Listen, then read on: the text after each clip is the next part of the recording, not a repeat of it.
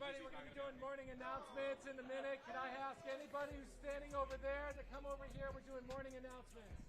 Please, everyone, find a chair. Please, everyone, find a chair. Thank you.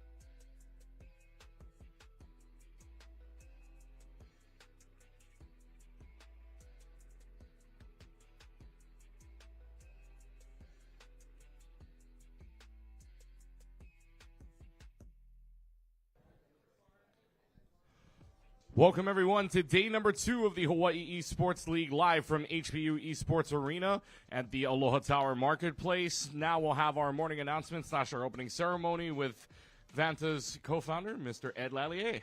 Thank you. Good morning and aloha. Thank you so much for coming here today. And congratulations to all the teams for making it this far. What an amazing journey, and good luck to all of you today. First, I just wanted to, again, just introduce myself, Ed Lallier, co-founder and chief corporate development officer at Vanta. For those who don't know, Vanta was started after my son, unfortunately, was sober early COVID. We create safe places for kids to game, and because of your support, we have built the Hawaii Esports League to be the largest league in Hawaii with over 90 schools across 4 islands. So thank you so much. This is amazing. So thank you very much for your support, for your children, and also for the community. This is a really big deal.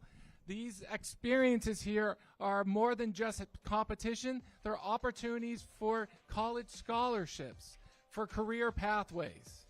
Speaking of which, I would like to say thank you to our partners and sponsors. First, I would like to say thank you to HPU for hosting what an amazing event today. Let's give it a hand for HPU today. Second, I'd like to say thank you to our league sponsors, UH West Oahu, to Pacific American Foundation,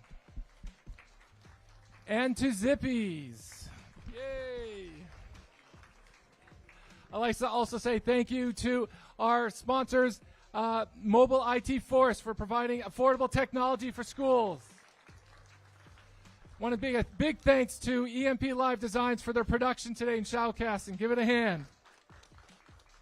All right. I'd like to also just point out there's a few activations today I want everyone to take note on. Number 1, we have a raffle today. Everyone should get a red ticket. If you haven't got a red ticket, please come and see us at the registration booth to get one. If you would like a second raffle ticket, then this is what you want to do. You want to meet the nice lady over at the UH West Oahu table, hear her pitch about how you can get scholarships there, get a campus tour, you get an extra raffle ticket. We are giving away an Xbox. We are giving away a Logitech steering wheel and pedals and the stick shift. We'll also be giving away headsets, keyboards, and other peripherals. So stay tuned. Get that ticket. Get an extra one if you can. We also have a free Valorant camp this winter December 30th, it's a Monday. It's right here. I got 5 spots open. Who here plays Valorant? If you want to be trained by professionals, okay, you got to be a high schooler. You got to be a high schooler. If you are interested in a free coach camp, courtesy of Hawaiian Telecom, please come to the Vanta booth and scan the QR code. We got 5 spots left. Lunch is included. This is a great opportunity to up your skills. All right. With that said, I want to say thank you to all the competitors and good luck. Mahalo.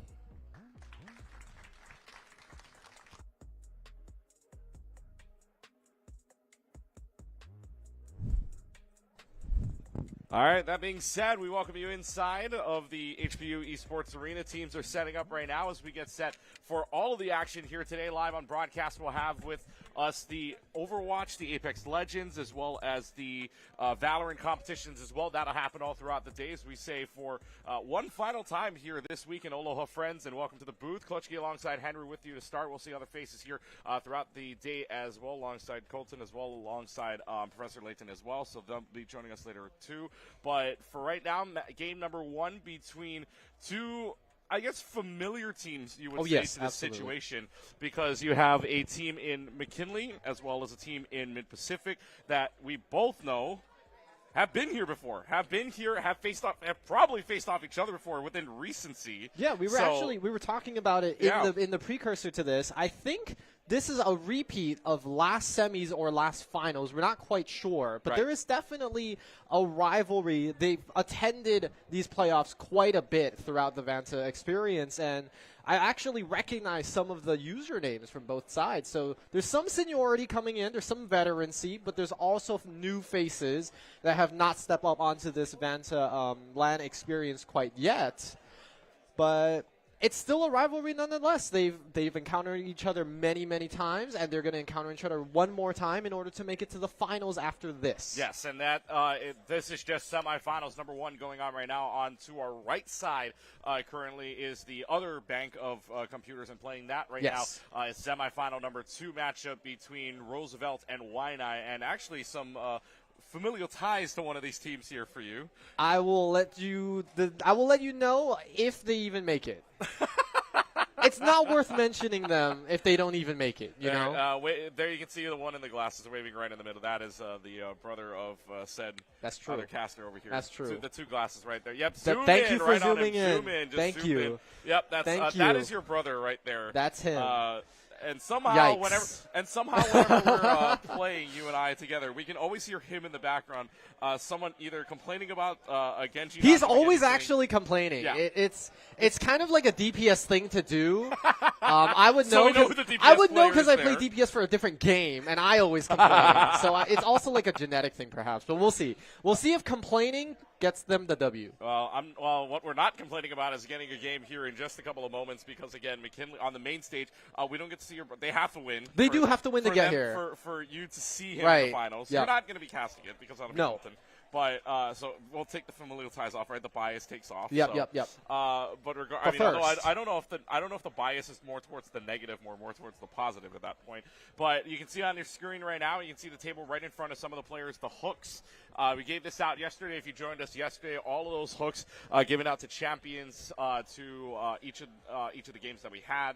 We handed out, I think it was on stream, 5 different games, if I'm not mistaken, or 4 different games at the very least, because I remember League of Legends being added on too. Yes. So at least 4 that were here on stream. Of course, the other ones happened off stream, but still we'll hand it out with the grace of the broadcast system. So we basically have right now on the table 9 hooks and 9 runners-up trophies to have here. So winner of this matchup and winner of each of the semifinals already guarantees themselves one of the trophies. Which one it is to be determined back when they get into the finals. So, again, lots of action happening here. We've got the Overwatch section right now. We'll have your Overwatch semifinal right now. We're going to have the Overwatch finals happening right after that, after kind of a check down, if you will, with the winners of the other game to our right, moving on over to the main stage. And then afterwards, we get to our Apex Legends one. That turned out to be really exciting yesterday with the middle. Oh, yeah. And especially at the end. Congrats to Couple Middle, by the way, for the win there, because Couple Middle played a fantastic 2 maps.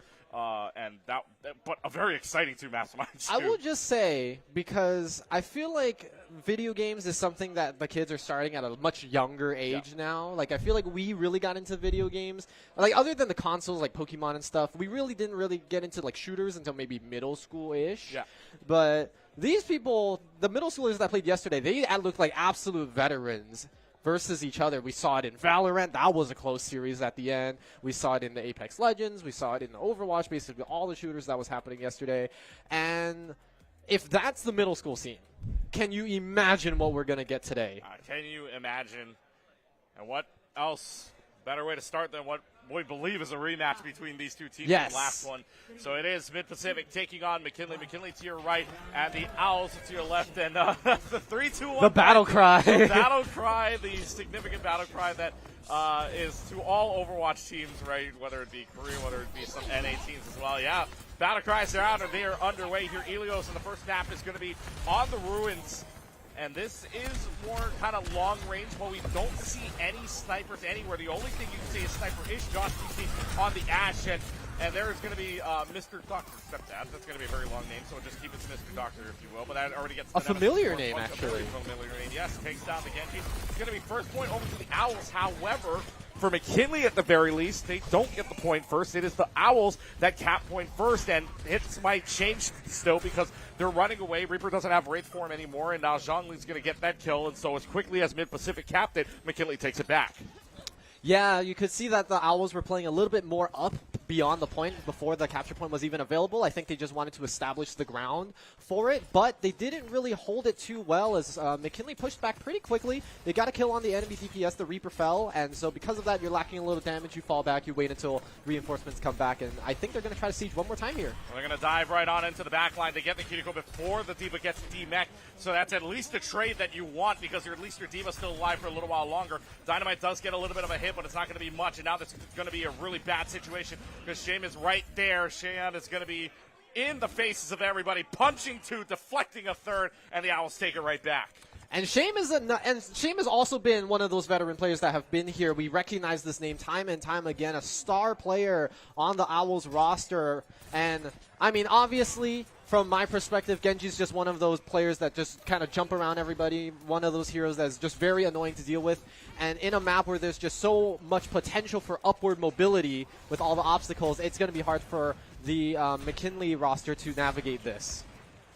So let's see. Oh, Shane's also bionated off. But it's a good thing that you're back with the rest of the team. Bob's going to touch the middle of the point here, so that'll be a contest as well as a lot of damage raining down. But unfortunately for McKinley, the Bob's not going to matter on the point. Good sleep dart onto the blade, but it might be too little too late anyways. Zhongli's got it, but instead the Annihilation turns this right back around for Mr. Doctor, and this will be a fight win for McKinley. So as bad as that started, the Tigers are right back in it. That was an excellent read on the blade. Immediately Proctic couldn't do anything with it. They just waited out the timer, waited out the sleep, and let the damage come in. And now we are 61 to 40s right here. It is as close as it can get. McKinley looking to hold the ground, not letting the Owls even step in onto the point. 61 to 48 right now as they get halfway home, but a big one is Akitiko Kunai right to the head of Blep. That's good news for McKinley to keep this point online. However, Josh DC gets out of it, and now Mr. Doctor will go ahead and Nemesis form away Shame as well. So the big part of that is that the Genji is now gone, and a lot of low health bars on McKinley's side, but this is still somehow turning into a trade. There is going to be the self-destruct out to make sure McKinley gets a little bit more space, but do they have that space inquired? Because they're still fighting onto the point right now, and it's just McKinley just stumbling them over and over again, but finally they'll get the flip down after knocking out Zhongli by the hands of Noah on the Rockets. So this is a scrappy fight, Henry, and it's still not over. It's still not over. They're pushing forward. They want to make sure that that McKinley don't even have the opportunity to touch. We're heading into the 70s right now. This is going to get pretty close. The Owls are finally taking the percent lead, but it's just a little bit, and McKinley are back in there. Blade's going to come out alongside of a Kitsune Rush, which means these slashes are going to happen faster and faster as they've got the dash away onto the Diva, and that's a great, by the way, Bionade that's onto 3. Is it going to make much of an impact? No. These Bionades so far have been very, very good. Actually, that was a deflected Bionade from Shame, which staves off McKinley's pressure for right now. Shame's going to go in for the Blade, but it's not going to find anything except for one because the entire team got wiped out, and the Owls are off and running 177 start for mid-pack. It was touch and go for both sides, but I feel like as soon as the Owls got that adrenaline going, they got their positioning, they never let go. They kept pushing forward, making sure that there was not even an opportunity to contest the overtime. And 100-77, that is something that we didn't really get to see yesterday with the middle schoolers. It was pretty either double OT situation or it was just 100-0. This one, you can really feel the tension between both teams. Yeah, there is a lot of tension between these two, and especially how scrappy these fights are going, and that's what you get when you get just a brawl composition against a rush composition like the Diva, like the Genji there, but mid-pack handling that perfectly, going around what was the Ramatra, getting to that back line very early on and making sure that McKinley had no pressure whatsoever. And I also want to credit again, Bionade got deflected over and over again by Shame, which is really, really good news for the Owl, which means that McKinley could take that pressure, or couldn't put the pressure on when that Bionade was on there. A little harder to do that on this map this time around because of a different level scape, but Reaper teleporting in and just kind of waving hello, if you will, a battle hello. Nate gets sucked into the defense matrix, and with 4 seconds left to go before we get the point unlocked, Josh already got Ruben down. So, at the very least, McKinley's got advantage, but we know that one player advantage doesn't mean a lot to this Owls team. They know they want to keep fighting scrappy over and over again. Diva's all the way in the back line, though, which is still okay, but now they're going to switch on over to the Zarya to counter out the Diva. You can't really defense matrix a laser. Owls would get the first cap on the point. However, you're still going to keep fighting this knowing you got rid of the Diva, and now you can play on point here. Not a lot of charge for the Zarya regardless, but that's still enough pressure to force them off. No Diva, no play on the point. McKinley gets it. I was going to say, mid-pack kind of did a little sneaky and just let somebody step onto the point to start taking the percents, but they didn't really have the ground to keep that going. And so McKinley, immediately, they take over. It's kind of like a tower defense now. They're kind of holding what they can. The Lighthouse is very dangerous because you're very susceptible to environmental damage here and just falling off. Oh, 10 Feather, that was not great. Walked in to try to get one, walked into the whole party after that. So 10 Feather going down means McKinley's down a man already. Already at 94%. There's going to be the Death Blossom. The Blossom is very good. Gets a double kill. The rally's out, but the rally's going to be too late to stun out the Blossom instead. It's just a Brigida fighting for her life.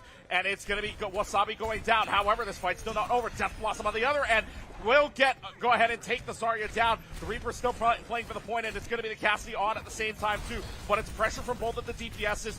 No heals anywhere on this point, but Shame taking down 10 Feather means this fight still goes on and on. No one's going to get the remake kill and sits down on Zhongli, and the Owls take it back. Yeah, you mentioned that healers from both sides fell really early into that fight, and it was just DPS and tanks versus DPS and tanks. It really came down to the ultimates. You could see the exchange of Death Blossoms from both sides, and now Blep switching over to the Mei, hoping that that Blizzard can hold the ground a little bit better inside the Lighthouse. We're going to have to see how McKinley retakes this, but 54% is a good amount to start. And that's a good icicle to the head of Josh DC. Well, not to the head, more to the body, if anything. But that means just now that McKinley has to be a little bit more careful. You don't have enough bubbles to stave off all of the slowness that is the Mei. So 3 ultimates on the board for McKinley. Only 1 or maybe 2 coming up online for the Owls. But right now, Owls still have hold of the point, which means they have prio.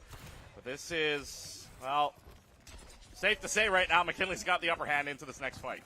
Yeah, it's kind of like touching the base gate, so to speak, and not really even letting them the opportunity to step out. But they do have to slowly give it up. They recognize that McKinley's got a lot of ultimates available. That was a good wall. That was a huge wall. Blocks up the grab. That grab gets nothing. Now the Deadeye, though, maybe makes an impact, and it does onto Human. So what a play from Blep, but it's all going to go for nothing. Yes, McKinley used 2 ultimates, but that's all they're going to use to win this fight and take the point back. That's almost a team wipe here. Diva being the last one standing. And now they're going to stagger the death timer too. So it's going to be a little bit rough for the Owls moving forward. Just look at how many ultimates are available on the side of McKinley. They have so much utility to use for this next fight. They have the percentages ticking. We're back to the tied 70s again.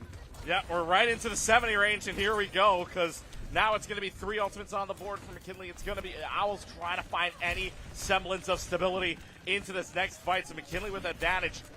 Now let's see if they can take advantage. There's really nothing going on, just kind of getting the poke damage down right now, kind of dry fight, if you will. Hoping to see if they can get a dive on, and Oa's got down the Kiriko, not good. That means Kitsune Rush out of play. Self-destruct is going to go to the middle of the point. Death Blossom to the back end, but that Death Blossom gets stunned out by a rally from Wasabi. Black's going to go ahead and use the Blizzard, and as desperate of a situation as was, they used every ultimate on the board that they could. McKinley holds on to one, but that was thanks to a death, so Owls hold back. And there it is. So much space being bought. It's not really about winning the fight necessarily. It could sometimes just be putting the enemy in an unfavorable position. You could see the 2 ultimates being used. That Blizzard really just split apart McKinley in the site. And now we're coming down to the final bits of this map. I'm expecting the OT to kick in. Zhongli doing very, very aggressive into that side room, and now they're just going to push out, knowing they need to touch within the next 5 meters, or 5%, I should say. Wasabi knocking Water Aaron off the map without a wall climb, and that's going to be Noah taking down 10 Fitter off the map as well. So that's 2 environmental kills for the Owls. Do they have enough of the tank here to finish up the job? The Zarya's fully charged, and the Steva has nowhere to run but up. Noah knocking Josh off the map as well, and the Owls will wipe them off. It is another win in the 70s for Mid-Pacific, and they're up in the series 1-0, 1 map away from the finals. And that was about as close as it can get. That is tension right there, pulling back and forth. The percentages just trading over and over again. And to be honest, a lot of noticeable plays here from the Death Blossoms to the Diva Bombs to the Blizzards, but we warned about it. The Lighthouse, the environmental death, it's very possible, and the Owls use that to their full advantage here. Zoning super well for that last fight. Yeah, zoning super, super well in that last fight, especially knocking the Reaper off of the map. The Reaper gets no value whatsoever and no Death Blossom either to work with. So either way, you've got a really good Mid-Pacific team. It was the battle cry, I'm telling you. Oh, yeah. It was the battle cry. Oh, yeah. It was the 3-2-1 fighting, right? It was it seemed like, right, it was scrappy in itself. It just seemed like it seemed like McKinley couldn't close. They had opportunities to do it. They had the ultimates to do it. But they couldn't find a way to poke down, and they couldn't find a way to open the door for them just a little bit more. And at the end, it just didn't go their way. So right now, I know we're trying to get an update here from the Roosevelt side, and they're on Lijiang Tower, and it looks like it is 1-0 in favor of 1-0 on Lijiang, I should say, within the map, not 1-0 in the series. So we're faster. We are faster. Yes. So we're better. Quite considerably faster. Yes. We are. Yeah, it is quite considerable. You can blame your brother for the speed on that. So we go into our next map now. Control, Escort, Hybrid is the map order, so we go to Escort next. Yes. Rule set is that the first map pick was by the home team, which I'm assuming was on the right side of your screen, blue side, blue side, which would have been Mid-Pacific's picks, and now they'll switch sides. McKinley gets the next map pick when we get to Escort here, so it's any Escort map, and I'm not too sure what you would do here because the Diva was very good for Mid-Pacific, which means that takes a good chunk of maps out of play if you don't want to go against the Diva. So that's pretty true. Let's see what they pull out here. I'm assuming it's going to try to be more of a brawl map, maybe a route, not too sure, but we'll find out very soon. So, I mean, to be honest, it was decently close. Yes. If you were the coach from McKinley, it would kind of just be like, all right, guys, lock in. Because given what I've seen, these two teams already can beat each other in some way, shape, or form. I feel like we just witnessed a coin flip where Mid-Pac just happened to get 2 heads in this situation. So now, moving into Escort, since McKinley lost, what would you say it would be the one small thing you would have them try to patch up? First pick? Honestly, first pick. They win off. You probably win more fights in Overwatch when you get that first pick than anything else. I would say a good chunk of fights are won off of that first pick 60 to 70% of the time. Okay. If you can get that first pick, because obviously in that last sequence, when your Kiriko goes down early on with a Kitsune Rush in hand to try to win you that fight and force a final fight territory, then that means that gives you a better idea. But at the same time, if you don't get that first pick, then that other team known as Mid-Pacific can just rush right in, knock you off the map a couple of times, and that's just game. So you need to find a way to get those first picks earlier on. And speaking of which, this is not I wouldn't say very much a Diva-friendly map. It's more of a Streets. It's more of a Brawl phase map where you're going to Rialto next here for Escort. I don't mind this pick whatsoever. Okay. I mean, I noticed for our first map, a lot of the situations that you talked about was that first pick.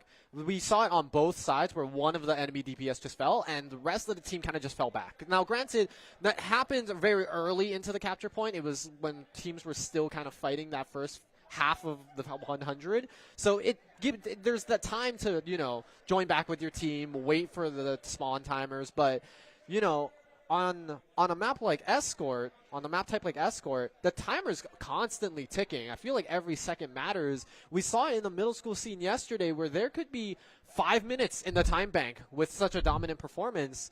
I'm not sure if we're going to be as scrappy as we were earlier, but I think you want to mention this. All right, so there's a little bit of swap and rolls. No substitutions, but a swap and rolls. Mr. Dr. Stepdad will move on over to the DPS side, whereas 10 Feather will move to the tank. 10 Feather, you'll remember, was playing on the Cassidy earlier on the Ruin, so they'll move on over to the tank instead. So a very interesting swap here, but that just means that Rialto is suited for them. They have a strategy for Rialto, and they have a strategy to play out for it. So when we get into our map here in only a couple of moments, we'll find out what the strategy is for McKinley to keep their hopes in this tournament alive. Also, before we get our map started, Hawaii Esports Invitational, presented by Zippies, will make its return. Schools from all over the U.S. come to the islands, and last year they were Boise State as well as Stony Brook. Won't see them again this year, Michigan State. Or, I'm sorry, Stony Brook and Michigan State, yes. I said Boise State for no reason. Sorry. You want them to come. Yes, I want them to come. Yeah. I want to see Doc and the rest of the crew here. Schools from all over the U.S. come to the islands. A great collegiate action in store along with high school show matches. And then, of course, there's also an open Super Smash Brothers Ultimate Tournament you do not want to miss out on. So it all happens in March, so go ahead and follow Vance's on socials for more. McKinley on your left side of your screen, Owls to the right side. McKinley on the defense, Owls on the attack. And actually, McKinley, this is not a bad situation at all. Do you want the defensive side to start on a map like this? So I feel like every time I witness this map, there's the battle call. There's the battle cry. Yep, battle cry is back from the Owls. I feel like every time I watch this map, this first corner has been one of the worst situations to be in terms of trying to get it past that initial map. There's so many close corners you can pick, and because of that, people like the Reaper, people like the Zarya even, have been very prevalent. We're seeing a lot of Juno action, actually, coming out from the side that is from the blue team, actually, from both sides. Yeah, and so the Owls right now, they have the Bionade onto the Junker Queen, but that's not going to matter as well. Shame's hitting shots. Blep is right in the face of everybody else, and Mid-Pacific not holding back anything. You said it was the first corner that was really hard. They make it look easy. They just push through, yeah. I mean, sometimes it be like that, and you can't really do anything about it. They did play a very aggressive, go-in type of composition, so it did work out for them. The unfortunate thing is Sigma is well-versed here on this map. Sigma is a very well-versed character on this map.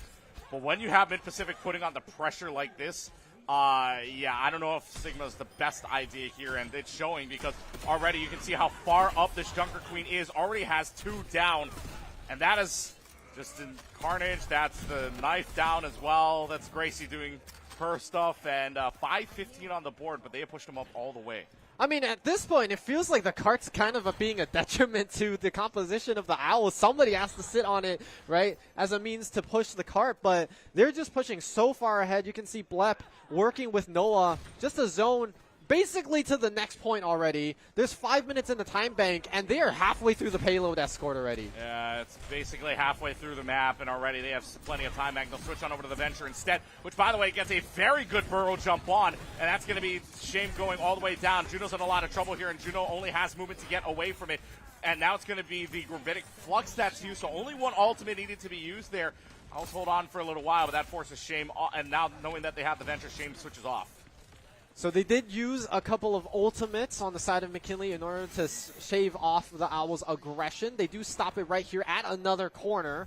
The good news for the Owls is that this corner features a little bit of high ground that they can take the advantage of. They could also flank through the building if they really wanted to, but they will have to be careful about this. They have to be really careful. Too bad they used the Suzu first for that Bionade before the Rampage happened, and now the Owls can take rightful advantage. However, they're going to turn this right around on its head because your Junker Queen's gone, your Reaper's gone, your frontline damage is just gone, and your team's gone as well, and that's going to be a very nice play from McKinley. They survive the Rampage, and they survive another fight. Yeah, I feel like there was a little bit of miscommunication, a little bit of timing error. Like you said, the ultimate's not entirely in sync, but that's totally fine. They didn't use all of their resources on it. They still recognize that they have a bunch of time left, 3.5 minutes left in the bank. But now, McKinley are starting to get some of those ultimates online. You can see both Death Blossoms once again available at the same time. And we know how Death Blossoms have been all weekend long, so let's see if it makes any difference here. There's going to be the Orbital Ray out, Death Blossom available. It's going to catch out the Juno, but the Death Blossom in the back is going to help out as well. That's going to be 2 kills already for Noah, and just the frontline damage too immense for McKinley to handle. Owls will get the second checkpoint. And there we go. You can see the meter tick down. That's 2 points now. 4.5 minutes time and then some to get it in to the building and finish it off. A switch to the Mei, I think, here for Josh DC. The Mei is to slow down either the Genji or the Junker Queen that's putting on so much pressure here. Kitsune Rush is going to come out. That's an excellent Bionade, by the way. That's still going to go for nothing. I mean, Wasabi's been hitting a lot of good Bionades. It's just unfortunate in that fight. The wall traps off the Junker Queen, so the JQ gets no fun to play here within the next couple of moments here unless they can find some way around the wall. And, I mean, Blep fell down, so the Owls kind of, like we said, you told McKinley to get that pick. They got the pick on the DPS, and now they have to retreat. Pivot to Junkrat here on the side of Blep. Actually, both of the previous Reapers have now switched over to it, thinking that it's a bit more valuable here. As the wall once again buys so much space and time as here we go. Blade comes out. Blade's going to find at least one. Bionade onto Shame, though. It is going to matter because Shame wasn't on a lot of health. Only one piece of damage needed to be done, and that's the kunai. Now the healers are healing each other, having to run away because the rest of the team fell over. But that's not a bad situation either because you've only got 3 on point, and the spawn room favors the defensive end here. They're going to spawn right away. Cart now no longer moving, seeing if they can get a first pick and or a regroup for the Owls, but 3:10 on the clock. Plenty of time to work something out here. Plenty of time to build up ultimates. Plenty of time to build up what you want. An excellent Bionade yet again from Wasabi. Suzu, though, already being used, and that's going to take care of 2. 10 Feather will heal it by themselves. Right behind the shield at the same time. It's going to be the Nana Boost on. Nana Boost on to both of the tanks. Slept. Both tanks slept as well. Both of these Anas doing an excellent job here. Grunic Flux comes up. It's not going to be enough skill to do it, but they got to touch the point. The Sigma's not there. They're going to run this in. 1 meter left to go. They don't touch! 10 Feather extended too far out. And at the end of it all, the Owls complete the map. They go and Aloha, completing all 3 points. And the Owls smiling away knowing that they just backcapped them. That was an interesting way to backdoor through the front door. I have no words. I literally, that was a really good play from 10 Feather, but there was just nobody else available because they all fell. They all fell over, right? The back line fell over. I mean, I don't want to say what we're all thinking or as Overwatch players right now, but yeah, you put up 8 fingers. Oh, thought you put up 8 for some reason. Your pinky was a little offset, but yeah, that folks. Keegan's a little old, so that's we'll what give folks him in the Overwatch community we call a C9 when you had the opportunity to touch and you didn't have to. You didn't have to say it. Yeah, but McKinley though looking to see if they can match up the time bank. 243 is a mighty time bank on this map. It is a mighty time bank, and you do have to keep in mind that the Owls were mainly able to achieve it because they were able to just breeze through that first checkpoint as easily as it gets. Now, I believe McKinley is still deciding what to round out their composition with. This is a very, very different look on the offensive half for them. And, in fact, a lot of new heroes that we didn't even see for the first map. Yeah, and we'll say it as they come out of the gate here. Yes, for the first time, we will see the Roadhog here. We will see the. Well, no, we saw the Ash back on. Oh, you're right. We haven't seen the Sojourn as of yet, and this will be the first time we see Amora in play. So McKinley's going to say, let's throw the strategy out the window. Let's play something completely different here. Whether that works out for them, we will see. It's going to be the Roadhog, a lot of pressure on, but that Roadhog needs to land a hook into the pig tent for it to do anything. Roadhog, that hook actually lands up above Blep's head, and Blep is lucky that Sojourn isn't any taller as a secondary railgun shot hits. Now, Noah does go down, though, and spawn rooms do favor back the attacking team of McKinley right now, so they could push the advantage if they really wanted to, but 10 Feather, it's just a walking target for Sleep Darts, and Blep is not missing a single secondary shot so far. Yeah, these right clicks are as deadly as can get. Shame pushing the aggression onto Josh, and now the Owls, they get to hold. The corner is passed, but now you're going into a very open area that gives the Owls so much space to play around, and these sleeps have been hitting Ten Feather time and time again, stopping the aggression. Yeah, but there's a great pig pen into a hook as well. That's a good Suzu that's going to protect Ten Feather for just a little while longer to take the breather that he needs. And now it's just a scrappy fight. They've got one on each side down. It's going to be the Nano Boost on to the Junker Queen, and the Junker Queen trying to find maybe the ultimate down on this Nano Boost, but this Roadhog is in so much trouble, gets hooked. What is that going to matter? It's going to be take the breather that's in there. Gracie's bleed is going to bleed away, but it's not going to matter still. Noah lives, but so will Ten Feather, but that just means they back off and regroup. Yeah, I mean, the picks are just coming in. Oh. Whoa! Well, Josh will take care of movement, so this game keeps going on here. Rampage hits 3 before being hindered out by the nade of the Cassidy. Is it still going to be enough? Ten Feather going down during the whole hog, and now Shame is just going to do Shame things. That is 1, 2, 3, 4 picks for the Genji, and the Owls hold. And just to match the death timers, we're just going to fall off the map. I mean, at some point, you might as well, just in case the other team chooses to stagger you. Minute and 40 left on the timer here for McKinley to cap the first point, by the way. This is only a third of the journey. You need to make it the whole way if you want to get into that OT and kind of ring out the timer from the side of the Owls, but looks like McKinley are having a lot of trouble. Bob is available, though. Yeah, I do want to point out the rest of the way here, McKinley would have to play perfect to even get close to the time back of the Owls, but that's if they can even get through the first point. Rialto's saying one of the favorite things of Rialto, you're either going to see all 3 or you're only going to see 1 point, and right now the Owls want to make sure McKinley doesn't even sniff that checkpoint. Bleb's got the secondary fire on the Mystery Doctor Stepdad, who switched on over from the tank to the DPS side, and that means now for the Owls, they've got 1 down, they've got 2 down. Hook goes on to the Roadhog, but as soon as you get bionated with no Suzu available, that Roadhog is just a pig swimming in the water, and that's not a pretty sight. I like the little joke you made because the Roadhog is in the play right now. But yeah, it just kind of looks like the Owls are focusing their targets. They're literally just getting these picks. A lot of the heroes have one-shot potential, so to speak, and because of that, McKinley don't feel comfortable going in this 4v5 situation. They have to keep waiting out. They're staggered, so to speak. But they're running out of time. They've only got half a minute left to make some moves. 30 seconds to make a move here, and this is going to be a hinder onto the Junker Queen as well. But the Junker Queen lives by Nano Boost, and this is going to be devastating here because now that Mora has to fade away, that's going to be the Kegel TP away as well, which means your Reaper is left in the back line with no Raveform, with no support whatsoever. Blade comes out in the background, and who else could it be? Shame to the rescue to try and slash and dash away. Gets at least 1 pick on the Blade, and that's what they will get, but that's all they needed. 5 seconds remaining on the clock. Mid-Pacific is 1 more person away from booking a ticket to the finals. That Junkrat goes down. There is nobody touching it overtime, and Mid-Pacific is playing and dancing in the finals. I don't remember how this rivalry goes, but today is Mid-Pac's day over McKinley. They will get to move on to that final round. A well-deserved victory. Of course. Who else could it be? This had to be the 4K from Shame right here.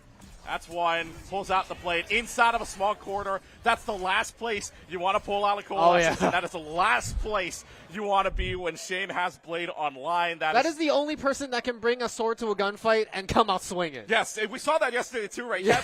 Can't bring. I mean, we saw this in Apex where they were trying to melee over and over again, and the gun won in the end, right, with the longbow, or it's the Sentinel, I should say. But this time around, sword beats the gun. Yes, yes. Sword weirdest game of rock paper scissors we've ever seen. Sword beats the Coalescence, which you can't deflect, you can't do anything about it. Still beats it.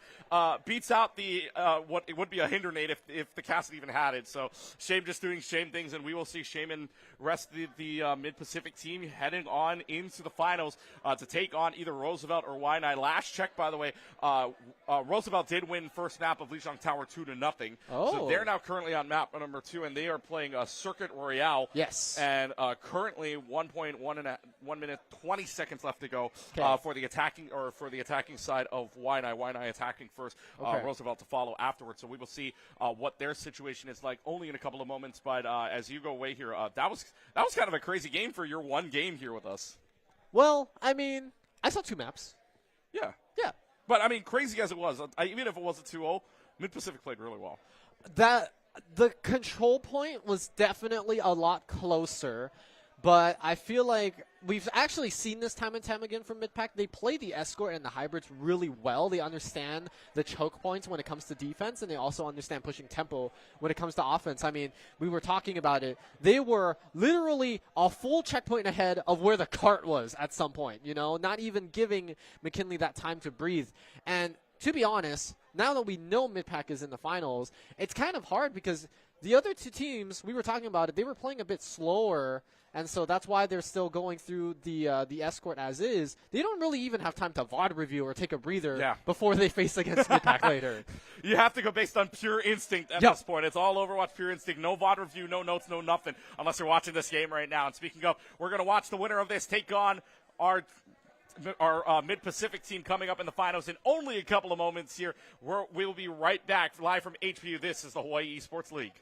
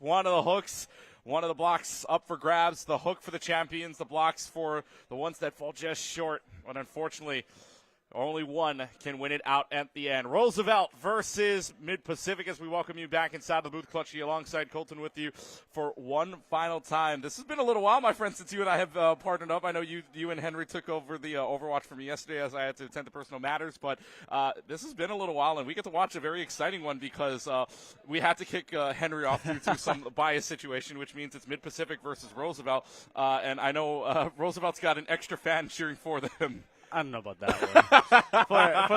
for the sake of bias, how bias goes. It's maybe not exactly biased for, rather biased against, But I think outside of that, we saw it was a 2-0 on the side for Roosevelt as well. So it's a 2-0 versus 2-0 in a sense of how we're coming out of the semifinals.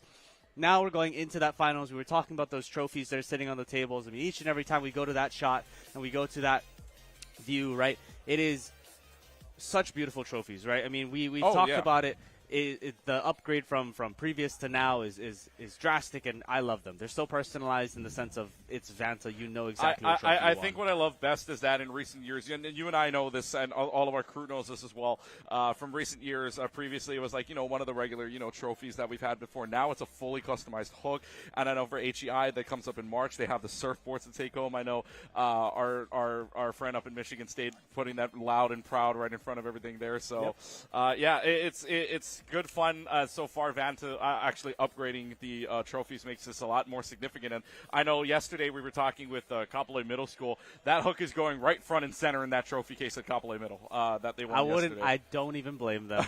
I don't even blame them. It's such a pretty trophy. As the final handshakes, fist bumps go all the way around, and actually the Roosevelt team are getting all prepared there. You can see very nice jerseys, mind the way, too, for both of these teams. I think the Mid-Pacific one, unfortunately, the Roosevelt I do favor a little bit more because I do like the green, but that's just me.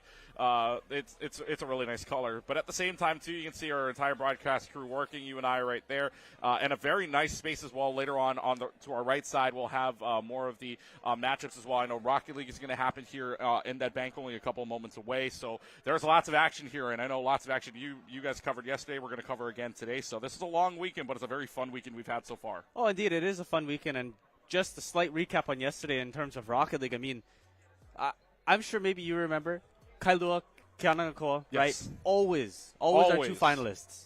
Both not in finals yesterday. Really? Wow. So anything is up for grabs here. I mean, we have a lot of new schools that, over the course of the last year or so have joined in, and especially because this is the fall semester, entering in a lot of new schools, new students. So opening up a lot of those schools, those titles, right, to more people. And now we're getting to see some of this competition. Now, granted, Roosevelt, Mid-Pac have kind of always been in the pool of play when we come to the high school side. And I mean, we know that we're seeing Roosevelt later in Apex as well, I believe right after this match goes ready. So, we're getting into that prep and getting into everything else, and I see we're opening another. We're opening up a pack here for Mid-Pacific on stream. Let's see. Can you get anything good? Do you get anything good? No. Get him off the cam. Get him off the cam. No. If you want to make it real, open up a 10-pack. If you want to make it real, open up the 10.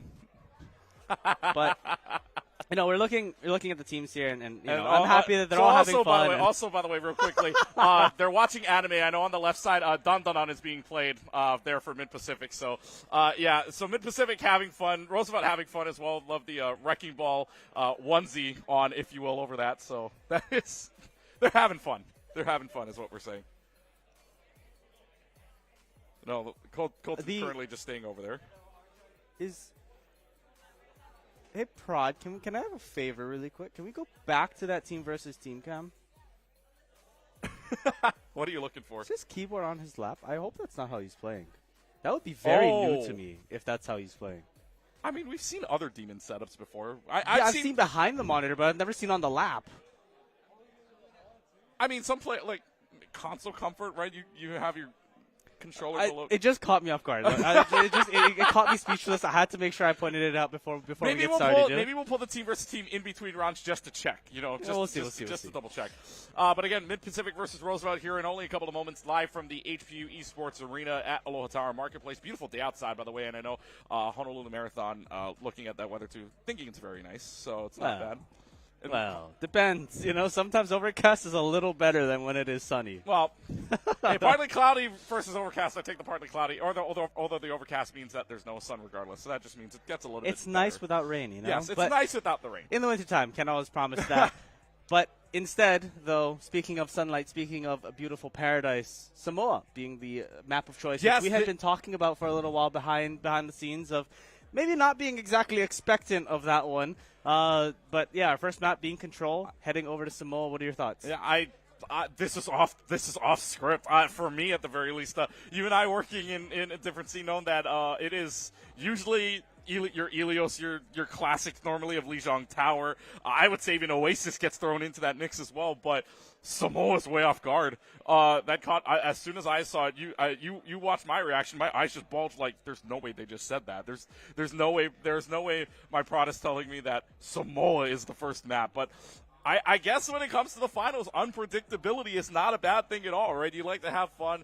These guys are having fun. They're all smiles all the way around. But Samoa to start, I know that some of us don't like me saying this word, but Malga comes into the picture here. I was so happy before you said that. You were all smiles before I said that, yeah. I already went through that once yesterday. Can we not go through it again? I hate that health bar. But I get it, right? It's definitely still on that line, and it makes sense in the map itself. I think, the way that Malga is able to both zone but also just deal that damage out kind of in the same way, right, is very, very helpful.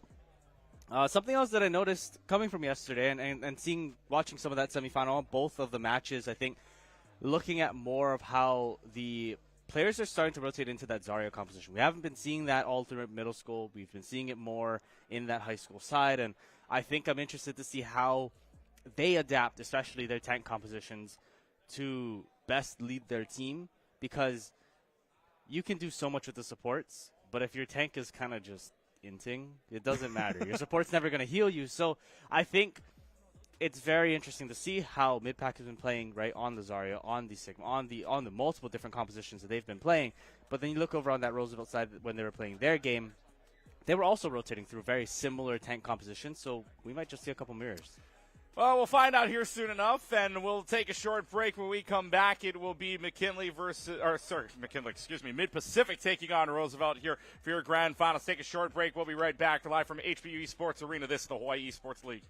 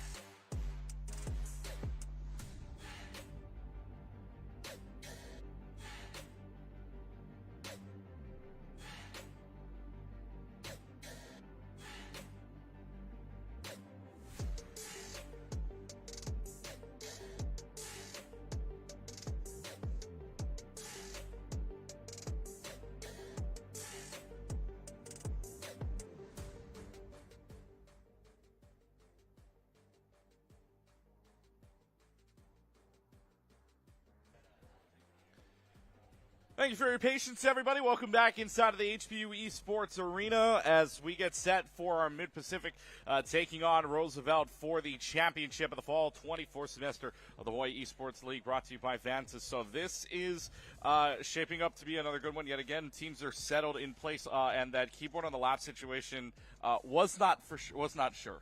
Was not. It's not the. I'm playing with the keyboard on my lap. It was I need to dodge my keyboard from being damaged. So fair enough. But everything has been resolved as Keegan mentioned, and now we are in prep and in time to go into our first map, which we talked about a little bit before the break. Samoa. We've talked kind of about our thoughts on how we kind of expect this map to go. Compositionally speaking, expecting some of those picks like the Zarya or the Mauga even possibly to come out. But what are your thoughts on supports or even the DPS line? I know Mei on certain maps can be a bit of a problem, but what are your thoughts? It depends on the map, because what I really love about this map is they even mentioned in the developer notes when this map first came out, all three maps play completely differently. So especially when we get to Volcano, that's more spam damage. This is more of where your Junkrat would come in. This is where more of the intense, quick damage would come in. You would see a Junker Queen, you would see a Mauga. Then you get to the maps like what we're seeing right now, which is the center or downtown, I should say, and that's more of the kind of the stall, the poke compositions, because then you can play around that. It's kind of like Oasis City Center, if you will. And then of course, 3, 2, 1 fighting comes out, and that's from Owls. Swap to Sombra, by the way, is the name of this team. From Roosevelt. So, let's see if they do. But again, very quickly, this map on Volcano plays very quickly, and there it is, the Junkrat. As expected, your spam damage is what you want. Very enclosed map to do so, and this is a lot of damage falling on top of Mid-Pacific. This Junkrat's doing magic right now, even landing the concussion mines. It's going to be the Reaper taking down the Winston right away, so all Noah can do is watch that health bar melt as the Owls are out of options, and it will be Roosevelt taking the point. Monkey is such a hard character to play, especially because we're in such a drastic Reaper meta. So getting in and just being able to try to survive that damage, especially at close range from Reaper, has proved to be very rough. And as shown as the already swap onto D.Va comes in. But now this next push from the Owls going to come in and try to find their first pick, but so much damage is being laid out. Yeah, there's just a lot of damage being poured out right now. That's a poor Juno trap, but it's a good thing you had a defense matrix to help you out. Unfortunately, though, Pastel White's going to take care of Blep with the sound wave, and that just means that yet again, Roosevelt can play aggressively. It's going to be the Helix, or rather, I just should say the Rockets take care of the Junkrat. So a lot of that spam damage is now gone. That's staggered out, which means Shame can probably play in a little bit more. Torpedoes come out, does a little bit of damage here. Reaper has to Wraith form away. That's going to be the Suzu gone at the same time, so no more immortality, no more nothing that can help you out. And I think this is just Ramontra falling off the map. And so, Mid-Pacific get a fight win back. Yeah, they get their fight win back, and now the real game of Overwatch starts, because ultimates are now coming on board, two on both ends here, but the start is coming through, and Shame going to fall very early in this fight, and that's going to be the go button.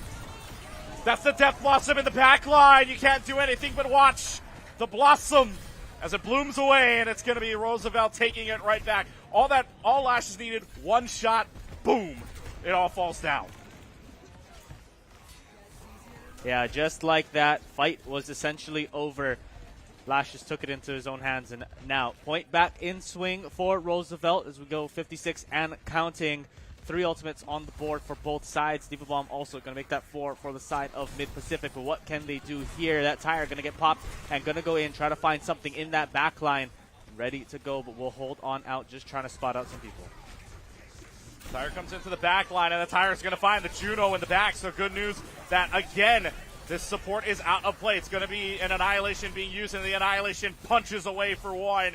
And it's going to be a blade out from Shame as well, but Shame's got to do some miracles with this, considering the amount of damage that's being poured out, and no support of that Juno is going to be able to help out. Has to dash away for it. Orbital Ray is in pocket, but not going to be used, but needs to use it because there's only 10% left. Mid-pack has to go if they want something to do with this win here. It's going to be the Torpedoes out just to heal. There's going to be the Ray out, and now the Orbital Ray comes out. There is the touch on. It's going to be the overtime clock. Nuke falling oh so low. Nuke falls down by the dash of the Genji. Death Blossom is out. Death Blossom gets 2, and in desperation mode, Mid-pack holds on. Yeah, desperation mode kicked in. That Blossom had to be huge, and it was. Getting 2 and getting that damage down for the 3rd, and just able to clear it out. 99% for the side of Roosevelt, so hoping that they can take this in just one fight. But no ultimates as everyone kind of cycled through it within the last 2 fights or so. So preparing, walking into this next one, no major swaps, in prep here. But they've been picking off. You guys, we were talking a little bit behind the scenes before this game started. The healers of Human and Wasabi are so good, but they're picking them off so early. The Genji has to run away for dear life. That was a very low health bar, but speaking of low health bars, Lashes is just going to run into this entire team and make everybody low. And that's going to be also a Lucio just down below as well. Wasabi can do nothing but wait until the rest of the team comes back. But unfortunately, you don't have time for that. You've got Nemesis form throwing punches like it's like Muhammad Ali out here, the way these punches are being thrown in Nemesis form. That's it for this map. It's 164. Roosevelt off and running. What a map. I think we saw it, right? So much of that pressure coming out from the damage that they're being able to lay out within every single fight. It's the Reaper just being able to get in, Lashes doing that initial damage, and then they're always picking off a healer. It seems like every fight, right, if it's not Noah being demeched or losing out in that first engage, it's always one of the healers that will fall. So we'll see, like you said in the beginning, each of these maps play differently, right? So we're already seeing some of those swaps coming in prep for how they want to play this. And there's so much that we can do, but there's so much more verticality here than there is on any other Samoa map. Yeah, Volcano was one of the ones where it's basically spam damage is going to win this to you. Now it's more, maybe we can get a poke here and there, or if we want to rush in, you got to go all systems go. So, well, there are a couple of swaps. In fact, when they meet each other, we'll say something about it, but there is going to be the main. The Symmetra stays, in fact, because they know that there's a Diva on the other side. Can't really defense Matrix a laser, unfortunately for you. And now you're going to have the Fire on the other hand. No hit scans either. That's a great bio-nade from Wasabi, who switches on over to the Ana instead. And now this is a lot of damage pouring out. And yet again, this is this Roosevelt team putting on the hurt, but they turn this right back around. They get the Kiriko, they get the ramp. Lep has to run away for dear life, 27 health, but lives to see another fight. The Snow White gets a sound wave, and that's going to be the boop onto Noah, dies for it, and the Juno's gone as well. Lucio doing some work here, and it's Roosevelt that will take the point first. I think we have a battle, Lucio. You heard of Battle Mercy. There's the frog is kind of taking its turn, taking its course on this map. So looking to see what they can grab here. That wrecking ball going to go in and just get a little bit more of that damage, maybe a little bit more verticality as well, but just able to get that damage and push on through. See what they can find. Start to find the wrecking ball though. Will put Mononoob on that little bit of a break, but May falling so low and just going to be taken out there. Yeah, there's just no hope at this point as well. And a very interesting swap as well. I thought the Ramatra was doing just fine, but instead they want a little bit more pressure on the backline, considering that to slam down, you only have to really hurt on either to the Ana or to the Juno. This is an interesting self-destruct, but I think that was just to get mech back, because that Diva falls also low anyways, thanks to the Reaper. But in the meanwhile, Noob is able to take care on the hook, or rather I should say on the swing there onto Shame, so that's one less person you have for this fight now. Sana's in a whole lot of trouble. You got no cooldowns there. You only got a nano boost to worry about here. Nano boost did onto the Diva. Diva's got to be big here, but unfortunately, you can't do anything while you're frozen solid. And what a fight there from Roosevelt to take it right back away. And if you're Roosevelt, you're even more happy, right? Because you're able to, yes, you use the Kiriko ultimate there, the rush, but At the same time, you're able to get Wasabi to drop the Nano, which is a major ultimate for them, especially with Genji on board, right? Now you're looking at the one ultimate on each side, but that Pharah needs to wait for this beat to drop. That beat drop needs to be, baited out or something from the side of Mid-Pacific. They need to try to engage a fight and get that beat to go early. Open up the door for Blep and try to get something in this fight. Let's see if they can get anything here. It's going to be a slam down. That's only onto the Diva. Blade's going to come out. Shade has been big so far, but the Sound Barrier is going to counter that right away alongside of some mines as well. So the only thing you're swinging for a depth here is the mines, but does get in the process a Kiriko and a Reaper, and Blep from the heavens above is able to find one. This Wrecking Ball now's job is basically to stall, and also with the Mei as well into crowd freeze. This Mei goes down very quickly and just gets booped out of the way by Noah. So it is going to be a fight flip back to Mid-Pacific. I was wondering what the ultimate was from Lashes. I thought maybe they were swapping off, but it didn't seem to be the case. Maybe something in that backline just trying to barely make it out alive. Gonna see what they're gonna do here with now the dry fight gonna come up for the side of Roosevelt. They need to get something out, but this Reaper is trying to get into that backline as much as possible. But that dive going on through, one to fall. I think Noah is now out of mech, and see what they can do. Shame to find one. Gets Lashes first, though. Rocket Barrage is out, and Rocket Barrage cannot track down all too much because this team is very, very mobile. Wall comes down to the wall, helps out the Diva for only a little bit here. Doesn't get back into mech just yet. Only 10% away from it, but doesn't even need it in this fight. You get rid of the backline early on. You get rid of the mate. You get rid of the Kiriko, and it's a fight win yet again. Mid-Pacific could take this to final fight. They could 100% take this to final fight here. There's nothing to take care of Blep on that Pharah outside of maybe the Wrecking Ball or some stray shots that are coming off of Pastel, but just trying to find what they can here. And Wasabi doing so much damage, but also just keeping this Diva up for as long as possible. And that's been the goal. Bio will land, and this in is going to go. Lashes will find one. Doesn't have the sleep dart available either. Needed to try to track that Reaper down, but instead now it's a Blizzard out. Blizzard's going to be there, but it's going to be two headshots for the Mei in the Icicles. Doesn't get sat down on either. That's a big Blizzard and a big fight win. Throws it away. Here comes the Blade in the backline. Sound Barrier to try to counter it, but Sound Barrier doesn't hit the Kiriko in time. Pastel, though, will get the Sound Wave onto the Genji, and guess what, Colt? We ain't done yet. What a fight. What a Blizzard, by the way. Able to find two on that pick and just able to swing that fight right back over again. No ultimates ready for the side of Roosevelt, though. A lot invested into that last fight, and now we're here in prep with one ultimate for the side of Mid-Pacific. What are they going to be able to find? Well, they're just trying to get into this backline, trying to delay as much as they can on this push. But the Sleep Dart going to land, and now rotating back to the team. Final fight. Final fight territory, both sides. Winner of this one takes the map. It's either a map, it's either a point on the board, and a great Bionade that hits Pastel. That's an amazing Bionade. Wasabi might have just clutched this fight out. Barrage finds nothing, but it doesn't really matter. Lashes, Pastel, gone. Blep finds two. It's just the Wrecking Ball left to go. They're still not able to flip the point, though. That's the bigger thing. This Wrecking Ball can stall, but this Wrecking Ball no longer can. It's going to have to be a touch here. The Lucio's the only one that can try and touch this, and at least for the speed-wise. But the clock is going to melt away. They don't touch, and Mid-Pacific forces us to go to the beach. We go to the last map here on Samoa, and again, another composition. What will we see? But again, I mean, we talk about it, right? So they didn't swap anything for that Pharah. I mean, the closest thing we got to maybe seeing that swap was the Wrecking Ball, yeah, I think. I don't know if I would count that as a swap for that rather than just to get into the backline. Do we count it? I mean, I don't know. But besides the point, right, no one was able to deal with the Pharah outside of a stray Blizzard that was able to catch them or something that was external to just dealing with them one-on-one. And so I'm interested to see, right, again, different map type. Pharah isn't exactly the person to play here, right, the agent to play here. You've seen it, but not normally played. Right. We're seeing it as they roll on out here. A switch of compositions will come out for both sides. But going to go back to the Reaper, but more importantly, what I'm seeing on the side of Roosevelt is that Baptiste and Ashe. First time we're going to see the Ashe. First time we're going to see the Baptiste. Otherwise, everything we've seen either previous round or at least in the series so far. But 1-1 scoreline. That's turning out to be very exciting here as a great Bionade, by the way, from Wasabi. Wasabi's been landing a lot of good Bionades, but here comes the Carnage. That is the Axe. And somehow, some way, the Reaper is able to get out of dodge and go around the wall. However, just because you get around the wall doesn't mean that the rest of the team isn't going to fall anyways. That means that for Roosevelt, they play the Junker Queen, and the JQ pays off. Yeah, JQ plays off, and they're getting so much just forward pressure, right? Able to play right in their little clump with this JQ and do so much damage with that. I think it's working out for them.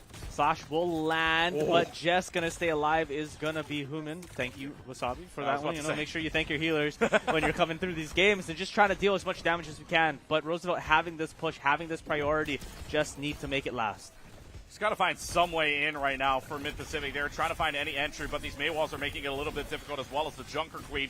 They get rid of the Immortality Field. That's their saving grace right now. You don't have any Immortalities left to go, and Wasabi with the Bionade is able to take care of Pastel. You have a Kiriko right behind you, but the Kiriko has to TP away because the rest of the team starts to melt, and so Mid-Pacific keeping this close. They'll flip the point back.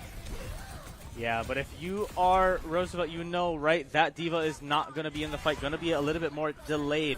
And now, the slow swaps coming out. Cassidy instead of the Ashe, just maybe to get a little bit more close range pressure. Ultimates, though, coming up and available for both sides. What's going to be used here? And it's going to start here with the Junker Queen. And that Juno doesn't have help either. There's no immortality, so that Juno's going to bleed away. Noob is there. Rampage is going to find out. Kitsune Rush just for security at this point, so they're not going to take the lead. Roosevelt's going to keep it. Yeah, just going to keep it in time, but 3 ultimates on the side of Mid-Pacific, or 2 and soon 1 more to come, and Roosevelt coming up on their second. So seeing what's going to be used here again, but that D.Va is going to need to eat this Blizzard. That Blizzard has caused so many problems over the course of the past few fights, and it will not be eaten. So in the backline. But does the plate get out? The plate does escape, but it doesn't really matter anyways. Your whole team is frozen behind you, Shame. You can't do anything about that. You need some kind of miracle play if you want to win this one out. You have the D.Va still alive. You have the Genji still alive at this point as well, and Wasabi has been hitting good nades. Death Blossom is just there to secure the point, or just to empty out the point, if anything. Kiriko falls oh so low, but no one's able to take care of that. And just by the nick of their skin, it is the Owls that get the point back. Yeah, just able to get it out. I mean, that you were talking about, right, that Death Blossom more so to clear the point, but it was able to do so much damage, and unfortunately that just did enough damage to take out the Kiriko on the side of Roosevelt, and now no longer having the healing on point. They needed to rotate out. They needed to take the time. Reaper, getting a little close call there, but luckily you have your Wraith form to get away. So now, we're going to chase this Mei in that back line, but more importantly, again, another Bionade landing here on that tank of a no noob, and just going to get poked down from afar here as the team, almost a team kill comes through. But that's big, though, because they get rid of the self-destruct. That could be a huge one, especially on the point like this where it's all downstairs. You need to move up in order to dodge that if it's right smack dab middle of the point. So that's not a bad ultimate to get rid of if you're Roosevelt. So big ultimates on the board here, but the bigger one now is that whoever's going to get that, that's a huge nade. That's a huge hinder nade onto Shame, and Shame's now gone out of this, which means if I'm Roosevelt, I'm saying green light. Let's go. We got no pressure on our backline besides the D.Va to dive right on in, and that just means you don't even have to use an ultimate to do so, besides a window, which basically was used for space, but in this case, it's used to win a fight. Yeah, window and the Deadeye going to be used there in that fight, but continuing to take the picks forward, 75% and counting. They are looking first to get back the lead, but here hoping to maybe even finish out this fight.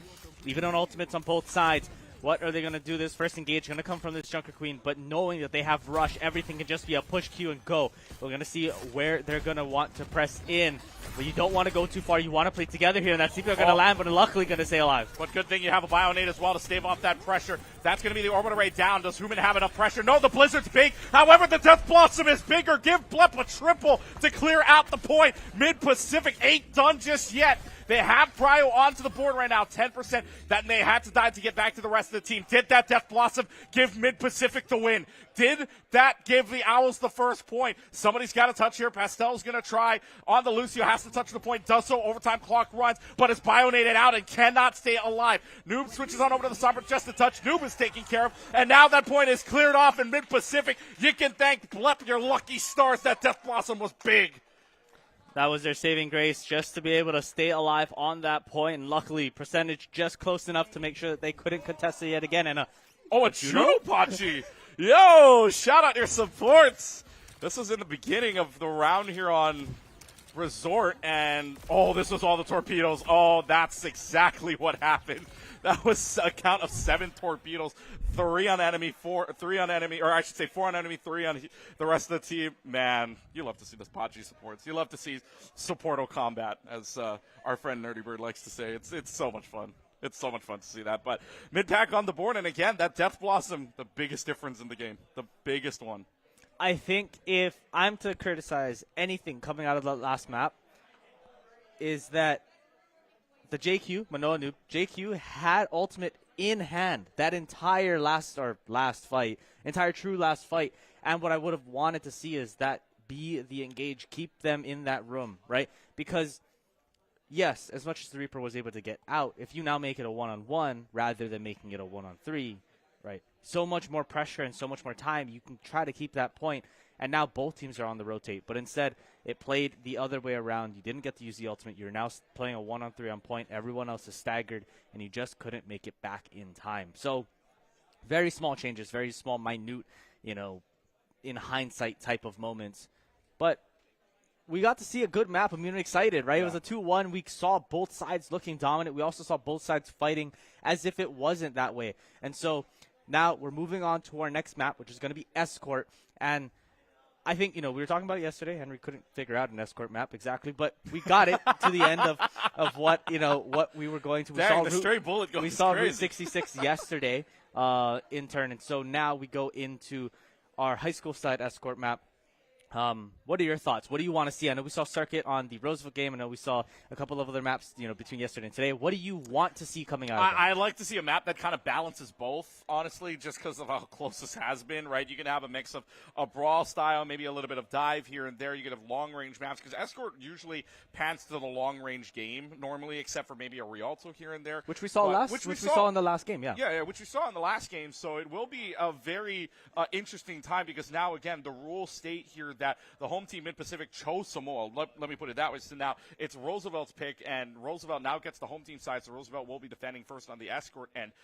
But the next map actually gets very interesting, because it's Havana that will go next. So that's not what I would have guessed. That is not what I would have guessed. Either you and I would have guessed. I thought it was a Circuit. I thought it could have been maybe even a route. But I would have I also could have seen like a Junkertown. Oh, absolutely.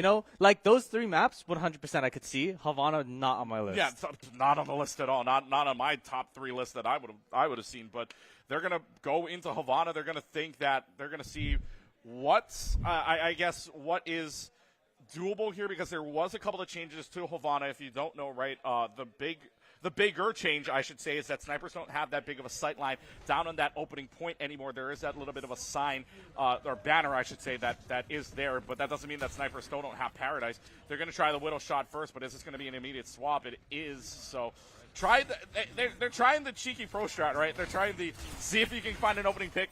If you can't, switch off, and that's not what's happening here, but especially now that they're playing these close corners, it's not more of a long-range game. It's a who's going to get the better around the corner. Also to note, there's a swap of roles on the side of Roosevelt, so Manoa Noob going to go on out, but instead Wasabi able to land.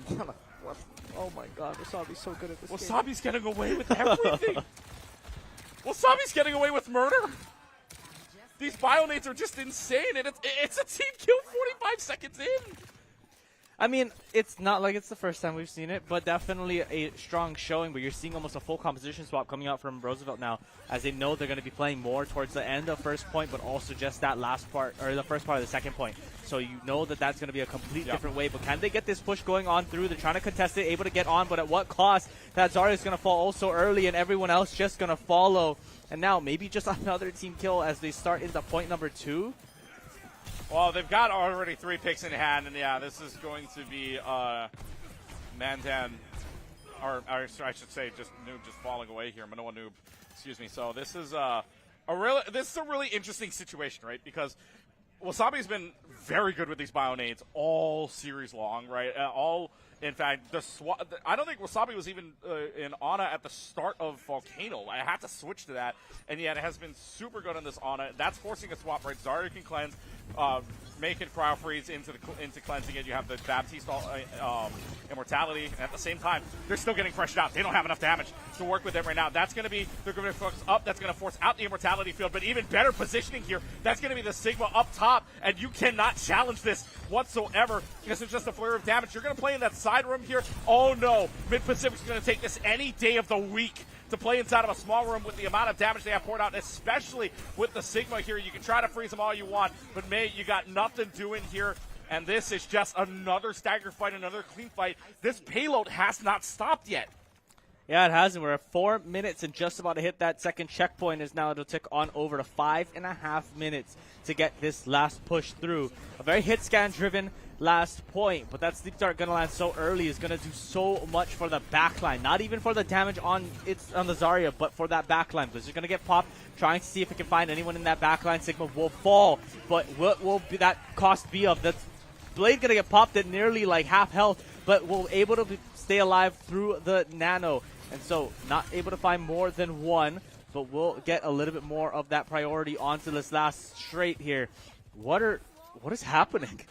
This is Mid-Pacific just putting on the show right now. They've had Shin go off on the nano boost. Mind you, no bubble, nothing. They don't have the Zarya on their side of the field, and yet Shame is popping off on the nano, and you were right about less than half health. In fact, that was about a quarter of health left on a 200 health Genji. So this is going to be very, very hard to get through, but the Zarya does show off its pressure. That's going to be the Graviton Surge, but that only lands up on the Soldier. And, I mean, if you're Mid-Pacific and a Kitsune Rush to pair alongside it, you take that any day. Yeah, you take that. You're able to watch that 1-2 ultimates get dropped on the side of Roosevelt and none yet on the side of Mid-Pacific in that fight. So you know that you are going to have that priority moving forward. Cassidy falling a little low on that health, and so are both DPSs for the side of Roosevelt. Deadeye going to get popped. Will it be able to find anything? That shield going to block just enough, and the rock able to land as well, so no Deadeye shots going to land. Can't block a laser, sorry. Can't kinetic grasp one, so yeah, no shield for you. Instead, you go back to the spawn room. But what I like about right now, this Roosevelt team, is that this Zarya's doing a lot of work. Against the Sigma, all you have to do is push through a shield. If the Sigma retracts, it's a 2-second cooldown to put it back up, which means if that's a full charge Zarya in a matter of 2 seconds, your health bar is just going to go blank. So yeah. Let's see what they decide to pull out here. It is Roosevelt with 2 ultimates on the board, one of which is going to be used right now. That's huge. That's 4 up in the air. Do they have enough damage to pull this off? They also have the Coalescence and the Blizzard out for Lashes to counter this out. So the Gravitic Flux was big, but the ultimates coming back from Roosevelt are even bigger to flip this fight right around. Oh my god, I thought the fight was over when the 4-man grasp went up, but instead able to throw out Lashes, is able to throw out the Blizzard and turn that fight on its heels. Able to get it through, and now this Venture going to come on out from the side of Roosevelt. So a little bit more of a swap, trying to get more close range damage being done here. Soldier will have that railgun ready to go, and the ultimate ready for both sides. But Rush going to start this fight off. Rush starts this off just to see if there's any damage involved for Roosevelt. There's a lot of low health bars, including Noah. That's going to be the nano boosted Blade yet again, but the Blade is grabbed. However, on one swing gets 3, making a 4th. Shame somehow clutches that out. It's a team kill for mid-pack. Final stretch coming up. I don't know how the heck that happened. Normally you go, hey, Blade is popped. I need you to grab out this Genji, right? Stop them from being able to dash out. But instead, it just gets everyone to group around that Genji, and they all, like you said, they all died in just one swing. Now this final push coming on out as they go under the arches here. What are they going to be able to find? Railgun still ready to go for this Soldier as it gets popped, so will they be able to find anything important? Overclock gets popped. See if this finds anything down the lane. This is Sniper's Alley here anyways, and it's going to be Mono move that gets down Shame. Changes on over to the Venture instead. Will burrow out. Doesn't hit the sleep dart. Instead finds 2 on the back line, and Roosevelt will survive and hang on. The swap to the Venture at the last second makes a big difference already. But they're in a dire situation. Minute 50 left. However, you would say that this point right here where that payload is favors the defenders a whole lot. Yeah, it favors the defenders. I mean, not only in spawns, but just also how you get to play around this point. I mean, just that last corner itself is always hard to play on the attacking side. And now the swap going to come on over from mid-pack. Lep going to go on to this May, maybe try to get a little bit more of that close range engage here. But now you need to move on up that wall, going to block up a lot of their sight lines. Oh. Sleep Dart will land, and now the Junker Queen in the team. They jump into the back of the team. That's another good Bionade here from Mid-Pacific. Wasabi doing work here. Now the Tectonic Shock is out. It's got to do wonders. Not a lot of help to work with. However, they do get 2 pack. Remember, the spawn room in favor of the defensive end with a minute 10 left, and Noob has full charge. You do not want to be in front of this laser when that Zarya is full charge. So some ultimates used from Roosevelt, but that's just to hang on with a minute left. Yeah, just able to get there in time, but again, this fight never favors the attacking side. You just have to deal with so much, and so much damage being landed out so early.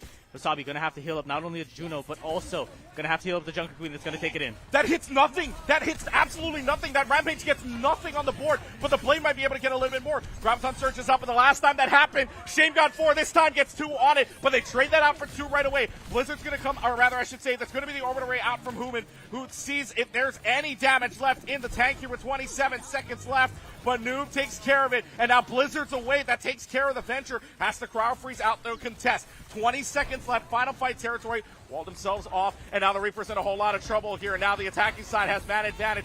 Kitsune Rush is out. Kitsune Rush doesn't really help except for the cooldowns here for the Zarya. And now the Rampage, or rather the Junker Queen has to run away. Crown Freeze back up for the main, but that just means the back line is wide open to take care of here. They try to dive on in. The Venture is there. The fence is going to be able to hold up here. The only person left to touch is a poor old lady named Anna, and it's a hold by the Roosevelt High School team in ending, an unbelievable ending that could have gone either way.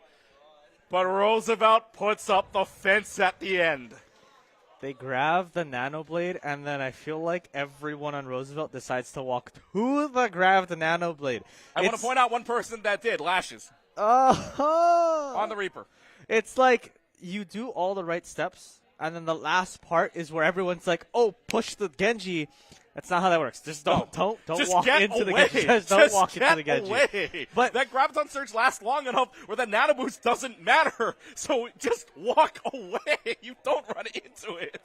It's like frustrating, but I also get it. And again, you're in that heat of the moment, right?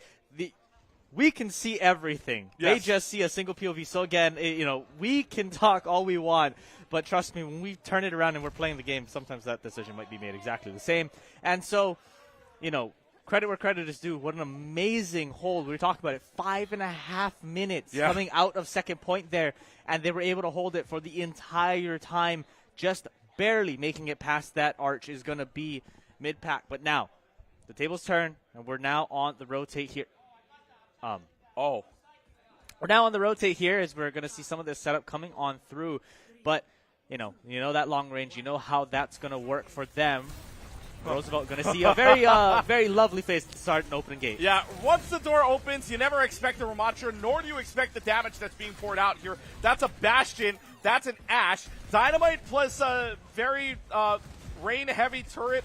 Not something you want to see when a door opens up right in front of you. That's going to stall them out. This is a very nice hold. They're going to swap over to the Zarya instead, or rather, the Zarya's going to get a lot more charge here out the swap. Venture's going to come out as well. This is just to dive the backline, see if you can put any pressure onto the Ana, because that Ana's in a whole lot of trouble, but it's a good thing you got your team covering for you for right now, and you got a few pillars to walk around. Venture's got no way out. They hold them right at the door. Yeah, they're continuing this hold here. Not exactly 0 meter, but close enough. They know what's coming out, and instead, we get to see the Malga come out. Not on Samoa, but here on Havana, but falling so low, so fast. Just trying to get healed back up. And again, it will give your healer some ult charge, but unfortunately will fall also early. And now again, yet another rotate back into the spawn, just trying to find anything that you can. This Ramattra doing so much damage, but also so much in just holding them at their doors. Yeah, the problem is into the Smogger, even though there's no Orb of Discord, Wasabi lands a Bionate on, that would be big, but instead it's Galactic. That's it. Galactic Iris that's able to find one on Kunai onto the head. And now it's going to be the Artillery that comes out. Is it enough, though? It still might be enough. But again, holding it this close is a really bad thing when you lose one person, because that one person has to run all the way back from spawn and just rush back into the rest of the team. And that just means the spawn point favors them. So, I mean, if you're Roosevelt, yes, your time is melting away. But if you're just fighting one pick at a time, that's not a bad situation to be in. It's not. It's a good start. Now that you can get onto this point, but now that means that 2 minutes have gone away from your time bank, and now you have 2 minutes to get this first push falling on through. But again, if you can stagger them out just that little bit, it'll work out. But instead, Lashes will fall to Noah, and the rest of this push will continue to go on through. Noah walking into their team will have the ultimate ready to go, and that Annihilation will do so much damage in that backline, just trying to keep the Malga up, and will be kept up from this Coalescence. And now, 2 picks coming out for the side of Roosevelt as they need to continue to walk on forward. Bastion will fall as well, both to Pastel White. And now the fall team kill, almost team kill, will come on through as the last set of turns will come out. But I think they have one more fight left in their pool and so many ults ready to go. Yeah, so many ultimates. Like, you've got a couple of ultimates that have given previous versions of it a very let's say, nightmare-ish scenarios, but it's not on the Mid-Pacific side this time around. It's a bionated cage that absolutely shatters the hope here of Mid-Pacific, and Manoa Noob gets 3 on the slash, but the bomb also comes out at the same time. Minute 10 left. They might be able to defend this point. It's a crazy fight that started off with a bionade from Wasabi, but it's still not over. They have the Ash on point just to see if there's any damage. Artillery strike comes in, but is it going to do anything for you is the problem. Roosevelt wants to push through this, but the Ash is still not dead. The Ash stays alive. 50 seconds left to go on the clock here. But the payload is very, very close to completing. Malga back in play. Malga v. Malga. This is the fight that we know we all smile or kind of groan about here. The Death Blossom comes down, and that Death Blossom is big. Gets deflected away, but it might be too little too late. Both of your supports are down. They're turning this right around, though. They've got the front line. They've got the Reaper. They've got the Malga down as well. But it might be too little too late. Roosevelt's going to cap. What an ultimate from Lashes. It may not have gotten a lot, but it got the 2 supports, and now with the rest of your team following on through, especially because you have Galactic Iris still there to heal up your team, able to just last that little bit longer, close out that first point, 2.5 remaining on the clock here just to get through second now. And we'll see what they can do. They're definitely playing on a lesser time bank than the likes of Mid-Pacific, but that doesn't mean that they don't have a chance. This push could go in any direction here. The Genji, on top of Silos, hoping to see who can land it first. But just going to continue to get on out, and this Sombra going to come on, not from the side of Roosevelt, but instead from the side of Mid-Pack. Well, Human's got down Manoa Noob, so that's a good news for you. You don't have to worry about a Genji in your backline. What you got to worry about is the immense amount of pressure. That is the increased fire rate and cooldown from the Malga. Bleb switching over to the Sombra, but the Sombra hits the wall of the upstairs on the translocator. But however, big bionade from Wasabi lands onto 2. Manoa Noob, or It's Me Noob, does not have enough healing on that, and Wasabi is just popping off. That's a sleep dart too. This Ana is doing some heavy lifting right now. Yeah, it's Ana not only keeping up their team, but also able to do enough damage and stop the other team from getting any heals. Able to land so many of these anti-nades and just trying to get any damage on out. But 1 minute taken up here as they've just gotten it to that first turn of the second point, looking what they can take. This Sombra is doing just that little bit more of the, menace work in that back line, making sure that that hack is going to be there nearly all the time. Another bionade will be able to land here, but that cage ready to go. Cage is ready to go. See if they decide to use it. Blade's going to come out first. Blade's going to go on the upstairs. Misses the sleep dart. Slashes away, but it doesn't really matter. Wasabi gets the final blow yet again onto Manoa Noob. Bionade throws out. Bionade's going to find It's Me Noob as well. Noah goes down low, but this bionade is better when it's in the hands of Mid-Pacific. Another fence here. 1 minute left to go, Colt. Final fight territory in such a tough location. Yeah, it's in a very tough location here. Silos can prove to be one of the hardest points to break when you're on the side of or you're on the attacking side. And now as we look to what could be our final fight, maybe even 2, but final fight here. Just trying to get as much damage as you can. No, going to fall to half, but healed right back up again. 5 ultimates ready to go, but Cage to start out. Oh, Death Blossom in the cage, but that gets EMP'd away. Mid-Pacific finds their fight to win. It's the cage the Death Blossom tried, but the Death Blossom fails. Mid-Pacific using 4 ults, but that could be the dagger. 20 seconds left, and now you have a staggered on Ana as well. Not good team kill wipes, and now it's Roosevelt that has to go away and swap on over. Mid-Pacific on the closing moments have found answer after answer. Do they have one more in the tank to close things out here? Dry fight on either side. Hack's not going to come in. It's Minu jumps away just at the final seconds of it, but finally does get hacked. No jump pack available for a little while. Nana boosted onto the Malga. This Malga that's damaged. It will burn, burn, burn. It's a Disco Inferno on the floor when the Malga's here, dancing around everybody. This Winston can only last for so much longer here. Venture swap on over, Reaper swap on over, but with no supports, nothing left in the tank. Mid-Pacific is going to shut the door on a Roosevelt push that looked good to start, but unfortunately at the end, it's Mid-Pacific that goes up 2-0. They're 1 away from lifting up the hook. 1 away from lifting it up. I mean, oh my goodness, what a map, what a game we're watching here. Because, wait, it's the Moira?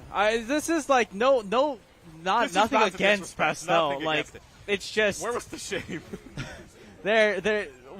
Actually, you know what, they did it to themselves. So fair enough. I get it, but again, an amazing match we're watching. The hold, the 5.5-minute hold, I mean, we thought that was amazing, and then they held for so long there at the door, right? On a comp that, by the way, normally doesn't hold that door.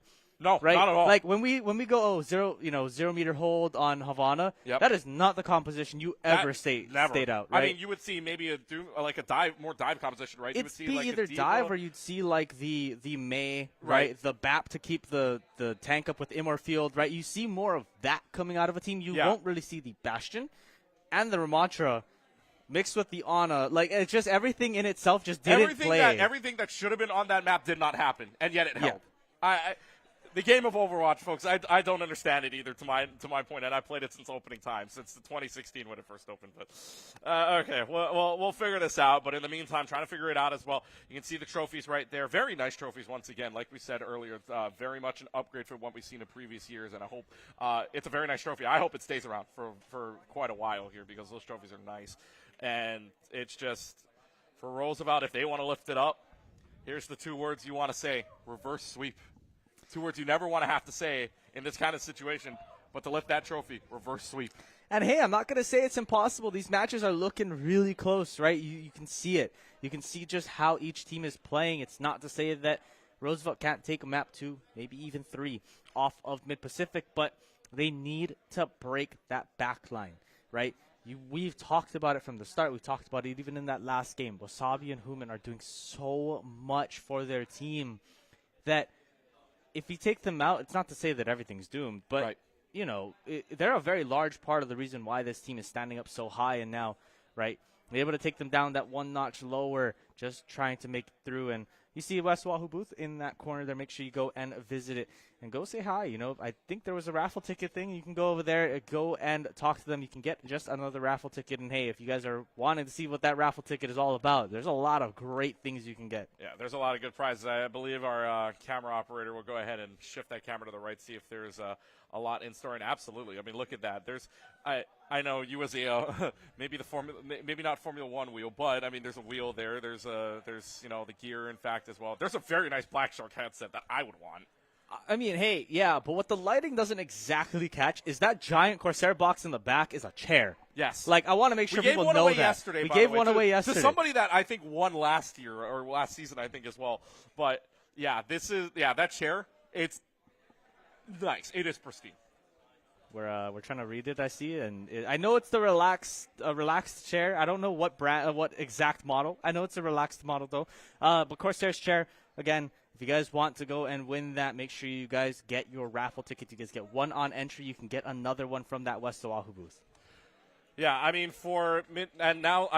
if you want to win the raffle here, obviously you got to go and get some of your, you got to go check in at the front or, go to the West Oahu side. And, of course, a big mahalo to the University of Hawaii at West Oahu for being a partner of the Vanta League.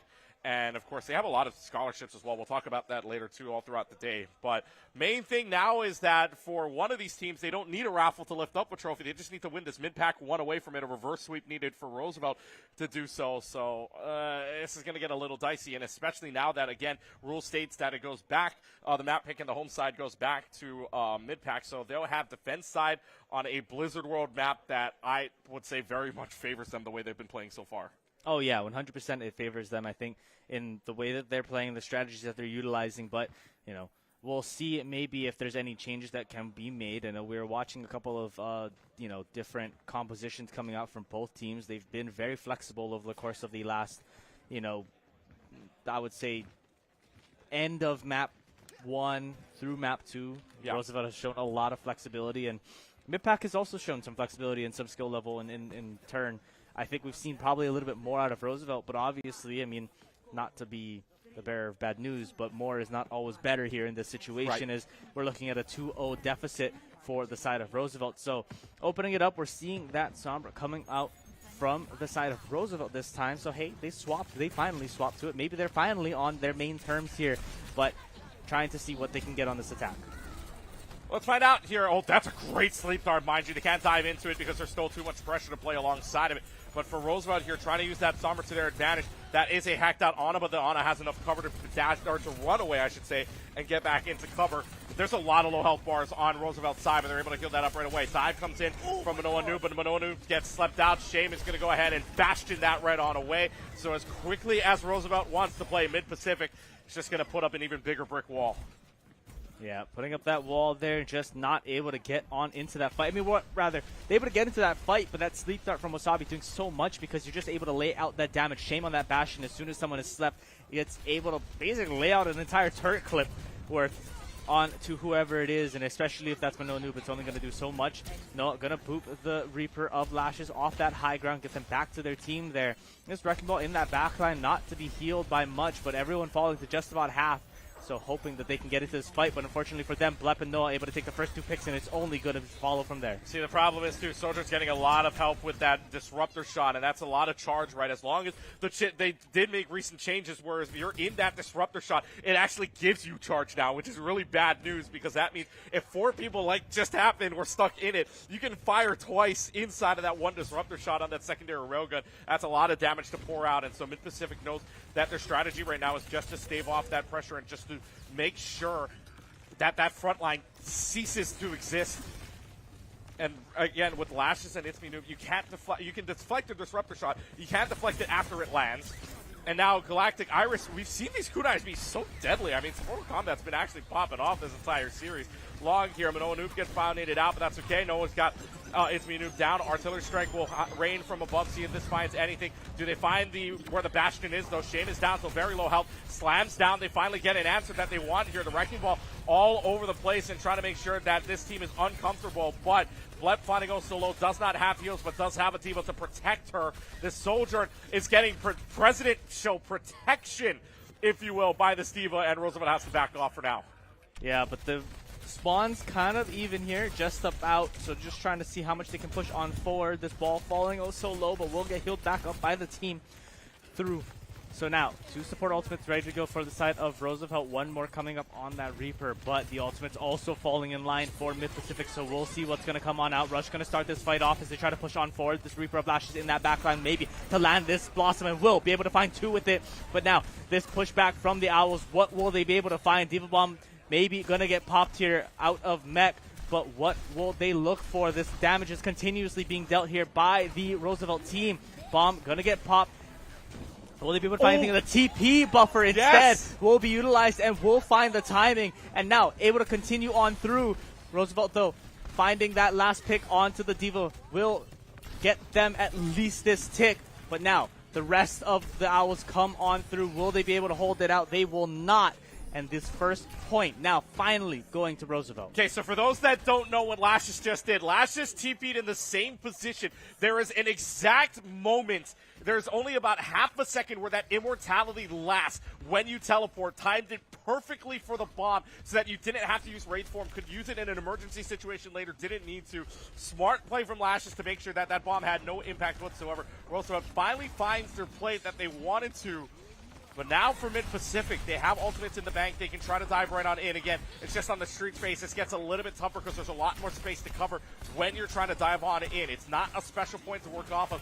Shame, though, does get at least 1 out. It's going to be the blade out from It's Me Noob. That's going to slash for 1, slash for 2 away. Roosevelt looking to dash and push their way forward just a little bit more. And a Shame goes down, and there's no more backline either. Lashes is in your backline running up right into your face with shotguns.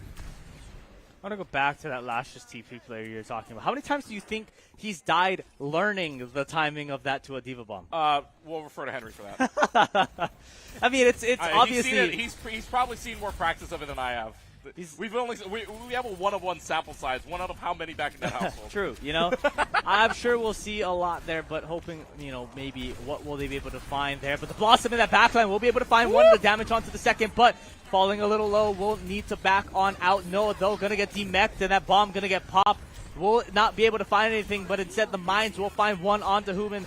And getting zoned out will be Wasabi, but the ultimate's coming on out forward. The Owls will be able to find 1 with that blade, but the turnaround instead, and the kills are going to go in Roosevelt's favor here as they move on to this second point. They finally found the door open. Once they get the checkpoint down, a door's wide on open for you to dive right on in and get that mobility up. And now that the spawns are out of Human, bad luck timing. Could have switched spawns, but didn't have enough time to. Could have switched. The switch dies because you can switch spawns when you reach your previous spawn, but that dies away after 5 seconds. Unfortunately, the spawn room opens up and you die. So that's just F's in chat. That's bad timing. You know, it's just. Yeah, Valorant, COD timing. Now there might just be Overwatch timing when it comes to spawns. That would be Overwatch timing, absolutely. But so, now able to push on through this. This is going to start on out here from Blep, but will they be able to find anything? We'll have to see. Overclock comes out, see if this finds anything for right now, but the Overclock gets slammed right into by the Wrecking Ball. It's traded out because the backline's wide open for right now. Noah's got 2. The D.Va dives right on in, and the D.Va's going to make some impact here. Genji versus Genji, but now you've got the D.Va with you. Kiriko does have the teleport, but no longer has it. No longer has the Suzu. You don't have the follow-up damage to do it. You don't have a deflect either. Noob has to run away, dash away as well. Self-destruct available, but very low health. Don't know if you want to use it in a situation just to remake at this point, considering how well that this Roosevelt team finally has found their bearings together. It's going to be a hack onto Manoa Noob just to see if they can slow down this Wrecking Ball, which they do for a little while. Sleep Dart misses, and now Noob slashes and dashes away onto Wasabi. Wasabi's been good all series long, but now is dead at this point. Blood takes care of Noob during that blade. However, these are trades back and forth, but this usually favors the attacking side. Considering where that payload is, that spawn point is in favor of Roosevelt, and Roosevelt's going to take rightful advantage of it. D.Va's still alive, but D.Va's going to melt away. No more mech means no more chances at this fight. Yeah, and you got to watch, right, that hack go on through to the Genji of It's Me Noob just in time to be able to make sure he couldn't dash away.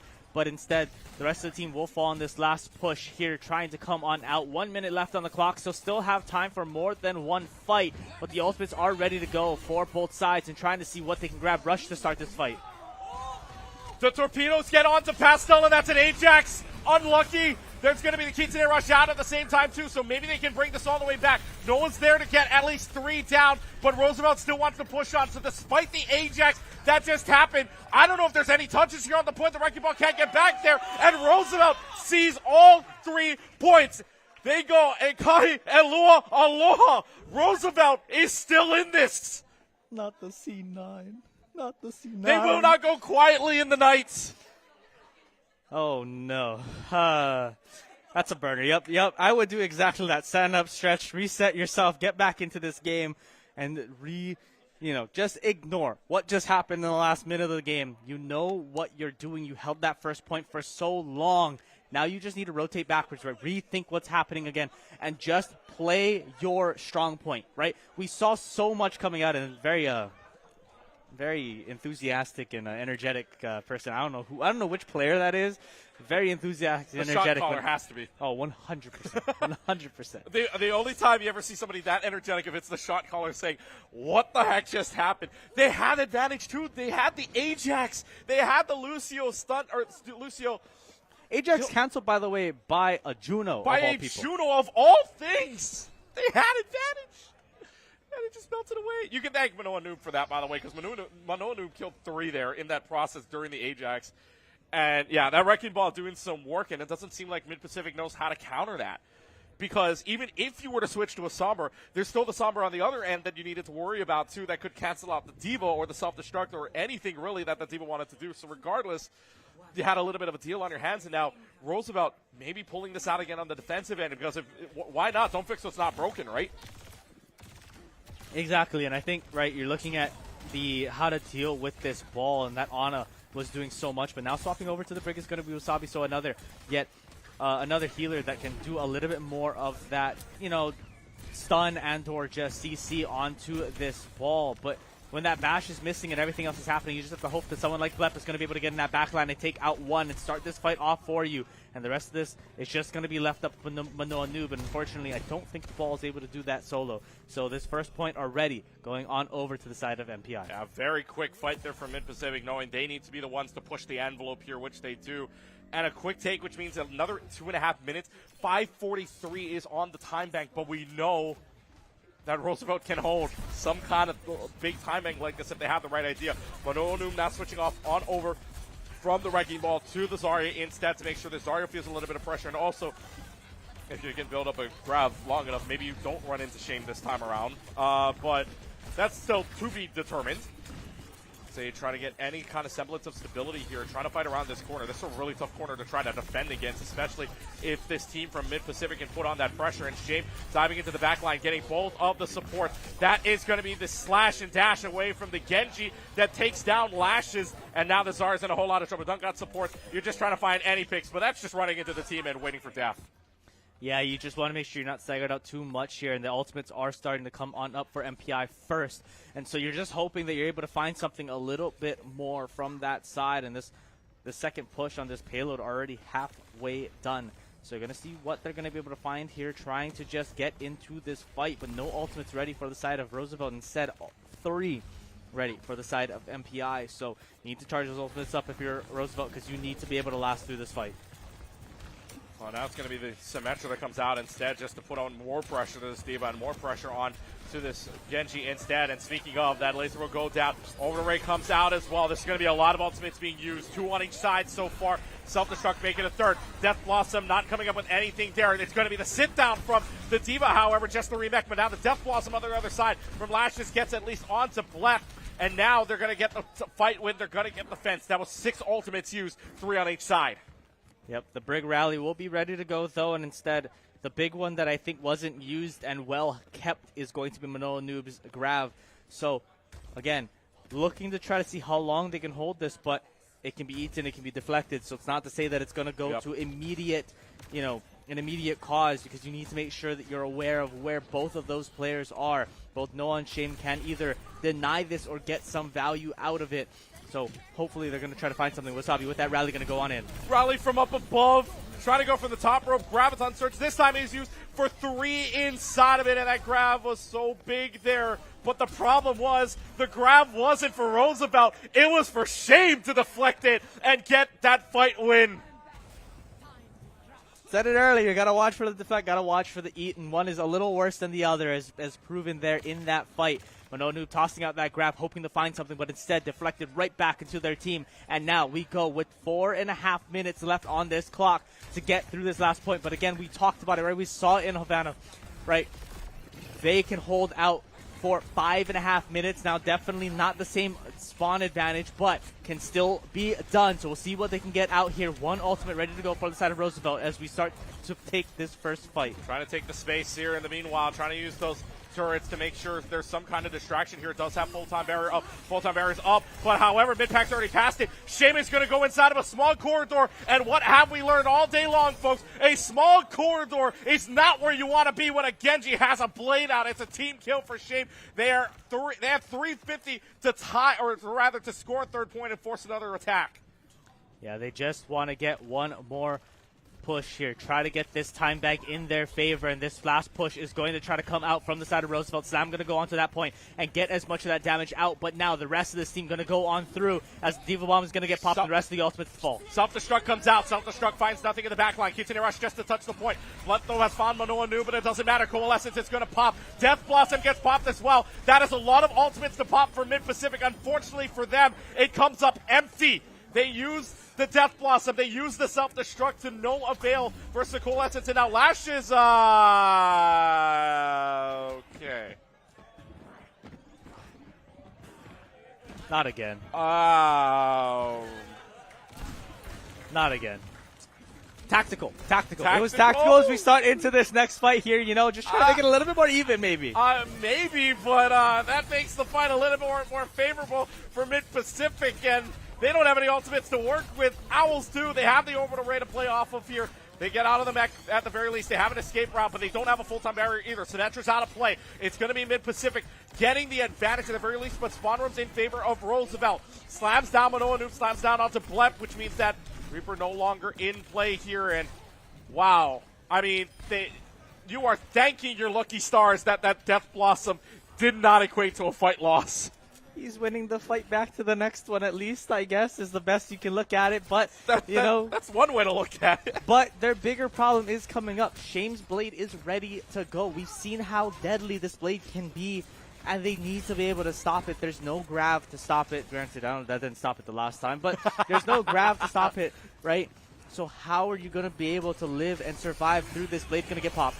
Played again. This time it's a little bit more open area. It doesn't really matter. Shame finds one at the very least, but the Mines find the Juno, so the bigger one is at the Juno goes down. Shame goes down as well, and this is a fight hold yet again. This is a very quick one, mind you, but 1:40 on the clock means there is not a lot of time for another plate if Shame wants to build that. And we were at 4.5 minutes. Yet again, another hopeful long hold coming on out here from the side of Roosevelt. And now Ultimates coming back up in their favor. Diva Bomb ready to go for MPI. But again, more Ultimates ready for Roosevelt here. Coming up on that Reaper ult, the Death Blossom, as well as that Coalescence and Kiriko rush that's going to get popped here and start this fight off yet again. Genji in the backline, though. Genji goes off into the back line, seeing if Shame can get anything here. It's going to be the Kitsune Rush just to stave them off, but instead Kitsune Rush finds a kill onto Shame, which means if you're mid-Pacific, if you want another fight, you got to back off now. You cannot survive an elongated fight here. Lashes into the back, already has to Wraith form out of it, but does that mean this Reaper's going to get dove on? But you can't dive a laser right in front of you. They're going to elongate this fight even further, and now it's a slam in from the Wrecking Ball onto Human, and that just means now mid-Pacific to live another day, live to see another fight, you need to back. You need to get out of that. That's both your supports down. You need to reset here. But now you're looking at this ultimate fight going to come on out, right? You have 3 ultimates for the side of MPI to take this engagement. Going to have Rally there in the middle of the fight as well. So they're going to be ready to go.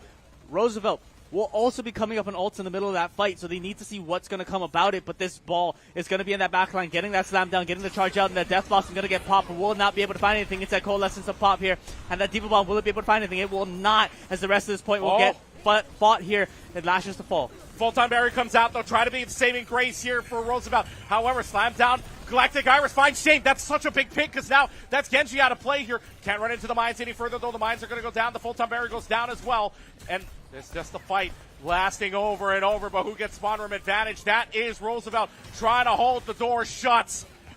Mid-Pacific wants to force it open. Do they have the nail in the coffin? They might. That's 2 kills for Roosevelt. We could be seeing map number 4 right now. Lashes Noob gets their picks. The Juno's the only one left to go. We are not done yet.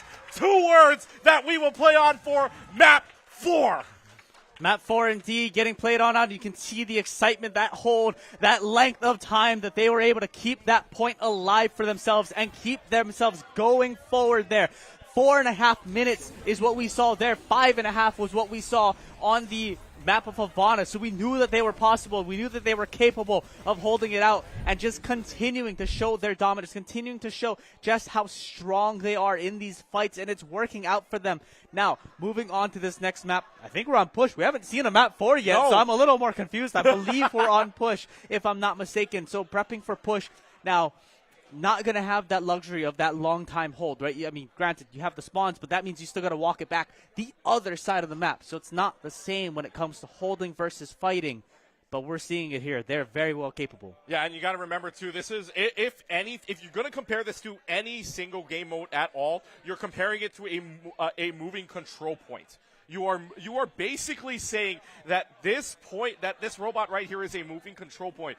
But we know how close that went to when it came down to a fight in the neutral zone, which was, in fact, a win for Mid-Pacific. So this is a really interesting game, a very tight game so far. Roosevelt will not go quietly into the afternoon just yet. We will see them play map number 4, push on the other side of this break. You're watching the Hawaii Esports League. We'll be right back.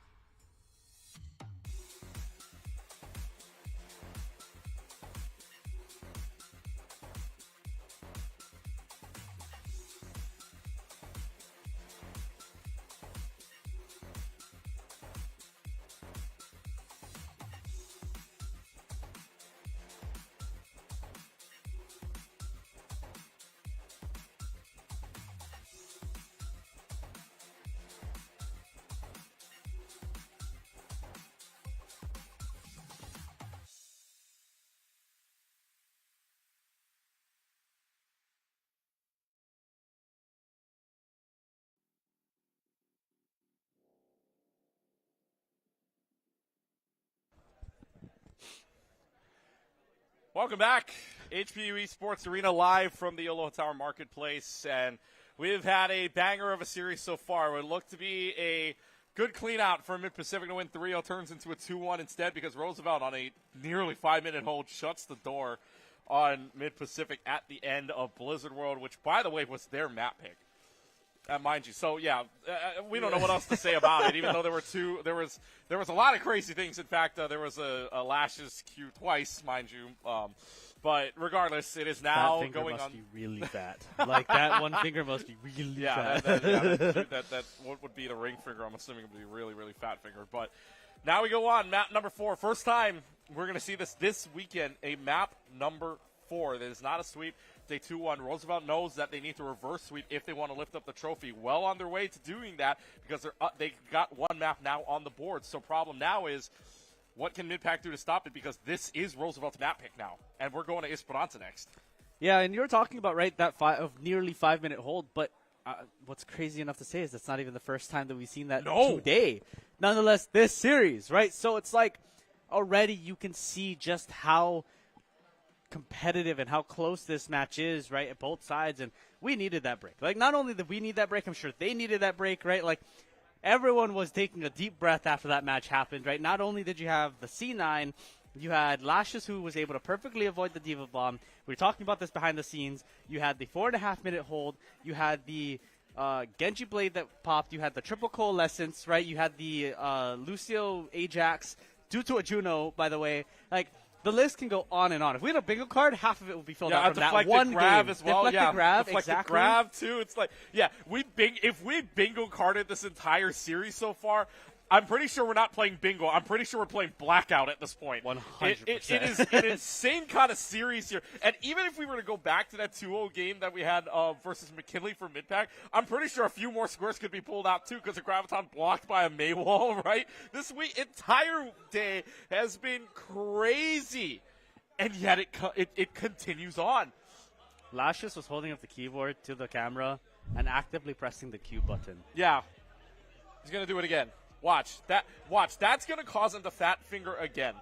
I will tell you right now, whichever this is for the future. When he's looking for a wedding ring, he might need to get like 3 sizes bigger than what normally would be. He might need to bind the Q to a different button.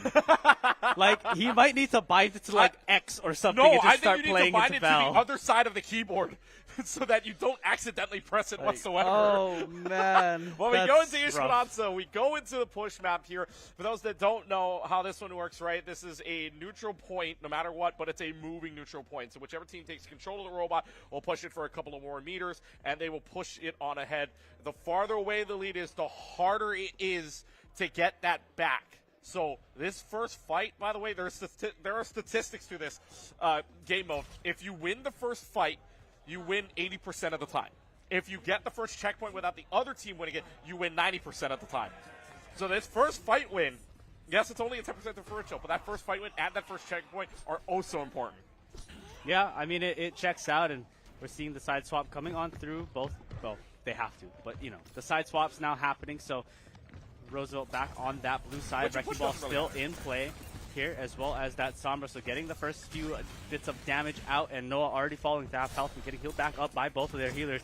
So this first fight going to be a little bit long, right? That bot might move in a couple of directions, but until someone is picked off, it doesn't really matter. This Ana is going to get this healing out as much as they can, but unfortunately will not be able to heal Blef up. And this is still even though, but no healers left for the side of Roosevelt. So this fight slowly planning to swing into the favor of MPI. And you're talking about it, right? There is that statistic of whoever is able to win that first fight. But we'll see how long that's able to hold. Continuing to push on forward, though. It's a stagger fight, too, because you still left the Wrecking Ball alive. This Wrecking Ball can stall for as long as possible here. And the Manga doesn't have any healers either, right? You have a Kiriko. You have Kiriko has to TP to the Manga if you want anything to do with it right now, or you get the rest of the team back. So here comes the Wrecking Ball to help stall out, and it's not past the 20-meter mark, which usually signifies the first fight win. Instead, they'll continue this on. And now the Manga is so low, has to run away with the overrun just to get out of dodge. But now you got the sign. That's a 4-man slam from the Wrecking Ball. Too bad it amounts to nothing because Blep and Noah both combined for their picks. Front line's decimated here. So as much as this Roosevelt team wants to push here, they're only going to get 8 meters out of it before this Kiriko meets the end. But Galactic Iris gets the headshot up to Shame. Okay, all right. I guess, but that's a bigger pick than people realize, too, because that's a Genji gone for a little while. Genji gone for a little while. I mean, you have that flip of the Kiriko's also gone for a little while. You still have the healer ready to go in that in Pastel, but the Moira are not going to be able to do a crazy amount of healing. Blep will land the first pick, but Lash is able to take out the healer of Kiriko and Human, and now the rest of there's no healers up there. Blep trying to look for their comeback with the Blossom, but will be able to find just that one, but instead Noah to find 3 and give them that second fight win. Yeah, Third. when you have the Death Blossom and the Cage combination, you call that the Beyblade Arena. It's just the Death Blossom, everybody's stuck inside of it, and you just let it rip. You just let that Death Blossom rip away and rip away the rest of your team. So this is a really good Mid-Pacific squad right now that they found an answer to the Wrecking Ball. It seems like it, because now that the neutral point fighting over and over, remember, first checkpoint, 90% of the time you win when you get the first checkpoint down with nearly nothing on the board here. Noob, though, uses the EMP to take down Noah in the process here. This Kiriko's in a lot of trouble. We know Galactic Iris can hit. Can Human hit as well? Nothing there.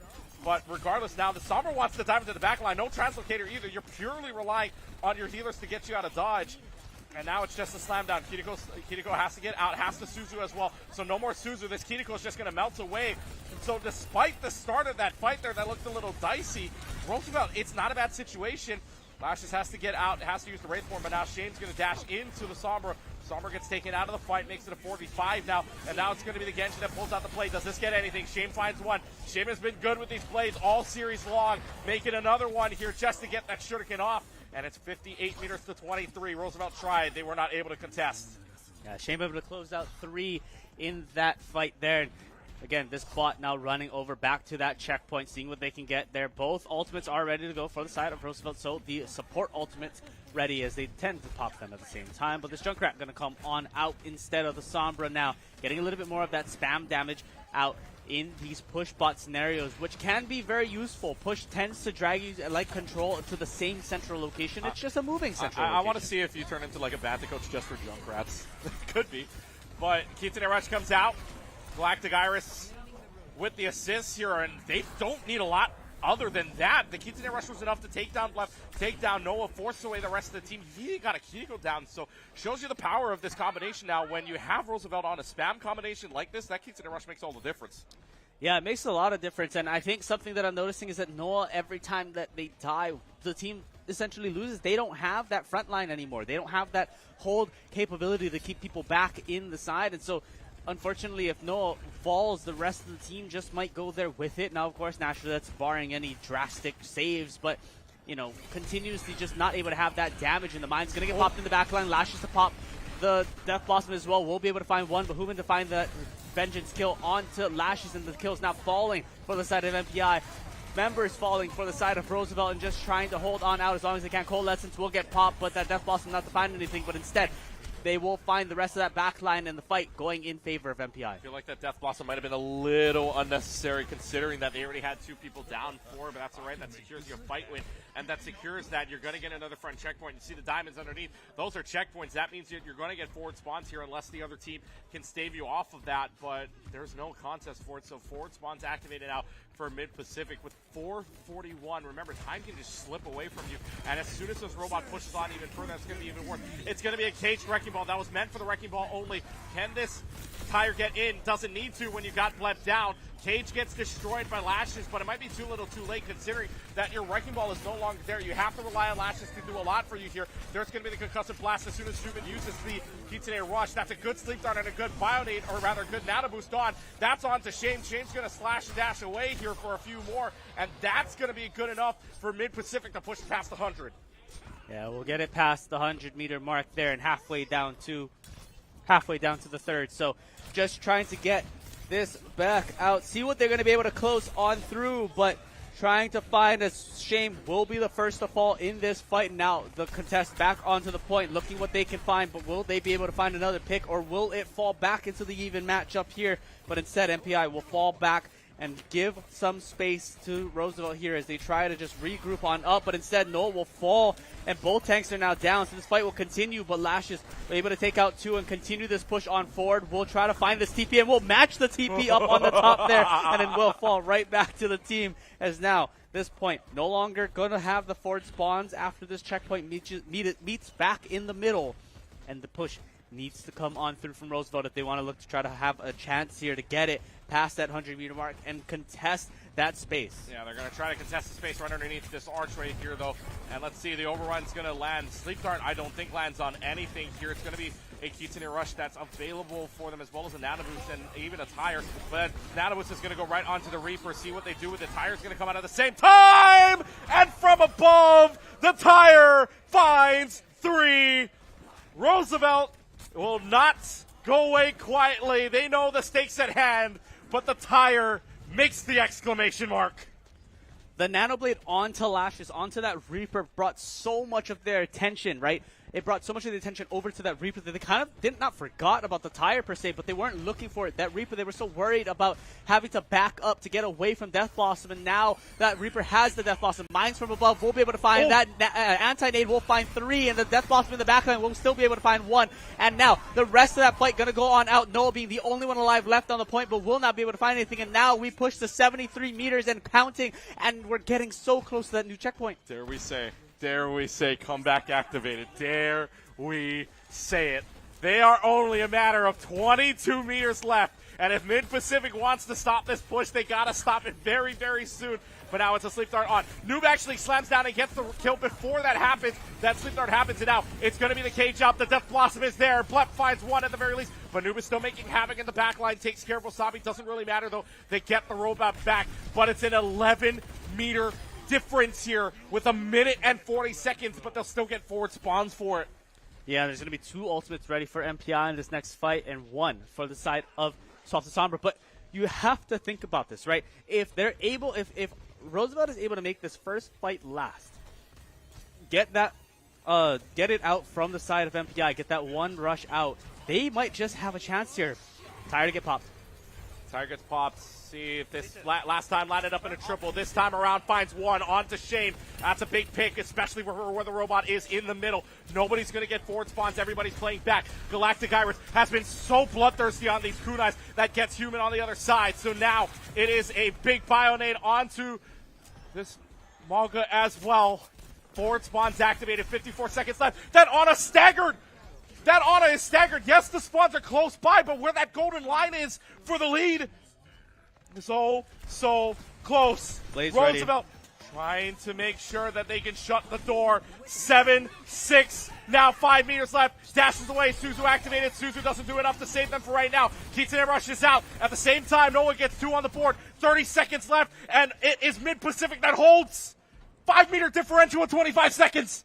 5-meter differential, but you saw that, right? The last time that they did this, they made 5 meters up, and now this point going to get stalled out in the back line. You want to try to hold it as far as you can away without giving up the chance for them to make that comeback, and now it's going to get ran on forward. See what they can do. 10 seconds left on the clock. What are they going to be able to find here? That Mines is going to be ready to go and will get popped and slammed down onto the point. That's right on to Blep as well. Onto the Junkrat, but gets out of dodge with the concussive blinds. No time on the clock. Has to play perfect. Overtime clock runs. You have to stay on top of it. Noob gets human down. And that's to the back line with a Death Blossom. It's deflected, though. It's defense matrix. It's bionated. But Lashes gets out with the Wraith form. And now Noob also gets Blep. So that means now it's a trap. And it's a trap Diva. This Diva is trapped inside. And gets out of the mech. Spawn rooms, though, still in favor of Mid-Pacific. Human switches on over to the Juno instead, but they get the Ana down. They get the Diva down. It's still doable. 5 meters left. They have the golden line right in their sights. Tire's ready to go. Big. Tire's ready to go, though. This has been big all game long. Tire for Blep gets 2, though. That could be the big difference here. Shame gets rid of him. It's a crazy fight, but it could be over. Mid-Pacific has done it in crazy fashion. And they clear it out, and they win the hook. 5 meters to differential, but Mid-Pacific slams the door.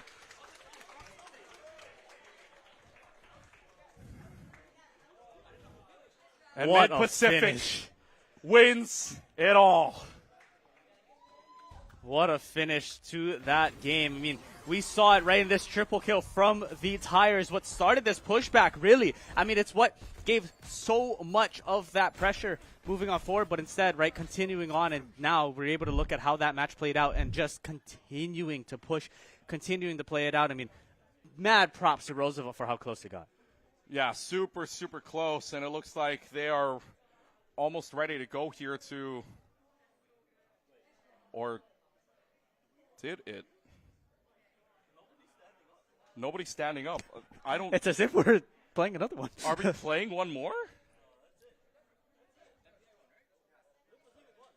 Yeah, we're all a little confused there on the backside. I know, we're all Normally confused. We're seeing that excitement. You know, we heard the that cheers, was the we heard best of everything 3. else. Yeah, that was the best of 5, guys. It's 3-0, and yeah, mid-pack champions of the Hawaii Esports League. Yeah, they've won it. We had that pause of a little bit of question marks of what was happening. You know, maybe just a few checks and things, but no, it is to confirm, right? We are in that spot, and so you know, holding on out and a well played match from both sides. And man, oh man, it was just an insane series overall. So insane, so crazy, mind you, that neither side knew this series was over until somebody finally had mentioned it. But that is the series. Mid-Pacific will take home the hook. They will take home the victory, the championship, and will be defending champions until we hit the spring semester. So that wraps it up for Overwatch side. A great game by Roosevelt. 5 meters away, by the way, near or within 5 meters of turning that on its head and giving us a map number 5. But instead, it is a 4-map series in favor of the Owls. So, my cut to Mid-Pacific on the win, on the hook, on the championship. But, brother, what a series that was. How many bingo card slots do you think we could have filled out there? A lot. That's a lot. I don't even want to think about how many we would have had to, like, I don't think I would have put some of these on the bingo card because they're so rare, and I would have thought that it just wouldn't happen. Like, a well-played series in both ends. I think, like, no matter what, the summary is that it's just a well-played series, right? Yes, mid-pack came out on top, but it's not to say that this wasn't a close match. It's not to say that this wasn't an absolute showing from Roosevelt and an absolute showing from mid-pack. It's just, unfortunately, when times came, right, it was a lot of Roosevelt playing from the back foot. And that's all it is. It's not to say they were bad at playing from the back foot. They made the comeback, right? They made the comeback both on Blizzard World. They had the C9 that popped out, and then they had the hold, right? So it worked out in their favor there. It didn't work out in their favor on Havana, right? So you look at both sides, and it's like they were playing from the back foot quite a lot. But it's not to say that that was their weak point. It's not to say that if they got ahead, it was all going to work out for them. They were playing so well, and I think it just continues to show, right, where this level of play is continuing to move in Vanta. Because last year, I'm pretty sure mid-pack swept. And now someone is able to come up and give them the run for their money and possibly even almost took us to Game 5. I was about to say, last fall, though, I know spring might have been a little bit different last fall, though. I remember having us a 5-game banger. Oh, yeah, that was a long. That was an end of the day 5-game banger, that was an end of the game 5-day banger, 5-game banger. Instead, it is a 4-map game. And still, yet again, a banger that could cross off a lot of bingo cards. But we now know that these two teams will be playing in spring again. I cannot wait to see what these two teams are going to throw down here when we get to the spring semester. So that will wrap up Overwatch for right now. Coming up next, trophy ceremonies. And then after that, it is Apex Legends. We saw great team death matches yesterday. Do we get more TDM action this time around? You're watching live from HPU Esports Arena. This is Hawaii Esports League.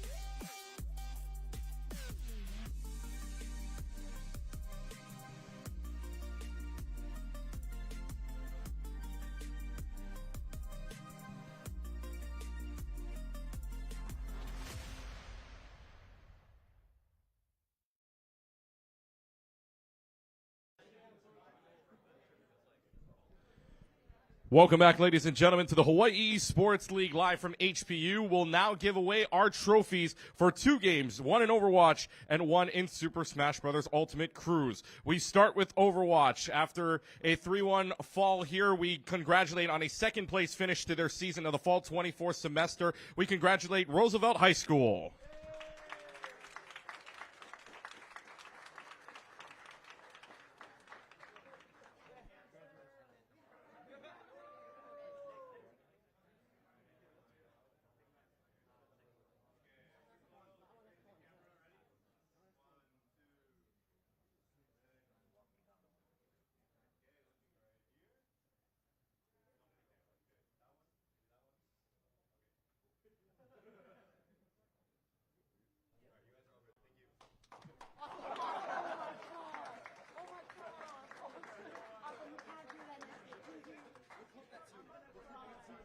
And now for our champions. After a 3-1 victory at the end of the day comes a championship in Mid-Pacific School.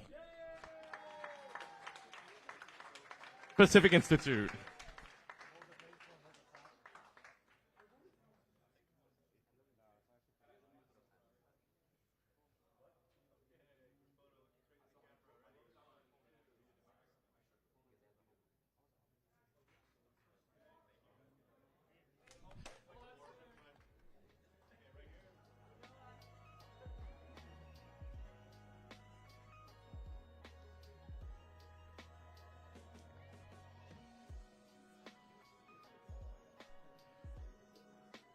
Congratulations once again to Mid-Pacific Institute.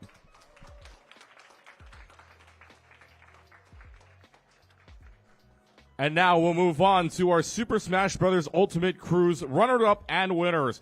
In second place, congratulations to University Lab School Red.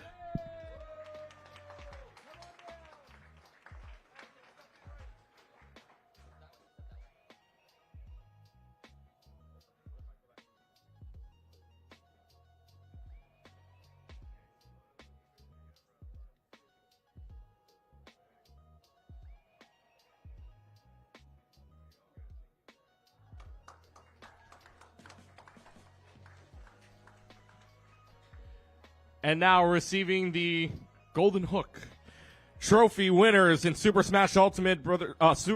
Ultimate Cruise, Parker School Bulls.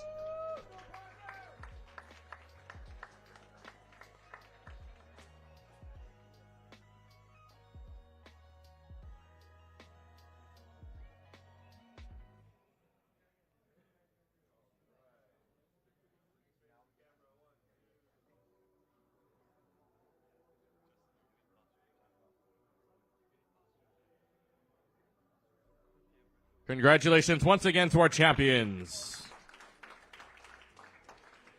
And now the moments we've been waiting for. Who gets the Zippy's gift card? No, raffle with co-founder Mr. Ed Lallier. Thank you, Keegan. Thank you all. All right, this is going to be our first round of 3 rounds of raffles today. So for those who just came by just a moment ago and does not have a raffle ticket, you must go to the Vanta booth right now and register and get your raffle ticket. Okay? All right, we're going to begin with a Zippy's gift card and a Logitech wired mouse.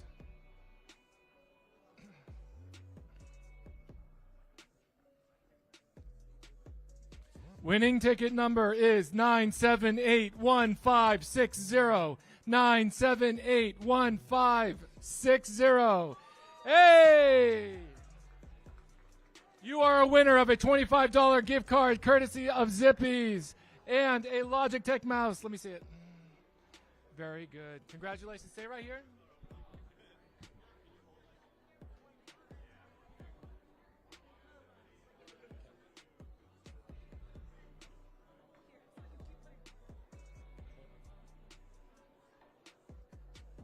All right.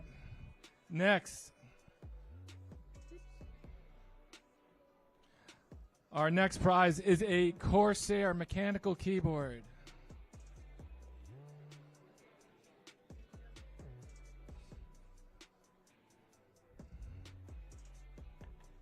Winning ticket is 9781624. 9781624.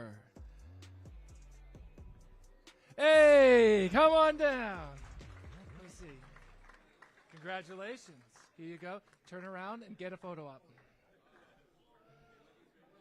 Hey. All right. All right. Our next giveaway and the last for this first round of giveaways is a Razer Black Shark headset.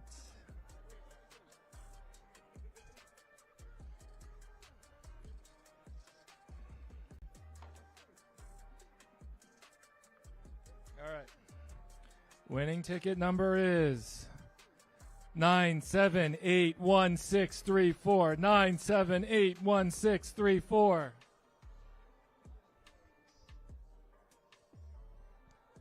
9781634. Come on down. Let's go. You are a winner of a Black Shark V2 headset. Congrats. Turn around. Take the photo up. There you go. All right, thank you. All right, hold on. Our next raffle giveaway will be around 1:30, 2 o'clock. We will be giving out more special items. We have a headset, a gamer mouse, and then later on we will be doing for our grand prize an Xbox console, a Logitech steering wheel, pedals and mouse, and a Corsair gaming chair. That's going to happen at 4 o'clock. But our second wave is going to be around... yeah, maybe about 2 o'clock, and we'll have another round of giveaways as well. Stick around. Thank you.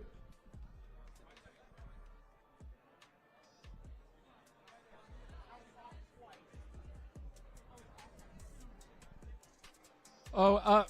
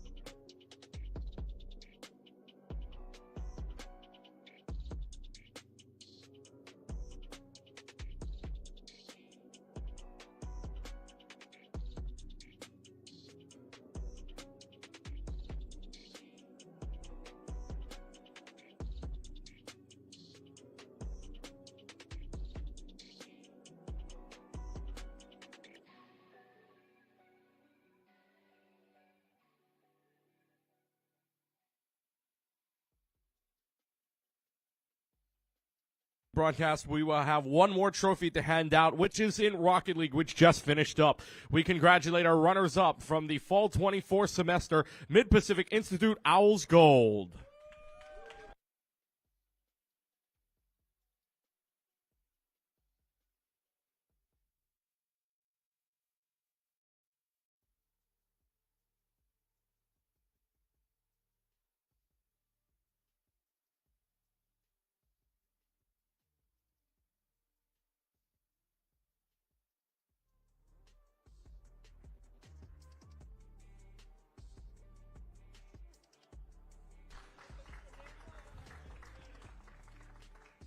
And now receiving the championship hook trophy, we congratulate the Lelehua Mules Gold team.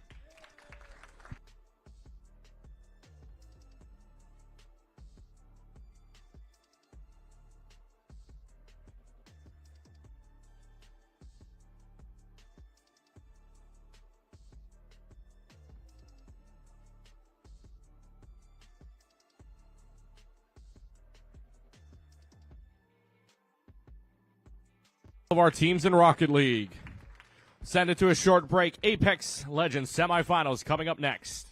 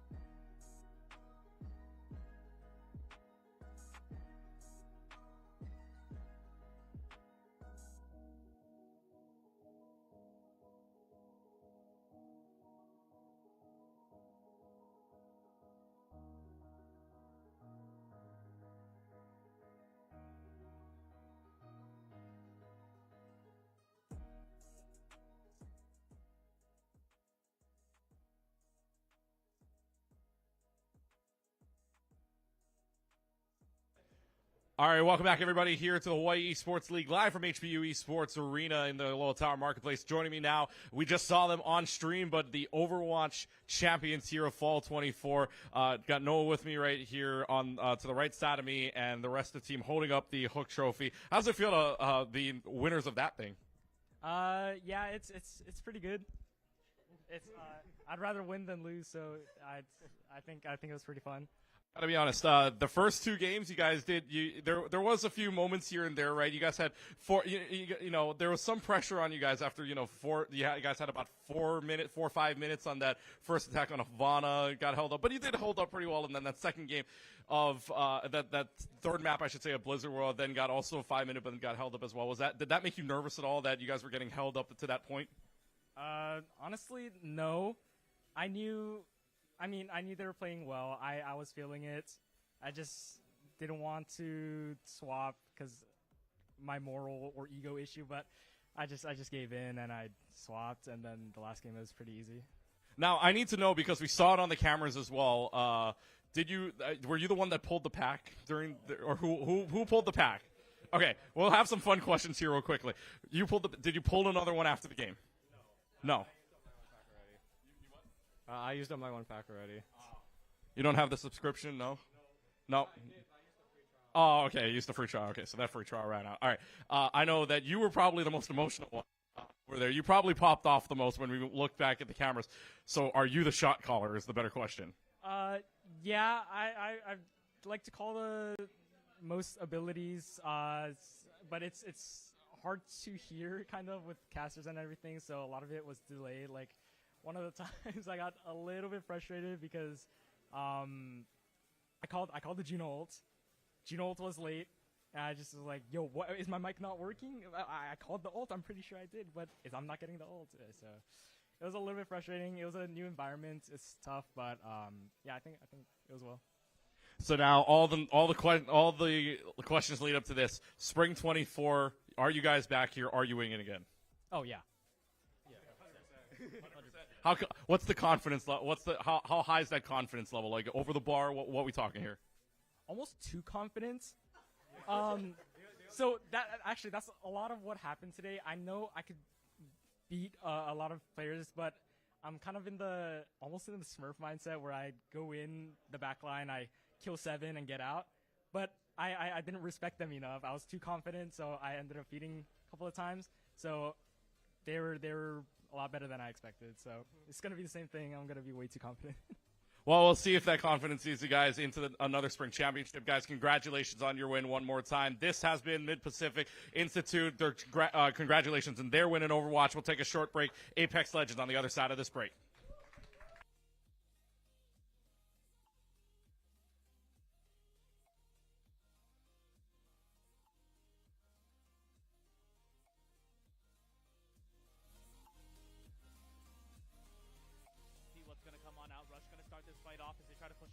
This Reaper flashes in that backline, maybe to land this Blossom, and will be able to find 2 with it.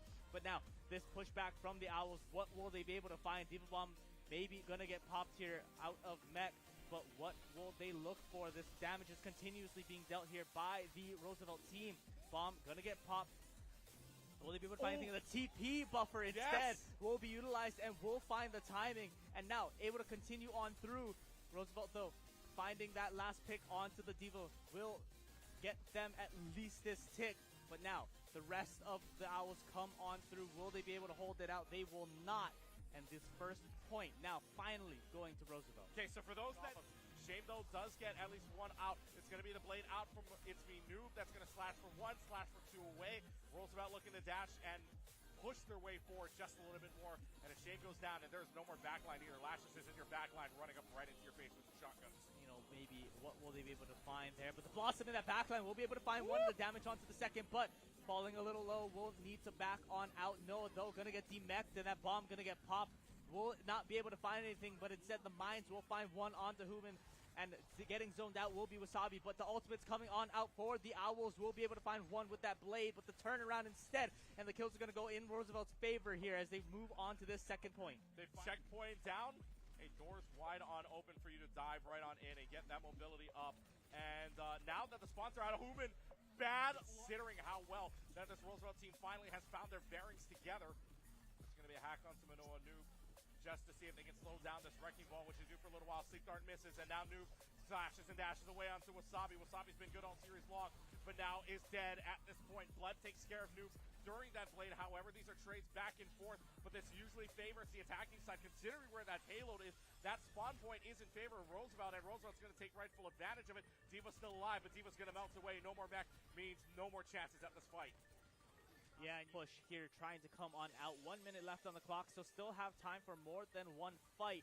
But the ultimates are ready to go for both sides and trying to see what they can grab. Rush to start this fight. The torpedoes get onto Pastel, and that's an Ajax. Unlucky. There's going to be the Kitsune Rush out at the same time, too, so maybe they can bring this all the way back. No one's there to get at least 3 down, but Roosevelt still wants to push on. So despite the Ajax that just happened, I don't know if there's any touches here on the point. The wrecking ball can't get back there, and Roosevelt sees really tough corner to try to defend against, especially if this team from Mid-Pacific can put on that pressure. And James diving into the back line, getting both of the supports. That is going to be the slash and dash away from the Genji that takes down Lashes, and now the Czar's in a whole lot of trouble. Dunk got support. You're just trying to find any picks, but that's just running into the team and waiting for death. Yeah, you just want to make sure you're not staggered out too much. That laser will go down. Over the Ray comes out as well. This is going to be a lot of ultimates being used. 2 on each side so far. Self-destruct making a third. Death Blossom not coming up with anything there. And it's going to be the sit-down from the Diva, however, just the remake. But now the Death Blossom on the other side from Lashes gets at least onto Blep. And now they're going to get the value out of it. So hopefully they're going to try to find something. Wasabi with that rally going to go on in. Rally from up above. Trying to go from the top rope. Grab is on search. This time he's used for 3 inside of it, and that grab was so big there. But the problem was, the grab wasn't for Roosevelt. It was for Sturritz to make sure there's some kind of distraction here. It does have full-time barrier up. Full-time barrier's up. But however, mid-pack's already passed it. Sheamus going to go inside of a small corridor. And what have we learned all day long, folks? A small corridor is not where you... Damage out, but now the rest of this team going to go on through as Diva Bomb is going to get popped and the rest of the ultimates fall. Self-destruct comes out. Self-destruct finds nothing in the back line. Kitsune Rush just to touch the point. Bloodthrow has found Manoa Noob, but it doesn't matter. Coalescence is going to pop. Death Blossom gets popped as well. That is a lot of ultimates to pop for Mid-Pacific. Unfortunately for them, it comes up self-destruct to no avail versus Coalescence. And now Lashes, okay. It's to work with. Owls too. They have the orbital ray to play off of here. They get out of the mech at the very least. They have an escape route, but they don't have a full-time barrier either, so that's just out of play. It's going to be Mid-Pacific getting the advantage at the very least, but spawn room's in favor of Roosevelt. Slams down Manoa Noob, slams down onto Blep, which means that Reaper no longer in play here, and wow. I mean, they... Going to be able to live and survive through this. Blade's going to get popped. Blade again. This time it's a little bit more open area. It doesn't really matter. Shame finds one at the very least, but the Mines find the Juno, so the bigger one is that the Juno goes down. Shame goes down as well, and this is a fight hold yet again. This is a very quick one, mind you. But a minute 40 on the clock. Seeing if Shame can get anything here. It's going to be the Kitsune Rush just to stave them off. But instead, Kitsune Rush finds a kill onto Shame, which means if you're Mid-Pacific, if you want another fight, you got to back off now. You cannot survive an elongated fight here. Lashes into the back, already has the Wraith form out of it. What does that mean? This Reaper's going to get dove on, but you can't dive a laser right in front of you. They're going to elongate this fight even further. And now it's a slam in from the Wrecking Ball onto Human. And that just means now Mid-Pacific to live another day, live to see another fight, you need to back. You need to get out of that. That's both your supports down. You need to reset here, but now you're in the middle of that fight, so they need to see what's going to come about it. But this ball is going to be in that back line, getting that slam down, getting the charge out, and that Death Blossom is going to get popped, but will not be able to find anything. It's that Coalescence of pop here, and that Diva Bomb, will it be able to find anything? It will not, as the rest of this point will get fought here. It Lashes to fall. Full-time barrier comes out. They'll try to be saving grace here for Roosevelt. However, slams down. Galactic Iris finds Shame. That's such a big pick because now that's Genji out of play here. Can't run into the mines any further, though. The mines are going to go down. The full-time barrier goes down as well. And it's just a fight lasting over and over. But who gets spawn room advantage? That is Roosevelt trying to hold the door shut. Mid-Pacific wants to force it open. Do they have the nail in the coffin? They might. That's 2 kills for Roosevelt. We could be seeing map number 4 right now. Lashes Noob gets their picks. The Juno's the only one left to go. We are not done yet. Is going to get this healing out as much as they can, but unfortunately will not be able to heal Blef up. And this is still even though, but no healers left for the side of Roosevelt. So this fight slowly planning to swing into the favor of MPI. Instead, they'll continue this on. And now the Malga so low has to run away with the overrun. just to get out of dodge. But now you got the slam. Now that's a 4-man slam from the Wrecking Ball. Too bad it amounts to nothing because Blep and Noah both combined for their picks. Front line's decimated here. So as much as Roosevelt team wants to push here, they're only going to get 8 meters out of it before this Kiriko ends. Meets the end, but Galactic Iris gets the headshot onto Not Shane. going to be able to do a crazy amount of healing. Blep will land the first pick, but Lash is able to take out the healer of Kiriko and Human, and now the rest of there's no healers up there. Blep trying to look for their comeback with the Now the fight makes it a 4v5 now, and now it's going to be the Genji that pulls out the play. Does this get anything? Shame finds one. Shame has been good with these plays all series long, making another one here just to get that shuriken off. continuously just not able to have that damage, and the mine's going to get popped in the back line. Lashes to pop the Death Blossom as well. We'll be able to find one, but Human to find the Vengeance kill onto Lashes, and the kill's now falling for the side of MPI. Members falling for the side of Roosevelt and just trying to hold on out as long as they can. Coalescence will get popped, but that Death Blossom not to find anything, but instead they will find... Only. Can this tire get in? Doesn't need to when you got Blep down.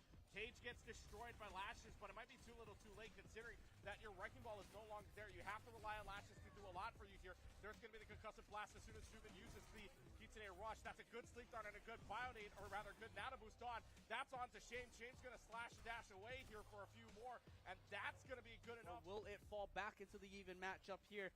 But instead, MPI will fall back and give some space to Roosevelt here as they try to just regroup on up, but instead Noah will fall and both tanks are now down, so this fight will continue, but Lashes are able to take out 2 and continue this push on 4. Space right underneath this arch right here though, and let's see, the overrun's going to land. Sleep Dart I don't think lands on anything here. It's going to be a Kitsune Rush that's available for them, as well as a Nano Boost and even a tire, but Nano Boost is going to go right onto the Reaper, see what they do with it. Tire's going to come out at the same time, and from above, the tire finds that Reaper. They were so worried about having to back up to get away from Death Blossom, and now that Reaper has the Death Blossom, mines from above will be able to find that anti-nade will find 3, and the Death Blossom in the backline will still be able to find 1, and now the rest of that fight going to go on out, Noah being the only one alive left. Stop this push, they gotta stop it very, very soon, but now it's a Sleep Dart on. Noob actually slams down and gets the kill before that happens. That Sleep Dart happens, and now it's gonna be the cage up. The Death Blossom is there, Blep finds 1 at the very least, but Noob is still making havoc in the backline, takes care of Wasabi, doesn't really matter though. They might just have a chance here. Tire to get popped. Tire gets popped. See if this last time landed up in a triple. This time around finds 1 onto Shane. That's a big pick, especially where the robot is in the middle. Nobody's going to get forward spawns. Everybody's playing back. Galactic Iris has been so bloodthirsty on these kunais that gets Human on the other side. So now it is a big fight. Close. Blaze Roosevelt trying to make sure that they can shut the door. 7-6. Now 5 meters left. Dashes away. Suzu activated. Suzu doesn't do enough to save them for right now. Kitsune rushes out. At the same time, Noah gets 2 on the board. 30 seconds left, and overtime clock runs. You have to stay on top of it. Noob gets Human down, and that's in the back line with a Death Blossom. It's deflected, though. It's Defense Matrix. It's bionated, but Lashes gets out with the Raise 4. And now Noob also gets flapped, so that means now it's a trap, and it's a trap Diva. This Diva is trapped inside and gets out of the mech. Spawn rooms, though, still in favor of Mid-Pacific. Human switched on over to the Juno instead, but they get the Ana down. They get the Diva down. It's still doable. Left. They have the golden line right in their sights. Tire's ready to go. Big. Tire's ready to go, though. This has been big all game long. Tire for Blep gets 2, though. That could be the big difference here. Shame gets rid of him. It's a crazy fight, but it could be over. Mid-Pacific has done it in crazy fashion.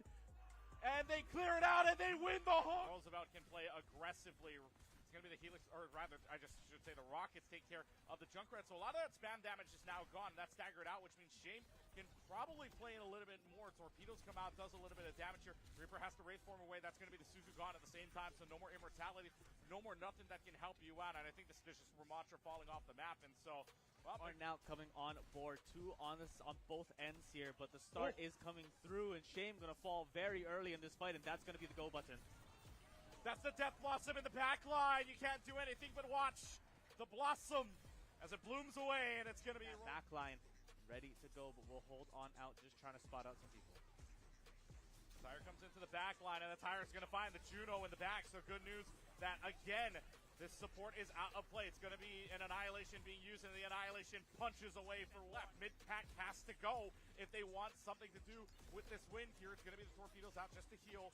This is going to be the Ray out, and now the Orbital Ray comes out. There is the touch on. It's going to be the overtime clock. Noob falling oh so low. Noob falls down by the dash of the Genji. Death Blossom is out. Death Blossom gets a little bit behind the scenes before this game started. The the healers of Human and Wasabi are so good, but they're picking them off so early.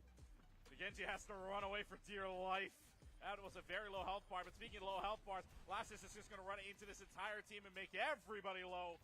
And that's going to be also a Lucio just down below as well. Wasabi can do nothing but wait until the rest of the team comes back. But unfortunately, you don't have time for that. You've got Nemesis form throwing punches like it's defense matrix, a laser, unfortunately for you. And now you're going to have the Fire on the other hand. No hit scans either. That's a great bio nade from Wasabi, who switches on over to the Ana instead. And now this is a lot of damage pouring out. And yet again, this is this Roosevelt team putting on the hurt. But they turn this right back around. They get the key to go. They get the ramp. Blood has to run away for dear life, 27 health, but lives to see another fight. Snow White gets sound wave, and that's going to be the boop onto Noah dies for it. And the Juno's gone as well. Lucio doing some work here, and it's Roosevelt that will take the point first. Start to find the wrecking ball though. We'll put Manonu on that little bit of a break.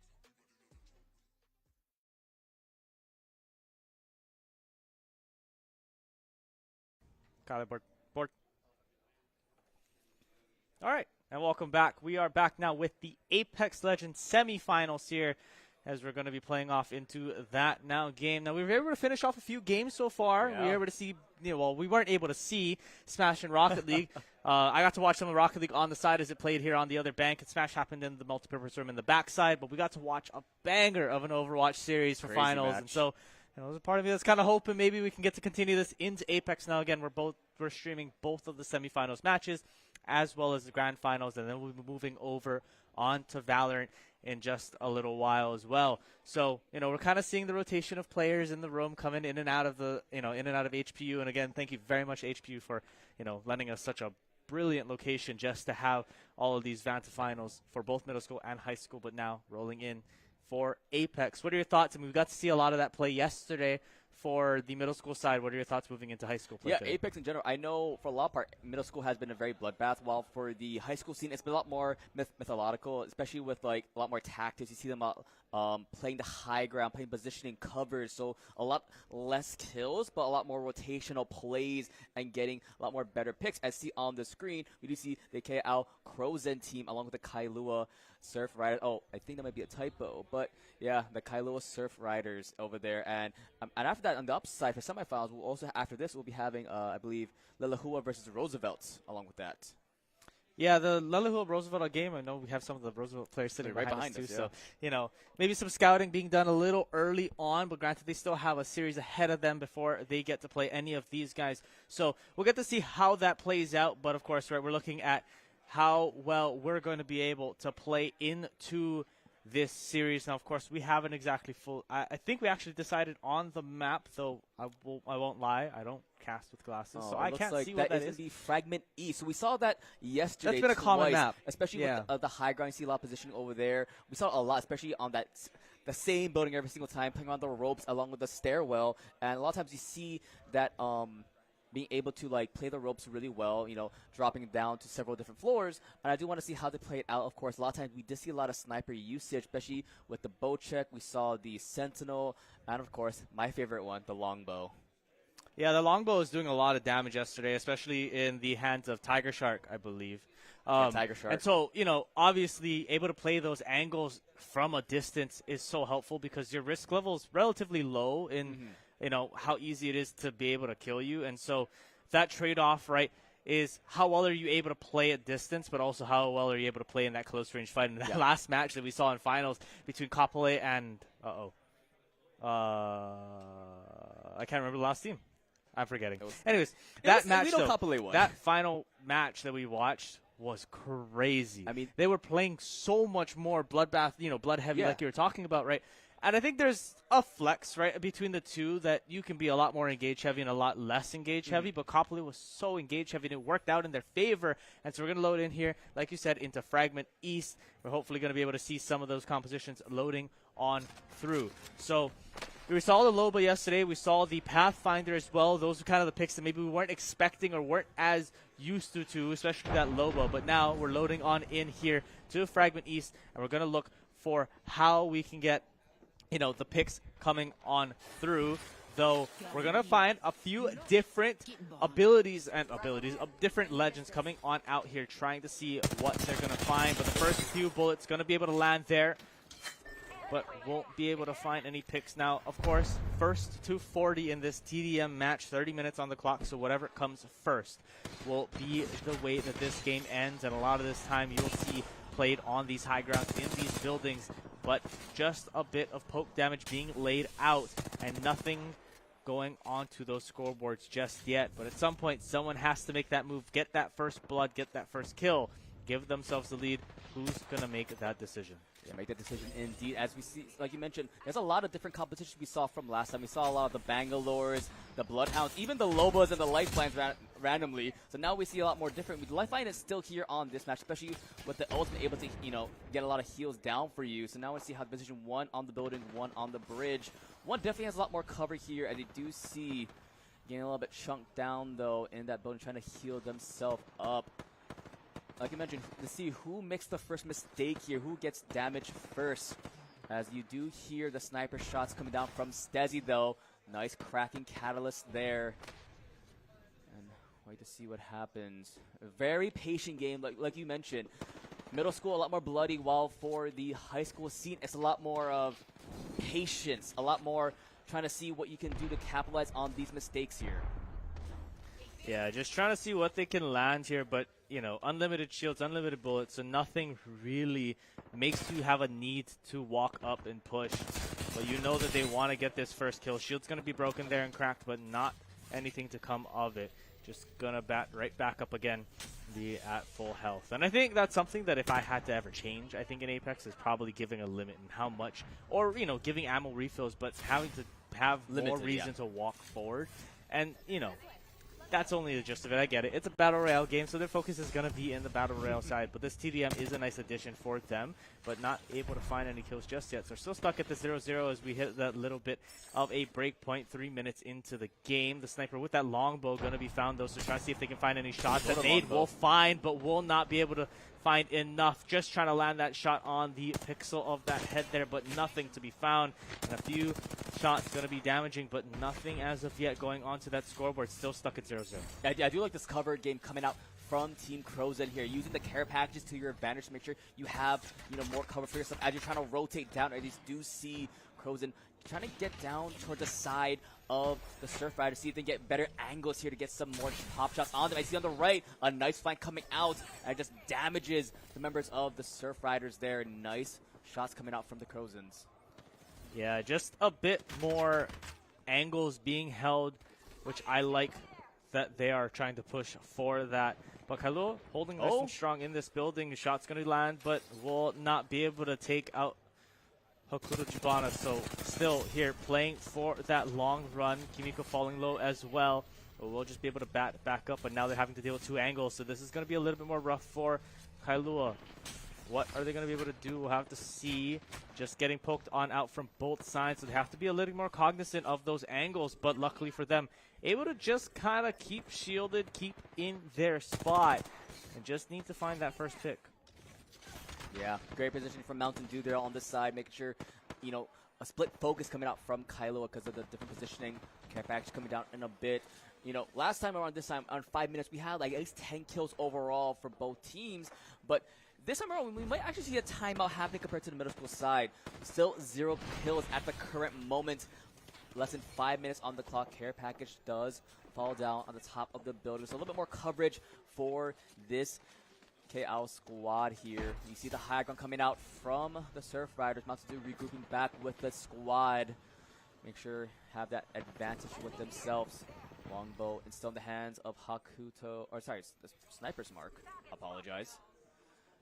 Ability gun of one of those players, just hoping to land that shot, but nothing to come of yet. And we are always going to know that Apex is that delay game just that little bit, right? Sometimes it's just camping it out, hoping that you'll find that first pick, and knowing that you have the advantage, you want to play to that advantage as much as you can, and just seeing what they can do, right? But in the end, it's a high ground play, right? Who can have the better high ground? Who can play into the other team just that little bit better? Kimiko falling low, having to bat back up again. That Bocek gonna try to find any shots, but not just as of yet. Gonna peek on that longbow shot's not gonna be able to land. But You know, those care packages doing a lot for both teams, just able to get an extra weapon, able to get themselves in there. Health bar is falling so low, but not going to have any kills yet. Shield's going to go on back up for KL, but nothing coming of it. Scoreboard still stuck at 0-0. Still stuck at 0-0. Pop shot coming on top of Wolfie there from Stezzy. Nice for the usage coming out as well from Crozen, as not a slight push just yet, just some shots coming out from all angles there. Longbow on top of the bridge, making sure Jenkins damage against the Bocha. Who wins, a sniper or a bow? We'll see here. I think Shields win. You know what? You're not wrong. Shields and regenerating health, you know, that is a thing. As now, slowly but surely, waiting to see who can make the first mistake here. I do want to see the damage so far for this team. It's 1,000 so far on the side of Stezzy. A lot of shots coming out from this longbow. Only 500 for Hammer Evan. And I was informed as well by Roosevelt that this is the second and third seed as well for the semifinals. KL along with Kailua. Yeah, I mean, it's obviously going to always be a close match, but hard to really judge close at a 0-0 when nothing has come of this match just yet. And hoping that maybe, just maybe, we'll be able to find a few more landed shots, just try to put a couple on the board, force that fight to start playing it out. But as we're still waiting for those shots to really do any damage, and hoping maybe they're going to be able to find something. One cheeky spot. He saw the knees there, and he took a shot at the knee. It wasn't an arrow to the knee, but it was a longbow to the knee there. Able to shield up just a little bit.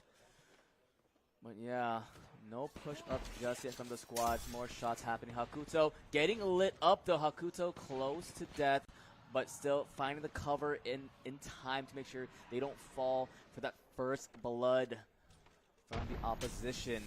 As you see, the high ground here for KL still up there.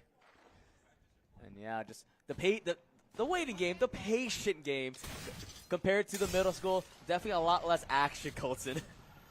Yeah, I think it's a little bit, you know, it's patience, it's holding. But as you're saying that slowly, you're seeing that climb up onto that building from Mountain Dew, trying to find a little bit more of that damage, trying to find a little bit more of that space closure. Who's going to be able to land the first kill, though, as they're able to close into towards those buildings. You start to see the peek on over the top. Bullets will land, but the shot's going back in return there. Mountain Dew falling low, but we'll get that shield right back up again. The Vantage Q going to go on the ultimate down. And the ultimate going to see if they can drop anything down. But now this tube in the middle is going to be able to find so much. Elevator not going to be able to find any damage still. But now everyone in the same relative area. Who's going to be able to find anything? Shots from the car will not be able to land. Instead, the damage going to be flipped on its head. Miko going to fall and get cracked there. Ooh. And instead, no kill yet to follow. But now we're seeing so much of this damage coming on in close range. No shots to land yet from the Surf Riders. But can they find the first pick of the game here, as now we've swapped the high grounds per se, but they're on the same building. We're in the same building. We've closed the space down. Once that fight starts, surely that will kick it off, because everyone will want to see who can hold the lead. That shot going to land. Crack's going to land there on Ham Evan, but no kill to follow. Continuing to go on out. The picks from the other side of the elevator going to go down, but no scoreboard change, as we gotta have the reset back to shielding up again, seeing who's going to be able to take this first pick. Yeah, all the action happening in the ropes along with the stairwell here. Trying to see, thinking it's a pop to may get some cracks, some headshots, make sure to get some low health bars. And you see the shots happening, whiffing past the heads of Kailua here, but now they're rushing in. 2v2 action. The third one comes into play. No kill just yet, but the low health bars. Hammer Evan falls. First blood goes to the Kailua Surf Riders. They get a second. Catalyst Wolfies on fire right now. Yeah, and, you know, no team wipe. Kind of no pun intended. I guess now I realize it, so it's no longer, whatever. But besides the point, the Catalyst is now kicked off, right? Now that those picks are laid out, right? You have 2 kills on the side of the Surf Riders. Because of that, now there's more reason for KO to push on forward, get themselves back at least the tie game. So we'll see what's going to happen. Bocek's still in hand, so nothing to come of it, but they are pushing on in. Arcstar going to land in the middle of the room and not going to hit more than just that regenerative shield. So now let's push on through. Will they be able to find anything? The shot going to land, will crack the armor, but no kill to be found. With the slide on in from the other side, we'll be able to find one in return. Mountain Dew to find one for the side of KO, but no further additions to that scoreboard. The shots on the top from the Prowler, able to land, but not going to find much more. But chasing this kill into that bottom room will be Stezzy. Will they be able to find a pick out of this? They will, and that's going to be now the lead for KL. I love this building. I love the swap from Stezzy going to the Caustic, especially with these close quarter fights happening in the buildings. You have, at max 3 per for your smokes, and able to poison them getting taken down and down, and especially if they want to do it. And on the opposite side, you do see one of my favorite picks being locked in as well for the Kailua Surf Riders, the Samoan himself. But yeah. I do want to see, you see a lot of these bigger characters coming out into play from both teams, but that does mean it's a bigger hitbox on top of you. Let's see for both Hakuto along with Stezzy. So you see shops. Actually, no, they're on the same team. Never mind. Apologies. Actually, no. They did swap out as now Kalos also goes towards the Caustic, and now they're caught in the ropes, getting lower and lower. Good shots from Mountain Dew, though. 1 for Stevie, 1 for Mountain. And this is such a chaotic fight in the building. Yeah, it's a very chaotic fight as you're talking about. But KL just able to get ahead here in this 5-2 lead now. Full team like just to be able to tie the game, which is what Surf Riders would need. But we are fighting here with that Caustic and playing so much around the height here, playing into those elevators, able to land some of sight lines rather than those shots. But now we're still fighting in this vertical battle here in the stairs, in the elevator. We'll see if anything comes about it just yet. The Gibby able to close up some of that space, get some protection down for the side of the Surf Riders. But will they be able to find any damage with this space?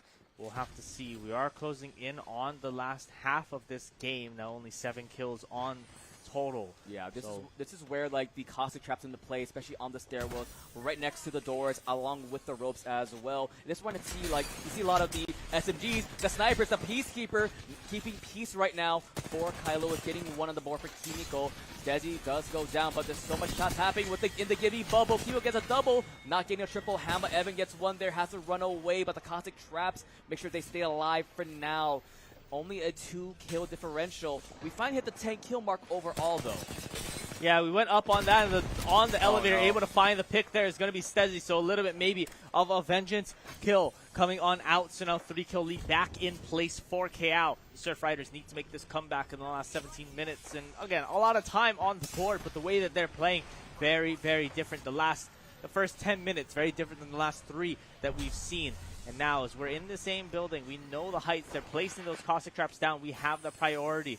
You're looking at who's going to be playing in what way. You know where everyone's peeking. You know that they're playing the elevator or on those stairs. How can you best benefit yourselves coming into this, Stezzy and not having to shield back up again? But that Peacekeeper of Catalyst able to lay one out and get themselves one step closer to getting back into this game. But Stezzy putting one right back on the board for them. And again, this stairwell being the death of the Kailua team, rather.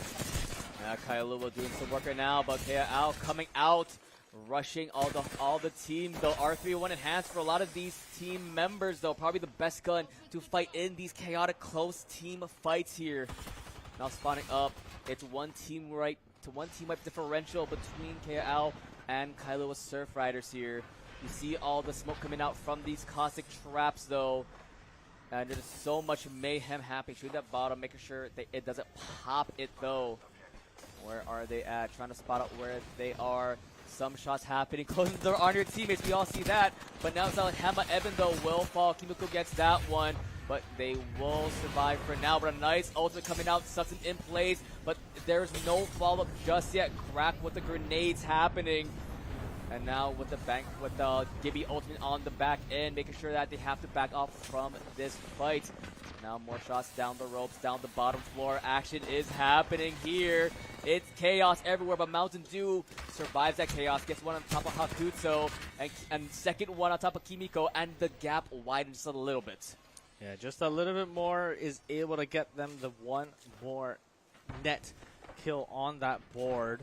Now 18 in total on the board over the course of the last 15 minutes. So at least we're now past the 1 kill per minute mark as we enter into the second half of this game. But trying to see what they can find. A little bit of rotation of where they're playing is going to come out from Kailua.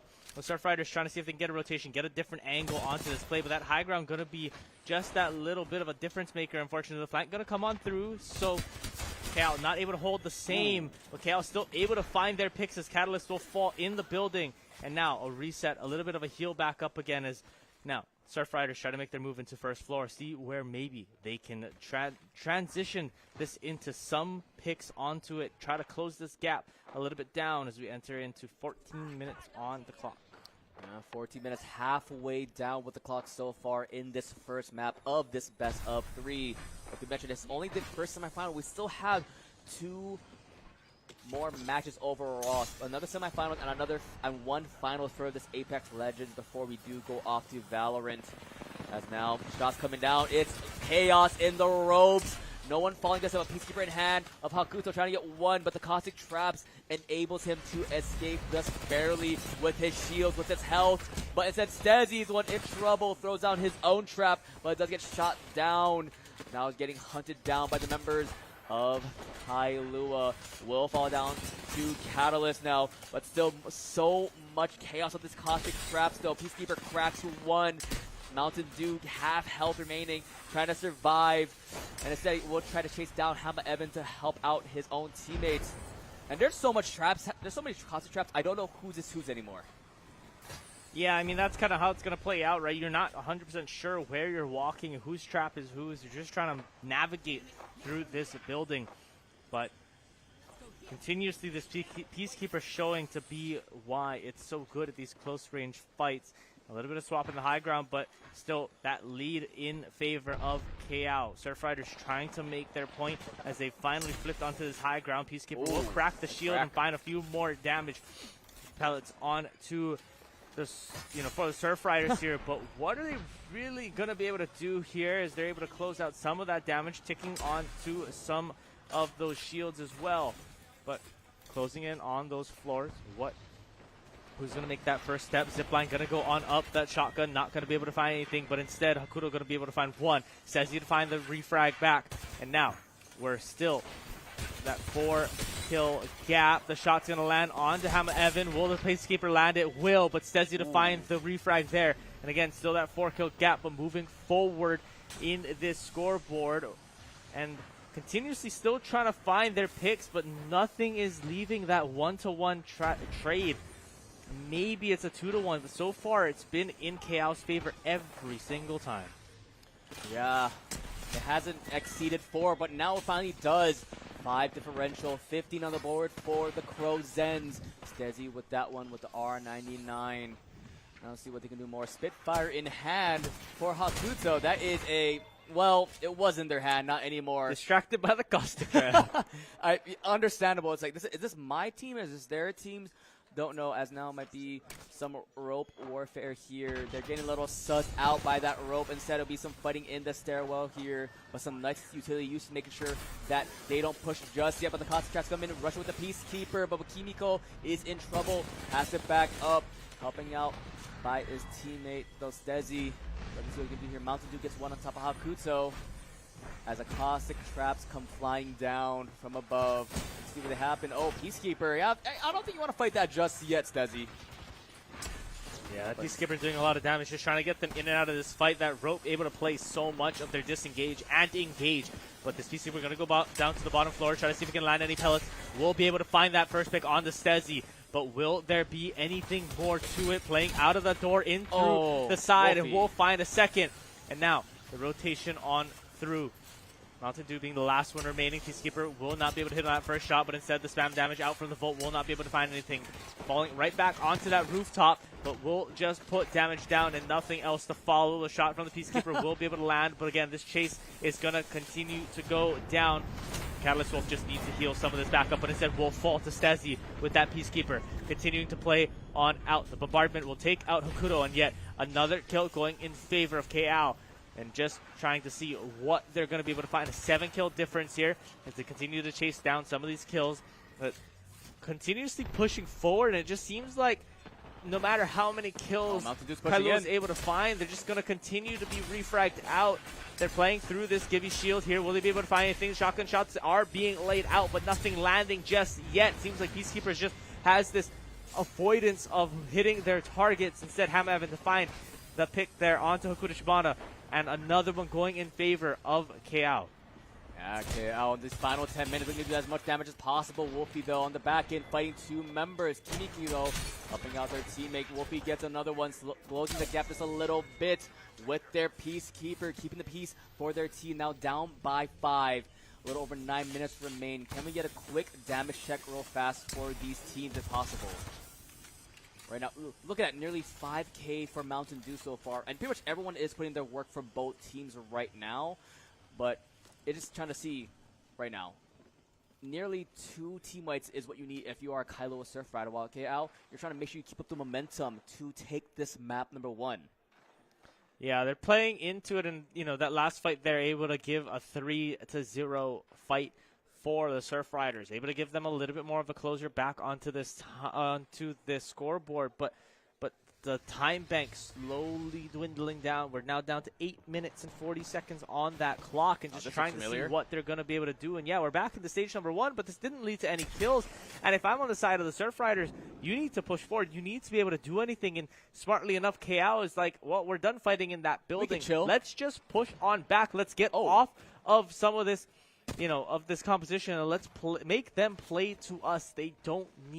We don't need to push into them. And Longbow in hand again, playing from this range, just trying to see what they're going to be able to do. And now we're playing for the weapons on that care package. See the havoc that is there, and we'll get picked up. But again, they need to be able to make that move towards KL. KL, smartly enough, going to back on out last 8 minutes. They just want to play it back. The side going to go on in, see if they're going to be able to start pushing in slowly to break some of that pressure. But they need to make it to the high ground. And unfortunately, Train Station high ground is extremely hard to get to. Yeah, once that team isn't at high ground, whoever's trying to get up to them will have a difficult time trying to get up there, like you mentioned. Trying to see what the Surf Riders can do, though. You do have the traps, the cost traps available from SETI to counteract that. You do see the Arc Star getting flown out, backing up from that staircase. Unfortunately, there's so much to watch out for. Longbow shots coming on top of Kimiko, almost getting cracked. But on the other side, though, you have to take a watch out for the rest of the members of Kailua there. Using their advantage, though, using the glass to make sure they can't get shot, though. So smartly enough, you can't shoot through that. This isn't Call of Duty, fortunately enough. You can't shoot through those. You could shoot through anything if we were in Call of Duty. I don't know what you mean. It doesn't matter if it's glass. it could be a concrete wall and still get shot. I mean, we've seen a lot of wall shots in Valorant yesterday, as now some pot shots coming out from both sides. But Kailua is on the back end of that one, though, almost getting cracked for 2 members there. Kimiko backing up smartly enough. What a high ground advantage coming out from the Crow Zen team here. Up 6 kills because of Mountain Dew with a nice headshot on top of Wolfie. This might be what you need pushing in, is be both of them. But the Volt and Peacekeepers in hand. DB Shield can only hold on for so long before it does expire, though. Instead, it'll be Stezzy going in. Stezzy will fall. Mountain Dew trades for that. Pretty much a team-weight advantage, though, but 1 versus 1 now. Wolfie versus Mountain Dew, and I guess Mountain Dew is the better one. Yeah, we'll be able to clean up shop there and get them that 1 kill advantage more than they had beforehand as we start to rotate back into Train Station here again. And like that high ground, I mean, it broke so much time, right? There's no real way to challenge it outside of just looking up and hoping you can land all the right shots. Instead, those shots from Rampage are going to land. We'll break some shields, but no kills to fall just yet. So 7 kills, split the difference between KO and Kailua. But trying to see what more maybe they can get in play. As now we're playing onto that first ground buildings. No pushes as of yet. A couple of slide-ins, but those shots going to be laid on out from the high ground. Catalyst going to have to shield right back up again and continuously pushing on forward. And again, I'll state it, that KO just have to play back. And Hama Evan instead decides to push on up, try to see what they can do. Will not fall. 1 health and that shield just barely being in line. Ooh. And will get finished off by Kimiko. And yeah, we see a lot of another swap coming out from these Surf Riders, though. They abandoned that Caustic. They abandoned that Gibby just because they're trying to go for that, no longer they're in like that close corridors team fights for the most part in that building. Now they're trying to fight more, as you do see the grenades coming out from Stezzy, trying to make sure it stalls to push us a little bit, but the pot shots from behind, though. Mountain Dew, check your flank. Mountain Dew is there, but Hama Evan will fall to Hakuto. Has to be very careful, though. Catalyst getting a little bit low, but will heal up because of regen. Stezzy with the Mozambiques. You gotta love that gun. Getting gunned down now, as now the kills get further and further, the gap widens. We're now in the final 5 minutes of this map.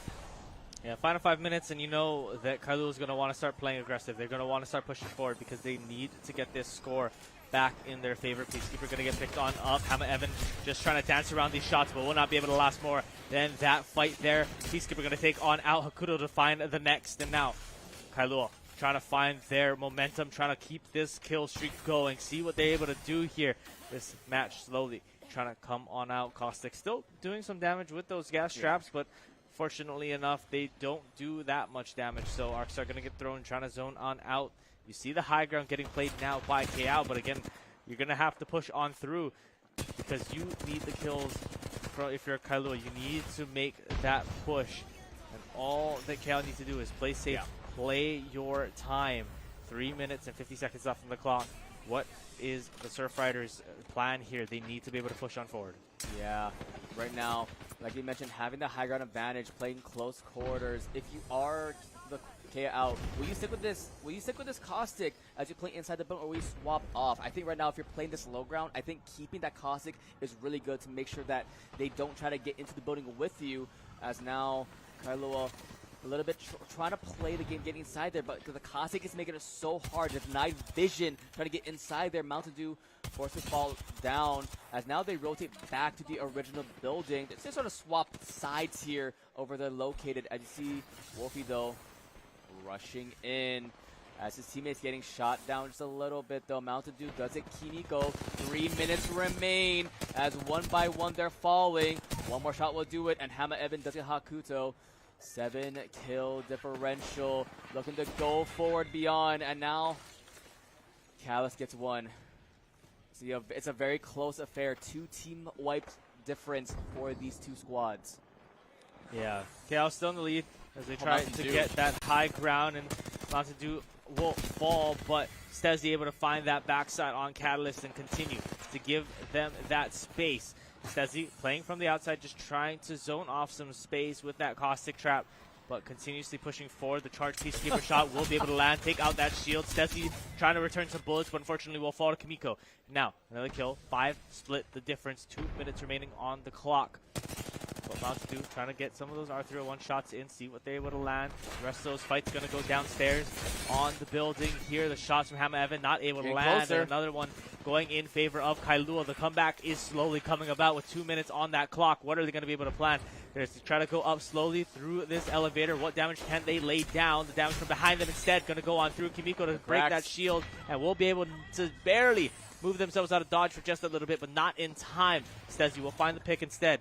Lengthen that lead back to 5 again, but continuously pushing on for the shots from Hakuto, trying to find Catalyst, falling to just 1 health there. Hakuto and Catalyst falling instead. No. And now that distance of the lead grows with 1 minute and 30 left on that clock. Minute 30 left, like you mentioned. Pretty much the final moments of this game. 29 minutes have passed as now we're in the final moments. 7 kills remain though. Potentially 4K out if they want to go for that, but it is also a 7 differential between them and Kailua. Kailua on the back end though, trying to do as much work as possible. You need to get a little over 2 team kills in order to enable yourself to come back here. Playing through the ropes, playing together as a team is this Crozen team though. You don't want to get popped off one by one, but now they're on the hunt potentially looking for Kimiko. Kimiko does fall. And now they don't want to end it by just waiting. They want to end it by getting as much kills as possible. They're trying to look for that potential kill win, maybe. Yeah, just maybe, but they don't need to force it, right? They have so many in their pocket, trying to land as many bullets as they can on both, but instead Catalyst will be able to find that pick onto Mountain Dew and continuously push on forward. The ball going to roll on past the building. Not going to be able to find anything. But now, 7 kill difference with a minute, or with less than 20 seconds on the clock. You think this is not possible, but if everything works in the favor of Kailua, just maybe they can make it work. But with 15 seconds, I don't know how much that's capable. Now, they're going to push on through anyways, see what they can land. Catalyst will fall in place with Stezzy. Won't be able to find the pick. They will. Stezzy will fall. But with that being said, time has hit 0. And now I believe that means no respawns are left in Team 1. That would be KO. Take game number 1 in this semifinals best of 3. And, it feels a little slow. It feels a little, a patient game at that start. But as the game progresses, right, that stress level doesn't change. You want to maintain that lead as long as you can. You want to push forward as much as you can. And KO continued to hold that lead throughout the match. The only time they didn't have that was in the first 2 kills that the Surfriders were able to land. So in this scenario now, moving on to that next map, which they are going to go through that picking process now, right? What do you want to see change, or what do you want to see different outside of maybe a little bit of faster gameplay? What do you want to see change in the sense of strategy or gameplay? Because obviously it shows, right? They know how to play into that close-range building. They know how to play through the caustic traps. What can Kailua do, and what can KO maybe alter differently to better move forward? I mean, I did like a lot of the swaps they did for the characters to make sure that they had the right set of characters for the right situations, but I thought sometimes it was a little bit too late, especially when you saw the Cossack come out from the Crow's Den. You saw after a couple team fights is when they swapped over, and then Kailua adopted that Gibby, adopted that Cossack as well, but at that point, that was when the advantage was in the hands of the KO team. So now I want to see if they're able to get that advantage early on, making sure that they have the tempo in their hands. So they felt like at that point it was already in the tempo for Crow's Den. So, and they're just playing their game at that point. I think it's interesting, right? No matter what you do, you see so much high ground play. Yeah. And it obviously makes a difference in the likes of any shooter, I think, right? When you look at how the high ground plays out into team deathmatch, into a strategy relative to gunplay and everything else, your strategy is driven pretty heavily on high ground. And so in this scenario, right, you notice that no matter what the scenario was, that high ground team almost always had the advantage. It was always trying to see what you can do. Vantage just trying to get their team right up to the high ground as quick as possible to take it over. Moving forward, right, there are some maps that aren't as vertically built in a specific building. There are 2 floors per building or less. There are, more environmental verticality than there is building verticality. And I'm interested to see moving forward, right, how that change can come about. Yeah. Because I hope that next match coming through, right, what map can we really pick, or what map can we really change that'll give them that advantage, right?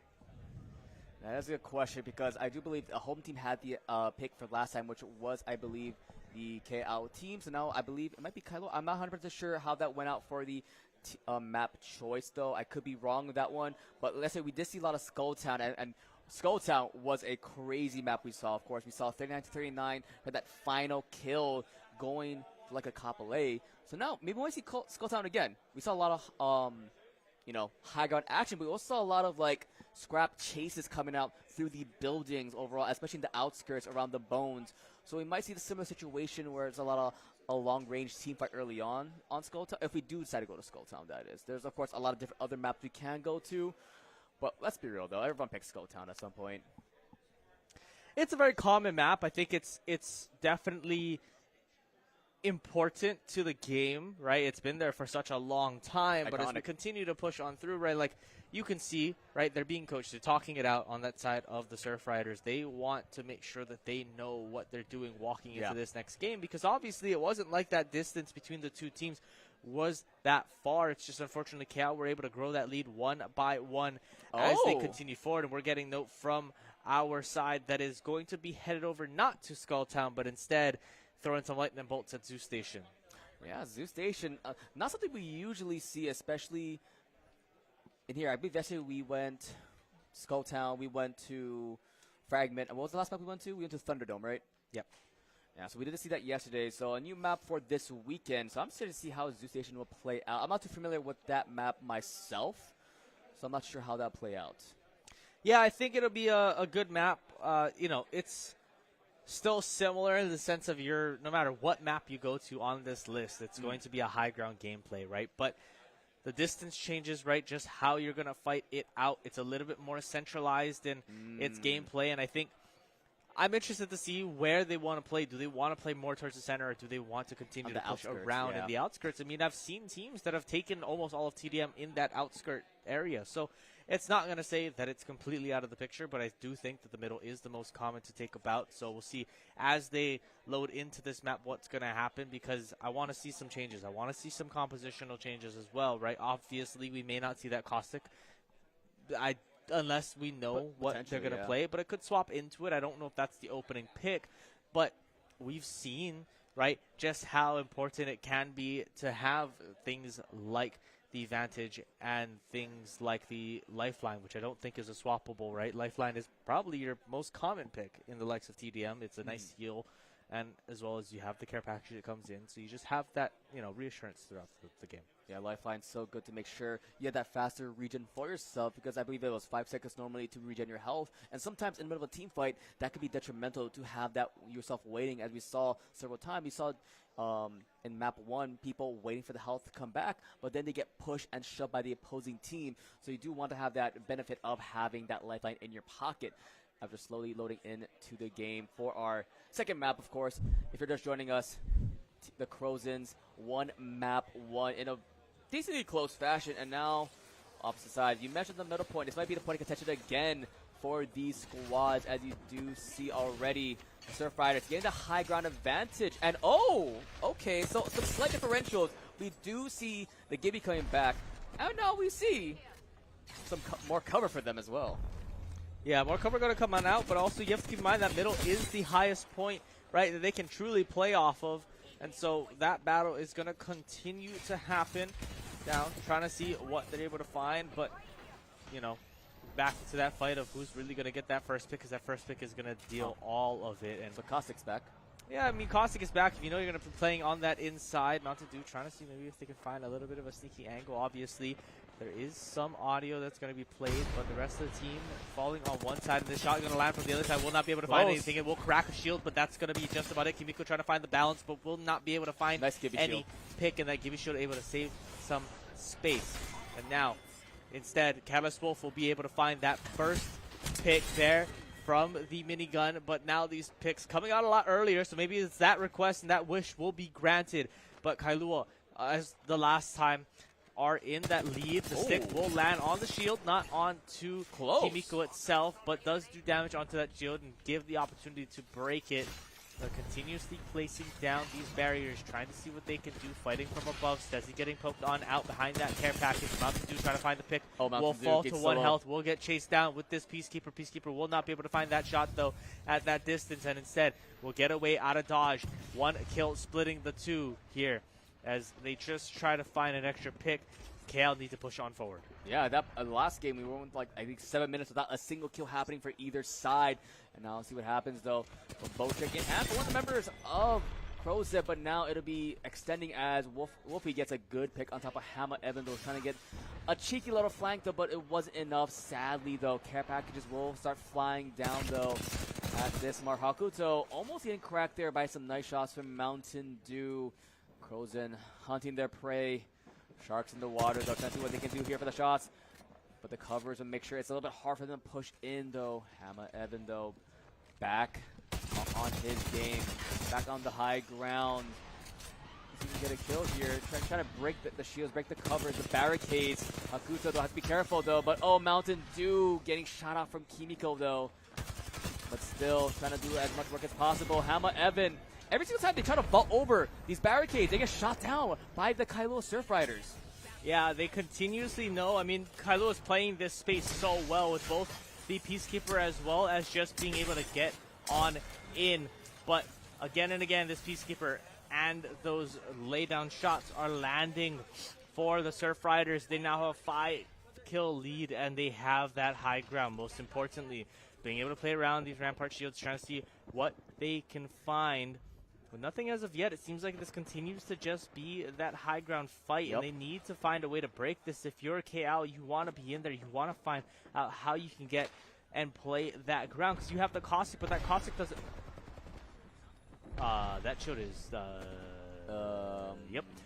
So you want to... Right, if you're playing Caustic, you want to be able to find a way that you can take advantage of your space, but if you can't even break through the space, then it doesn't matter. So you see how they're going to be able to play it out, but actually, that actually makes sense, because it's covering that lower angle, so they try to shoot down from below. I guess it sort of makes sense there, Yeah, but I have no idea how you're supposed to speak that bad. Yeah. You know, I'm trying to give the benefit of the doubt here. You know, but like you mentioned, the Caustic not being too much of use though, especially with that high ground advantage coming out from the Kailua Surf Riders. You know, Kailua, they don't have to move. They're good with chilling here for the next 25 minutes if necessary.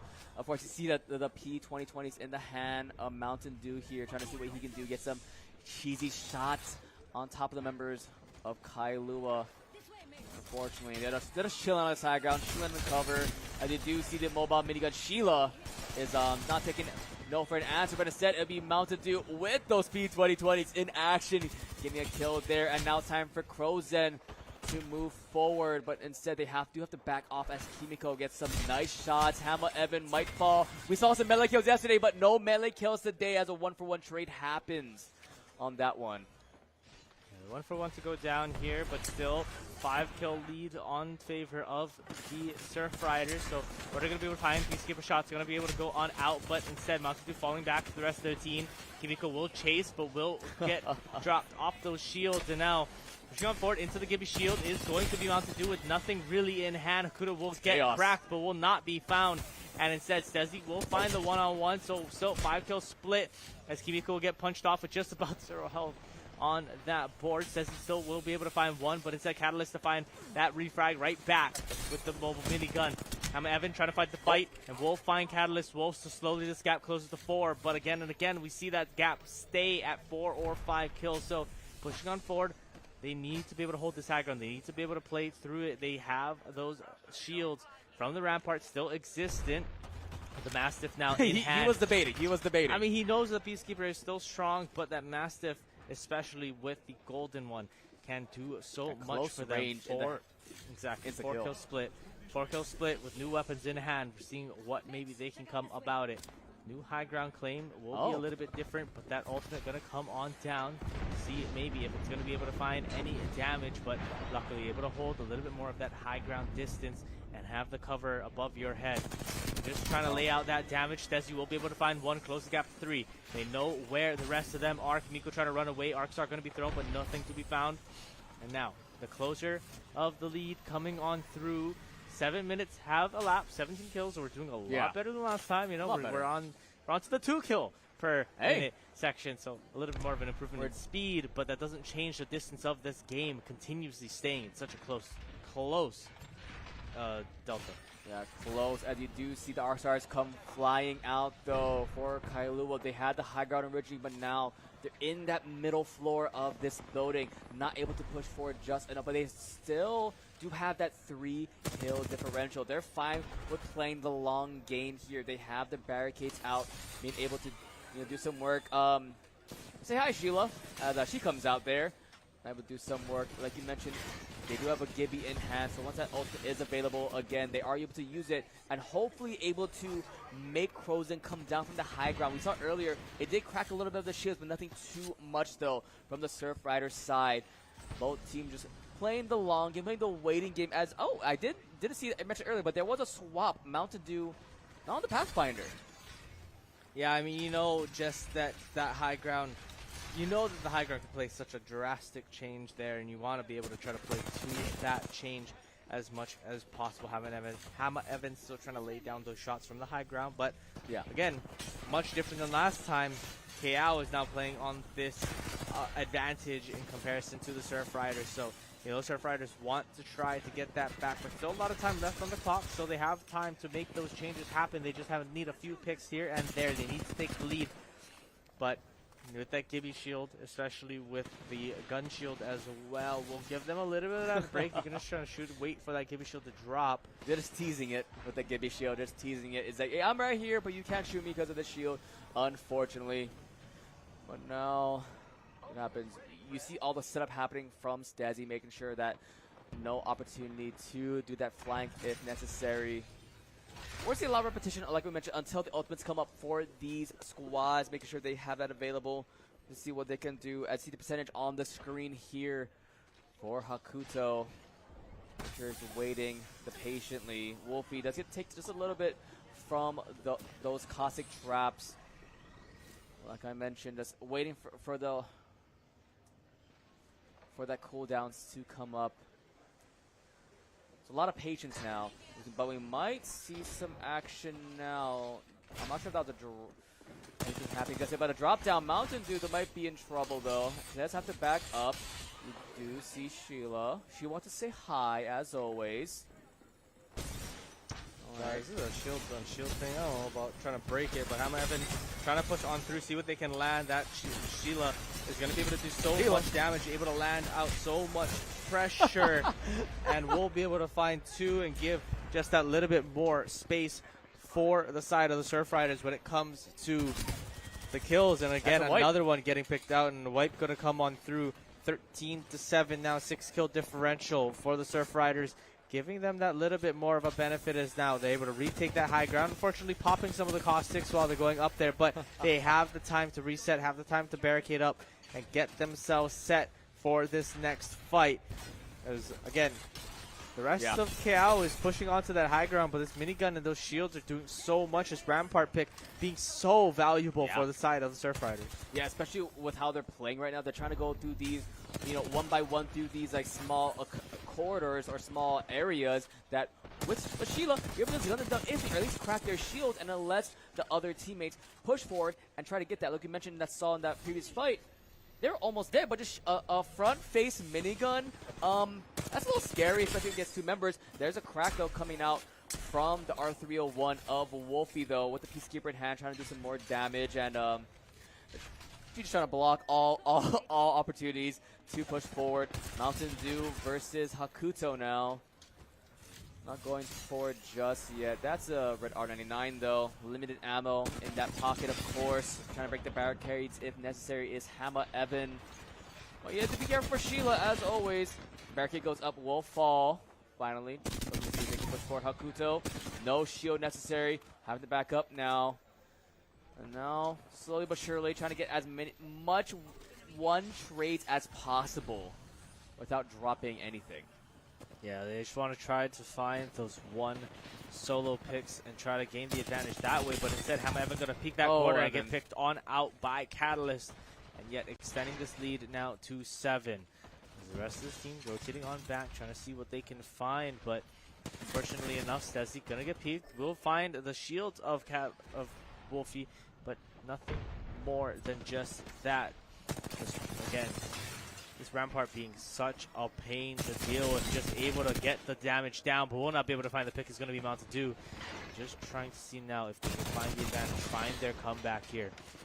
Damage going to be laid out by Stezzy. Stezzy instead will fall to Wolfie. And more extend this lead. Kimiko going to get chased on out by this Peacekeeper. Shots will not land. The reload. Mountain Dew, the reload going to come on out. The Peacekeeper going to try to hit those shots. The Gibby Shield actually doesn't work from under you, by the way, but luckily for them, they will be able to find that pick. Kudo to find one more on Mountain Dew, the pick from the rest of the team, able to laser out Hama Evan and extend this lead now to 10 as we enter into our 16-minute period in the game. Dang, that was a clutch Gibby Shield coming out from Hakuto to save the life of their teammate. And yeah, they're just playing it so well. That's a 10 differential for these kills right now, trying to see how they can play this high ground quite well.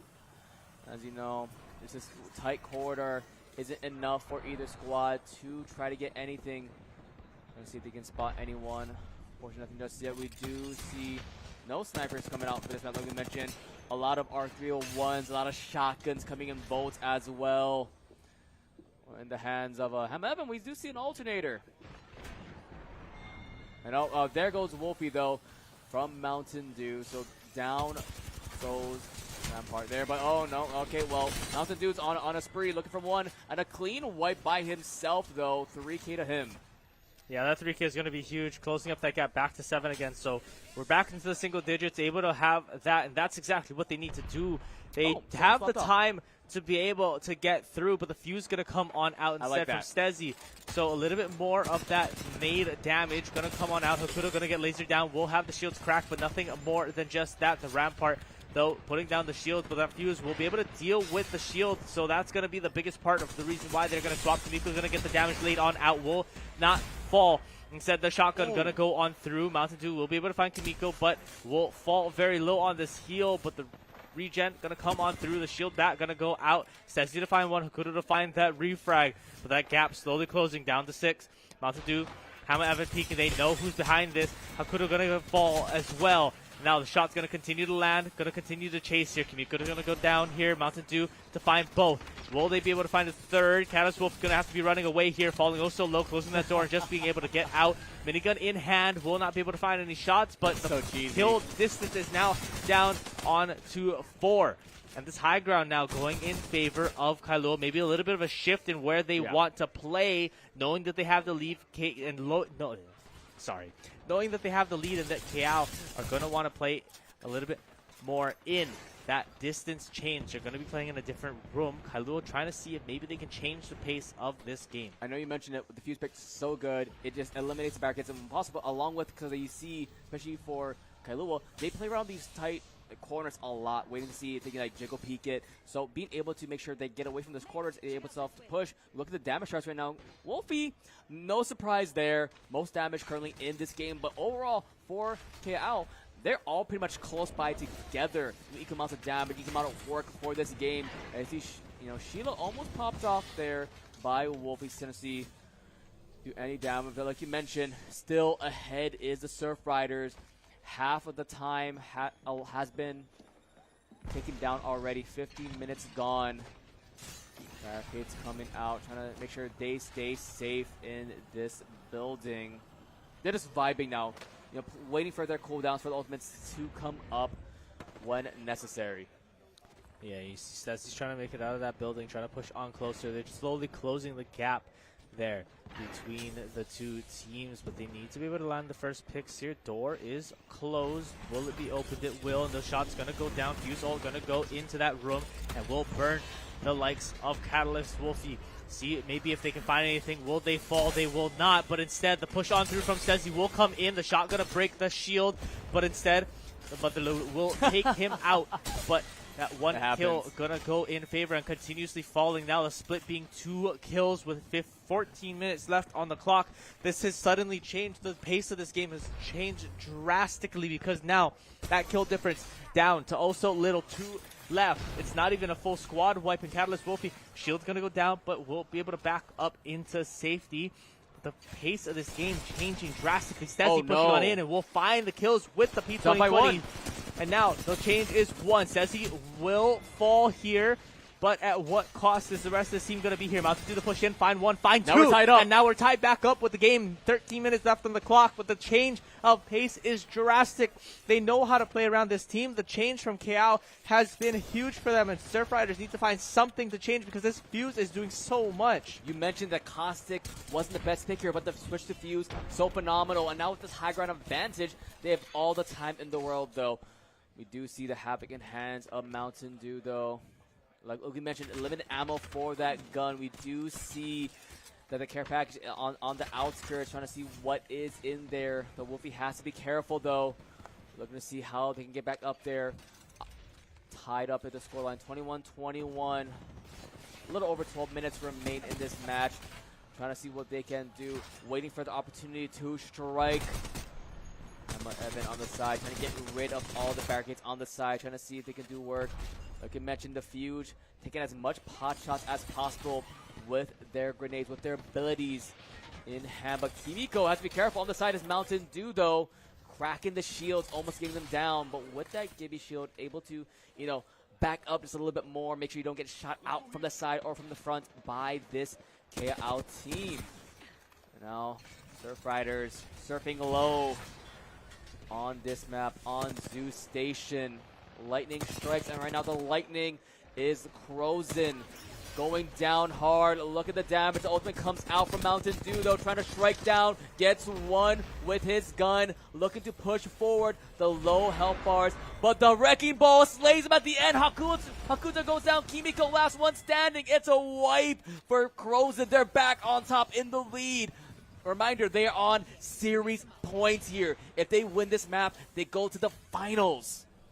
Yeah, they are trying to book their ticket into the finals. You see these kills landing. You see those abilities doing so much from this fuse and continuously doing poke damage out on that back line. But Surf Riders are trying so hard to ride that early wave into the finals, but they just cannot find the advantages anymore. They're taking their fights, but they're not able to win any of them out. You see this flank coming on out. The shot's going to land. Will it be able to find anything? Cracks 2 shields, pushing on through that Gibby shield. Going to get popped there. Will be able to save them from a lot of that damage, but unfortunately the pressure is laying on oh so low. I don't know how every shot of that hit the barrier, by the way, but we're not going to talk about that. Instead, let this push continue to happen because everyone is surrounding Matsadu. You know that he's coming from the side, but the rest of this team is going to be pushing on from the other angle on that height. Miko trying to rotate. They're just trying to continuously push on out. Hakuto instead will fall and lengthening this lead now to 4. And Mountain Dew just on this chase, continuously forcing them to run circles on this deep flank. Will it be able to find anything? We'll be able to find one, but instead that shield's going to get landed. Frag in hand will be thrown. Will it be able to find anything? Wolfie going to chase.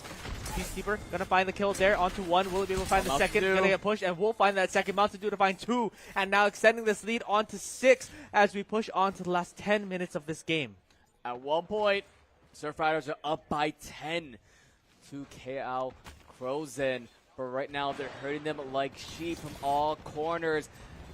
The predators of this map, making sure that they have all corners caught up. Wolfie, not the wolf on this map. As Crozen hunting them down on their sights. They have them. They're looking for them. And right now, they can only wait and watch as the time ticks down. Final 10 minutes.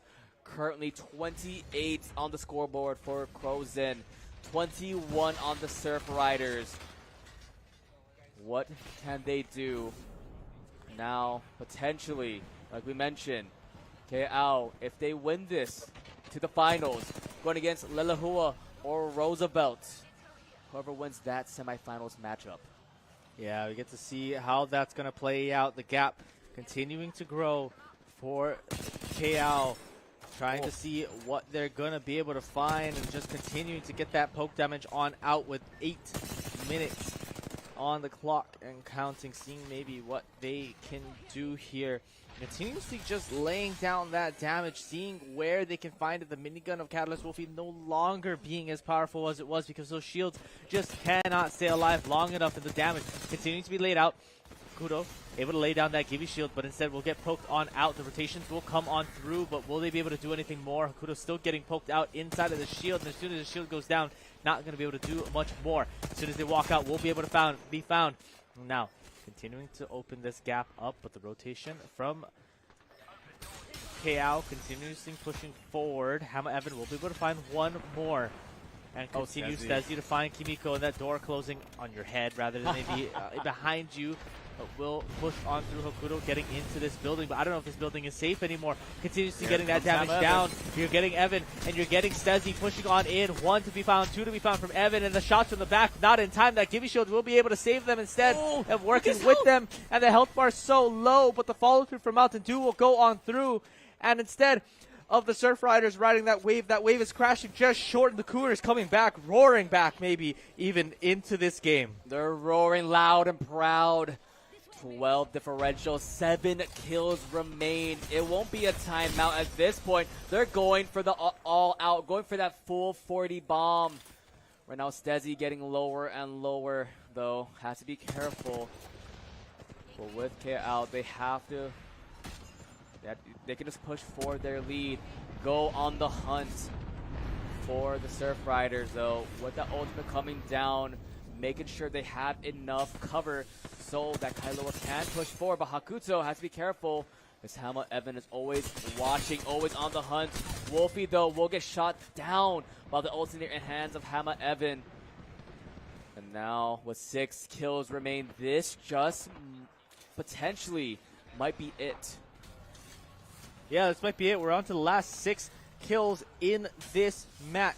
just trying to see maybe if they can find anything more. Kimiko. But Surf Riders are trying to see maybe if they can catch another one, see if they can find a break in that wave and get themselves back into this game. But unfortunately for them, Mountain Dew on that backline will be able to find one. Wolfie will find one in return, but instead that distance is still maintaining itself. Now at 13 kills in the lead, 5 left remaining just to close out that gap. I know that gap has grown so fast, and just trying to see maybe if they can get themselves into this fight, but that finals seeming like it is right there for them.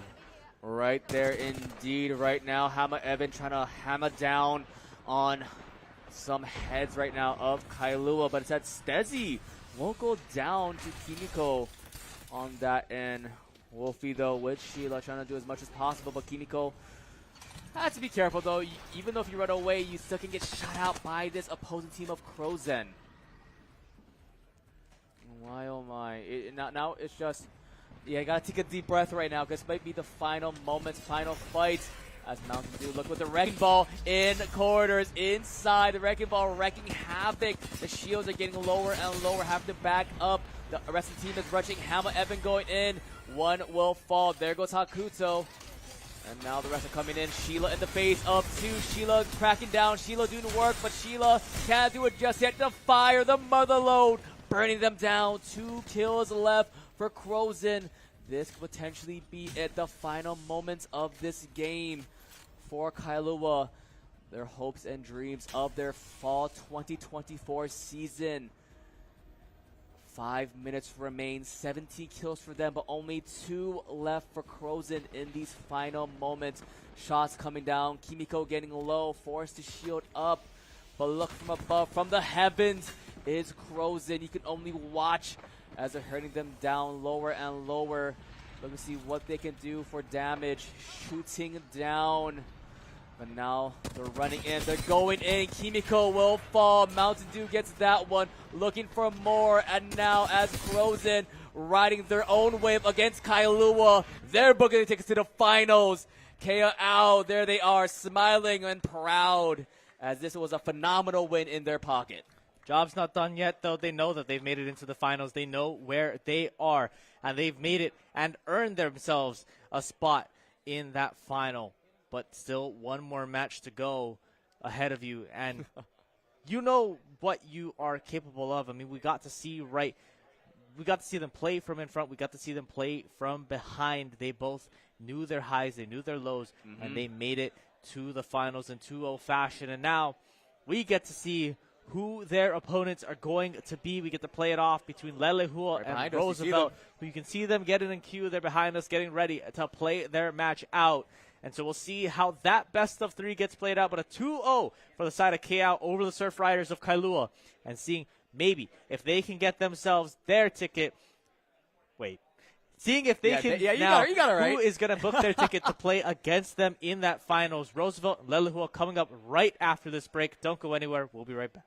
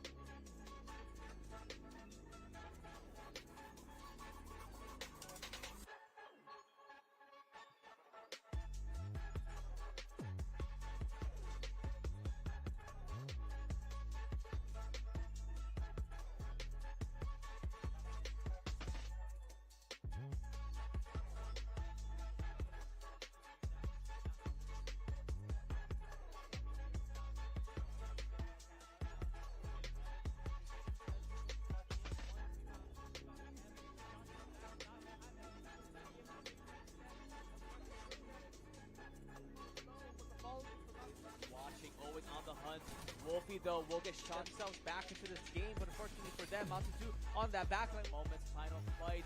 As Mountain Dew look with the wrecking ball in the corridors, inside the wrecking ball, wrecking havoc. The shields are getting lower and lower, have to back up. The rest was Hakuto. And now the rest are coming in. Sheila in the face of two. Sheila cracking down. Sheila doing work, but Sheila can't do it just yet. They're running in. They're going in. Kimiko will fall. Mountain Dew gets that one. Looking for more. And now as Frozen riding their own wave against Kailua. They're booking it of Kailua here, but now they're rushing in.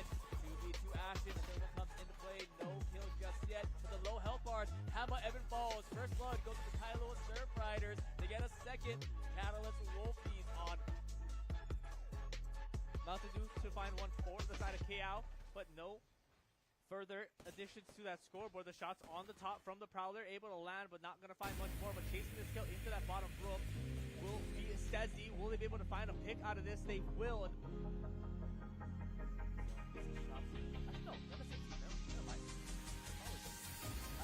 Actually, no, they did the board along with the board as well. This one is like, you see a lot of the SMGs, the snipers, the peacekeeper, keeping peace right now. For Kylo is getting one on the more for Kimiko. Stezzy does go down, but there's so much not happening with the in the giddy bubble. Kimiko gets a double, not getting a triple. Hama Evan gets one there, has to run away differential. We might hit the 10 kill mark overall though. Yeah, we went up on that, and on the elevator, able to find the pick there is going to be Stezzy, so literally stairs. How can you best benefit yourself coming into this Stezzy and not having to shield back up again, but that is death of the KL, or the Kailua team rather. Kailua doing the worker now, but KL coming out. Some shots happening. Coaches are on your teammates, we all see that. But now it's not like Hama Evan though will fall. Kimiko gets that one, but they will survive for now. But a nice ulti coming out, something in place, but there's no follow-up just yet. Wrapped with the grenades happening. And now with the bank, with the Gibby ulti on the back end, making sure that they have to back off from this fight. Now more shots down the ropes, down the bottom floor. Action is happening here. It's chaos everywhere, but Mountain Dew survives that chaos, gets one on top of Hakuto, and come on through. So, Cal not able to hold the same. As now shots coming down, it's chaos in the ropes. No one falling, just a peacekeeper in hand of Hakuto trying to get one. Saka not going to be able to find anything, but instead Hakuto going to be able to find one. Says frag back, and now we're still that 4 kill gap. The shot's going to land onto Hama Evan. Will the peacekeeper land it? Yeah, it hasn't exceeded 4, but Stezzy with that one with the R99. More Spitfire in hand for Hakuto. That is a... Yeah, these skippers doing a lot of damage, just trying to get them in and out of this fight. That rope able to play so much of their disengage and engage. But this PC, we're going to go down to the bottom floor, try to see if we can land any pellets. We'll be able to find that first pick on the Stezzy. But will there be anything more to it playing out of that door? As much damage as possible. Wolfie, though, on the back end, fighting 2 members. Kiniku, though, helping out their teammate. Wolfie gets another one, closing the gap just a little bit with their Peacekeeper, keeping the peace. Only hold on for so long before it does expire, though. Instead of Stezzy going in, Stezzy will fall. Amounts to praise for that. Pretty much a teamwork advantage, though, but 1 versus 1 now. Wolfie versus Mountain Dew, and I guess... Back, and Hama Evan instead decides to push on up, try to see what they can do. Will not fall. 1 health, and that shield just barely being in line. Ooh. And will get finished off. Trying to make sure it stalls to push us a little bit, but the Pasha's behind them. Mountain Dew, check your flank, check your flank. Mountain Dew is Their there. favorite Peacekeeper going to get picked on up. Hama Evan just trying to dance around these shots, but will not be able to last more than that fight there. Peacekeeper going to take on A little bit, though. Mountain Dew does it. Kimiko, 3 minutes remain as 1 by 1 they're falling. 1 more shot will do it, and yeah, KL still in the lead as they try to get that high ground, and Mountain Dew will fall, but Stezzy able shot will be able to land, take out that shield. Stezzy trying to return some bullets. Fight's going to go downstairs on the building. Here the shots from Hama Elevator. What damage can they lay down? The damage from behind them instead going to go on through. Kimiko to break that shield, and will be able to barely move themselves, pushing on for the shots from Hakuto, trying to find Catalyst, falling to just 1 health there. Hakuto and Catalyst falling instead. 1 by 1, but now they're on the hunt, potentially looking for Kimiko. So many in their pocket, trying to land as many bullets as can up, but just maybe they can make it work with 15 seconds. I don't know how much that's capable. Now, They're going to push on through anyways, see what they can land. Catalyst will fall in place with Stezzy. Will be able to find the pick. They will. Stezzy will fall. But with that being said, time has hit 0. And now, I believe that means no respawns are left. And Team MS Wolf will be able to find that first pick there. Now let's see what happens though. Bochek in hand for one of the members of Arcades. Hakuto though has to be careful though. But Mountain Dew getting shot out from Kimiko though. But still trying to do as much work as possible. Hama Evan, every single time they try to vault over the mobile minigun, Sheila is not taking no for any move forward, but instead they have to back off as Kimiko gets some nice shots. Hama Evan might fall. We saw some melee kills yesterday, but into the Gimme Shield is going to be on to do with nothing really in hand. Right back with the mobile minigun. Hama Evan trying to fight the fight. Have the cover above your head. Just trying to lay out that damage. Drop down Mountain Dew that might be in trouble though. Let's have to back up. We do see Sheila. She wants to say hi as always. This is a shield thing. I don't know about trying to break it, but Hama Evan trying to push on through, see what they can land. That Sheila is going to be able to do so much damage, able to land out so much pressure. Fall, finally, for Hakuto. And try to gain the advantage that way, but instead Hama Evan going to peek that corner, land. Reload. Mountain Dew, the reload going to come on out. The Peacekeeper going to try to hit those shots. The Gimme Shield actually doesn't work from under you, by the way, but luckily for them, they will be able to find that pick. Hakuto to find one more on Mountain Dew, the pick from the rest of the from Mountain Dew, so down goes that part there, but oh no, okay, well, Mountain Dew's on a spree, looking for one. Closing down to 6. Mountain Dew, Hama Evan peeking, they know who's behind this. Hakuto gonna fall as well. Now the shot's gonna continue to land. Blows, will it be opened? It will, and the shot's gonna go down. Fuse all gonna go into that room and will burn the likes of Catalyst, Wolfie. See maybe if they can find anything. Will they fall? They will not, but instead the push on through from Stezzy will come in. The shot gonna break the shield, but instead the will take him out. But that one kill gonna go in favor and continuously falling. Now the split being 2. The pace of this game changing drastically. Stezzy will fall here. But at what cost is the rest of the team going to be here? About to do the push in, find one, find now two. We're tied up. And now we're tied back up with the game. Going down hard. Look at the damage. The ultimate comes out from Mountain Dew, though, trying to strike down. Gets one with his gun. Looking to push forward the low health bars. But the Wrecking Ball slays him at the end. Hakuto goes down. Kimiko last one standing. It's just on this chase, continuously forcing them to run circles on this deep flank. Will it be able to find anything? We'll be able to find one, but instead that shield's going to get landed. Frag in hand will be thrown. Will it be able to find anything? Will be going to chase. Peacekeeper going to find the kill there onto one. Will it be able to find the second? Going to get pushed, and we'll find that. They have all corners caught up. Wolfie not going to get more. They're still getting poked out inside of the shield. As soon as the shield goes down, not going to be able to do much more. As soon as they walk out, we'll be able to find more. Continuously getting that damage down. You're getting Evan, and you're getting Stezzy pushing on in. 1 to be found, 2 to be found from Evan, and the shots from the back not in time. That Gimme Shield will be able to save them instead of working with them. And the health bar so low, but the follow through from us. Watching, always on the hunt. Wolfie, though, will get shot themselves back into this game, but unfortunately for them, Mountain Dew on that backline. Moments, final fight. As Mountain Dew look with the Wrecking Ball in the corridors, inside. The Wrecking Ball wrecking havoc. The shields are getting lower and lower, have to back up. The rest of the team is rushing. Hama Evan going in. One will fall. There goes Hakuto. And now the rest are coming in. Sheila in the face of 2. Sheila tracking down. Sheila doing the work, but Sheila can't do it just yet. They're running in. They're going in. Kimiko will fall. Mountain Dew gets that one. Looking for more. And now as Frozen riding their own wave against Kailua. They're booking of Kailua here, but now they're rushing in. 2v2 action. The third one comes into play. No kill just yet. But the low health bars. Hama Evan falls. First blood goes to the Kailua Surf Riders. They get a second. Catalyst Wolfies on fire right now. Return. Mountain Dew to find one for the side of KO, but no further additions to that scoreboard. The shots on the top from the Prowler, able to land, but not going to find much more. But chasing this kill into that bottom room will be Stezzy. Will they be able to find a pick out of this? They will, and that's going to be now along with Stezzy. So, easy shot. Actually, no. I'm going to say to you. Never mind. Apologies.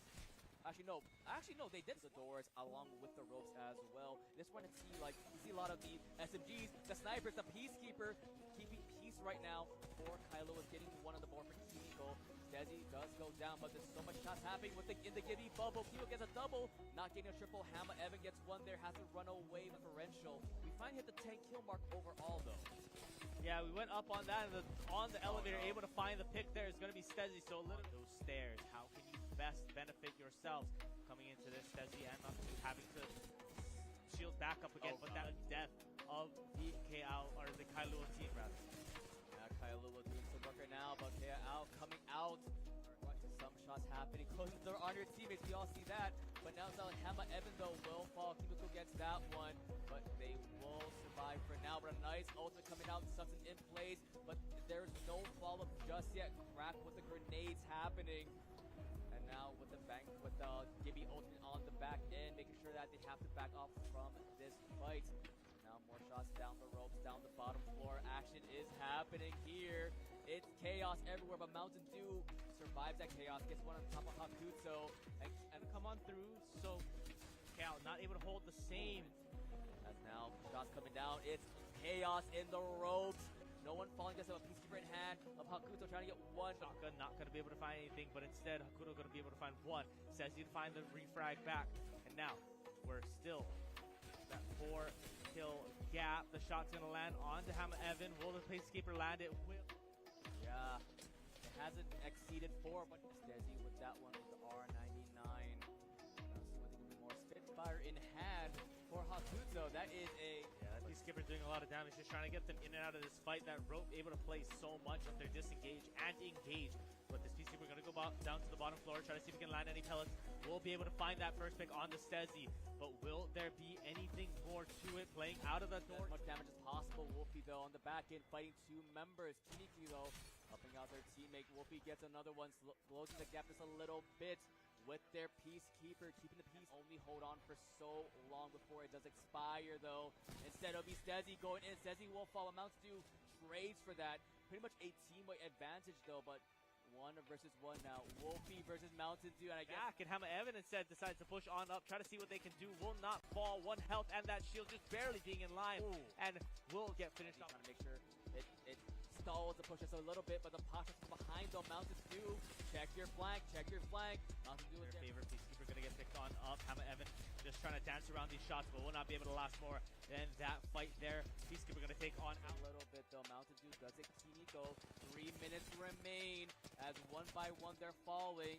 1 more shot will do it, and yeah, KL still in the lead as they try to get that high ground, and Mountain Dew will fall, but Stezzy able shot will be able to land, take out that shield. Stezzy trying to return some bullets. Fight's going to go downstairs on the building here. The shots from Hammer Elevator. What damage can they lay down? The damage from behind them instead going to go on through Kimiko to break that shield, and will be able to barely move themselves, push on for the shots from Hakuto, trying to find Catalyst falling to just 1 health there. Hakuto and Catalyst falling instead. 1 by 1, but now they're on the hunt, potentially looking for Kimiko. So many in their pocket, trying to land as many bullets as they can up. Just maybe they can make it work for 15 seconds. I don't know how much that's capable. Now, they're going to push on through anyways, see what they can land. Catalyst will fall in place with Stezzy. Won't be able to find the pick. They will. Stezzy will fall. But with that being said, time has hit 0. And now, I believe that means no respawns are left. The team, Catalyst Wolf, will be able to find that first pick there. Now let's see what happens, though. Both check in hand for one of the members of Arcades. Hakuto, though, has to be careful, though. But, Mountain Dew getting shot out from Kimiko, though. But still, trying to do as much work as possible. Hammer Evan, every single time they try to vault over the mobile minigun, Sheila is not taking no for to move forward, but instead they have to back off as Kimiko gets some nice shots. Hammer Evan might fall. We saw some melee kills yesterday, but into the Gibby shield is going to be on to do with nothing really in hand. Right back with the minigun. Hammer Evan trying to fight the fight. Have the cover above your head. Just trying to lay out that damage. Drop down. Mountain Dew might be in trouble, though. Let's have to back up. We do see Sheila. She wants to say hi, as always. This is a shield thing. I don't know about trying to break it, but Hammer Evan trying to push on through, see what they can land. That Sheila is going to be able to do so much damage, able to land out so much pressure. Fall, finally. Push for Hakuto. Picks and try to gain the advantage that way, but instead Hammer Evan going to peek that corner, land. Reload. Mountain Dew, the reload going to come on out. The Peacekeeper Peacekeeper going to try to hit those shots. The Gibby Shield actually doesn't work from under you, by the way, but luckily for them, they will be able to find that pick. Hakuto will find one more on Mountain Dew, the pick from the rest of the Mountain Dew. So down goes that part there, but oh no. Okay, well, Mountain Dew's on a spree, looking for one. Closing down to 6. Mountain Dew, Hammer Evan peeking. They know who's behind this. Hakuto going to fall as well. Now the shot's going to continue to land. Close. Will it be opened? It will. And the shot's going to go down. Qzone going to go into that room and will burn the likes of Catalyst, Wolfie. See maybe if they can find anything. Will they fall? They will not. But instead, the push on through from Stezzy will come in. The shot going to break the shield. But instead, the Motherloo will take him out. But that one kill going to go in favor and continuously falling. Now the split being 2. The pace of this game changing drastically. Stezzy will fall here. But at what cost is the rest of the team going to be here? Mountain Dew the push in, find one, find two. Now we're tied up. And now we're tied back up with the game. Going down hard. Look at the damage. The ultimate comes out from Mountain Dew, though, trying to strike down. Gets one with his gun. Looking to push forward the low health bars. But the Wrecking Ball slays him at the end. Hakuto goes down. Kimiko last one standing. It's just on this chase, continuously forcing them to run circles on this deep flank. Will it be able to find anything? Will be able to find one, but instead that shield's going to get landed. Frag in hand will be thrown. Will it be able to find anything? Will be going to chase. Peacekeeper going to find the kill there onto one. Will it be able to find the second? Going to get pushed, and we'll find that. They have all corners caught up. Wolfie not do anything more. Hakuto's still getting poked out inside of the shield, and as soon as the shield goes down, not going to be able to do much more. As soon as they walk out, we'll be able to find more. Continuously getting that damage down. You're getting Evan, and you're getting Stezzy pushing on in. 1 to be found, 2 to be found from Evan, and the shots from the back not in time. That Gibby Shield will be able to save them instead of working with them, and the health bar is so low, but the follow-through from us. Watching, always on the hunt. Wolfie, though, will get shot themselves back into this game, but unfortunately for them, Mountain Dew on that backline. Moments, final fight. As Mountain Dew look with the Wrecking Ball in the corridors, inside the Wrecking Ball, wrecking havoc. The shields are getting lower and lower, having to back up. The rest of the team is rushing. Hammer Evan going in. One will fall. There goes Hakuto. And now the rest are coming in. Sheila in the face of 2. Sheila cracking down. Sheila doing the work, but Sheila can't do it just yet. They're running in. They're going in. Kimiko will fall. Mountain Dew gets that one. Looking for more. And now as Frozen riding their own wave against Kailua. They're booking Kailua here, but now they're rushing in. 2v2 action. The third one comes into play. No kills just yet. With the low health bars, Hammer Evan falls. First blood goes to the Kailua Surf Riders. They get a second. Catalyst Wolfie on fire right now. Mountain Dew to find one for the side of KO, but no further additions to that scoreboard. The shots on the top from the Prowler, able to land, but not going to find much more. But chasing this kill into that bottom room will be Stezzy. Will they be able to find a pick out of this? They will, and that's going to be now the wrong with Stezzy. Actually, no, gonna say team. Never mind. Apologies. Actually, no, they did the doors along with the ropes as well. Just want to see, like, you see a lot of the SMGs, the snipers, the Peacekeeper keeping peace right now. Before Kylo is getting one on the board from Kimiko. Desi does go down, but there's so much shots happening in the Giddy bubble. Kilo gets a double, not getting a triple. Hammer Evan gets one there, has to run away differential. We might hit the 10 kill mark overall, though. Yeah, we went up on that, and on the elevator, able to find the pick there is going to be Stezzy. So literally those stairs, how can you best benefit yourself coming into this? Stezzy and not having to shield back up again, but that death of the KO, or the Kailua team, rather. Kailua doing some work right now, but KO coming out. Some shots happening, closing the door on your teammates. We all see that. But now it's not Hammer Evan, though, will fall. Kimiko gets that one, but they will survive for now. But a nice ultimate coming out, sucks it in place, but there's no follow-up just yet. Crack with the grenades happening. And now with the Gibby ultimate on the back end, making sure that they have to back off from this fight. Now more shots down the ropes, down the bottom floor. Action is happening here. It's chaos everywhere, but Mountain Dew survives that chaos, gets one on top of Hakuto, and come on through. So Cal not able to hold the same. And now shots coming down. It's chaos in the ropes. No one falling, just a Peacekeeper in hand of Hakuto trying to get one. Shotgun not going to be able to find anything, but instead Hakuto going to be able to find one. Says you can find the refrag back. And now we're still that 4-kill gap. The shot's going to land onto Hammer Evan. Will the Peacekeeper land it with? Yeah, it hasn't exceeded 4, but Skezzy with that one with the R99. More Spitfire in hand for Hakuto. That is a... Yeah, that Peacekeeper doing a lot of damage, just trying to get them in and out of this fight. That rope able to play so much of their disengage and engage. But this Peacekeeper going to go down to the bottom floor, try to see if he can land any pellets. We'll be able to find that first pick on the Stezzy. But will there be anything more to it playing out of that door? As much damage as possible. Wolfie, though, on the back end, fighting two members. Kimiko, though, helping out their teammate. Wolfie gets another one, closing the gap just a little bit with their Peacekeeper. He only hold on for so long before it does expire, though. Instead of Stezzy going in, Stezzy will fall. Amounts to praise for that. Pretty much a teamwork advantage, though, but 1 versus 1 now. Wolfie versus Mountain Dew, and I guess... Back, and Hama Evan instead decides to push on up, try to see what they can do. Will not fall. 1 health, and that shield just barely being in line, and will get finished off. Trying to make sure it stalls the push us a little bit, but the Pasha from behind, though. Mountain Dew, check your flank. Mountain Dew is Their favorite Peacekeeper going to get picked on up. Hama Evan just trying to dance around these shots, but will not be able to last more than that fight there. Peacekeeper going to take on out. A little bit, though. Mountain Dew does it. Go. 3 minutes remain. As 1 by 1 they're falling. One more shot will do it. Yeah, Chaos still in the lead. They try to get that high ground, and Mountain Dew will fall, but Stezzy able shot will be able to land, take out that shield. Stezzy trying to return some bullets. Fight's going to go downstairs on the building. Here the shots from Hama Invader. What damage can they lay down? The damage from behind them instead going to go on through Kimiko to break that shield, and will be able to barely move themselves, pushing on for the shots from Hakuto, trying to find Catalyst, falling to just 1 health there. Hakuto and Catalyst falling instead. 1 by 1, but now they're on the punch. Potentially looking for Kimiko.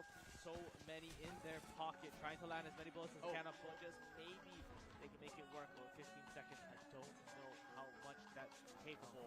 Now, they're going to push on through anyways, see what they can land. Catalyst will fall in place with Stezzy. Won't be able to find the pick. They will. Stezzy will fall.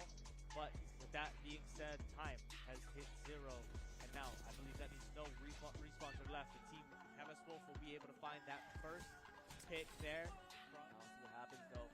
Both again. One members of Case. Hakuto, though, has to be careful, though. But, Mountain Dew getting shot out from Kimiko, though. But still, trying to do as much work as possible. Hama Evan, every single time they try to vault over the mobile minigun, Sheila is not taking no further move forward, but instead they have to look back on as Kimiko gets some nice shots. Hama Evan might fall. We saw some melee kills yesterday, but into the Gibby shield is going to be on to do with nothing really in hand. Right back with the minigun. Hama Evan trying to fight the fight. Have the cover above your head. Just trying to lay out that damage. Drop down Mountain Dew, they might be in trouble, though. Let's have to back up. You see Sheila. She wants to say hi, as always. Shield thing. I don't know about trying to break it, but Hama Evan trying to push on through, see what they can land. That Sheila is going to be able to do so much damage, able to land out so much pressure. Fall. Finally. For Hakuto. Try to gain the advantage that way, but instead Hama Evan going to peek that land. Reload. Mountain Dew. The reload going to come on out. The Peacekeeper going to try to hit those shots. The Gibby shield actually doesn't work from under you, by the way, but luckily for them, they will be able to find that pick. Kudo to find 1 more on Mountain Dew, the pick from the rest of from Mountain Dew. So down goes that part there, but no. Okay, well, Mountain Dew's on a spree, looking for 1. Closing down to 6. Mountain Dew, Hama Evan peeking. They know who's behind this. Hakuto gonna fall as well. Now the shot's gonna continue to land close. Will it be opened? It will, and the shot's gonna go down. Fuse all gonna go into that room and will burn the likes of Catalyst, Wolfie. See, maybe if they can find anything, will they fall? They will not, but instead the push on through from Stezzy will come in. The shot gonna break the shield, but instead, Buffalo will take him out. But that 1 kill gonna go in favor and continuously falling. Now the split being 2. The pace of this game changing drastically. Stezzy will fall here. But at what cost is the rest of the team going to be here? Mountain Dew the push in, find 1, find 2. Now we're tied up. And now we're tied back up with the game going down hard. Look at the damage. The ultimate comes out from Mountain Dew, though, trying to strike down. Gets 1 with his gun. Looking to push forward the low health bars. But the Wrecking Ball slays him at the end. Hakuto goes down. Kimiko last one standing. It's just on this chase, continuously forcing them to run circles on this deep flank. Will it be able to find anything? Will be able to find 1, but instead that shield's going to get landed. Frag in hand will be thrown. Will it be able to find anything? Will be going to chase. Peacekeeper going to find the kill there onto 1. Will it be able to find the second? Going to get pushed, and we'll find that. They have all corners caught up. Wolfie not doing anything more. Hakuto still getting poked out inside of the shield. As soon as the shield goes down, not going to be able to do much more. As soon as they walk out, we'll be able to find. continuously getting that damage down. You're getting Evan, and you're getting Stezzy pushing on in. 1 to be found, 2 to be found from Evan, and the shots from the back not in time. That Gimme Shield will be able to save them instead of working with them, and the health bar is so low, but the follow through from us. Watching, always on the hunt. Wolfie, though, will get shot Themselves back into this game, but unfortunately for them, Mountain Dew on that backline. Moment, final fight. As Mountain Dew look with the Wrecking Ball in corridors, inside. The Wrecking Ball wrecking havoc. The shields are getting lower and lower, have to back up. The rest of the team is rushing. Hammer Evan going in. One will fall. There goes Hakuto. Now the rest are coming in. Sheila in the face of 2. Sheila cracking down. Sheila doing work, but Sheila can't do it just yet. They're running in. They're going in. Kimiko will fall. Mountain Dew gets that one. Looking for more. And now as Frozen riding their own wave against Kailua. They're booking Kailua here, but now they're rushing in. 2v2 action. If everyone comes into play, no kills just yet. The low health bars. Hammer Evan falls. First blood goes to the Kailua Serve Riders. They get a second. Catalyst Wolfies on fire right now. In return, Mountain Dew to find one for the side of KO, but no further additions to that scoreboard. The shots on the top from the Prowler, able to land, but not going to find much more. But chasing this kill into that bottom roof will be Stezzy. Will they be able to find a pick out of this? They will, and that's going to be now along with Stezzy. So PC shops. Actually, no, they're on the same team. Never mind. Apologies. Actually, no, they did the doors along with the ropes as well. This one, you see a lot of the SMGs, the snipers, the Peacekeeper, keeping peace right now for Kylo is getting one on the board for Kimiko. Desi does go down, but there's so much shots happening in the Gibby bubble. Kimiko gets a double, not getting a triple. Hammer Evan gets one there, has to run away with torrential. We finally hit the 10 kill mark overall though. Yeah, we went up on that, and on the elevator, able to find the pick there is going to be Stezzy. So a little bit of those stairs. How can you best benefit yourself coming into this Stezzy and not having to shield back up again, but that death of the KO or the Kailua team rather. Kailua doing some work right now, but KO coming out. Some shots happening close to their on your teammates. We all see that, but now it's Hammer Evan though will fall. Kimiko gets that one, but they will survive for now. But a nice ultimate coming out, Sutton in place, but there's no follow-up just yet. Crack with the grenades happening. And now with the Gibby ultimate on the back end, making sure that they have to back off from this fight. Now more shots down the ropes, down the bottom floor. Action is happening here. It's chaos everywhere, but Mountain Dew survives that chaos, gets one on top of Hakuto, and come on through. So Cal not able to hold the same. As now shots coming down, it's chaos in the ropes. No one falling, just a Peacekeeper in hand of Hakuto trying to get one. Shotgun not going to be able to find anything, but instead Hakuto going to be able to find one. Says you can find the refrag back, and now we're still that 4 kill gap. The shot's going to land onto Hammer Evan. Will the Peacekeeper land it? Will. Yeah, it hasn't exceeded 4, but Stezzy with that one with the R99. Let's see what he can do more. Spitfire in hand for Hakuto. That is a... Yeah, that Peacekeeper doing a lot of damage, just trying to get them in and out of this fight. That rope able to play so much of their disengage and engage. But this Peacekeeper going to go down to the bottom floor, try to see if he can land any pellets. We'll be able to find that first pick on the Stezzy. But will there be anything more to it playing out of the door? As much damage as possible. Wolfie, though, on the back end, fighting 2 members. Kimiko, though, helping out their teammate. Wolfie gets another one, closing the gap just a little bit with their Peacekeeper, keeping the peace. Only hold on for so long before it does expire, though. Instead of Stezzy going in, Stezzy will fall. Mountain Dew trades for that. Pretty much a teamwork advantage, though, but 1 versus 1 now. Wolfie versus Mountain Dew, and I guess... And Hammer Evan instead decides to push on up, try to see what they can do. Will not fall. 1 health, and that shield just barely being in line. Ooh. And will get finished off. Trying to make sure it stalls the push just a little bit, but the Pasha's behind though. Mountain Dew, check your flank. Mountain Dew is their favorite Peacekeeper going to get picked on up. Hammer Evan just trying to dance around these shots, but will not be able to last more than that fight there. Peacekeeper going to take on out. A little bit though. Mountain Dew does it. Kimiko, 3 minutes remain as 1 by 1 they're falling. 1 more shot will do it. And yeah, Chaos still in the lead as they try to get that high ground, and Mountain Dew will fall, but Stezzy able shot will be able to land, take out that shield. Stezzy trying to return some bullets. Fight's going to go downstairs on the building. Here the shots from Hammer Invader. What damage can they lay down? The damage from behind them instead going to go on through. Kimiko to break that shield, and will be able to barely move themselves, pushing on for the shots from Hakuto, trying to find Catalyst, falling to just 1 health there. Hakuto and Catalyst falling instead. No, by 1, but now they're on the fight.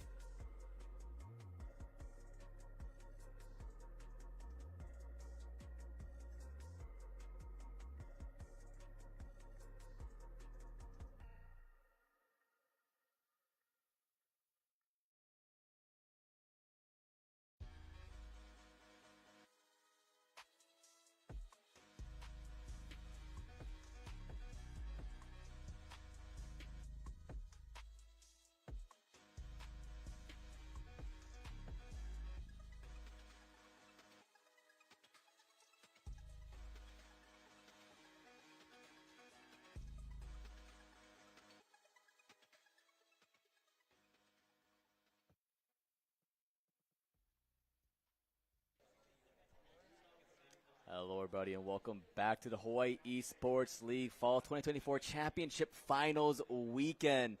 Of course, the high school time. Yesterday, we did see a lot of action for middle school, but today, back to high school. Of course, we did see one of the Apex semifinals previously. Of course, with KL coming out, would be one of the finals already. And now we'll see who will be the second finalist in the Apex Legends. Yeah, Lelahua versus Roosevelt, Henry.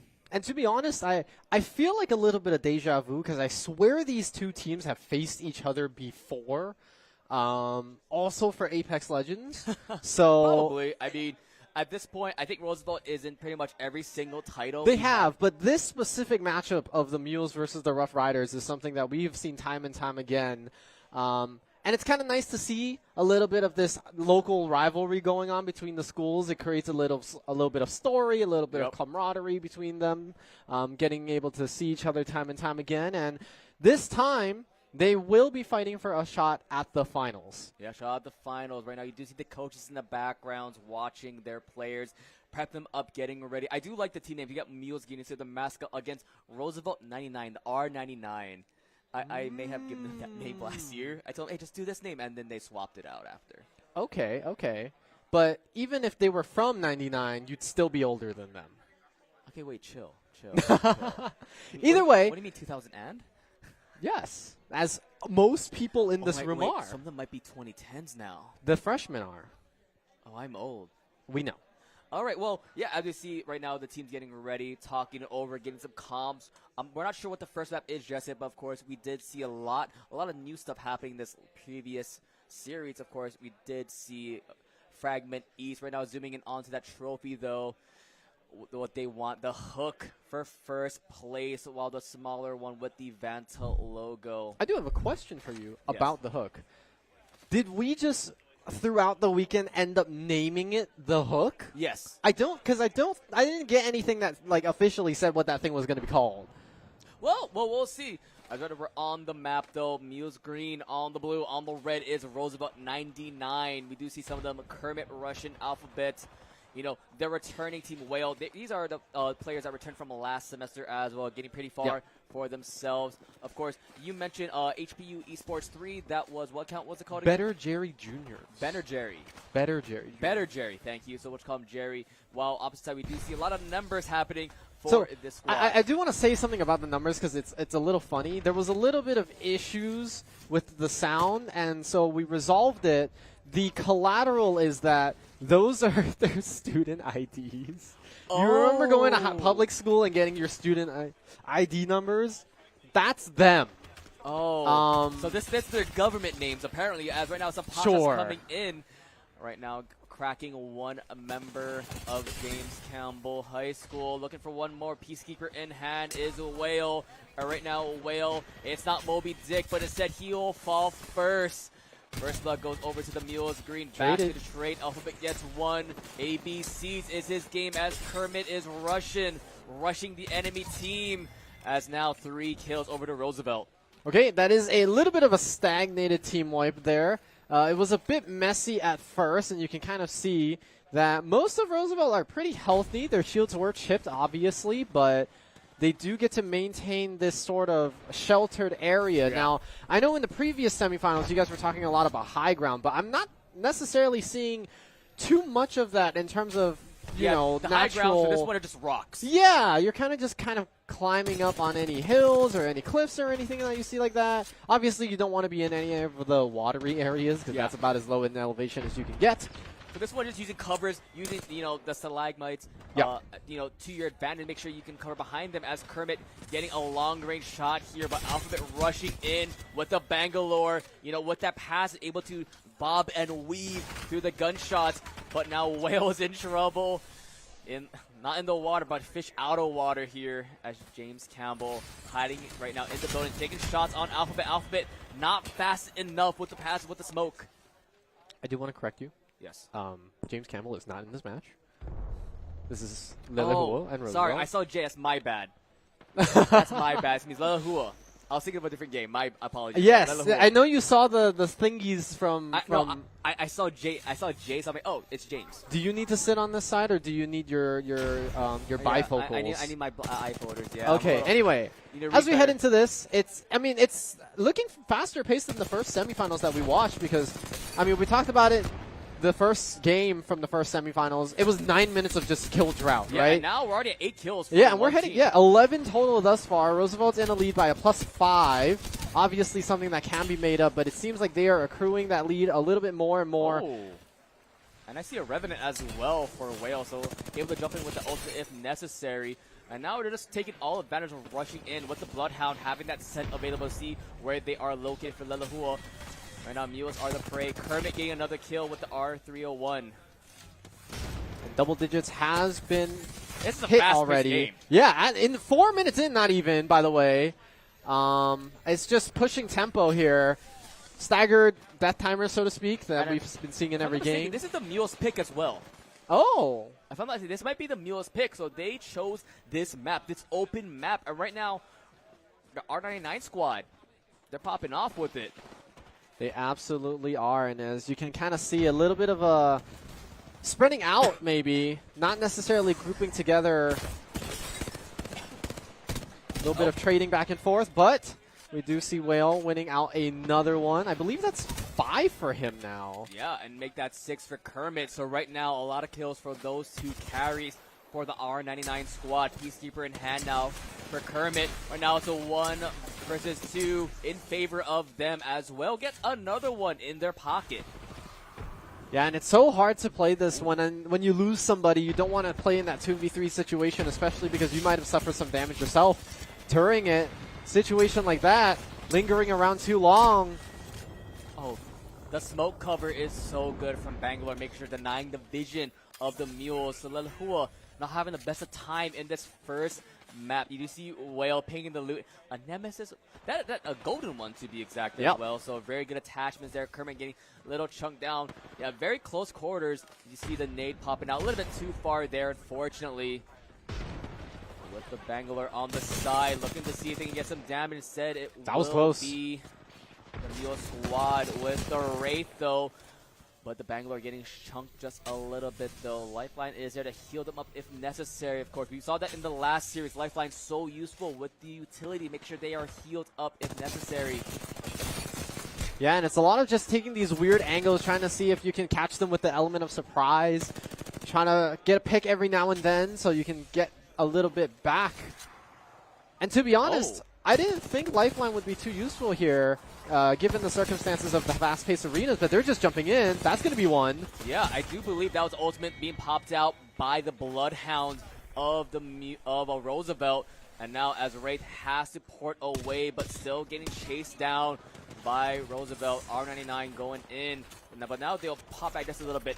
Up 14 kills. They're almost at half for the designated amount. And we're only at less than 7 minutes, Henry. Yeah, we just passed 6 minutes in.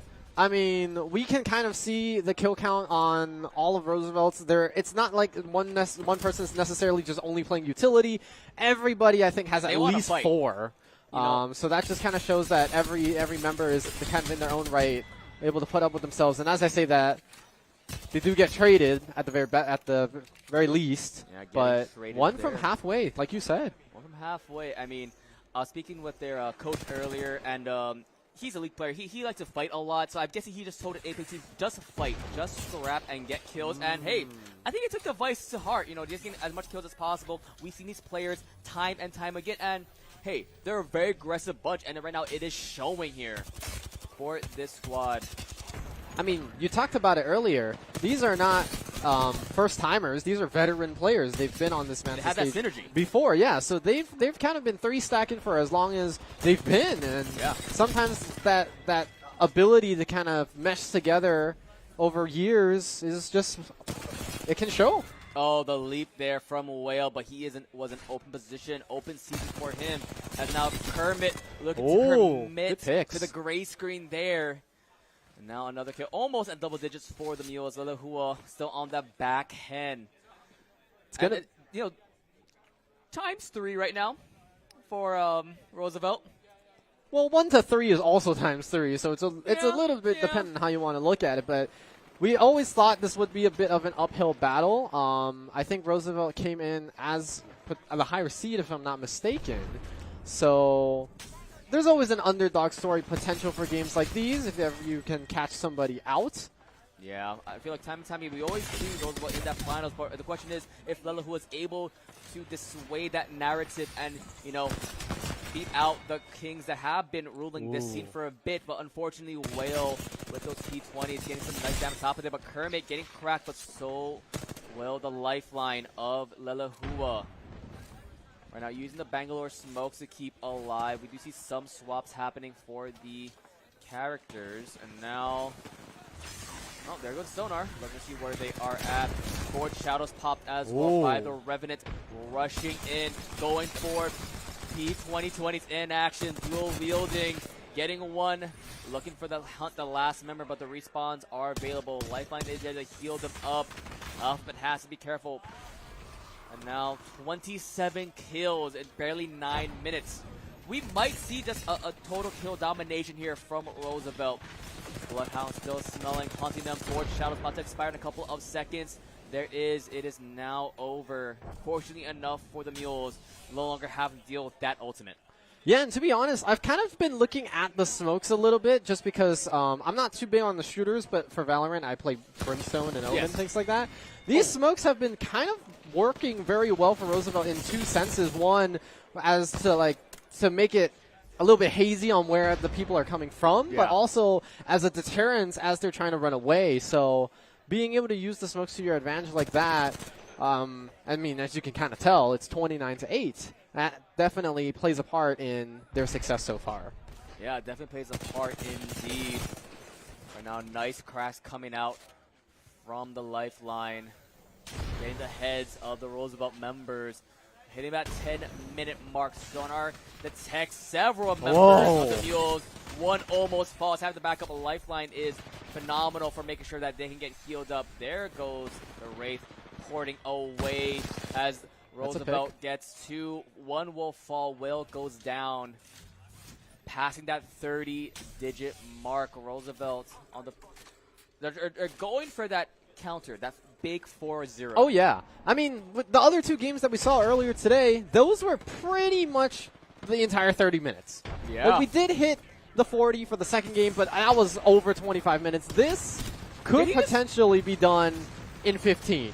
Alpha just tried to do a quick scope with the Kraber. Missed the shot, but hit that up and crazy. Will get a kill with the Nemesis, though, on top of two members. And now 6 kills remain. Beast of the Hunt is there. Setting out all the members, smelling his prey.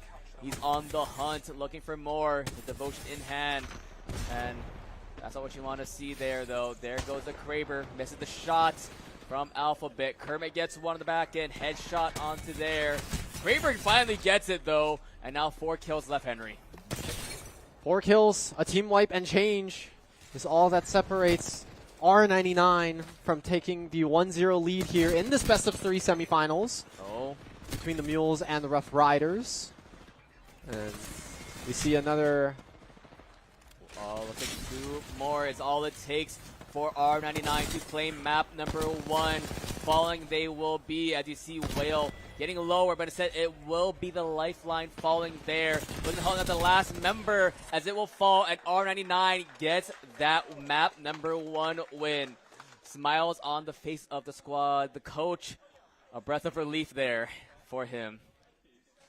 I mean, after the first game that happened today, I think the coach needs many breaths of relief here. Yeah. But I mean, this was a pretty good showing. Showing from Roosevelt. To be honest, Lelehua didn't really get to crack the double digits there, so it's kind of hard to say like what Roosevelt necessarily did wrong. And for Lelehua, maybe a little bit of strategy refining, because we did see they tried to play it out sporadically, spreading out, doing all those like flank angles type of thing. We also did see the lifeline as a sort of backup in utility, but not necessarily something for more aggressive measures. Yeah. So there's definitely room for flexibility here heading into the second match for this best of 3. But I mean, The ball's in their court. Yeah. They've got to make the changes. Like we said, like that was a very open map, and that openness fell into the favor of Roosevelt, though. So we're going to see if we do see like a more enclosed map for this next one, a lot more high ground, or if it'll be a more open season, if you will, for both of these teams. You know, a lot more fights, a lot more scraps happening. Wait and see what happens. But, of course, it is lunchtime. You know, if you find yourself getting a little hungry like right now this weekend, make your next stop at Zippy's. Their app has a ton of promotions and ways to earn rewards and prizes. They're also looking to expand their team. So if you're looking for a job, more info, check out their website at zippys.com/careers. They're hiring. Yeah, they're hiring, especially for some high schools. You want to get some extra cash, you know, to buy some heirlooms in Apex. There you go. That's pretty true. You know what? And heirlooms aren't cheap. I haven't gotten one. I spent a decent amount of money on Apex. Okay, I was not going to out you like that, but thank you for doing it yourself. Yeah, I'll out myself, you know. I can't say anything. I roll for TFT Chibis. Oh, you have issues. Yeah, right. Right. Let's just show everybody your phone wallpaper right now. Okay, don't say the amount of I spent on League. Anyway, back to the game. Yeah. What do you think Lilo was going to have to do to take this one back? I mean, it depends what they want to do. If they want to play to the aggression of Roosevelt here, you know, try to fight aggression for aggression, as we saw some of that happening in that last map. You know, they had the lifeline as one to make it easier to heal themselves, but I think they just need more aggression because you saw the Revenant come out, the Bangalore, and the Bloodhound. So a lot of characters that want to get in your face, get against you from Roosevelt. So you might have to fight that aggression. So fire with fire. You know, less supportive characters, more. You pick the Bloodhound for yourself, pick the Bangalore for yourself. You know, have the smokes for yourself, or if not, you go to a more enclosed map, like Skulltown or Fragment East with the high ground. You know, playing to your advantage right now. So remind me, because for Overwatch, we kind of just alternated who gets the map selection. Yes. Is that the same for this one? So now, who's picking? I'm not too sure. I'm not sure who picked the first map. Oh, it actually is Roosevelt's turn. Oh, it's Lilliput. Okay, so the Mules are picking. Mules are picking. Got it. So that was Roosevelt's map. They played to their strengths. They played to the strengths of the map. You could see it in the team composition. Yeah. Now the Mules get to do that. So yeah, we'll see if they choose a more of a traditional TDM map that we have seen this past weekend. We've been seeing that. I don't know the name of the Skulltown maps. Fragment East has been like a very popular one. Yeah. We saw it in the middle school and the high schools today. Thunderdomes, which is a little crazy to see, but I might see as right now it is going to be selected. I do believe we might be getting that in a little bit. But look, all smiles right now for the players. Right now for Roosevelt, Mules Green locked and loaded, ready to, talking over, getting the strategies ready. And if you are KL, you're watching this match to see true.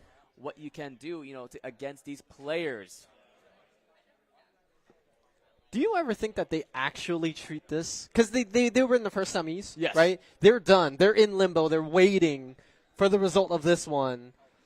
Do you actually think they treat this sort of like a VOD review and go like, oh, okay, this is what this person does, this is what this person does? No, you know what's crazy? When I was watching the Valorant match earlier, Roosevelt Zero, they were actually taking notes of Iolani the whole time. Mid-game. Yeah. Like they were watching and just taking notes. Unfortunately for that one, Roosevelt 3 did lose out against Iolani. So Iolani is already in the Valorant finals. Okay. So we'll see. I think it was McKinley versus Roosevelt 0 for that final spot for Valorant. We'll have to look again. I can check just to confirm. But there was the potential. It's no longer that timeline. Yeah, McKinley and Roosevelt 0. But there was the potential of a Roosevelt in-house. Which we saw a lot of in-houses yesterday for the middle school. We did. And it ended up with the final game being a matchup between the two teams that got to in-house for that next trophy. So that was how that middle school scene ended. But for today, we are going to see. You see, my alma mater is Roosevelt. I feel like growing up, they always talked about how McKinley was our rivals. Oh, so okay. I don't necessarily get why. It was just school. And now you're a teacher now. So yeah, but not at Roosevelt. No. Yeah, unfortunately, your team didn't make it this weekend. No. We actually also lost to Iolani. Oh. So you know the meme of the Grim Reaper with the scythe knocking through every door, and you can see. Yeah. That's Iolani, and that's all the teams they beat. Like they beat us, they beat Kamehameha Kapalama, everything, and that's where we are. Anyway, waiting for that map selection, waiting to get that lobby going for you guys so you guys can finish watching this best of 3 semifinals between the Mules I think that and was the Rough Riders. Fragment East, if I'm not mistaken, which we've been... It's a blank picture. I actually don't know what you're looking at because it is a blank picture. Okay, never mind. I might have been seeing wrong. So it actually is oh, wait, no. I don't know how the lobby works. I don't think you can see the picture of it. No, okay, well, then we'll see once we do get into game. But yeah, if you're just joining us, of course, Roosevelt 99 up 1-0 in this best of 3 semifinals. A win here will be, of course, their ticket to the finals. While if you are the opposition, Lilo High School, you need to win the next 2, pretty much a reverse sweep in order to make it. The baby reverse sweep. Yeah, the baby reverse sweep. Not a best of 5, but it's a best of 3. I will say, because we do have like the intermissions between, we will be doing a little bit of trophying after this match, actually. So I guess you get a little bit more time. But you ever think about how you have to go from series into that next series with minimal time to kind of like composure, to like chat with your team and your coaches? Yeah, and if we do that, whoever wins here, they're going to have to go through that. Yeah, and if I'm not mistaken, I do believe that is Fragment East. So we are returning to Old Reliable. The one we've just been seeing the whole time. Yep. The Ascent of Apex Legends. Ooh, I don't know about that. I mean, maybe. I mean, I did see Ascent earlier for that Roosevelt. We also saw Bind. Oh, true.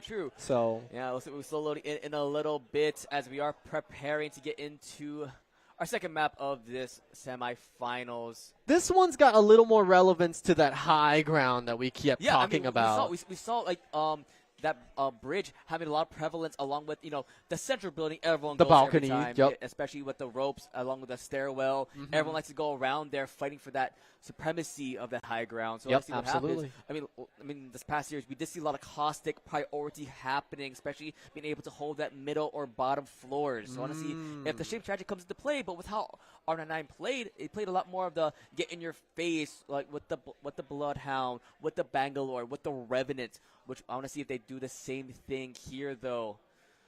Wait and see as we. So the building's kind of like an analogy for like King of the Hill. Yeah. If you think about it. The question is, who will be the king of this series? Here we go. Second map. Pachas coming into play already from the Mules. We do see the horizon, going up onto the horizon, but 1 versus 3. See the high ground from Alphabet and Kermit, though. Looking to see if they can get it, but already Whale with a very fast first blood already. Yeah, on to Jerry, and it was a pretty decently clean 1-for-0 there. They are hopping on top of this this station, which we kind of saw a little bit in that first series. It has higher ground than the balcony, if I'm not mistaken, which is why you can kind of see that. Shots. That was a good shot. Has to go and replenish the shields now entirely. I mean, you see the picks right now as a nice shot from Kermit. Whale, instead of Bloodhound, we do see them on top of the horizon now. With the ultimate, it is so useful on this map. And now 2 kills for them. Opposite side trying to rush in on top of Lelahua. Lelahua getting herded in right now by the opposition. Another kill for Kermit. 2 kills for him. Looking for a third now. As Jerry has to run away. Alphabet gets that one. And yeah, they're just... Yeah, I was going to say there's not as much camping as we thought there was going to be. Yeah, they're running straight at the Mules here and not giving them the opportunity to replenish shields or to even like set up home base, so to speak. They're just kind of going at it. And now the kills 5-0, albeit it is still very early. 2 minutes into this game. It's only been 2 minutes in. I like the priority for Horizon from both squads, though. Being able to get into the high ground with the ability. Like I mentioned, the ult, though, when it is available, it is so crucial to have that. On the opposite side, now we see the rest of the squad.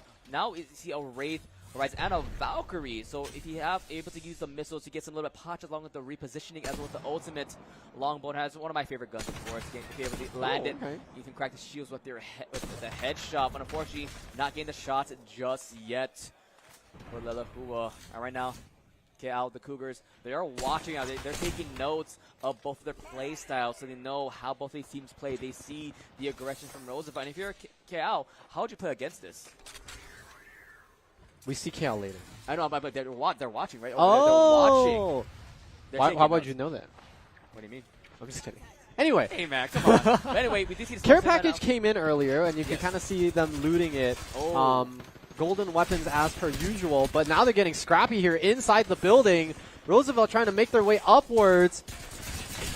You The know, Mules are kind of defending, but it's not looking too hot for them. 1 HP on the He's side running. of Jerry. He's running. He's not going to make it.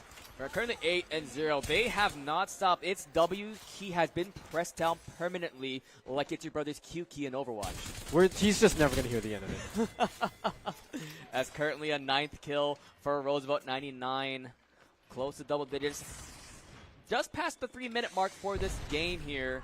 Right now you see the guns available. Havoc double. Whoa. Okay, Alphabet. All right, man. You got to chill there. Double Havoc's in hand, trying to see what they can do here. Finally, the first kill for Jerry of Lelehua. Look to add more, as now the Wraith will fall. And so will Jerry. Oh, okay. That was a good trade. Yeah, good trade, though. Getting a second kill now. 11 on the board for Roosevelt 99.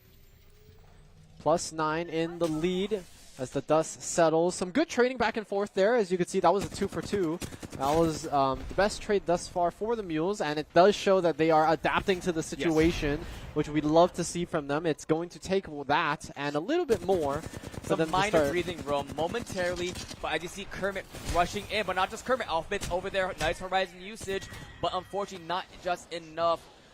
Both Whale and Alphabet get a kill there. A headshot from Wales as Valkyrie up top, of course. Flying high, but the Horizon is they're on coming the up. way. There goes the crack, but Whale is fighting.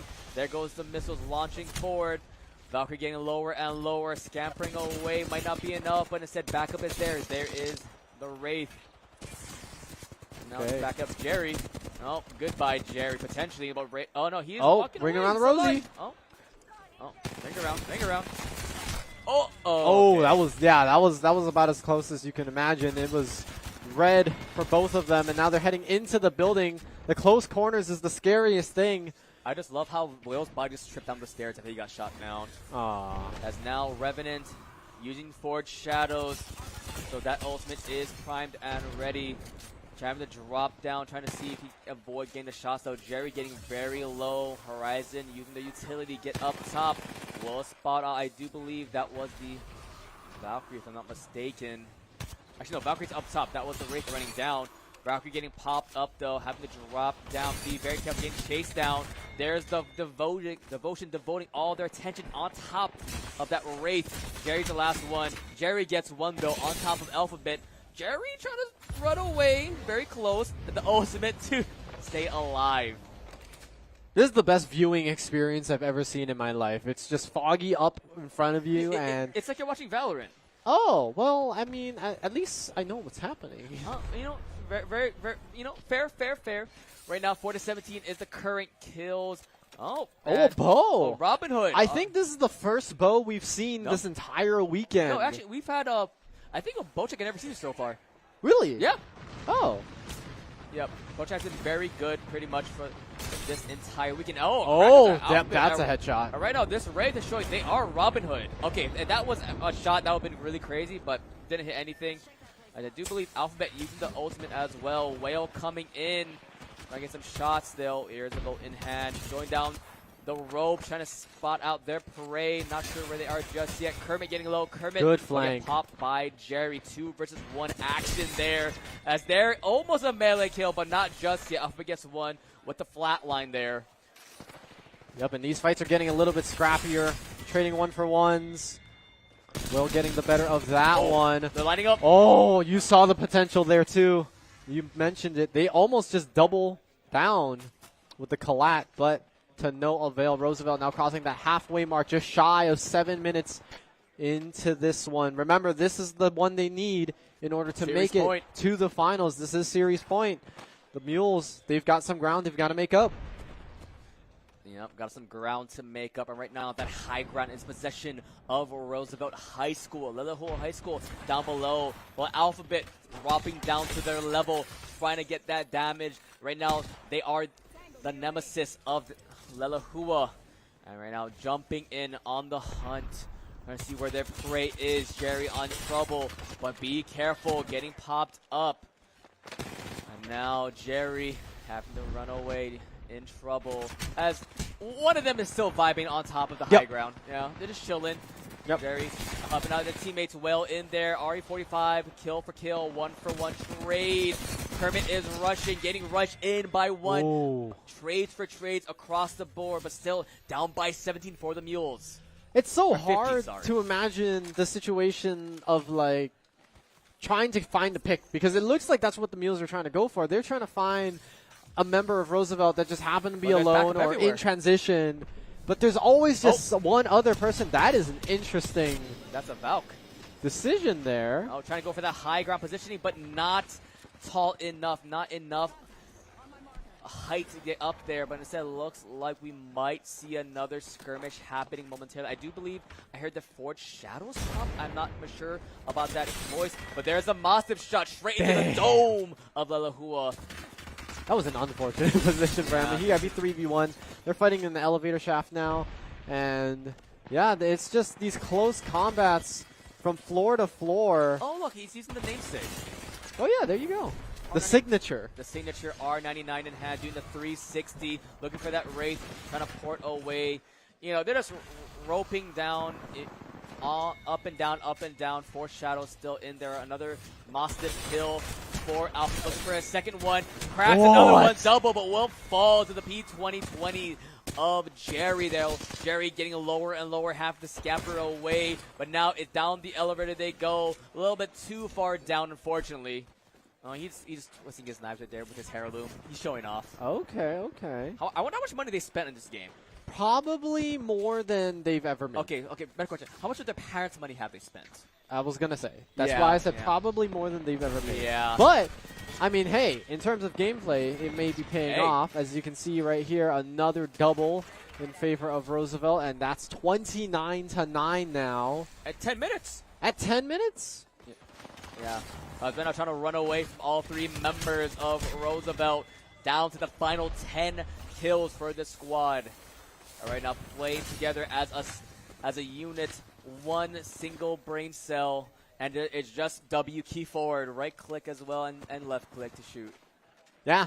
No opportunity to regroup, no opportunity to settle, come up with a game plan, because they're already running at you. Oh, nice nade. Cracks one. Yeah, it does, and it takes Jerry at a really low amount of HP also, and you can already see it. Oh, that's They're the go. just pushing forward one more time. Pushing forward one more time, and through the sky, Valk does go down, off it pushing in on the side. It's all three corners they're getting pushed by from Roosevelt, pinching them, hurting them in, as now one left is the Wraith, does get one turn, Kermit goes down, and finally double digits for this Mules green squad. Yep, that is signs of improvements, and obviously signs of life here, as you can kind of see. Alphabet is kind of going to just win the game single-handedly, I guess. Pop off. But Yeah, pop off right there. Right now with the charge rifle charging up, trying to see if he can get hit some heads, hit some domes. 7 kills remain for that. Horizon utility has been used, and the enemy Horizon getting popped just a little bit. Bangalore, time for the smokes. To the smokes, they will fight. 3 versus 3. Valkyrie instantly gets popped down. Nice Last bullet. shots. As now, I believe that was Alphabet going down. One more to fall. Wraith is there on the edge. And they're just running away, portaling out if necessary, but instead he will get chased down by a Whale. Hunting them down like he's Moby Dick. okay. You know, Whale, Moby Dick? Yeah. Although, I will say, I don't think high school literature classes read Moby Dick anymore. They don't do that anymore, really? They don't even read To Kill a Mockingbird anymore, I don't think. Really? So That's interesting. you're kind of showing your unk status. It's okay. Hey, You you're do unk that, you too. do that like 4 times a day, but Hey, hey now. you're an all-star? I think that sounds older than them now. Stop. Please stop. Right now, there's no stopping for Roosevelt. One more wipe until it is a ticket to the grand finals against KL Cougars. The Cougars and the Rough Riders. Kind of poetic in terms of their mascots. Who is going to win? The animal or the human, in a sense. Yep, and the human with an R99 to be exact. That's true. I kind of do like that they're using the R99 as part of their victory because it's in their name. It makes sense, as this might be the last fight the Horizon Ult being used by the R99 squad. There's a crack in place. Kermit got low. Kermit will fall. So maybe Whale, but instead it'll be 2 members. 1 last kill to go. Jerry's the last man standing. He's getting hunted right now by the opposing team. Where his teammates are this spawned up. I'm not sure if they have time to come to help him out. I mean, if any one of them fall, this is where the game ends. This is where the game ends indeed. And it might just be Kermit going in. 4 Shadows go in. They're running at him. That's and right it. now, your champions are 99 Roosevelt High School in the grand finals. And wow, let's see if this time around they can get that Hook trophy to take it home. It has been, if you've been watching the Vanta experiences from spring, fall of years past, Roosevelt, if anything, have always been pretty good up there in the standings for Apex Legends specifically.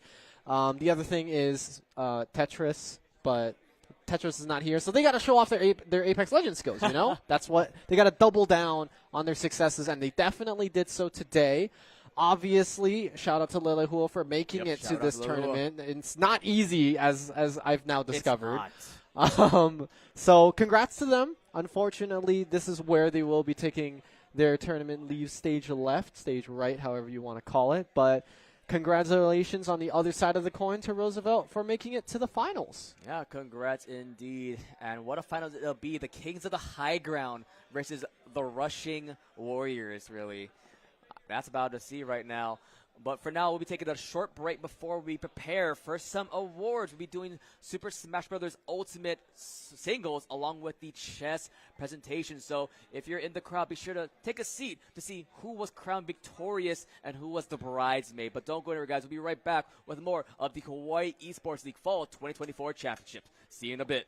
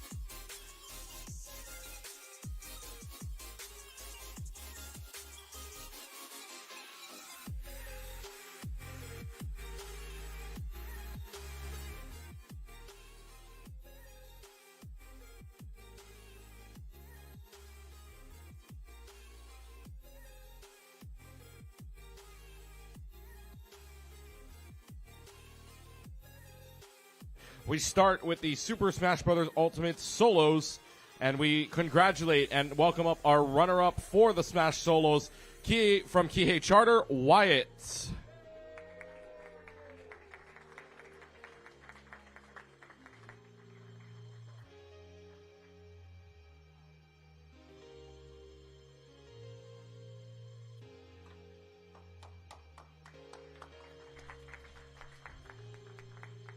And now, congratulations to our Fall 2024 champion from Campbell High School, Smash 1.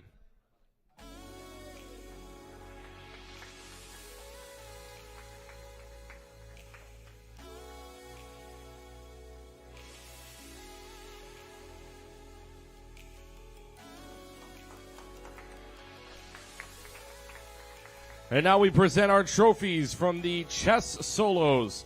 Both players from McKinley High School. Our runner-up, please welcome Benjamin Bond.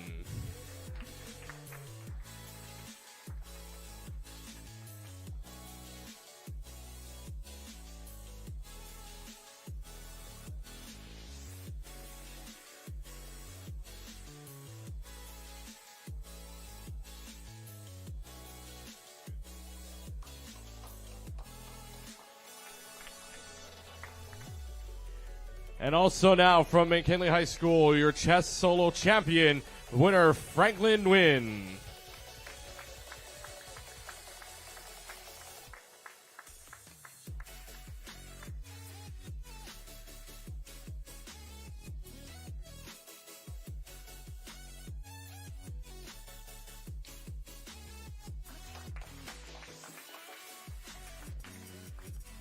And now we will head over to the front one more time for some raffles, which includes the most important prize, the Zippies. Over to Mr. Ed Lallier. Thank you, thank you. All right, we are going to have a few raffle prizes here. We're going to start with the Razer Basilisk wired gaming mouse with a Zippies $25 gift card. Courtesy of Zippies. All right, and the winning number is 9781749. 9781749. Is it? Come on down. 9781749. Hey! You are a winner. Let me see it. Very good. Put it right there. All right, take this, turn around, and take the photo.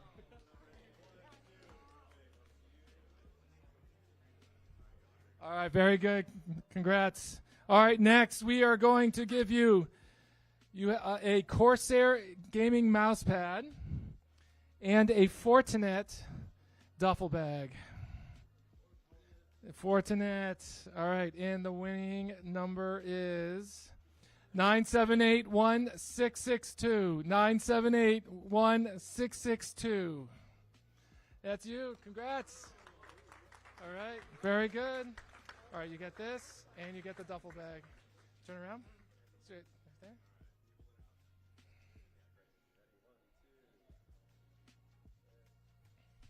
All right. Congrats. All right, next we have a SteelSeries headset.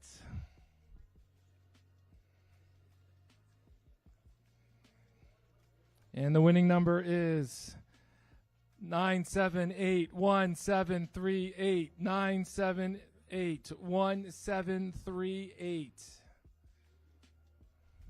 that you? Hey! Let me see. Congratulations. All right, here you go. Turn around.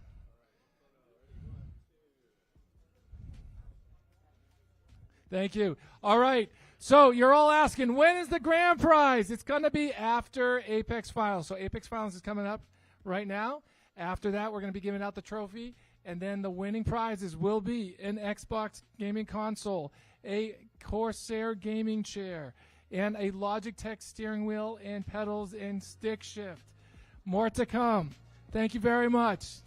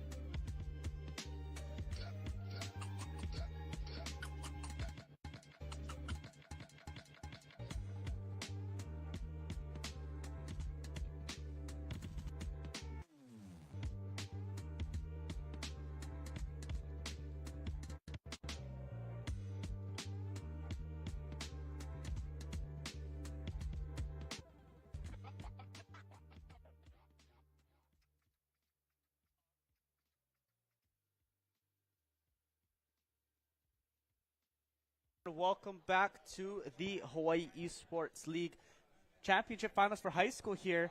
We're walking into the Apex Championship for our grand final. So looking for how we can crown our next champion. And we saw a dominant showing there from Roosevelt. We know that KL has the capabilities of taking it on, right? We watched them on that last run against the Surf Riders. So, see where we can go here, but welcome here to the Vanta Finals. I'm Colton, joined by Henry. We're going to take you through the Apex Finals. A longer game, we've noticed, but definitely not with Roosevelt on the board. I was going to say, like, the two semis that we saw, the first one was close, like run the timer close. I don't know if they were just hesitant to fight or something like that. And then the second one was decently dominant. Now, granted, it could just be two heavyweights making it close, and then Roosevelt's kind of coming in as like a third type of dark horse. But, both teams got a little bit of taste of what it's like to make it to this playoffs to begin with. And now we get to see the two come clashing for that finals trophy. We've been giving out the hooks for various games. And after this best of three, we get to administrate one more. Yeah. One more. Yeah, same relative definition. Yeah, close enough. But yeah, we get to give out that last, our last trophy for this block of games. I know that, Fortnite has started. Valorant is underway after this, right? We're going to be covering the second semifinals as well as the finals. And then I believe there's one other game being played at the same time. Outside of that, we're done. It's last few trophies that you see on that table ready to give out, and Apex being one of those that we are going to be figuring out here on this match. Now, we are loading into the game. We got to see a couple of new maps that we have, or rather one new map that we hadn't seen the entire was a wild time, which one. was Habitat, right? Mm-hmm. And I was telling, talking with K-Type behind the scenes of in production of Habitat, I really like that map. Like, I genuinely think it is one of the better TDM matches because it forces you to fight. Right, you don't have the opportunity to be playing in buildings. They're playing behind so much cover. It allows for so much of that space to just walk in and walk forward and take that ground. So all in all, I think I really like that map. I'm interested if they're going to go back to it again because I'm assuming being the number one seed, they're going to get first pick right on map. So I'm interested to see if that's where they decide to go back to or if they want to try to choose something different, right? I know that Estates got brought up on that last map. From Lelehua, fortunately not in the map pool, but another map that I think is very, can be very quick-paced. Okay. So, yeah, we're going to have to see how it goes. I honestly, just from watching the styles of the winning teams from both semifinals, we were talking about it, me and Leighton earlier, about how Kealaka is kind of like this more grouped, calculated, take things slowly but methodically approach. And Roosevelt, like their mascot, do just play it rough. They just go in, they charge forward, they don't give you the breathing time. We are going back to Habitat, so you get to see a little bit more of that arena that you like. And to be honest, it is a fresh take on the 3v3. Like, it's not depending on too much high ground. It's not worrying about setting up camp. It's not worrying about all these different angles. But instead, it's just using the terrain to your advantage, the more natural terrain to your advantage, and learning how to play in these crevices, these around the pillar type of areas. So it's a different play style from what we've seen this entire weekend. It is, and I was talking, to the Obs team and everyone else as well, where it was a breath of fresh air almost to just be able to see, right, such a different game style. Now, granted, there was last semester, I believe, which was the Moanalua versus Roosevelt final, and that was chaotic. Like, that was pure aggression against aggression type of gameplay, right? There was really no stalling out. It was kind of just, let's just run it. And that proved to be such a hectic matchup, but it was so entertaining to watch. Oh, yeah. And now, coming into this, right, we know that Cal can play a little slower. We've also seen them play a little faster in that first semifinal. We saw that they could ramp it up if they needed to. They know how to pull back when they're in the lead, but they also know how to press and engage when they're not. And I haven't seen that backup yet from Roosevelt. Granted, they were in the lead the entire time. They didn't have a reason to. Yeah. But I haven't seen that yet, and I'm interested what happens if they're put in that situation, right, where they need to maybe take a step back, come back together, refocus and go again. I fear if their answer is they're outpacing us, we need to go faster, because that's a very possible answer given their their philosophy and approach to this game. Heading back to Habitat one more time, spawning on opposite sides, and remember, we had two very different semifinals. The first game of the first semifinals that KL won, it was a 9-minute drought of no kills. I don't think we're going to be seeing that, but it's just going to be interesting watching the differences between a sword and a shield composition going at each other.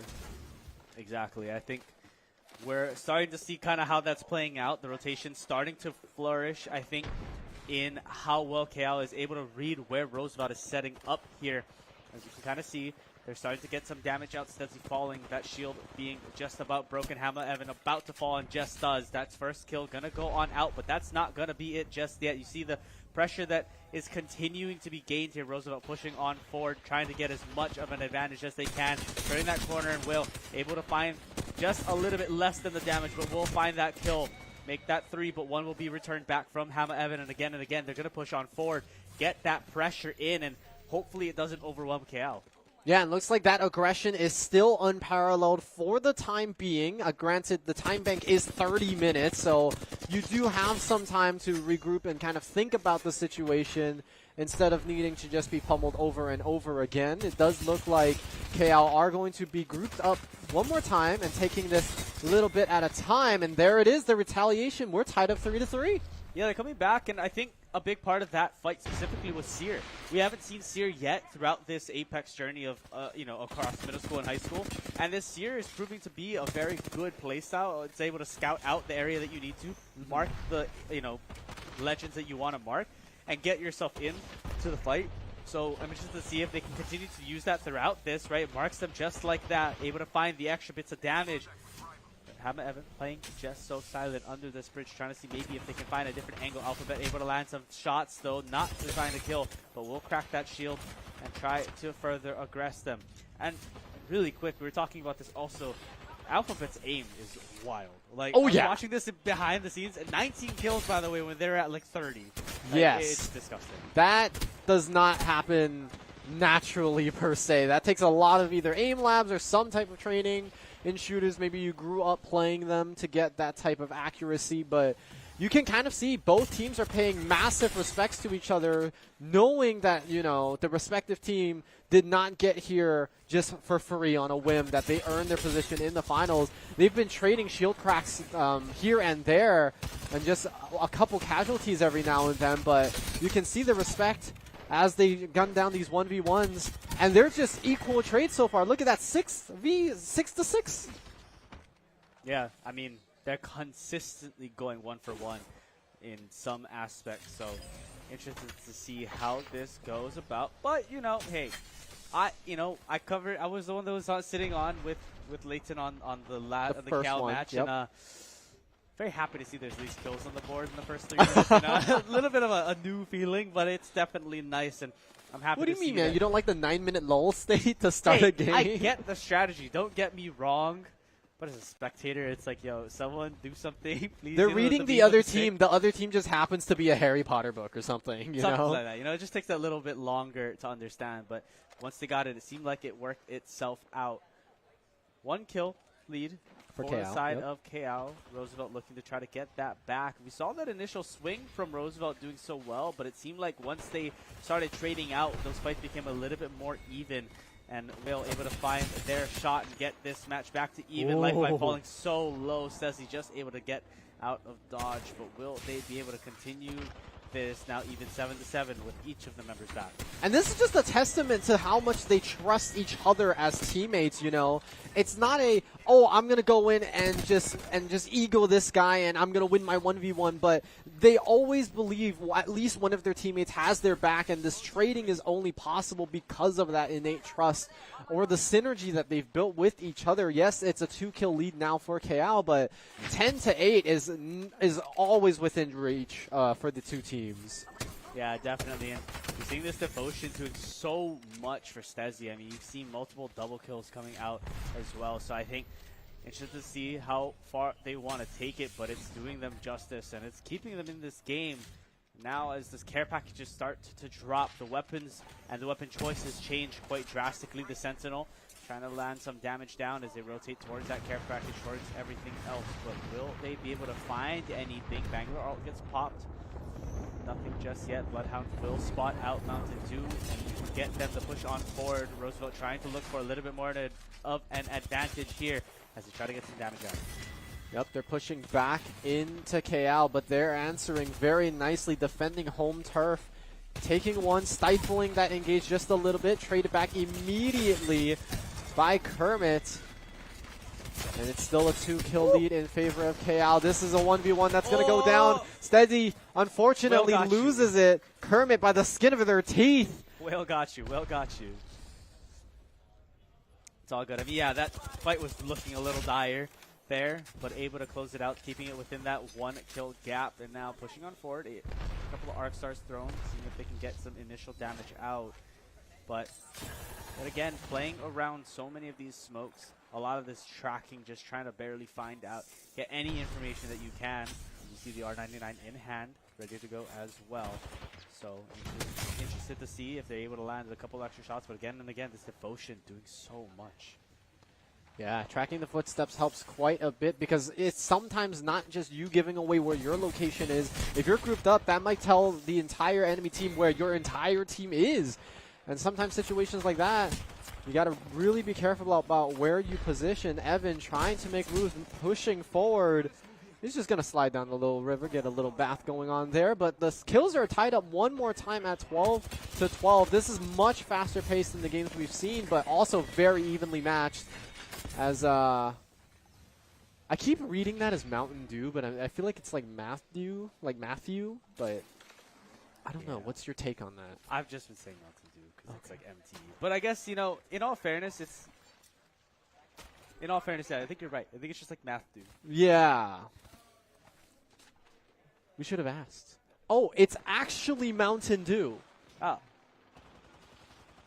The H is just the line isn't slanted enough, I guess so. We will talk to you after about how you spell Mountain Dew. Yeah. Or how at least you it's okay. Or help with the 12, yeah. We'll get back, 13 They're here for 12 gameplay, not for spelling, yeah. 100%, but 13-12, the advantage still in KL's favor here. So they hit a little bit of a hiatus of fighting, but it seems like Roosevelt do not like to be patient. They just want to push on forward, though this Seer is stopping them from doing such because of there's just so much information, right? KL is able to gain so much information from both Seer and just being able to play the angles. Whale is at like 1 HP. Not even close. It's situations like that where you go not even close and you walk it off even though you're just limping. But they're chasing down Evan. As you can see, Roosevelt moving as a unit, pushing forward as 3KL. Like we said, playing the shield half of this unstoppable force immovable object duality here. Roosevelt picking one up, tying the kills once more. And KL are playing technically to the high ground. They're up on the hills and cliffs area. So Roosevelt trying to overtake that, but it is quite literally an uphill battle as the Revenant ult does get procced here, hoping to make a good push onto Mountain Dew. They're going to trade here. It's pretty even. Both shields are cracked. Where are the teammates for both sides? Whale is actually going to be the first to fall. No, it was Kermit. It's going to be 2 for none. And now Alphabet just left running away. Is not going to get capitalized on. And so 15-13 is where that fight ends the kill score. Yeah, a few engages trying to be made there by Roosevelt, just unable to clean up on those kills. And here we are again pushing forward. Will has that high ground, trying to lay it out onto Mountain Dew. Will they be able to find anything? Shields kind of in trade, but Alphabet will find the Kraber shot onto. Now that we said this, I want to read it as Matthew, and I can't. Besides the point, able to get it out, and now jumping on in, trying to see what they can find here. The first bit of damage will be laid out by Will, and that's going to get Hammer Evan on that kill there. Alphabet to find another with the Volt. Mountain Dew will fall as well. So that was close. A full wipe there by Roosevelt will put them back in the lead, 17-15 here. with 20 minutes on the clock. So we can ignore that timer exists now at this point. That will probably not be the reason this game ends. And at some point, I don't know when, but at some point, I feel like the losing team, regardless of whether it's KL or Roosevelt, is going to start feeling nervous that they would be behind in kills because, yeah, getting the 40 at this point, it looks like that's so far away. But once you hit that 30 mark, you're like, oh, dang. Maybe a couple of team wipes is going to settle it. We got to be a little bit more careful. Woo. Things like that. That was a good crack there on the shield. Stezzy now super, super low. Going to counter Matthew. Has the headshots lined up, and that's going to be a free one. No, absolutely not. Stezzy comes back and trades it. Avenges his fallen brethren as he gets capitalized on here. Is not going to get finished. Well, retreating to the safety of his base with his teammates. Trying to see if he can get any high ground advantage here, but just gets sniped out. Has to replenish his shields one more time. Alphabet under fire. And both the sides relentless here in the pursuit for kills. Yeah, has to pop that Bangalore ultimate just to get themselves a little bit more space here. You know that they're being shot out. That shot will land by Whale, but falling oh so low, able to get just out in time. Alphabet pushing on that side, trying to find Hammer Evan, but instead runs his about to do. Will lay down a few shots, but not going to find the kill. 18-16, Roosevelt in favor. Hammer Evan peeking out against Kermit, but no kills to fall there either. Bangalore Smoke going to put a little bit of protection in there.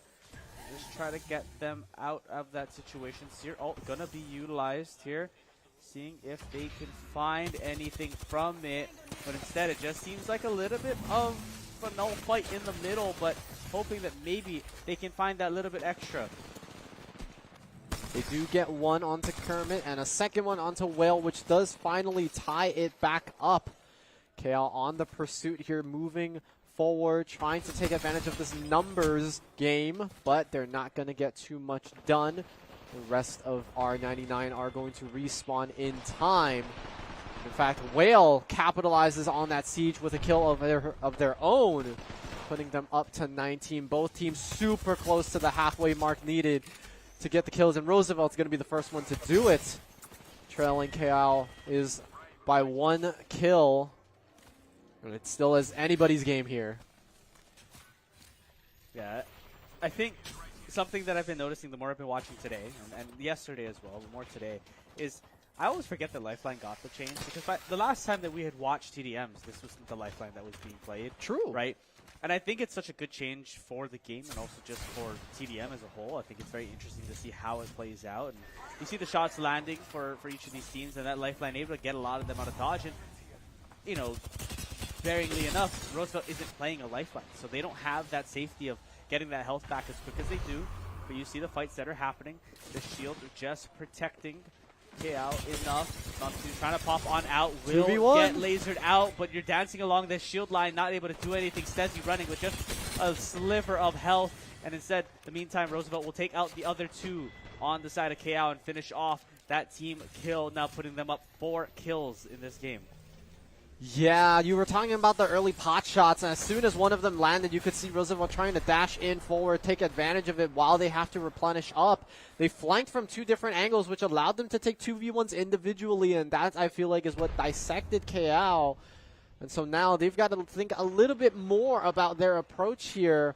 In fact, I think KL is going to be the ones that want to make the aggressive move, because it seems that every team that has made the aggressive move has either gotten to capitalize on it or the defense just runs over catastrophically. And so we might see that here. Roosevelt defending home turf. They're going to get another team wipe, and that's going to put them from up 4 to up 7 in this first match. I think the big difference is where they're fighting, right? When you think about where we were fighting before, underneath the waterfall, so not outside here.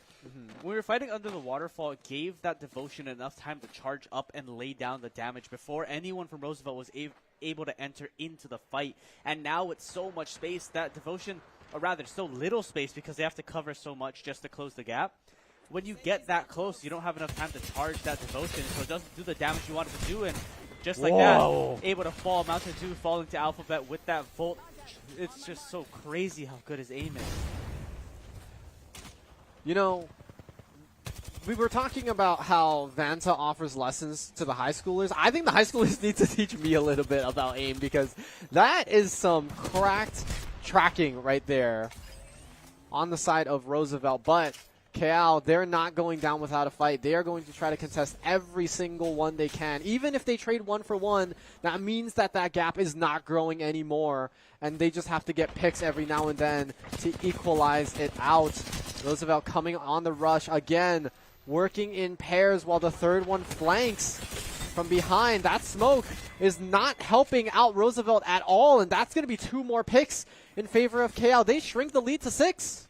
They shrink the lead, and most importantly, they know exactly where they're looking now for this last person. They're trying to get there before the rest of Roosevelt is able to give them cover, and they will have Evan to close out that last person from that other fight. Now hoping that maybe they can take that momentum into this next fight here as the rest of the rotations come through. Whale is fighting Matthew on the top of that rock there, both falling, able to take them out, and now keeping that lead up at 6. But this rotation out is barely able to make it for both of them, and everyone shields back up, heals back up, and we're ready for the next fight.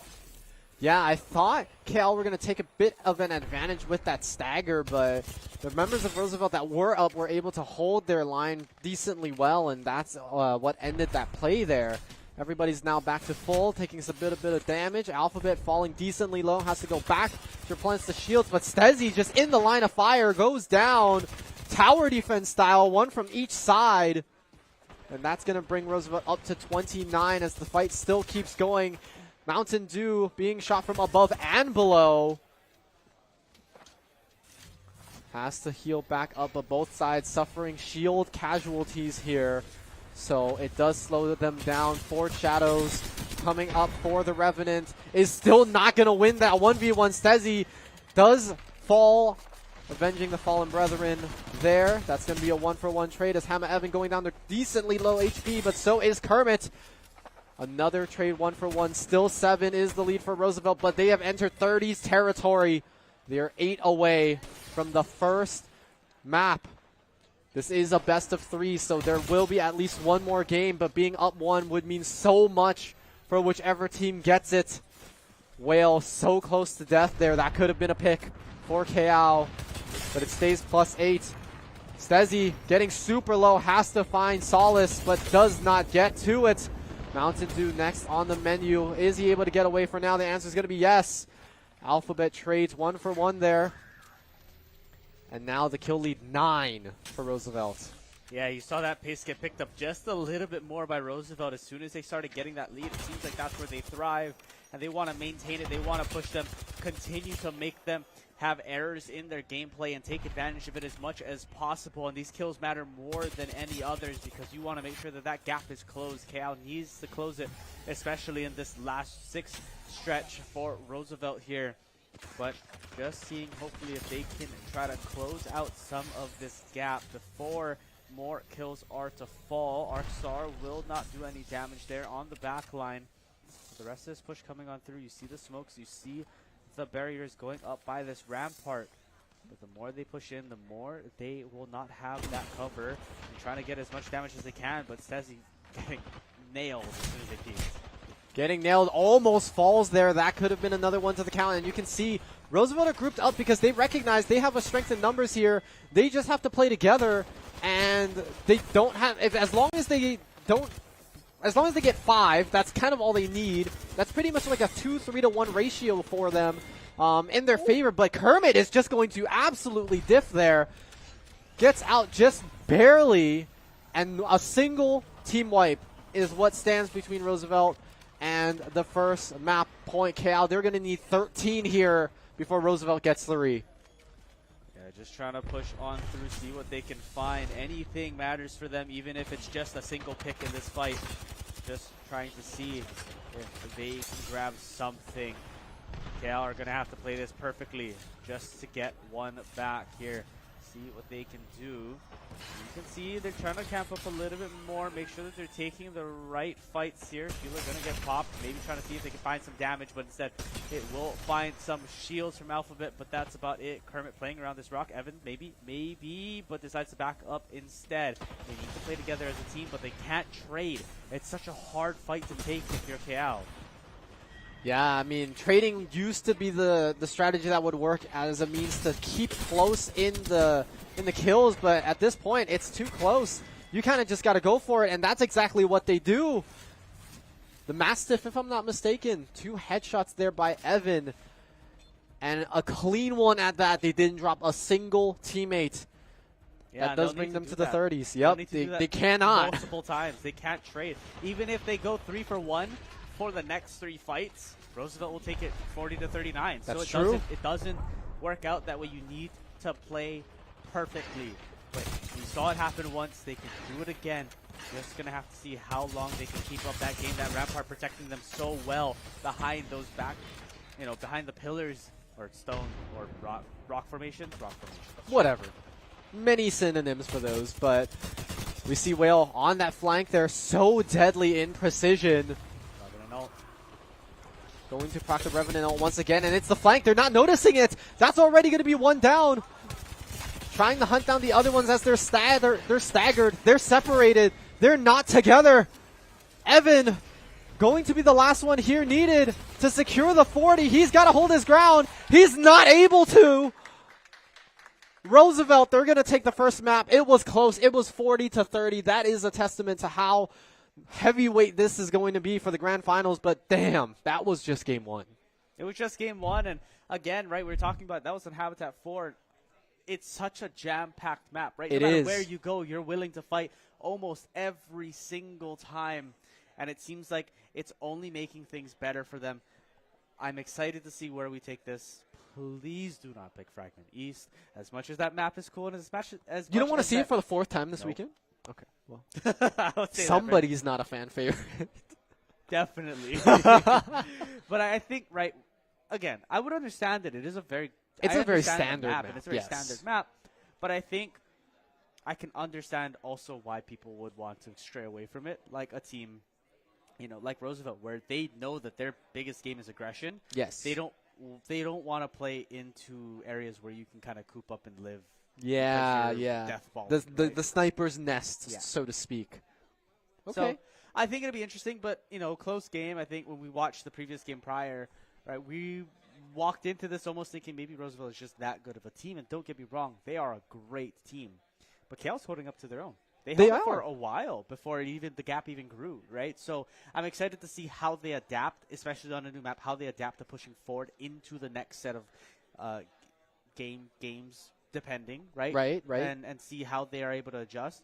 But right now, it seems like everything's going well. It is going well. There were a few hiccups per se, but do keep in mind that the score was 40 to 30, and we didn't talk about the time bank, but there was a little bit around maybe 5 minutes left in that game, so the timer was almost going to run out, and there were 70 kills across the 2 teams.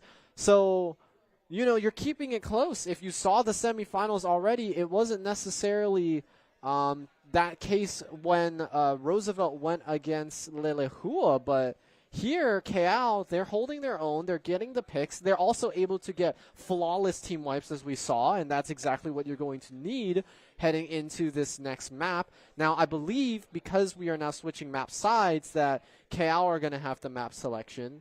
They should be able to use this to play to their advantages here. Yeah, I think that that opportunity for them is going to be super helpful. Yeah, I know you heard. I'm sorry. So as sometimes you might be able to tell by the emotion. Sometimes spite is so powerful that you end up summoning the thing you don't want. So we're going to Fragment East for the 4,873rd time this weekend. And where did you even get that number? It was just the first few numbers that popped up. That would not have been the thing that popped in my head. Really? What were you going to... I don't know. A number within like 100? 100? I would not have gone into the thousands. Were you impressed by how fast I said it, though? No, you're a math major. I would. Okay. Those numbers live in your head, Okay, you probably think I count sheep to go to bed, then. I wouldn't be surprised. Okay. But, all right. So, Fragment East. Yes. We know how it plays, obviously. Yes. We've watched it enough. But yes. How do you think, right? You got to see semifinals 1. You casted semifinals 2. I want to know your thoughts on how do you think that these teams would play against each other, right? We know that KL likes the high ground. We know they like to play slower, right? Playing for the pushes either, within that center building. You saw how Roosevelt played in their fast nature. What do you think is going to happen here in this match? So I have a little bit of I went into the kitchen and cooked type of theory. Okay. We know Roosevelt's super good at sieging. Like that's just their thing. They're pushing aggression, their tempo. They were decently punished by it, but ultimately it's the thing that got them their first win. KL, we have seen they have pulled off very successful defenses once they've established a certain area. So I think what we're going to see is they're going to camp the balcony, of course, but I think KL are going to think about maybe like 2-3 locations to continuously swap between in terms of defending so that they don't get figured out too quickly in one area. Because I feel like once they have to siege, it's not as good in their favor. I think Roosevelt's defense is also pretty good as their offense, but KL's defense is just much better. So as long as they, continuously cycle between certain areas so that Roosevelt don't have the opportunity to figure them out in terms of how to offensively siege, this could be a strategy that KL can use to their favor. And we saw that in Zeus, right? In that map where they were constantly rotating once they had that lead, right? Granted, they lost that lead for a while, but once they had it, it seemed like they were constantly trying to shift it around the map and gain that advantage. And I'm hoping we can see that here in this map as well. Will making the early rotation up onto top of Train here. Or like you're saying, it's already starting. We're not even playing in the normal building. You're seeing where they're trying to play around. And says he's getting that first pick onto Kermit means that they may just play towards that initial building that Mountain Dew's holding. But you also see Evan going into train station, so it could be anything, and they're constantly rotating. What a nade that is, by the way. Wow. I was going to say that other than Whale, obviously, there isn't that much emphasis on the high ground that we thought we would see from this map. Everybody's kind of on the floor or on the first few floors of a building, just hiding behind obstacles, trying to trade, get these sneaky off angles here. That is a good strategy because there's just so much debris lying around on the ground that you don't really think about it too much. But, the downside of that is when you're too low in elevation, it's just straight down for headshots. And I think that's exactly why we see Roosevelt camping one person up there while having the other two match. And in fact, more members of Roosevelt are starting to coop up there, trying to see if they can get any cheeky angles. And KL are noticing this.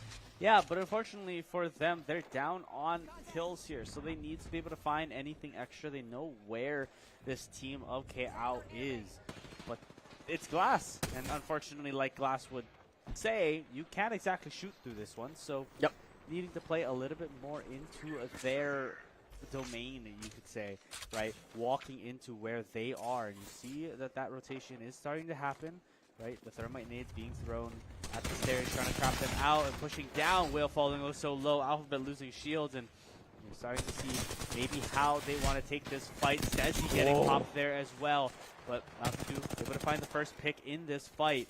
And going up 3-0 is going to be KO, and hoping maybe they can find something. Taking the fight up to the top is going to be Mountain Dew, not able to find anything. Whale able to find the first pick for Roosevelt, though. Continuing that pick is going to be Stezzy and Kermit to find one in return. Hammer not able to turn that around. Alphabet finding those shots with the R301, making this yet a one-kill game now. KO in the lead. Yeah, and I do want to point out that one thing that you mentioned about how Roosevelt wanted to play the high ground, but they literally weren't allowed to because KL decided to coop up in the building. When you have that kill lead, I mean, by default, you could just ring out the time and then you would win, even if the score is 5-4. And that kind of forces the team with less kills to come up with a strategy to approach you, and that's exactly what Roosevelt had to do inside the building. It was scrappy, but they ended up closing that lead from 2-1 in favor of KL. And so with that, now another reevaluation of strategy. Are KL going to camp back up in the place that they were and kind of fix up what they did so that they don't lose an extra member? Or will Roosevelt get to siege them before they even come up with that plan?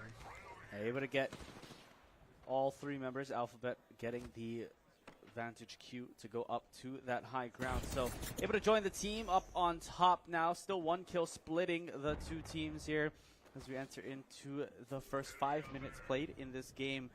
Evan trying to peek on out, but they know where they're playing, right? If you're KL, you're like, everyone's up on that roof. How can we best take that fight, or can we just wait it out until they drop down? And it seems to be a little bit of that, duck, duck, goose type game where everyone's just kind of following each other and seeing who's going to get hit first, waiting for that first engage. Now, as much as I think that this train station is better, it also, I think, I could understand why other teams would play in the other building, right? This is you're either fighting in this one little hallway that you're seeing now, yeah, or you're waiting for someone to drop down from the roof. Okay, so everybody is now in the building, trying to see what they can do. Smokes have been distributed, so it's a little bit weird. And now actually a role reversal here, so to speak. It's almost as if KL planned to dupe them, and Roosevelt are now on the low ground. They've got to figure out how to get back up here.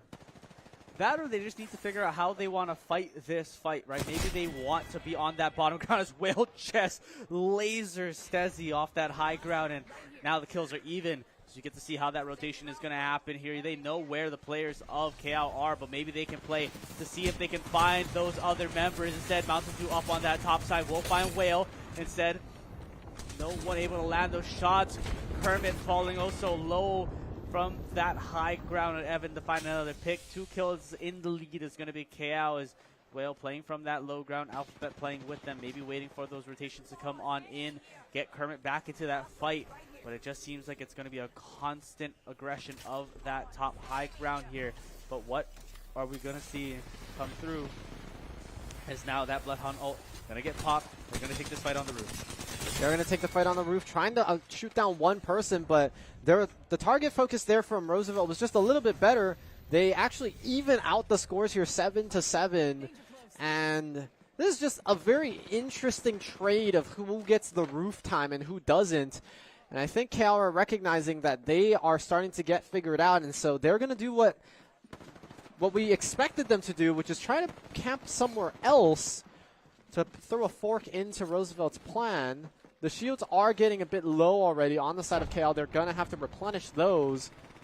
But another area here inside the building by the railway. In fact, camping potentially 2 buildings. We're going to see what the strategy here is. KL have always worked better as a 3-man unit, and they're going to head up to the balcony now, actually. Yeah, heading up to that top side. Whale going to go on in, breaking that shield, but will fall low, so needs to retreat away from that fight. Thermite grenade will get popped there. Mountain Dew at 1 HP. Stezzy will find the pick with the R45. But no more kills for the side of Roosevelt. That bow check in hand for Kermit will not do dividends in that close range fight. 2-kill lead for KL. I think what I'm noticing is on that 1-to-1 fight, I think is where KL thrive, right? But as soon as you see all 3 of them fighting each other, you're talking about it earlier, where Roosevelt just has a better, maybe even comm system, where their target focus is a little bit cleaner, and they're able to take out one player and another following. And I think that's the difference, right? If they can fight as a group, it's much different than fighting individually. Absolutely so, and you can kind of see the testament to the defense that we were talking about for KL. They set up here on the roof, they got the 2 kills, and the discipline to not chase after Alphabet to get that 3rd potential kill, because you know the respawns are coming, you know you're going to lose your position up here on the roof, and so they're going to play it. They're just going to say, look, we got our 2 kills. We're 2 kills in the lead. That's fine with us. We will ring out the timer if we have to, so long as we keep the kill lead here. We're just going to keep on defending, and both teams have very obvious visuals of each other, but you can see 8 minutes through, the kill lead is 9. A much slower game than we've been seeing throughout all of today. Just really shows the respect and the time it takes to figure out how they're going to approach each other. Yeah, I think that just is the nature of how this map is played, is a very slow-paced, right, one at a time type of fight style. But I'm interested to see how well they're going to be able to lay it out, because no one is really in range should someone fall to make a quick aggression the same way that Habitat 4 allowed, right? There's no way that they're going to be able to jump someone after a shield is broken or after even 2 shields are broken. They're going to have to wait it out, and I think that's what makes this map so rough, is there's no quick way to get to them. Even with that vantage, there's no way that you're going to be able to, right, aggress onto the other team. And Kermit falling oh so low to that sniper shot. Will not be able to find anything, so we're still at this 9-7 score line, waiting with 10 or 9 minutes elapsed on that clock. Let's see who's going to be able to make this move in this fight. You know where all three are, thanks to the Bloodhound scan. Will they be able to find any extra shots is going to be the question, where Stezzy loses another set of shields here, but we'll have that bat to get up in time. So wondering maybe if they can find an extra few shots or get a rotation to change perspectives, but we're still kind of in this little bit of a, you know, a lull state, a cold war, so to speak. Yeah. Oh, actually, it looks like moves are being made. Roosevelt has decided that they are going to be entering the building here. They are going to see what they can do. And the flank angles are what Roosevelt are absolutely best at, because you cannot predict where they're coming from. However, the 1v1 is going to be won from both sides, actually. One in favor of Roosevelt. They've got 2 in total compared to KL's 1. KL does still have the kill lead. Kill lead emphasis on that singular, with it being 10-9. But now Roosevelt in the building, starting their siege. I feel like whichever team gets control of that elevator shaft makes so much more of an impact there. Trades back and forth still, 1-for-1. Alphabet trying to turn the corner, encounters actually 2 members of KL. Does take down 1, but it's traded once again. And Roosevelt coming in the lead here with a team wipe, I believe, there. They played that so well. Roosevelt able to play the bait and switch every single time, right? Dealing the damage, switching out, reloading, switching out again, and getting more damage in. That's how they're able to get the 2 picks there, and now taking that lead on the scoreboard, 12-11, coming out on top of those trades, right? 5 kills to 3, I believe, in total now. Now looking for if they can continue to take more of those picks. Meanwhile, KL trying to find a way back to that roof, trying to find a way back to seeing if they can contest it. Alphabet will have the shots and landing such a great one, right? Dropping Hammer Evan down to half HP with no shields. And now we're seeing the Watson come into play. Yeah, I mean, it's a little weird sometimes to switch legends throughout this, just because then you got to change up your strategy. But sometimes that's exactly what your team needs, you know? If your team's running low on ideas on how to contest, then maybe you got to start fresh with something new. Plus, I would say this legend's pretty good at barricading entrances with the electrical gates, so you don't have to worry about too many flank angles, which is exactly what Roosevelt has been doing to capitalize on their victories, is they've been flanking from 3 different angles with the 3 people. And just like that, there's another one. But they are still working with the flanks, and they are extending this kill lead now to 3, as KR are going to capitalize on that care package, see if they can get any weapon upgrades to turn the tides of battle here. They are on the low ground. Sniper's Nest is set up. Mountain Dew taking a bit of a shot, not a headshot, thankfully, so he doesn't have to worry too much about his shield status. As I say that, he just gets absolutely barraged. Does get a thermite grenade thrown at him, but nothing too much to it. He is stocked up to full. Instead, he is going to get 1. Alphabet makes it to the roof. Doesn't find anybody, but Whale does finish it off. It's traded 1-for-1, though, with Stezzy until Whale gets a second one onto Evan. And now 16-12. Still playing around the building. Yeah, just able to find that damage. And you were talking about it, right? That Kraber shot from Alphabet missed, but then just so much damage being laid out immediately right after. Call it a caster curse if you'd like, right? But we were talking about this Killjoy and that change over, able to guard so many of these doorways, but then if you think about it, right, it's the same way as how Caustic would kind of play, and the same way you're guarding doorways, a little bit of a different effect and different damage level, but the same general understanding, and gonna see how well that Mountain Dew and team, right, KL, are going to be able to play in this segment, because there's so much that they're challenging here, so much that they're trying to do, but now we're kind of bunkering up on each floor, seeing maybe what they can do to change it. Some of these gates going to be taken down, but they all know where they're fighting. Just how they want to take this fight is going to be the question. Kraber looking to try to peek down that line, will not find the shot, instead just misses over the shoulder, and maybe trying to take another one right back, but that fight's still in their stairwell. Will get Whale down with no shields, but the same will happen on the other side as well. Hammer Evan being dropped, and just continuously watching these doors, continuously watching that elevator, waiting for something to change here, because this is a little bit of a stalemate, but Roosevelt are in the lead. KL need to make that move, right? That, oh my God, playing with fire. You can kind of feel the tension here, just in the stairwell alone. It's like the scariest game of whack-a-mole you've ever seen, because the whack-a-mole in the arcade is also pointing a gun back at you. So... I've never heard that. But yeah, I don't know what I would think of a whack-a-mole staring at you. you're never going to see the whack-a-mole machine the same way again. But yeah, there was a pick onto Whale just a little bit ago. So KL now shrinking that lead to 3.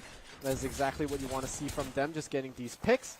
It is good to capitalize on the flanker sometimes if you're able to win your 1v1s, but you can see right here the target selection so good on the side of Roosevelt. They're just spending multiple people to take one down. Unfortunately, after that stagger right there, they lose another member, and Stezzy going to get gunned down here by Kermit. He was getting very, very low. Does not go down just yet. Has the opportunity to get more. Just gets run down by 2. Kills now evened up once again, almost, I will say, 17-16, as KL are clawing back just little by little, pick by pick, and sometimes that's just exactly what you need. You do not want to be in the situation like last game where you were down 10 kills and you've got to have team wipes flawless back-to-back. Keeping it close is exactly what you want here. And we will ask the question, what happens when Roosevelt's aggression gets stifled? Because that is showing signs of happening during this second map here. Yeah, Will going up to that high ground, trying to see if they can find anything. Unfortunately, Stezzy able to take them out, making these kills just about even now, and trying to see what can continue that killjoy. That I didn't want to point it out the first time, but at least you knew the second time. It's okay. I've been watching a little too much Valorant from yesterday. But You get that next. True. But able to play it out, right? Alphabet able to find the pick, but that refrag going to come on out from Mountain Dew, so will be able to keep themselves even here. But that ultimate from Stezzy is just bringing them so much shield and so much protection from those nades, and continuously helping to protect them here up in this top side. So see what's going to come about. That was a Valorant moment right there. Pick up a gun, 7 bullets in it, put it right back down. Yep. So, continue to go about. Alphabet not going to have any shields as of right now, but continue to play through this, and that top side being a little bit more ran over by the utility, right? So what can Roosevelt do to try to break through it, try to break into that lead? They know that Stezzy's standing at that door, but unfortunately not able to take advantage of keeping it in. The ultimate will be taken out. So this fight on the balcony now looking to be taken. Whale falling so low. Will just stay alive. Evan peeking and will be able to That's close. with that alternator. Falling so low, but just protected by that door. Will take that next fight. It's going to be Alphabet trying to look for something. Evan finding Kermit. Everyone's here. They're trying to capitalize on the situation, but KL, unfortunately, they've had the 3 members first. They were staggered just a little bit, as you saw at the beginning of that fight. And as a result, that 2v3 led to a running situation for Roosevelt. Didn't work out too well for them. Mountain Dew is discovered, but KL are just moving as 3. Unfortunately, it is a 1-for-1 trade, I will say. Alphabet does take one down before falling himself. Now 21-19, KL getting another pick. It feels like the members of Roosevelt are just falling from the sky, and it's not helping them at all. KL looking to coop up in another building once again, and Roosevelt might actually have to start taking this grouping situation in their own hands. Yeah, they're needing to, they're taking that advantage here, and Roosevelt are needing to make that move forward. You can see they're stuck just outside that building because they don't know exactly what they want to do. The ultimate gonna get popped there from the Vantage, able to take Alphabet to just about under. Oh my god! Oh! What a cue! That was a huge cue there from Stezzy, able to bring them out, or from Mountain Dew actually, but Stezzy able to land Bring the them pick. up. Yeah, and bring them out of that cover. So now this lead continuously growing, right? 5 kills in favor of KL in the scoreboard, and hoping that they can continue to grow this lead. And if you're Roosevelt, you just want to take that lead back so you can try to move this fight somewhere else, because it's proving so helpful for the Watson, which I finally remembered the name.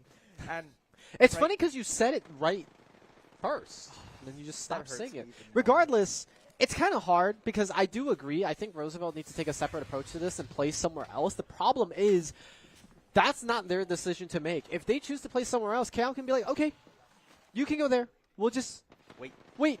It's only 11 minutes. You're not going to win. they actually need to do something to take the kill lead back before they can make that decision for themselves. The problem is, you know, they've tried the flanking. It hasn't worked out. They've tried storming the building from the lower floors. It hasn't worked out. They need to come up with something else because, like you said, this Watson is just blocking off all of these different angles that Roosevelt have been taking. It's almost as if this Legend has been a very good answer to what Roosevelt's playstyle has been like. And so now, ball's in their court. They've got to come up with something. They might be trying something now.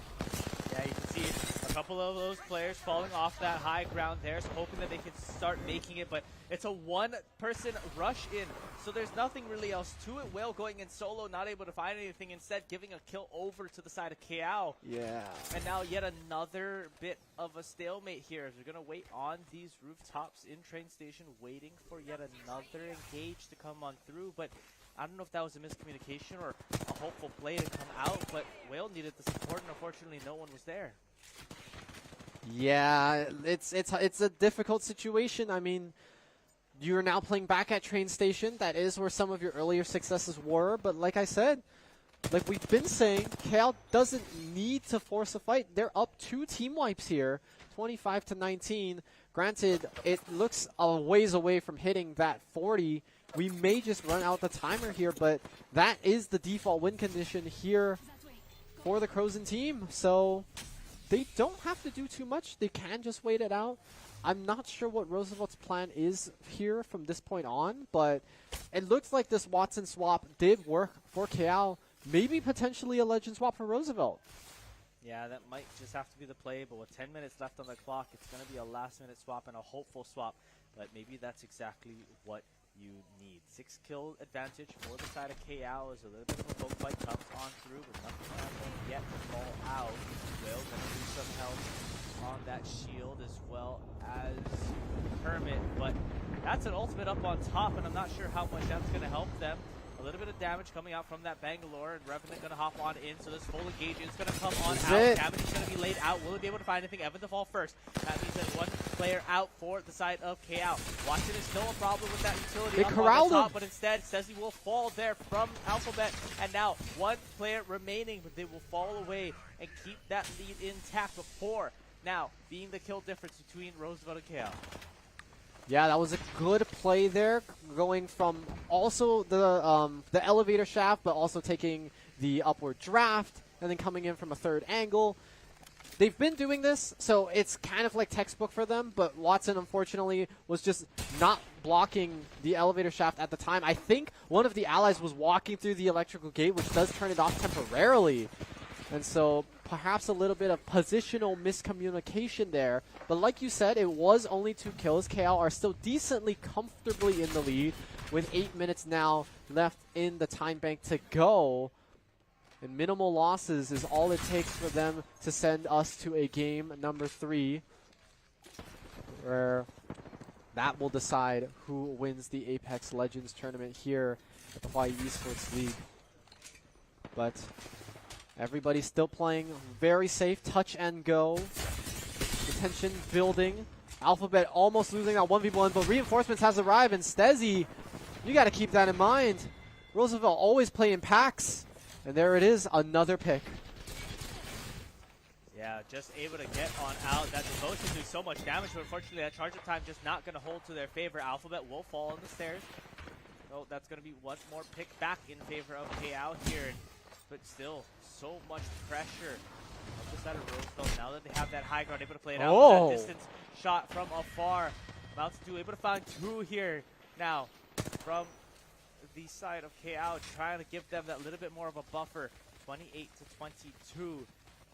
Now 6 kills remaining, or 6 kills remaining. 6 kills difference here over the last few team fights, and now trying to get something a little bit more. Bangalore Smoke will block off any vision from that balcony top, and hoping that maybe they can find something. And this ultimate is still up from the Watson, so interested to see how long he's able to stay up here as they try to aggress onto that high ground. Kermit will find the landing there, as well as Alphabet. But any damage is going to be laid out. It has to be done outside of that shield. Doesn't need to find one, Whale to find another.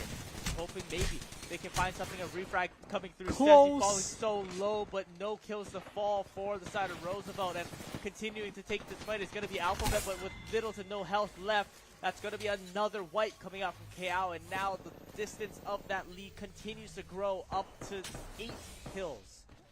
And it's kind of ironic how the kill score here for this second game looks very reminiscent of the first game, but just in the other direction. And it just goes to show that both teams kind of know their play styles respectively and know how to play to the strengths of it. We saw in Habitat where Roosevelt was just going for the aggression because there's nowhere to really take cover.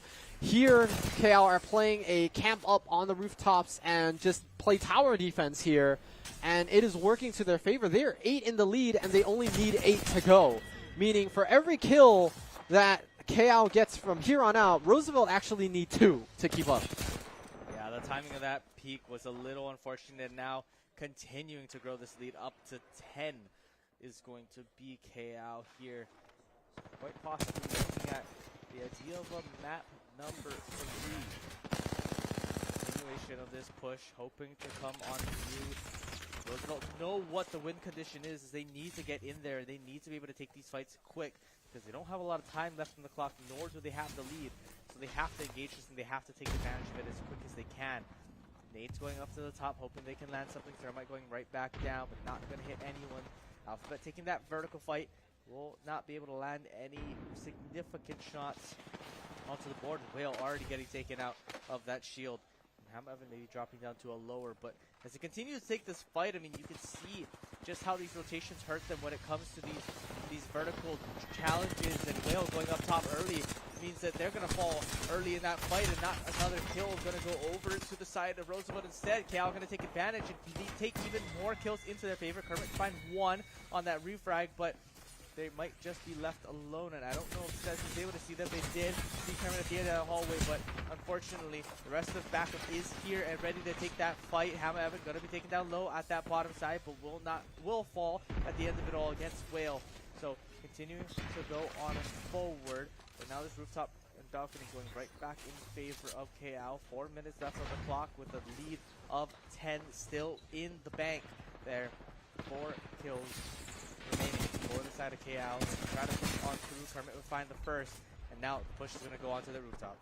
And you got to remember, this play started with the fact that they decided to do the updraft ambush, but one of the members on Roosevelt was still replenishing their shields, hiding away, and they weren't on the same page there in terms of when to go in. So as a result, I was a little bit staggered, and there was capitalization from it on the side of KL. Now 4 away, as you said, from the victory here. A little bit of flanking once again from Roosevelt, but it's a trade 1-for-1. That's not what you need. You are 12 kills down. You need to trade, I believe, what, 4 for 5 for 1 each one here? You need to have enough of a few, like, perfect. It's not I got my 1s, I got my 5s. That's what they're going to need here. If not, it's looking more and more likely that we are heading to a map 3 for this best of 3. To go the distance for Apex Legends would be such a testament to both of these teams. The legacy they have of performing at previous Vanta events for Apex Legends also. Just to mean everything here. KL, final kill that they need. Are they going to find it? Kermit hiding away. That's going to be kill number 40 for KL. They're going to bring us to that game number 3. Yeah, no emotions on the side of KL. They know what's in the books. They know where that final destination is. That's just 1 game out of 2 that they need to take just to be able to get, well, you know, what we could call a reverse sweep per se. And you can see the side of Roosevelt standing up, getting a little bit of a stretch and getting that little bit of a team meeting just to be able to figure out what their changes need to be moving into that next map. We don't know it yet. That's going to be up to them as the first seed to decide what map we're going to go to next. Yes. And, you know, it does give them a little bit of an advantage, right? You get to play into your play style a little bit more. Now, they can't go back to Habitat, but they can go back to similar. I see that was your question. Yeah. They can go back to similar map types, right? If you think about where everything is going to go down. But I'm excited to see what they pick because obviously they're not going to pick a map that's going to be as slow paced as the ones you've seen, right? Yeah. You know that they want to play fast. You know that they want to play aggressive.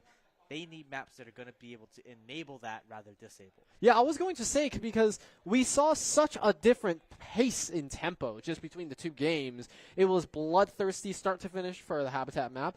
It was not it was very slow, telegraphed, methodical in the second map, and you could see both teams know, like I said, their identity, how they play.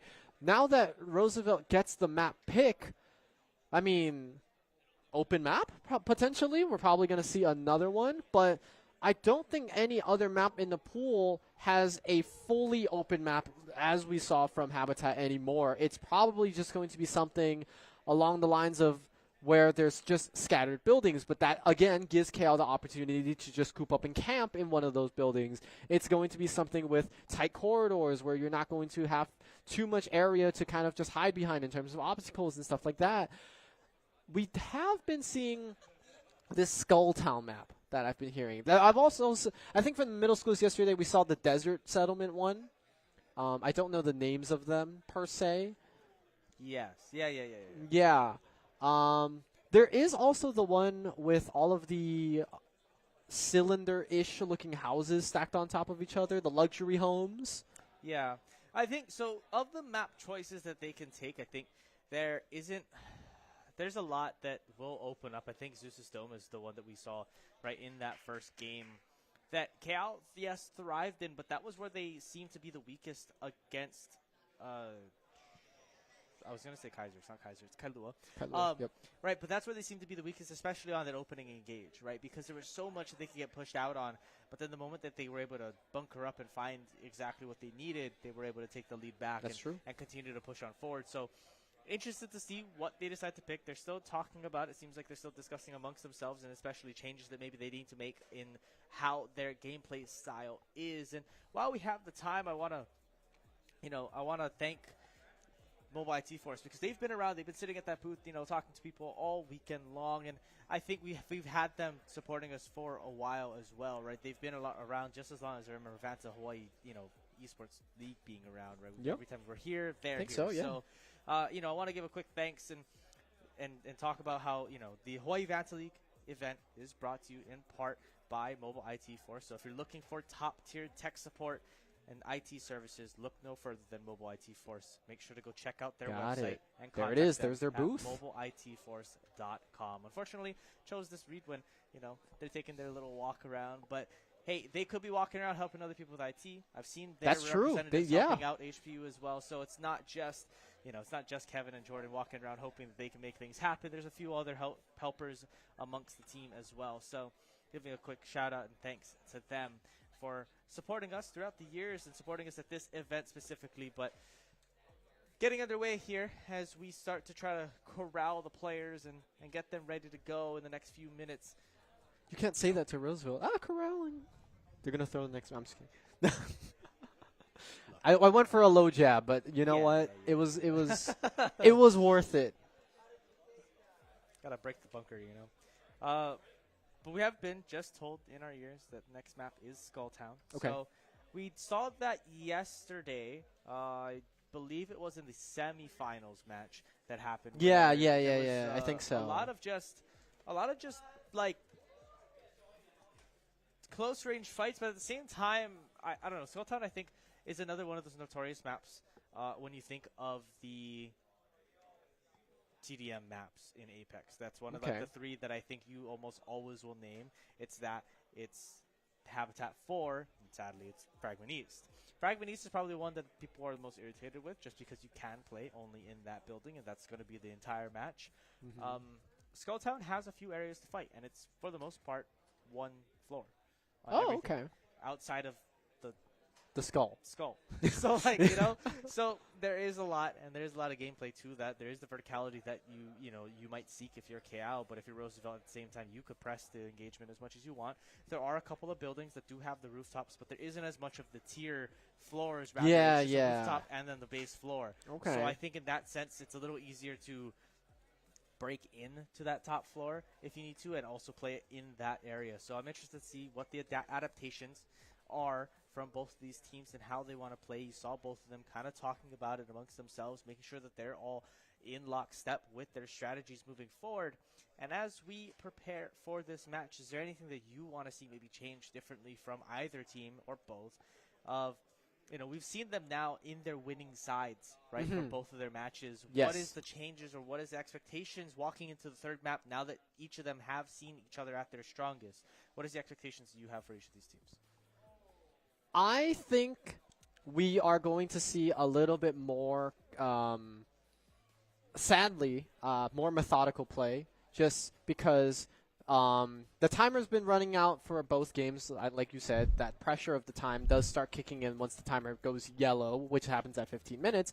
But I think the main thing is, because both teams now have a one game, I guess, unless they've watched the previous semis, sample of each other's strengths, that they've now been talking with their coaches during that interim of how to address those strengths. That being said, it could also be a possibility that they play with that kill lead a little bit more and use it to their positional advantage on saying, hey, we're in the lead as KL, you do really have to come to us and we will be ready for it. Or, hey, we have the lead as Roosevelt, you do have to come to us and we are going to bring it when you come to us, you know? Just a little bit of playing with that kill lead, but it all starts with the first pick in order to get that kill lead. Yeah, they need to find that first pick coming on out. You do see those shots landing for the side of Roosevelt, and vice versa. It is landing for KO as well. Just right now, this fight going a little bit more in favor right now of Roosevelt when it comes to health bars, but able to find the shields, able to find some protection, get themselves back into this game. Those shots are landing, though, and they continue to land with that flat line. And, you know, it's rooftops or it's the ground. There's two ways to really play this map in how you get there, unless you're going to play on that spine of the... I don't actually know what the spine is. Like, I don't know what monster or whatever it was. That part I've never really stared long enough at the game. But they are taking the fights. You do see this Rampart back in play again with the... That's two shields. That's a double. Oh my god. Oh, that's a double.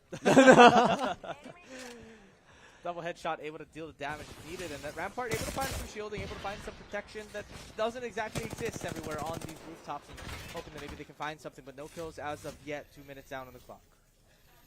Absolutely right. And this is getting slower and slower as it goes, which for this one, I will let it pass just because it's the final game of the series. Tensions are high, stakes are high. Everything about you, your team, and the next 40 kills that they can earn, or the timer, is going to be also important. Every life is going to matter here. So they're playing a little bit slower. Roosevelt actually are doing something that we haven't seen them do too much, which is they're going in as a siege mostly from the same direction. There is not much flanking action. They're actually going to see if they can overwhelm KL through strength and numbers. They are able to do so to Mountain Dew to claim as the first kill here. But that's kind of all they really got. So let's see what KL's response is. Yeah, they're trying to, like you're saying, they're sieging off on the same location. I think at the rooftop, it's just kind of that death ball composition where they want to walk in, and they want to walk in together. Now you're seeing, right, that adaptation is where the holds are coming from. Now for KO, as they're kind of shifting a little bit more of their hold towards this back side, trying to get a little bit more distance and continue to maintain that distance. But unfortunately for them, Roosevelt just continue to kind of walk on forward, see what they can hold here. It's a slow game, slow game so far. Try to find just any damage laid out, but care package is starting to come into play. Replicator is starting to come into play, so a few more weapons on that board here as we see this triple take, trying to find any charged up damage here onto. Oh, there's the crack. The crack on that shield gonna be landed, and the rest of these shots gonna continue to be laid on out, but no kills as of yet. Just that one that was done earlier against Mountain Dew, and then seeing just where they can come about. But this triple take being a little bit of a menace. And I believe, if I'm not mistaken, these two buildings are connected. Yeah, there it is. There's that little bridge that you can do. So they're just on two different rooftops of the same building, which kind of shows a little bit of turf war going on. Stezzy taking a little bit of an off angle, but is immediately discovered here on the structure. And yeah, it's a very slow game. Everybody's got their snipers ready, trying to go for the other team when they peek out. A little bit of a war of attrition here from both sides, so to speak.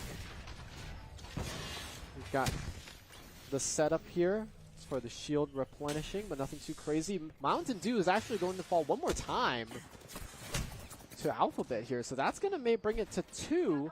Not a big amount, but hey, playing with that kill lead does mean you force the other team to make a decision on how they're going to make that up.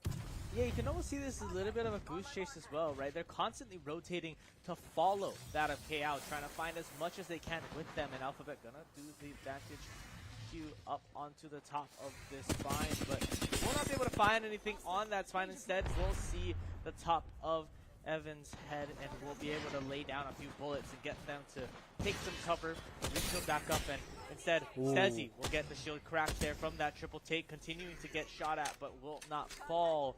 And you're talking about, right, the only 2 kills going to be on Mountain Dew, but not like it's going to be that much. Again, 2 kills is still just under a team wipe, and all it's going to take is one big engage, and this could turn the game completely on its head.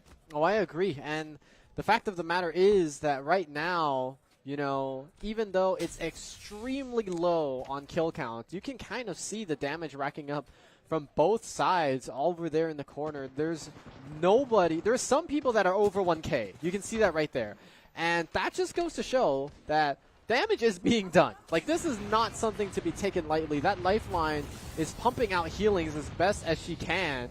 As I say that, Evan almost just was casualty number 3, but you can see it, you know, there's poke damage coming out from both sides, and no, it's just a matter of finishing off the kill at this point. Mountain Dew's going to go in and avenge himself for the first time. That's going to be a trade, though, however, as Stezzy falls to Alphabet, so it's 3-1 in favor of Roosevelt now. Still within a team wipes, just like you said. But they are starting to tread onto each other's territory and not give room to defend. As Stezzy is out in the open, almost falls, but the same can be said for Alphabet here. They are keeping eyes on him, making sure that they don't get the opportunity to kind of just get out of there scot-free. But I think Stezzy is going to be able to rejoin with the rest of the team as they try to group back up and plan their next action. Yeah, I think Stezzy got caught out spawning, unfortunately, and trying to get back to their team, and got caught out a little bit more in the open. But able to find the team now, back grouping up with the 3-on-3 here. Evan gonna get some shots into their back, but luckily for them, G7 Scout gonna be able to take care of a little bit of damage in return from Stezzy. So hoping that maybe they can continue to find things. Havoc is gonna be in hand there. I believe that's for Mountain Dew, so we'll see if they're going to be able to land anything. Prowler shot's not going to be able to land too much more. Will almost fall off the spine, but they would have maintained their position up there, well falling low, and this mini gun is going to be almost ready to go as well. So everyone kind of ready in this scenario. One-on-one trade. Stezzy will fall to Kermit after taking out Alphabet and keeping this lead to just 2 match. Mountain Dew going to push on up and get the trade of shields, but nothing more than that. G7 Scout going to be able to do a little bit more damage and just zone off that space, but nothing really causing any pressure, I guess. Outside of a few engages, it seems like this is a pretty straightforward, everyone holds their own ground at the space. I agree, and I think the biggest variable here is actually just going to be the care package that's spawning, because it's equally far from both teams and where they've set up. So as a result, if you want to change up your playstyle and get some better weapons, you are going to have to head to that package. You can kind of see it, the pillars of light signaling where they're going to be. And look at that. Al spread out, trying to see if they can make a play here. Roosevelt kind of cooped up in that. I think it's a spine. I think it's a spine as well. I think it's a I spine. don't know where the skull itself is of Skull Town, but you know, for my understanding, it's a spine. So we're gonna. Oh wait, never mind. I lied. I found the skull. I think it's that one. It's the other side of the map that we just don't play on. I see, but we are starting to look at this engage coming on in. Where he's gonna sit above Evan. Maybe try to lay out some of that damage. Lifeline shield gonna go down, but will be a for them. Laying into that shield is going to be Whale and will find the kill, but Kermit will fall instead to that minigun. So now, playing just under this rooftop. That minigun push gone in. Says he will be able to find another, but will be also traded out in that process. Still 2-kill lead for Roosevelt as we enter into a 6-4 difference. You know, not to do, just taking up that high ground that was all left alone. Yeah, I mean, we know it. Roosevelt likes playing with people, with their teammates. They lose one, they'll have to try to trade one to the best of their ability if they can. Sometimes, however, they mostly like to play in pairs. So if you find that third person on the side of KL, that's a pretty free kill without any retaliatory efforts on the side of Roosevelt. You can kind of see that exhibited right here. 2 people taking down 1. Roosevelt keeping it close. And KL making sure that it's even closer. Yeah, you can kind of see. That minigun makes me think of like the Odin and Val, where you just kind of peek while shooting and just hope go. works. Yeah, except a little bit. You don't lose as much of your aim in this game, so you can kind of do that for free. Yep. And I think that's a part of the reason why people play Rampart in TDM, right? Is having that availability to have the minigun in hand. Unfortunately, without the minigun in hand, Alphabet will take out Stetsky and give themselves back that 2-kill advantage. And not to do, just trying to get out of dodge there, being able to slip into that building and peel away for the time being. Yeah, and it stays within a 2-kill margin. Time Bank does tell us we are now about a third of the time through, a little bit more than that actually. And, you know, at first when you see it and it's 2-0 in favor of Roosevelt, you're like, and then you see now it's 9-7. You're actually not feeling as bad if you're KO, because 1, that means at minimum you're trading 1 for 1. There were moments in time where they even closed that gap to 1. And unfortunately, Roosevelt was able to capitalize on a stray kill here and there. But 2 is within, let's say, a margin of error in terms of performance, because all you need to do is grab 1 pick between now and like 30 kills down the line, and then another pick, and that's enough to tie it. 1 more would take you over. Again, though, on the side of Roosevelt, they can use this kill lead to their advantage and kind of camp up as they need. However, KL, they're going to be relentless. They're actually taking a page out of Roosevelt's book, and they have been pushing forward. Yeah, they're pushing on forward, tying up this game now at 9 kills apiece. Revenant ult will get popped just to give that little bit of extra shield, and hoping that maybe they can lay some things out. But Rampart putting up a little bit of that fortress up on that top whale. Going to get shot while entering onto the rooftop. And now, this battle going to continue to go on, jump across the roofs and continue to debate this battle, and the shields are just going to continue to be laid out from Rampart there. We saw the adaptation the last time we saw Rampart. We saw the change over onto that fuse, and you know, it isn't something that is completely unbeatable, but it is a helping hand no matter what to have the extra shield there to be able to protect yourself from that spam damage or just any shots that are coming on in. 9-9 though, with the game being tied, there isn't really a push from either side to get in immediately. Kraber in hand of Evan though, trying to find maybe an extra pick or just that shot to get someone oh so low, but we will not be able to find just as of yet. We now enter into nearly the first half of the game being done.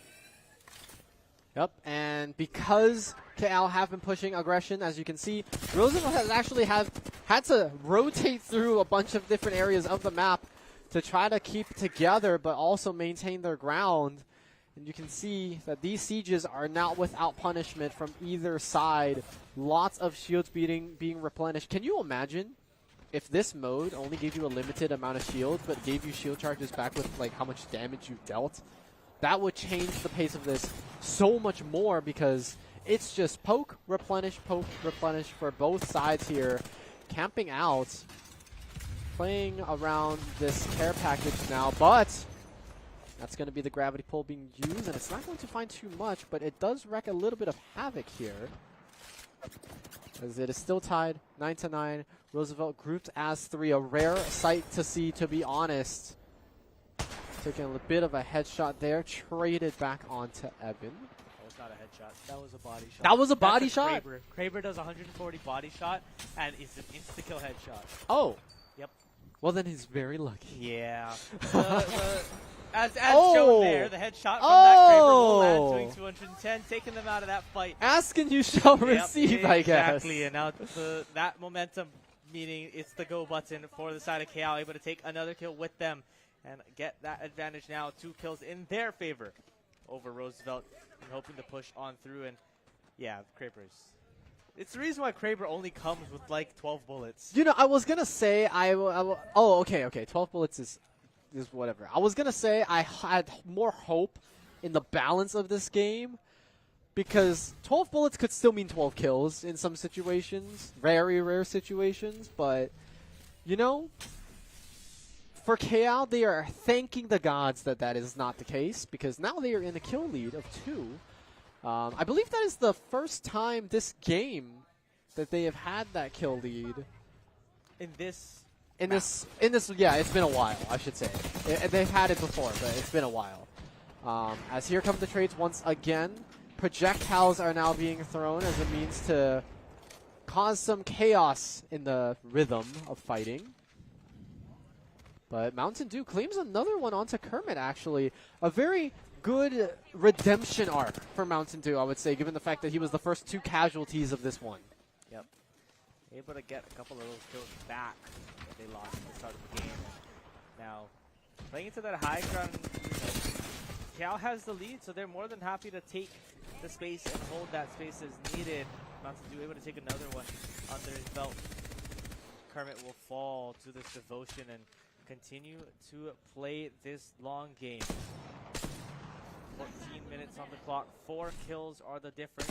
Just a total of 20 or so kills on the board, and continuing to try to lay down some extra fire. That headshot not able to land there. Instead, Stezzy will get hit up on that shot and bunkering up on the top of that roof with 4 shields surrounding them. I can't help but think we're watching Fortnite every time that happens because it's like, oh, I got shot. Builds an entire palace around you as a means to stay safe. As well is able to take 1 back and shrink that kill lead down to 4, but Mountain Dew taking way too much damage there. Teammates got your back, another trade 1 for 1.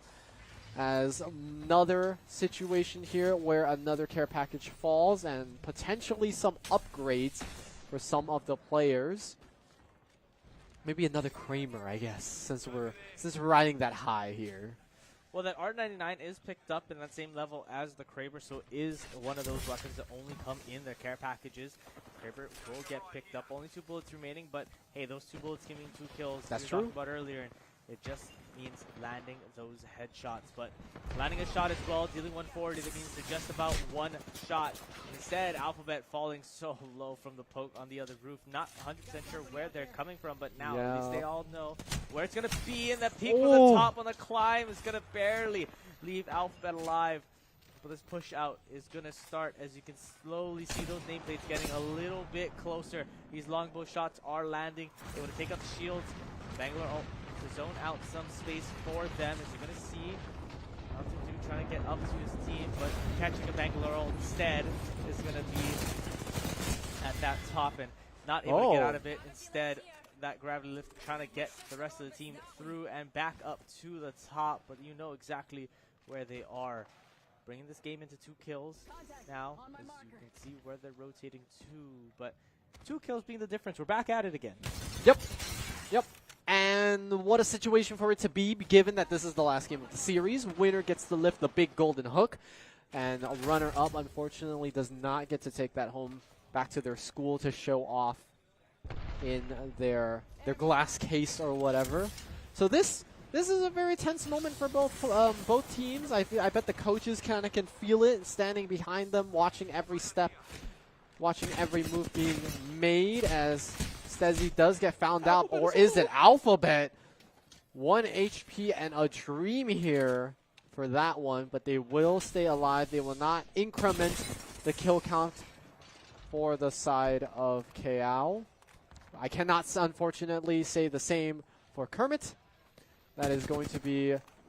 I think Kermit has been the one that has been dying the most recently, too. So it's a little bit worrying, you know. It could be something about nerves. It could be something about communication. But, you know, the frequency in which that is happening is starting to be concerning. Because, look, there's another one. Yeah, it just seems like the timing of rotations is unfortunately not working out in their favor. Luckily, they will be able to take care of Stezzy on that high ground. But this lift will take the other two players from KL to this high ground of the spine and try to get them a little bit more damage on that list. 10 minutes on the clock now, though, with a 3-kill difference. Longbow in hand for Stezzy, able to deal hopefully some damage coming out, but the poke fire is going to come through and get a little bit more of that health bar drained out, but not anything as of yet. Kermit getting caught a little bit on that rotation, but will not have that shield broken and continuing to push on through, but you can hear that timer clicking on over to the 10-minute mark. And we are now into the last third of this game. Whale getting poked on now. We'll have that shield broke, but nothing as of yet. And this rotation back into the high ground for Roosevelt, and the rotation back into the building, or maybe onto that spine, is going to be coming from KL. Rotations. Potentially the last one, even, given that you just mentioned the timer's only just 10 minutes left. We do not have a lot of time here. And the kills are still close. Do not get me wrong. It's 16-13. It's a team wipe away. But at some point, I feel like Roosevelt's got to start taking fights that, you know, are not going to allow them to just shield back up immediately. It might just be the Eagle 1v1s in order to get those picks type of thing. But it's just so hard because, like you said, this map was Roosevelt's pick, but there's so many places for both teams to set up camp and just not need to fight them in a 1v1 situation, not even give Roosevelt the opportunity to ego them. Alphabet face checking there a little bit. Mountain Dew cracking a shield, but that's not much more to it. Whale appearing up on the rooftop, trying to see if they can pressure any more. But on top of that, there's just two people on the skull. Smokes are going to dissipate some of the aggression from that high ground. And with that, they actually were able to capitalize on Mountain Dew on the roof. Yeah, they were, and able to bring this one kill closer back to, you know, our standard kill difference here as we move on to Alphabet getting lasered out. Whale the same as well, but no kills to fall. Kermit going to get hit by a ton of utility instead, and we'll find the longbow bullet in the body. Will fall, so now 3 kills being the difference here. We enter into our last 8 minutes of the game and just trying to find any way in, but it's so hard when you have so much coordination on this watch. This power of defense, you can call it.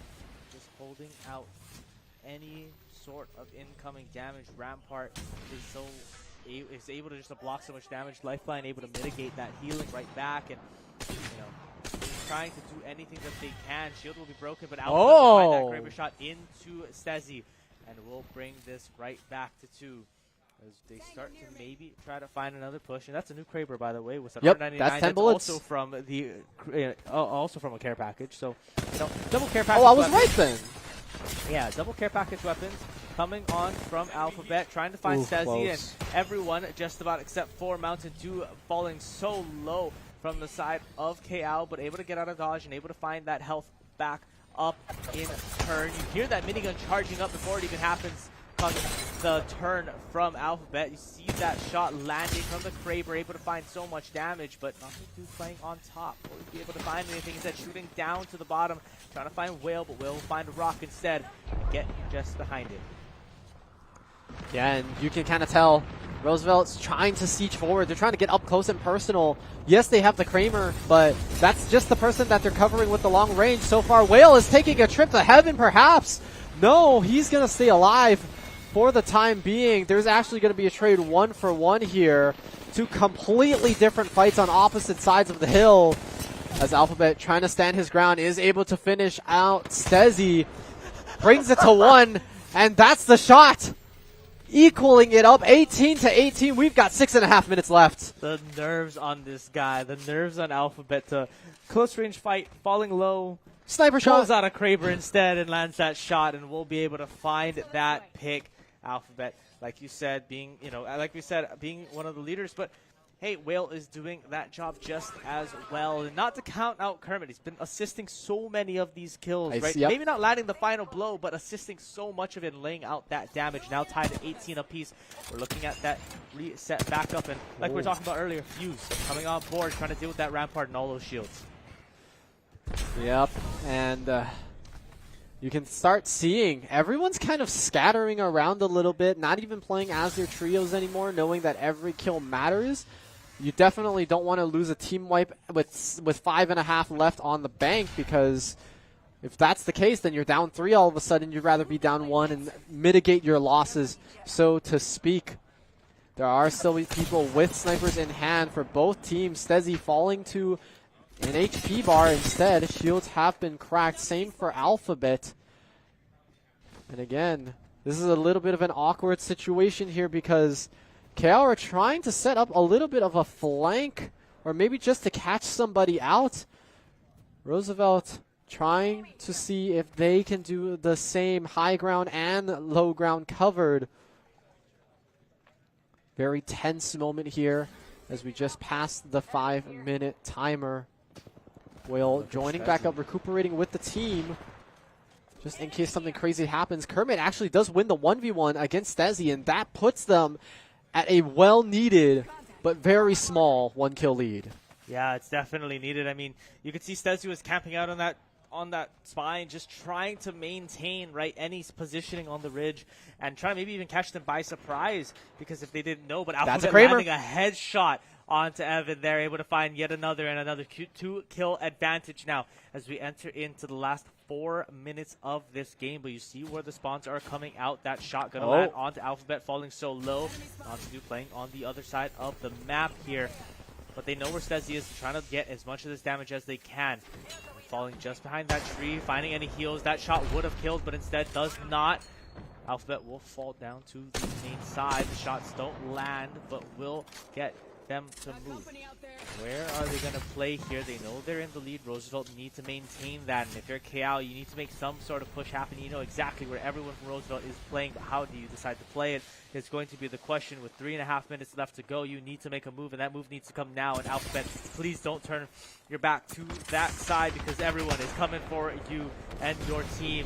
You need to lay down some fire. He's all going to get laid down there, doing some damage to the Rampart shields, but also and mainly doing damage to Evan. There is the ultimate from Banshee. He's also going to come out and get all of that damage sorted into the middle of it. And so low falls everyone on that team, and they're going to barely be able to get shielded back up, but that push is going to start getting laid out. Will needs to get out of dodge. The shots aren't landing from any of the snipers, and needing to trade out the gun. Kraber out of ammo. So we'll find that care package. Not to do, getting Whale so low, but will not find the kill. And they need to get out of this positioning because they're going to get nailed in the back. And fortunately for them, they will. Not to do, will go up to that high ground. Alphabet still peeking it from that low side, but will end up running into everyone else on the team. But we'll find that pick onto KO instead. Stezzy will fall to the Mozambiques here. And now we're going to continue to push this out. 1 kill in the melee. We'll finish it out with that Raptor's Claw and maintaining that 3-kill advantage.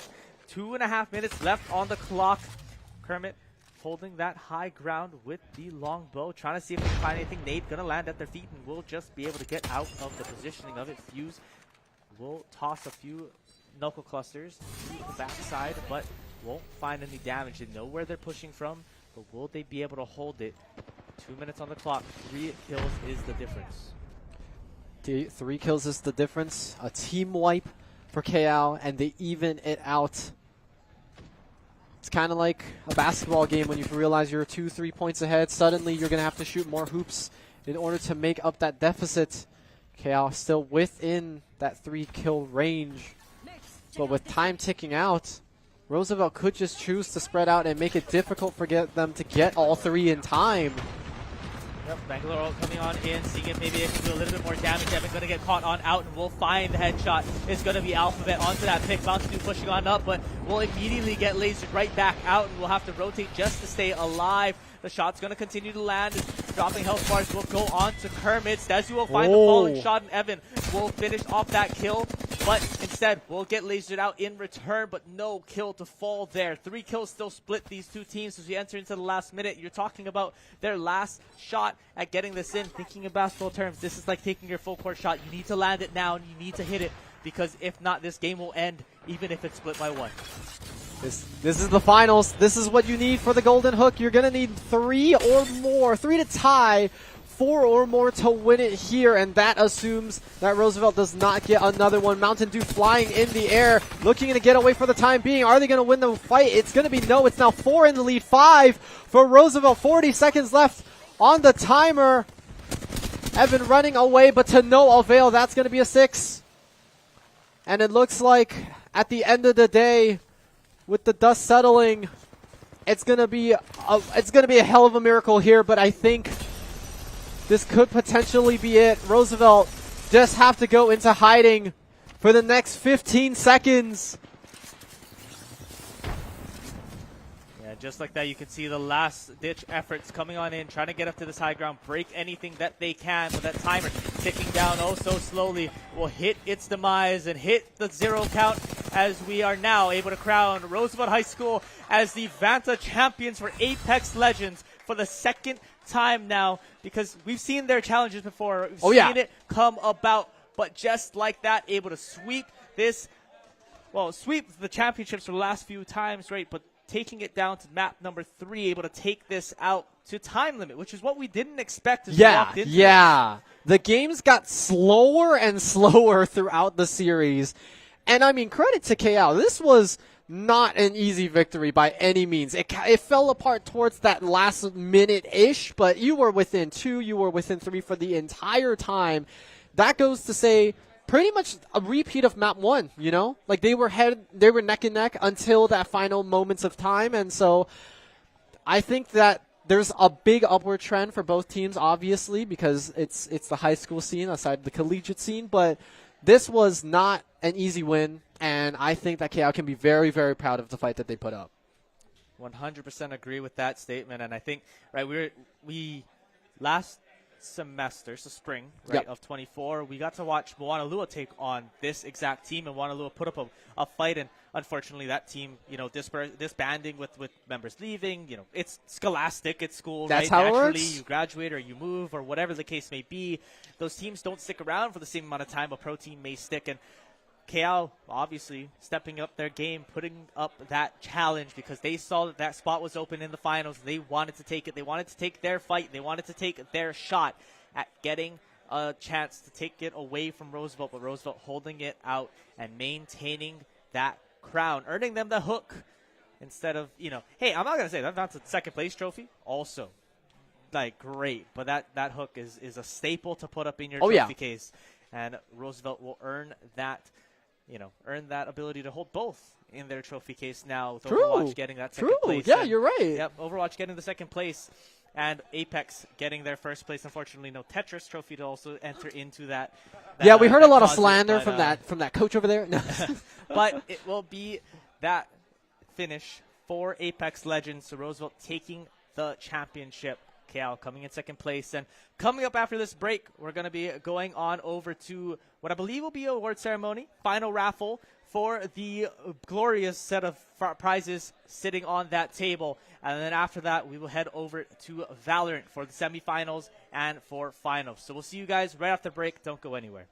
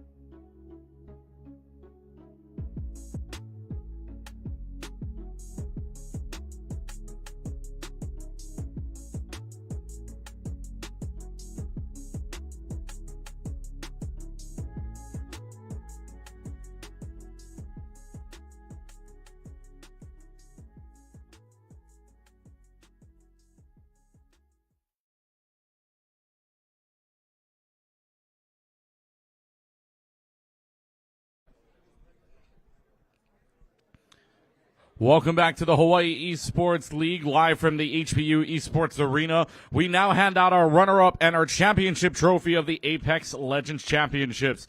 With our runner-up, please welcome up Kea'au High School.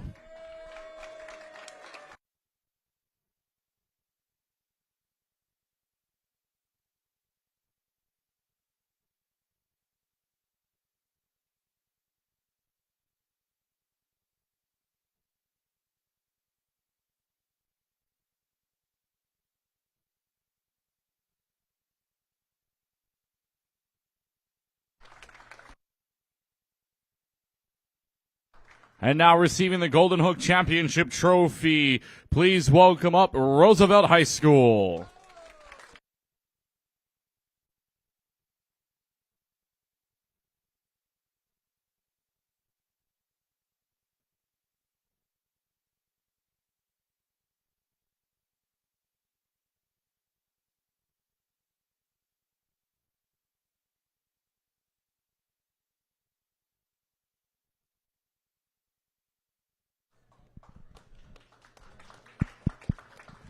And now for the giveaway. We hope your trunk is empty for the grand prize if you win it. Mr. Ed Lallier.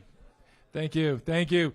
All right. It's the time we've been waiting for right now. It is the grand prize drawings. We are going to start with an Xbox console, followed by a Logitech racing wheel and stick shift, and then lastly, a Corsair gaming chair. All right. Get your tickets out, everybody.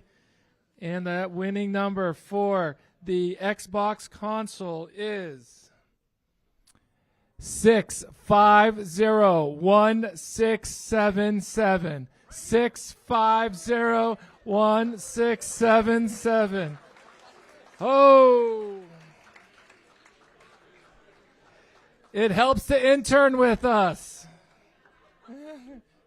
Congrats. Take a photo. I'll take it. 650-1677. Well done, yeah.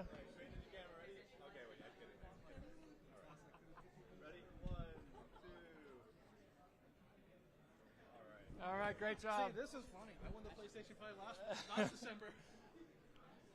All right, well done.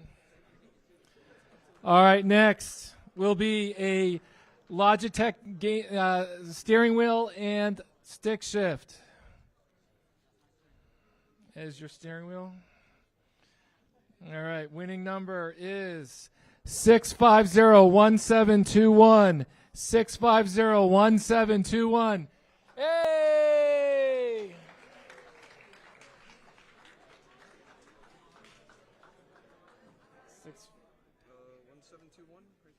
1721. All right. All right, lift it up. You need help? Good job, Brad.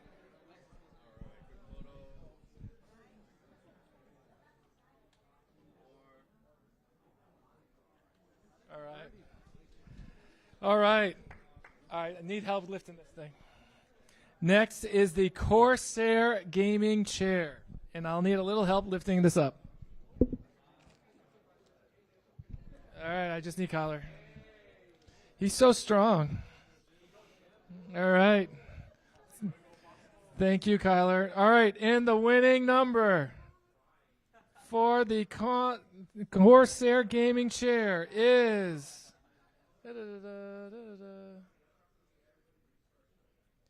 9781775.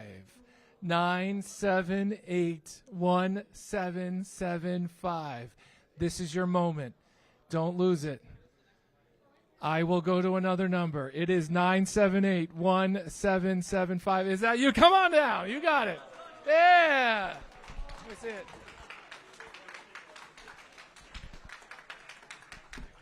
Nice job. You get to carry it. Are you ready? Hold it.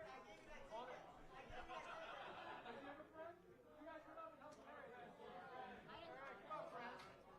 All right, carry it. Get the photo up. Get the photo up. I can carry it myself, but get the photo.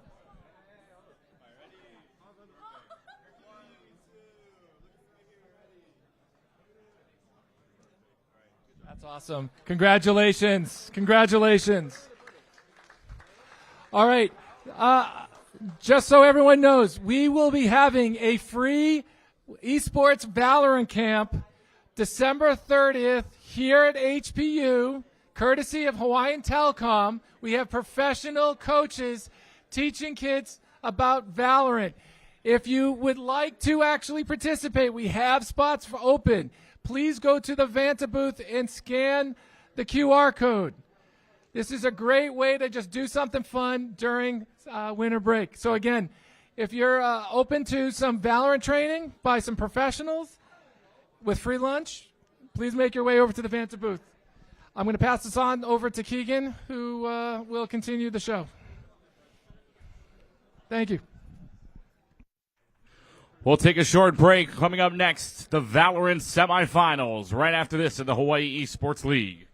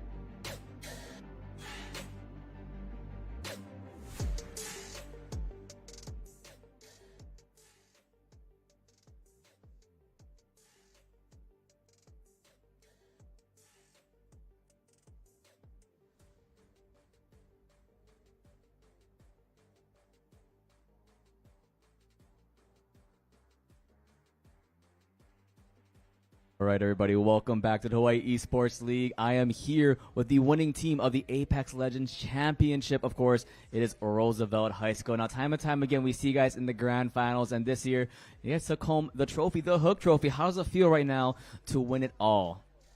It feels pretty good. It was very tiring, worrying, stressful, but it's very fun in the end. Good to play and, win.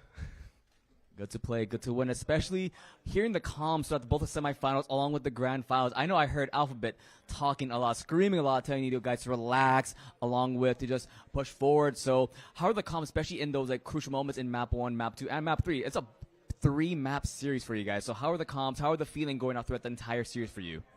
At first it was really good, and then it died down, but then it came back again, and it just became crazy at the end. I kept yelling, just live, because we had to clutch up the final part, and we pulled through. Yeah, pulled through, and honestly, amazing season for you guys overall. Showing your dominance. Time and time again, like I mentioned, make it to the finals. Now, it was a new opponent for you guys in the grand finals, Cal High School. And how's it feeling playing against them? Because you guys are known for fighting, face to face, a lot of rushing. And for KL, they were a lot high ground, playing to their style, playing their choke points. So how does it feel going against them in a clash of styles for you guys? It was very hard. Yeah, it was totally different. We didn't really expect it at first. That's why we had to adapt and change. Their defense is really good. Yeah. Kings of defense versus kings of offense. Now for you guys, especially because it's only the fall season, there's still spring next semester for you guys. So any thoughts, any shout-outs, any call-outs for other schools you guys going to do against them? Because I know there's a lot of competition, and now you guys have the trophy. You are now the reigning champions, so everyone's gunning for you guys. So I saw them point at you. So any call-outs, any shout-outs? We're coming back in the spring season. Coming back, and so we'll see how it happens, especially for these guys. Roosevelt High School right now, you're reigning champion, so we'll see if they're able to make it back in the spring 24 season, but that'll be it for them. And I know Roosevelt still has a chance to get another trophy. Right now they're playing the semifinals against McKinley High School, so we have to wait and see who will be going against Iolani High School in the grand final. So after this break, we'll be going to Valorant semifinals. See you in a bit.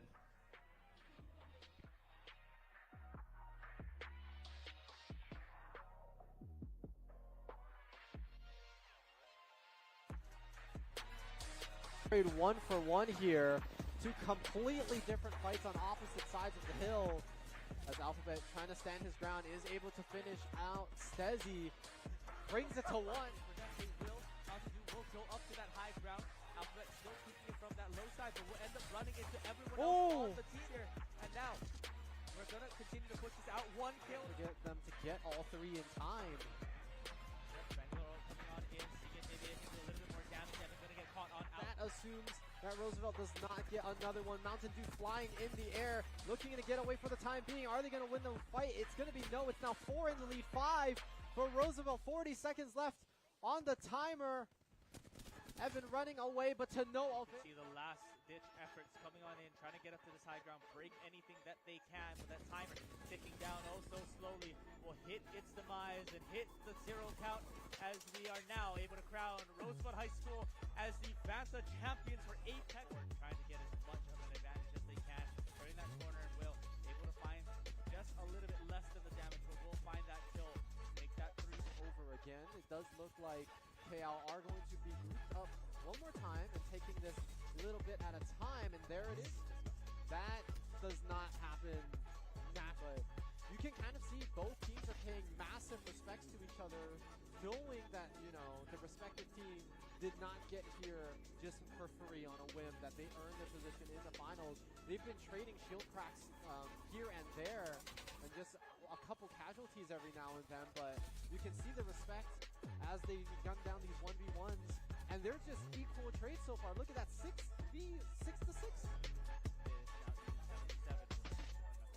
And this is just a testament to how much they trust each other as teammates. Entering very nicely, defending home turf, taking one, stifling that engage just a little bit, traded back immediately by Kermit. It's still a 2-kill lead in favor of KL. This is a 1v1 that's going to go down. Steady. Get it out, and now jumping on in, trying to see what they can find here. First, good damage will be laid up by Will. That's going to get Hammer Evan on that kill there. Out to the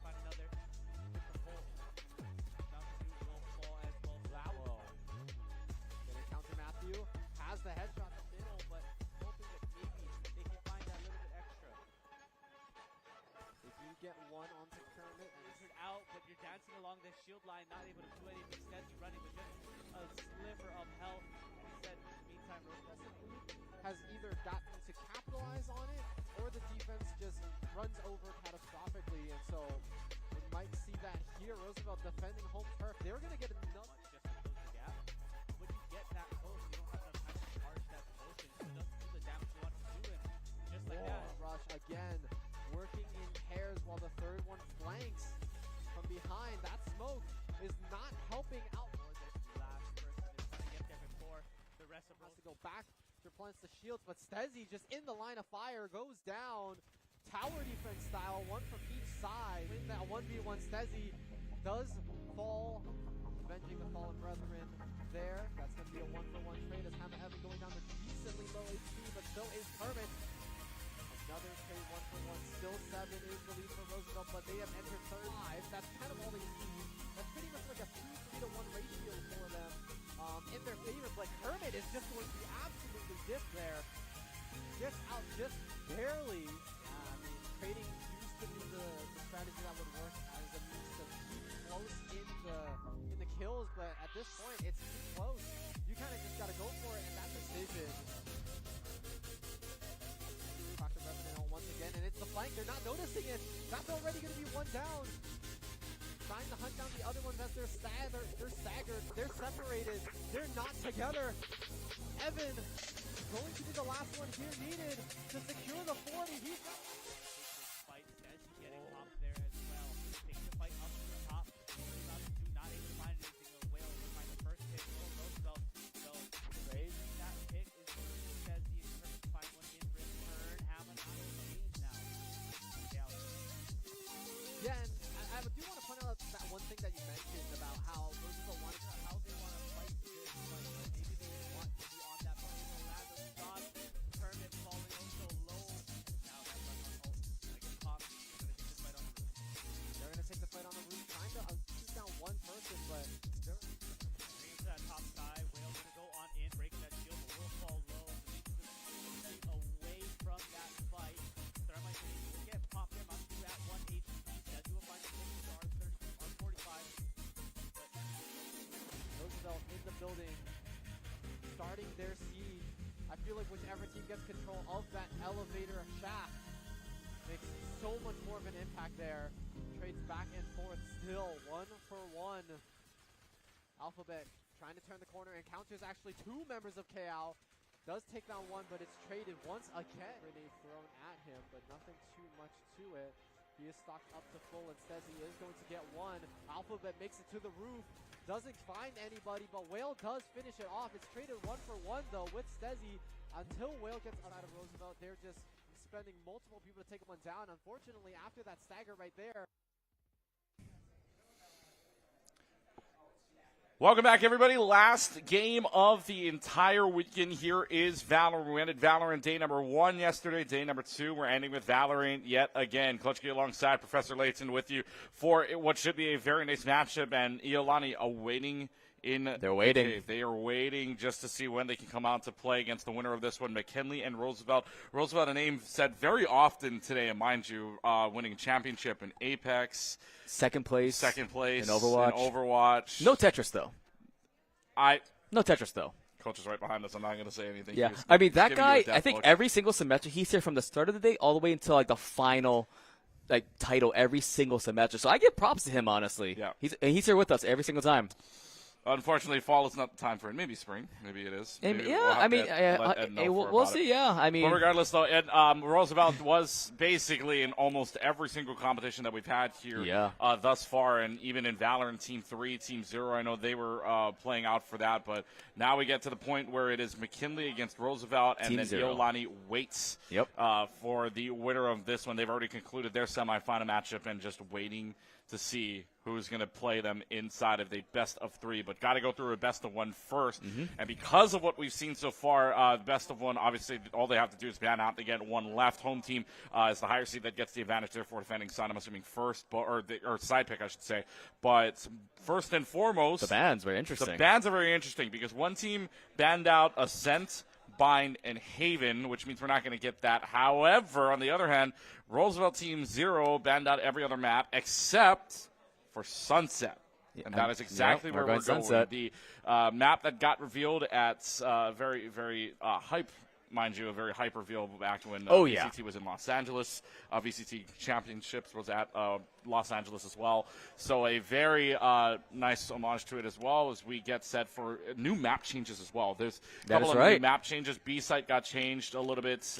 No more Cypher tripwires, although there's somewhat of a positioning to still do that if they know the trick, or if Cypher's still available in this case. I mean, still should be mid-tripwire is still available to you too. So let's take a look at what these teams are going to be lined up for in terms of what their setups are going to be. And right now, so again, Cypher's not too uncommon, but what is uncommon at the moment is the smoke situation, if you will, on either side. Yeah, very interesting in that regard. Of course, as you see on your screen, Roosevelt will be defending first on this map, while McKinley will be the attacker's side.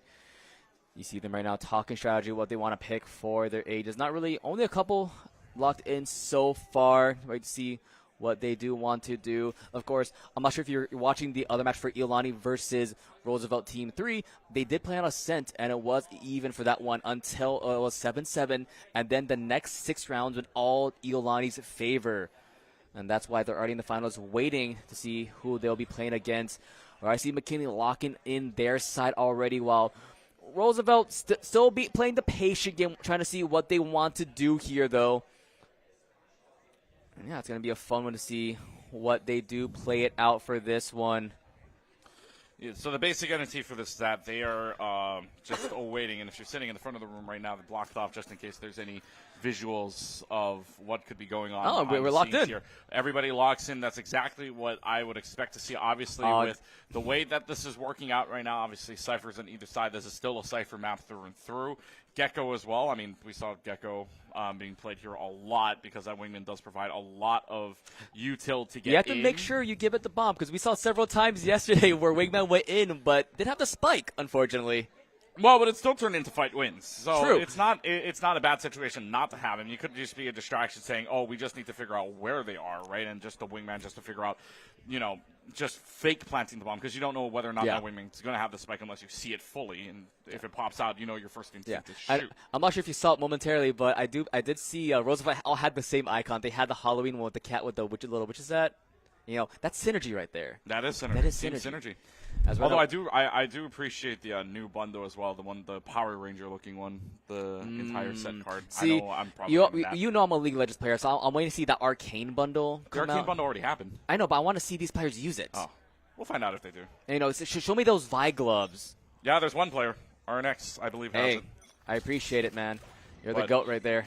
Well, we'll see. I mean, I just saw them pull out the fist, so we'll find out. Here is minute 30 on the clock now. We'll find out what's kind of positioning here that McKinley wants to take. McKinley on the attacking side to start.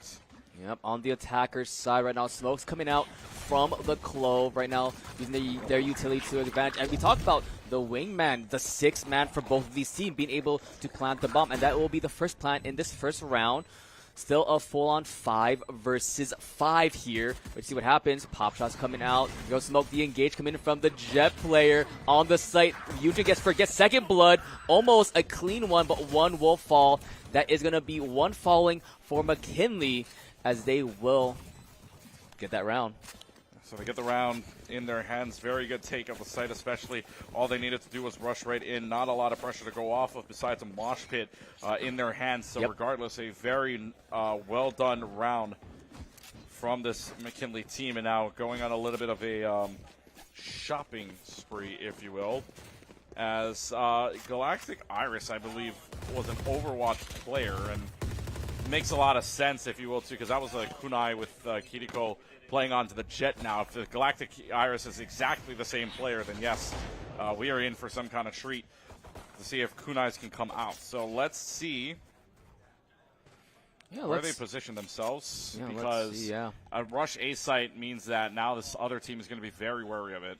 I do want to point out that, especially for the last round, the close smokes have been so crucial for McKinley being able to get some good corners and dissuade the push coming out for the retake from this Roosevelt squad right now.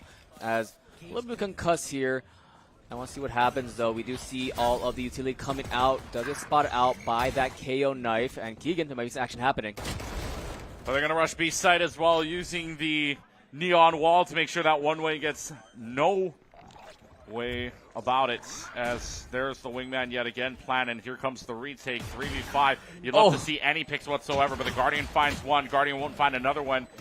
Is an MZ is going to find at least another pick there, and it will be the pistol play yet again. So 2 kills on the bonus round here for McKinley, or for Roosevelt, I should say. Isn't a bad situation to be in. You'd love to see if you can get one more, but not a lot to work with in terms of a bar, a health bar at least. Shoots out the knife so they know exactly where it is. It's RNX getting at least the right click on. Stickman does, but it's not enough damage anyways. McKinley lose 2 in the process of the bonus round, but they'll keep a 2-0 lead. Yeah, keep the 2-0 lead. Really nice, really phenomenal for them. Man, with the Fnatic Classic falling short, just like Fnatic does. Unlucky there.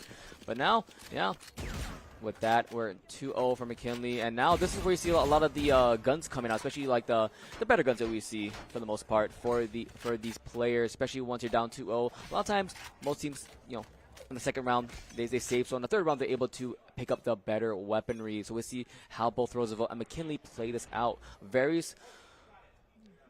Not the fastest start like I've seen the last couple. Last couple, we see Neon running in with the utility. You hear the footsteps coming out, but not any action happening in this first part, Keegan. Well, this first part is always slow and steady just because you'd like to see, sometimes they rush and sometimes they just wait for the green button, wait for the green light to go. Once they find that first initial pick, which they might have, they spot out one. They'll immediately use out the close smokes and some of the concusses as well, just to take over the site, which is done very quickly. Speed Demon goes around, a.k.a. the Neon will try to get around and spray away. That's a 5v5 now retake that's going to have to come from Roosevelt. Full rifle round, a very important round at that. Otherwise, the Econ's going to start to fall. Yeah, they're trying to find the correct position. He's trying to dive on in. Moshpit comes out just to hold on, just to take over the site here at Ketlik. So it's able to find one, and that starts the entire trade line. It turns into a 2v1 in favor of Roosevelt. Do they have the firepower? They might. They have the Ares out, but is it still enough? Gets the overkill at the very least for 116 total versus the regen shield. Just tapping it over and over, but instead it's Galactic Iris that takes the headshot, and Roosevelt takes a point. Galactic Iris, 3K in their pocket. And I think almost everyone except for, like, I think 3 members had that recharge shield on both teams, though. So definitely you see that recharge shield coming into play for them, making sure they get a bonus 25 in their pocket when possible. Yeah, really nice round coming out from Roosevelt. That did come down to the wire, though, unfortunately, but still have that economy in their pocket for the most part. And, yeah, we'll see how this plays out for them.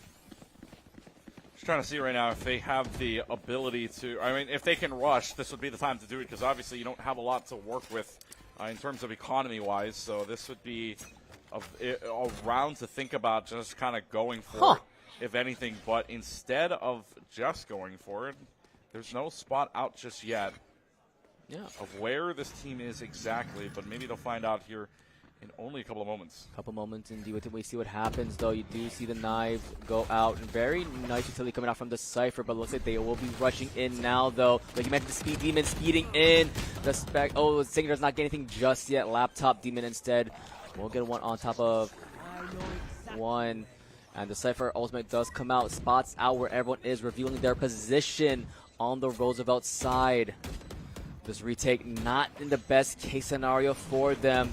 There goes the mosh pit, but it's not enough just yet, though. One tap coming in from the Gecko, but instead it'll be a 1 versus 3. Yunjin gets one. Sage still alive, still surviving, though.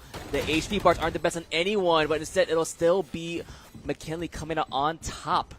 The health bars, though, that could have been anyone's round, though, Keegan. It could have. Just depends on who's finishing up and who's cleaning up, and so McKinley gets the cleanup in the end of the 2v0 finale of it. So 3-1 your scoreline here on B, by the way. 2 for 2. Small sample size, yes, but that just shows you that they know how to play on the B side once they get that first opportunity to do so.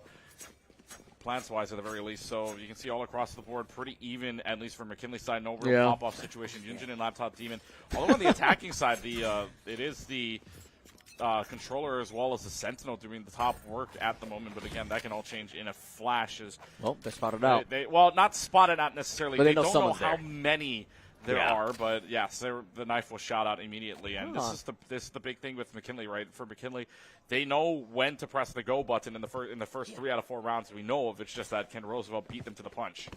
Yeah, Ken Roosevelt beat them to the punch indeed, especially with the agents that they have in their pocket. Utility flying out, gunshots being fired. Can't wait to see what happens. A nice blind, though, coming out from Stickman, though, on mid. Does catch out one, does back up, though. Has to be very careful. Not the best weaponry in the pocket at the current moment, though. See what happens, though. A lot of footsteps happening right now from McKinley. As they're looking to see where they want to go next. Go now for their squad. Still waiting. And there it is. It looks like they're pointing attention for themselves. Of course, as you see on your screen. There it is. Bomb is planting right now. And full 5v5 coming up momentarily. So let's see what they do here. Plant's going to happen. It's a 5v5 takeover now. Onto the ace site. They're 5 for 5 on plants. 1,500 credits total so far. Trying to see if they can build up another retake here for Roosevelt to try to make this series within reason. To get the knife out, suppresses any of the abilities, which their RNX has a lot of. Doesn't really need it when he got a headshot onto MZ. That is also a Sheriff that takes that RNX to the back line as well. 3v2 retake. Man advantage here, but out of the smoke, you don't want to peek. And that's Roosevelt that's going to take man advantage back to them, and they score a second point. How many headshots was that round, Keegan? I think almost every single Sheriff's was a headshot there. So very phenomenal aim coming out from these players. And signs of life for the Roosevelt squad. You know, they were down in the weaponry there, but they were able to have accurate shots with their Sheriff and allow them to win that out. So very good for them. And now look at the ultimates from both sides. Pretty much almost everyone on Roosevelt, while just almost 4 on the side of McKinley as well. So we might see a very crazy round happening this time. Could be. Just depends on how well or how much of a strategy McKinley wants to pull out here, because again they did lose a round. They dropped it, and that's 2 defuses again. They've been 5 of 5 on plants so far. Problem is they're only 60% successful so far on terms of round wins afterwards. So find out what McKinley has to cook up here in order to score another point on the board, and they might notice here is that they are going to go ahead and scout out using the Thrash immediately, and even Neon is going to pop some movement, some abilities for that ultimate.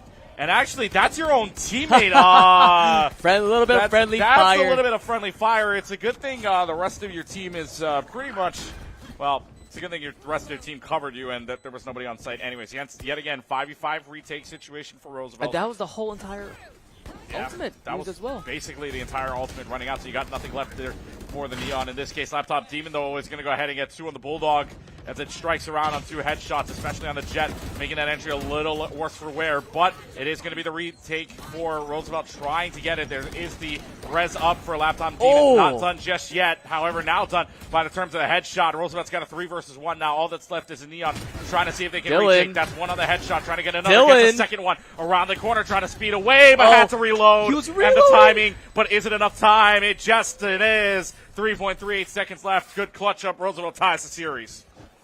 I saw the vision from Dylan's dad there. Quick 2K there with the headshots. But like you mentioned, the reload was so unlucky there. It happens at that point. You just want to switch off to your secondary weapon to try and get a shot there. Because I think with his aim, he would have been able to get a shot, though, with his secondary. But unfortunately, that's just a what if. So now we're tied up on the scoreboard 3-3. But you still have a lot of things available for Roosevelt. You have the Blaze Storm. And yes, Dylan's that has the Vi gloves. Thank you, Observer. I appreciate it.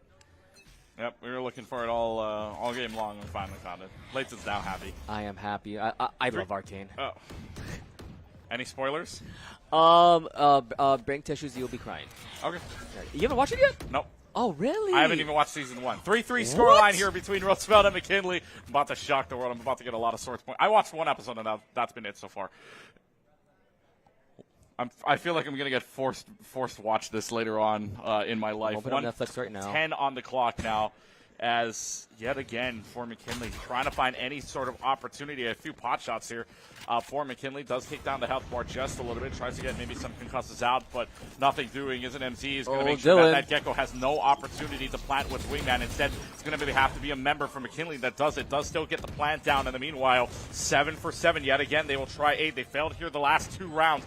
Can they do it again? Hopefully so. We do see the KO Ultimate still taking down, about to expire, I think momentarily though. So there it is. KO Ultimate, no more lockdown available. Now let's see how the retake will happen for Roosevelt. Flash coming out. I don't believe anyone got triggered by that, but the knife will scout out a decent amount of people. But Dylan's down with the headshots. 3K4 Gecko, now 1v2. Not the best health bar, and now Dylan's down with the 4K. Wow. Making up for that last round, clicking heads with the Sheriff in hand. 4K for himself, and hey, faltered at the end last time, and this time he finished strongly. Yeah, up to that point on A, when they planted down, they're 1 of 5 before that, or 1 of 4, I should say, on that attempt, and now they're 2 of 5, so a 40% success rate, and all it took to get that 40% success rate was a 4K from Dylan's dad. Pretty much still not passing grade. Yeah, still not passing. Still not passing. Which is also saying, too, that McKinley can plant, but Roosevelt's can still take over a site, and that just means that this game is going to be a lot closer than people realize. If you can make a site retake 50-50, yeah, this is going to be super, super close. Thankfully, it's a best of 1, not a best of 3. Well, I mean, even if it was a best of 3, it'd still be a banger like we had last night during the middle school side. Spycam hits something here, and I believe that was a cloak that gets spotted out for now. It's going to be the one way that spots at least one, and that's Sushi going down, thanks to also the blind of Ketlix too. So that just means now for McKinley, they're a man down. What are the options here? A man down, and some of them getting sprayed down as well from the stray bullets coming out from the Roosevelt team. And now it's a waiting game of patience now to see what the McKinley team decide to do here. Waiting patiently, of course. Ultimate wise, you do see the Cypher has their ultimate along with the Neon if they want to become Emperor Palpatine, but of course you do have the Blade Storm still in the hands of the Jet of Roosevelt. Oh, does spot out one though. Ketlix does know one, but it said will fall to Dylan's dad. He had to get accurate shots with this Vandal. He cannot miss any heads, Keegan. Right now, that aim is pretty good here. 8 for 8, by the way, in terms of plans. So yet again, Roosevelt's going to have to take this even man advantage. Not a 5v5, but a 4v4. Long distance peek around the corner. Laptop Demon finds that head easily onto Sage Hybrid. They try to dash right on in. Almost gets caught up on the trap wire. Nothing doing there. Yunjin still gets the kill at the end of the day. 4v2 situation. Man advantage for McKinley. Pop flash. Nothing there. For right now, maybe trying to get out of it. Another flash, but that was a blind one as well. That was a blind fire headshot. Stickman's got another one. They clean it up from a 2v4 to make it a 2v0 in terms of a retake. Roosevelt plays this to perfection with Isn't MC. And they get that pick as well alongside the Omen. Man, oh man, what a retake from Roosevelt. What a retake. Stickman and Isn't MC. What a retake indeed. It's like very chaotic, but like you mentioned, through the smoke, getting that headshot there was very crucial, as when the smoke did expire, it just let those two members of Roosevelt be able to clean up shop there. Yeah, an immense amount of pressure that came out at the end for round number 8. We're tied up yet again. As Roosevelt doing good work on that round, making sure that McKinley isn't comfortable with what they're seeing right now. They had advantages over and over again. It's going to be a very quick smoke off from Roosevelt's side onto the A main side, trying to predict if they're going to go there. Yeah, right now, if you're in Roosevelt, right now, if you look behind the screen, you see the teams of supporting family members or staff just watching the TV screens, anxiously seeing what happens in this close affair between McKinley and Roosevelt, just neck to neck right now. Besides, next to us as well, we do have the Fortnite competition still happening strong for the squads. And now, back to this one, we do see Thrash is available for the Gecko of Roosevelt if he does want to use that ultimate when he wants to use it, maybe for an engagement. We have to wait and see. Big thing here is what can they detect out with that 0 point, and that is 2 of them. That's the Neon and the Cypher down, which means maybe they have to find a different alternative. That's the first time I think we've seen McKinley split up like this at Innocent MC with the blind through the wall headshot. That is very, very that's just very unlucky on the other side, as Sage Hybrid also goes down with a headshot, so makes it a 5v3, no longer a retake. Remember, up to this point, Roosevelt 8 of 8 on terms of plants. But now, in down 2, this is the first time they've experienced this. See what they want to do plant-wise or try to even get credits down because, again, that is 300 credits coming to you if you get the plant down. Look at the time. But you only have 10 seconds to keep that streak up. Where do they want to go? They got to run for it here. And it's going to be Wingman that's going to plant out for right now. And Wingman will go ahead and make this a 9 for 9 just in the nick of time and under a second remaining. Under a second remaining. Now to see what happens. 5 versus 3 in Roosevelt's favor, though. This happens. Thrash is coming out. Does spot out one member down below. That's Will get his teammates, though, instead as well. There goes a mosh pit being thrown away, and all 3 members fall from the remaining McKinley team. As now Roosevelt has the lead in their pocket, 5-4 in round score. You're going to notice a pattern here in only a couple of moments. It went 2-1-1, 2-1-2. So it's nobody has won more than 3 rounds in a row, and all of the rounds that Roosevelt have won have obviously been defuses because McKinley has planted 9 of 9 times, which means they know how to get onto site. Problem is, as of right now, they're losing the battle to try to keep the site because the retakes have been better. Well, Keegan, I'm not superstitious, but I've seen Valorant for a long time. I've seen a lot of games, and there's a lot of superstitions in Valorant, so you know what? We'll see. I mean, there's a possibility. McKinley may take this round here, especially if you are into superstitions like that one. But to wait and see what happens here. As now, looks like, we do see a rush coming in from the McKinley team. A nice concuss coming out from Dylan's dad, and a flash on top of one. But Galaxy secures 2, though, making sure that the rush isn't that intense just yet. 3 versus 3 now for McKinley and Roosevelt. If they heard anything was going on there, that jet went out of dodge already, and that's going to be a plant down, and a protected Wingman will plant yet again on B. They've tried this is their 3rd round in a row where they've gone B. The previous 2 unsuccessful in keeping the site down. They may have a chance this time around. RNX around the corner gets one, but Stickman gets one back. 2v2 situation now, both of them seeing if there was any comms about where they were in that process. And Stickman looking to see if you can find a shot around the corner. Doesn't get it. RNX gets the headshot here. Ketlix has to be the hero, but heroes will not be born today on this round. 5-5. McKinley gets one back. There is no winning 3 in a row. So, yeah, superstitions are true in Valorant. Valorant 101 pretty much, yeah. We heard of 9-3 curses. You can't get to 3. So, yeah, we'll see what happens here now. I want to point out real quickly here, for the initiator as well as the controller, 22 total assists between Sage Hybrid and Stickman. 12 for Stickman, 10 for Sage Hybrid. Excellent job on the assists so far. But as close as this is, McKinley have been making some great individual plays, team play wise. Roosevelt's doing, in my opinion, been doing a better job. It's just that for McKinley, they're at least evening it out with individual skill. All I know that, at least for Coach for Roosevelt, he's a support main in League of Legends, so he's loving all these assists right now. Yeah, you love to see assists on the board, especially when you know that you're playing together as a team.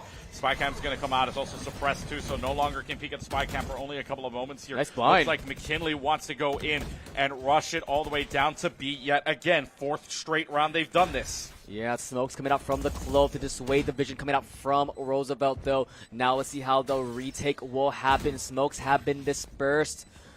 Nice cage work coming into play, though, making sure that all the vision is not there. You can't see anything as here comes the lockdown from Roosevelt, but they're falling like flies, though, as all members go down. That was Sushi getting 2 members along with the Clove. Yeah, the null command shuts down everything from the KO side and allows McKinley to push in. I was about to say lockdown is. Sorry, I'm so used to KJ with you. That's why. No. Null command comes out. McKinley's able to pull one back and is able to take the lead for what feels like the first time in a little while now. They have to win 2 straight. They have to win the last one to tie and the next one to take the lead back. What you're saying? Put it simply, the last time they had the lead was in round 7. It's been a little while since then. But if repetition is sake, we're good. This should be Roosevelt, right? 2-2-2-2-2-2. Roosevelt, if you want to go superstitiously, yeah, but McKinley already guarantees themselves a tie at the half. 7-5's a lot better than and Roosevelt looking nice now. 6-6. Stickman gets the opening one, and that's on the big one as well. That's onto a Neon. Who's on defense? Who's on attack here? That was an aggressive push coming out from the Roosevelt team. At one point, you'd be like, wait, who's attacking? Who's defending here? With that push coming out from those 3 members of Roosevelt. Big thing, too, to note that Roosevelt or McKinley planted every single round up to this point. 11 for 11. That's 3,300 credits. That's over a Vandal by itself. So I'm not too familiar with Sunset. What is this, more attack or defensive favor? This is more defensive favor. Okay, if anything, got unless it. you can take control of mid. But A-site normally, I mean, A-site has two ways to go in. B-site usually only has one, obviously, through main. If you can control mid, that's better options for you, and especially for the fact that you can get through B-mid. If you can push all the way out there, you can take a lot of space. Speaking of space, I thought Demon's going to make sure that that Jet doesn't have any space to work with, especially up mid. And now Isn't MZ is going to take that down, but that's going to be Clove coming back. Not over yet as it spawns, but this Clove's got to go. I mean, you need a kill or an assist to happen. What's the timer on that? The timer's going to run out here soon. It's going to be in the next couple of seconds, but I guess this is just a scout, if anything, knowing that that's a death. So that is another plant. McKinley goes perfect in the half, but this is the first time since round 7 that they planted down on 8, trying to get the tie for the half, or trying to get the advantage for the half. Roosevelt up in manpower. Up in manpower right now, 4-3, but we have seen these disadvantages in the players still able to overcome that differential.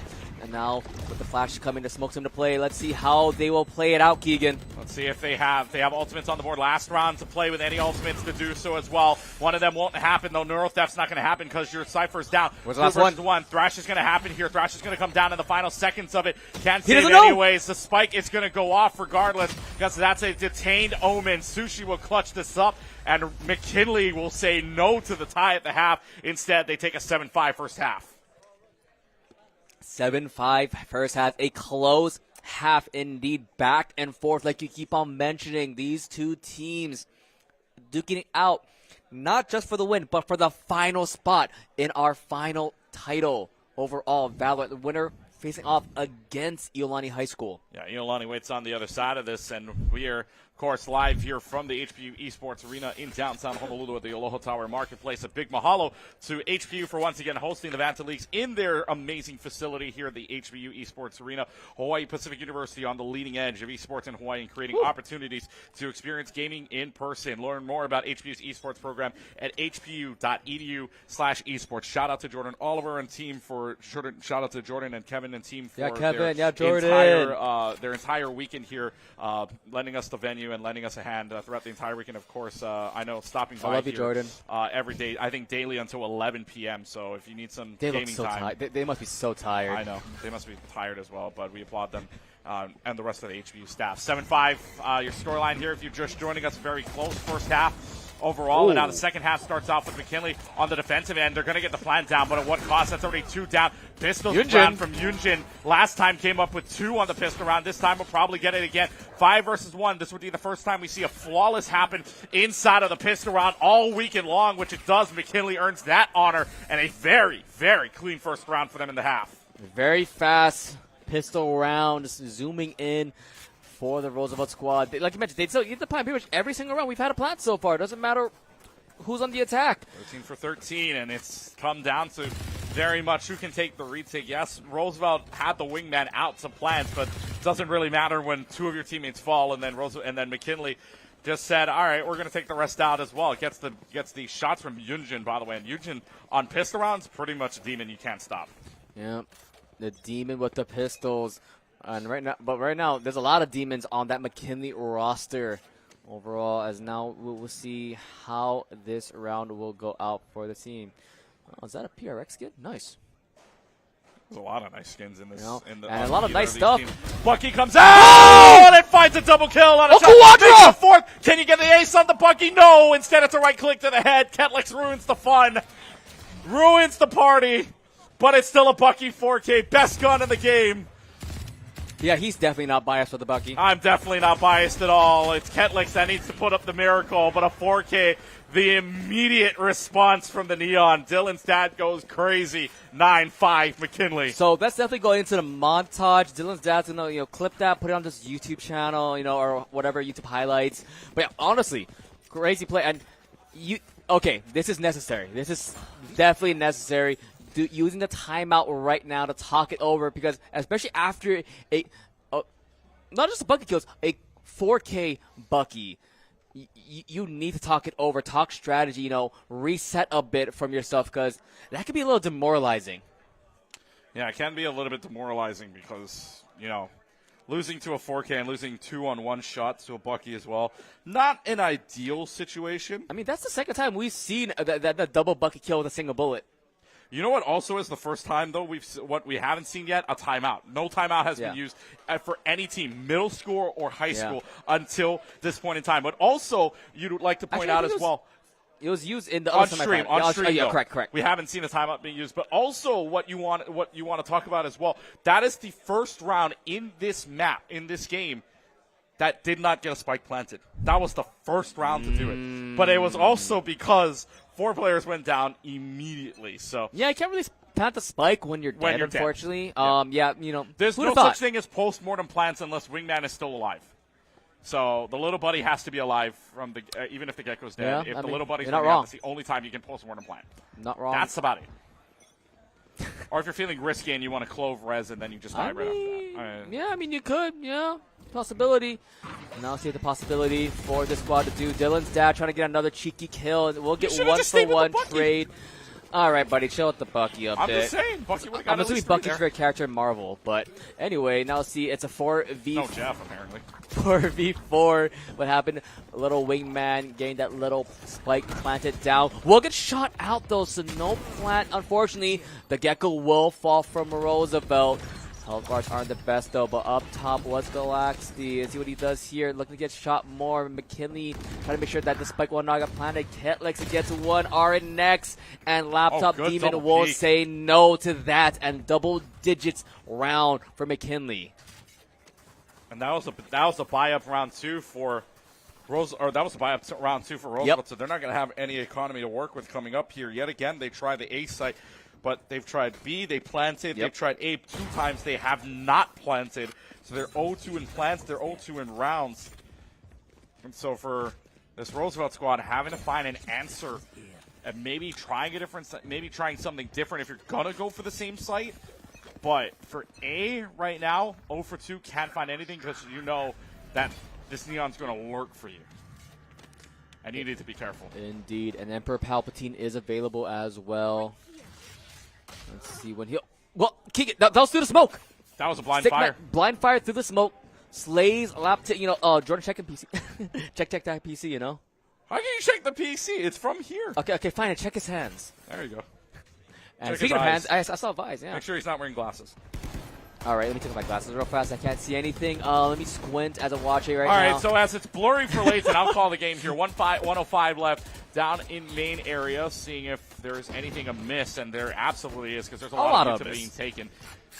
So you heard the alt ore being taken out. 54 seconds left to go. This is I know some teams like to do this where they like to try to pull out as much Yuko as possible on the defending side, and then maybe switch to somewhere else. Is that the play here from Roosevelt coming? We'll have to wait and see, especially for this currently 5-man squad. We mentioned 5 versus 4. You do hear really nothing at the moment. It's very silent for both of these teams. And now finally you do see the flash coming out from the Gecko. Wait and see what happens here. The first shot will go to Dylan's dad. He was almost dead anyway. Well, that was a body shot anyway, so yeah, I mean, it's not like it was a headshot per se, but that just means you have a lot less information to work with, especially on the KO. Dylan Sang gets another one of the Jets trying to go around the corner. Yunjin's there, 2 versus 1, 8 seconds left. Got to plant the spike if you want to at least get the credits down for it. That's going to be the extra 300 coming up. They do plant down on A for the first time in their 3-round attempts here, but Ketlex gets Sushi 1 versus 1. Now Cypher versus KO. Any information here? That's the flash out, and the flash is going to win it. RNX beats out Ketlex due to having a flash. And it's now going to be 1 point back to Roosevelt. The lead cut down to 4.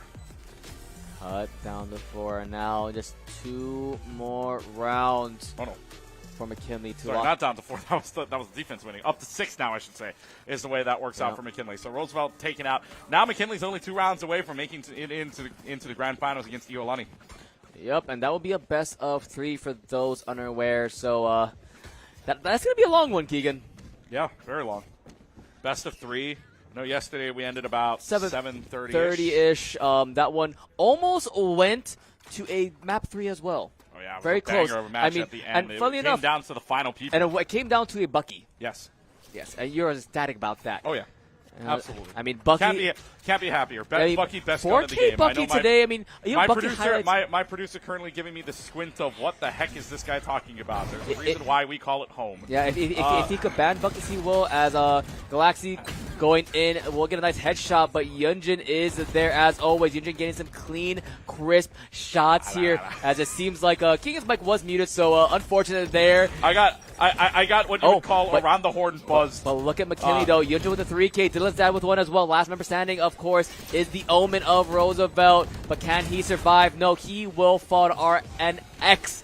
And now on the penultimate round, potentially for McKinley. 1 round left for glory. Yeah, my producer gave me the what you would call the ESPN around the horn mute button, if you will. Just I feel like this happened to you a lot. Oh, it's happened to me more than once. Whenever I say Bucky is the best gun, he hits that red button over there and just makes sure that I am silent for a good amount of rounds. And there it is. I think all of your producers have done that to you at one point. At one point, yes. I know, even in Overwatch, whenever I say that the best character is Venture in the game right now, I might get muted for it. Hey, or if I say that the outlaw is better than the op, I will say. Yeah, definitely mute.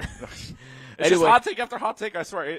Also, just like how our Arcane is. No, I'm not even going to say. Okay, but it looks like the camera was spotted out and did he get shot? I can't say anything. I haven't watched it yet. It has not watched it just yet. But look at the ultimate counts for the squads.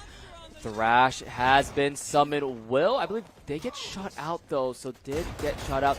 Galaxy did spot out one. There's the no command, but no means nothing as it looks like 1-for-1, but it's still just 1-for-1 everywhere. 3 versus 3 now. Dylan's at Emperor Palpatine striking down on all the younglings here, looking for one, lines them up, gets 2, gets 4, and now that is it. McKinley High School booking their ticket to the finals against Iolani High School. A date with destiny has arrived. Did you know that for McKinley, they won 7 straight in that half? They didn't give up a single point in that second half. It was 7-5 at the end of the first half. Keegan. It landed up 13-5 at the end. Keegan, I want to tell you something sad.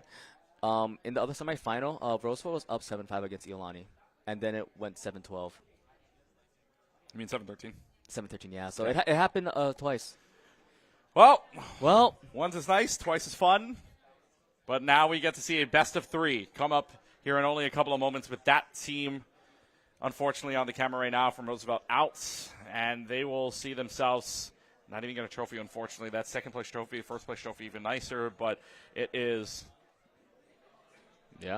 going to be a very, very tight matchup here between McKinley and Iolani. Both teams looking to see if they can score the golden hook. But after this, we will have our trophy presentation for Fortnite, which just concluded over here on our computers to our right side. You can see the handshakes going around. Not bad. I mean, it was 7-5. It was tight in the first half of the series. But want to hear a fun fact about Iolani? Sure. They took out our fellow co-caster Henry's classic team in Vanta competition. Yeah. Yeah, so unlucky. Either way, Roosevelt had 2 teams in. Unfortunately, neither team will get out in the process. Instead, it will be a McKinley versus Iolani finals. He's loving the camera. Raiders versus Tigers, excuse me. Raiders versus Tigers coming up here. Only a couple of moments away again. Coming up next, we will have the Fortnite trophy presentation alongside of the grand finals afterwards. 2 trophies left on that table, one to be given out and the other one to be played for still. Take a short break from the HPU Esports Arena. You're watching the Hawaii Esports League. We'll be right back.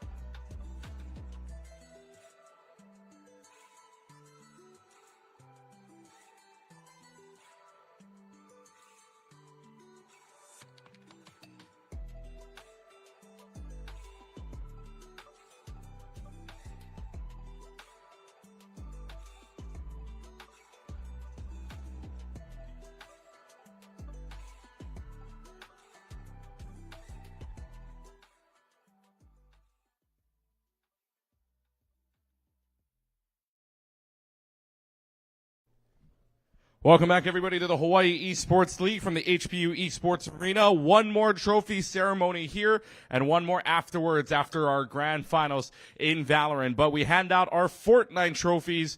First and foremost, we congratulate our runners-up. It is Radford High School.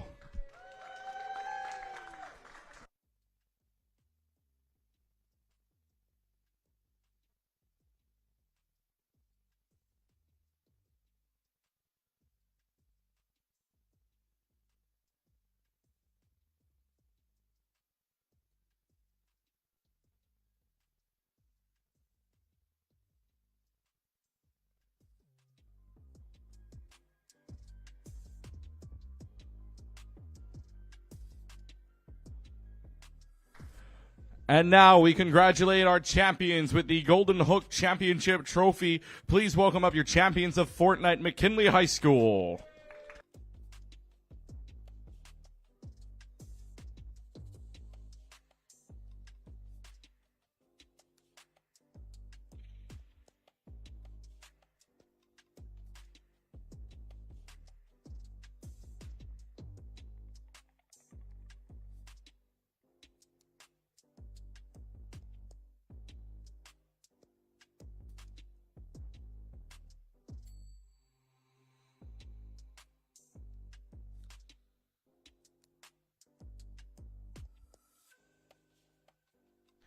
Congratulations.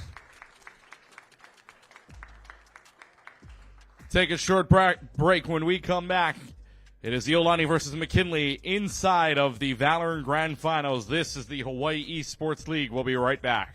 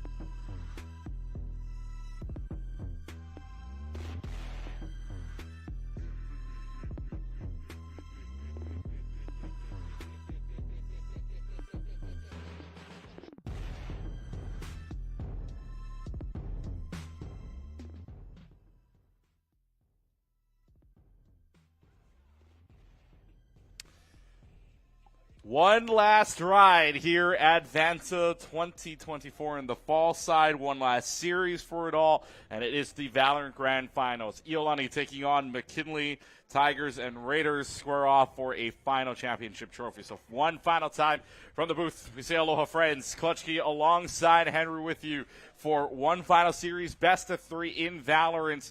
It's either the Raiders or the Tigers taking home the last golden hook of the entire weekend. Of the entire weekend, but also of the entire year, because we're not going to be doing this again until spring. So, I mean, if you haven't gotten one yet, which I actually think everyone has gotten one so far that's up here. Actually, I don't know. I don't think Iolani has not scored one just yet. Yeah, so this is their last chance. It's do or die, no pressure, nothing like that. I will just say that I have a good history of knowing the Iolani war path that it took for them to get to this stage right now.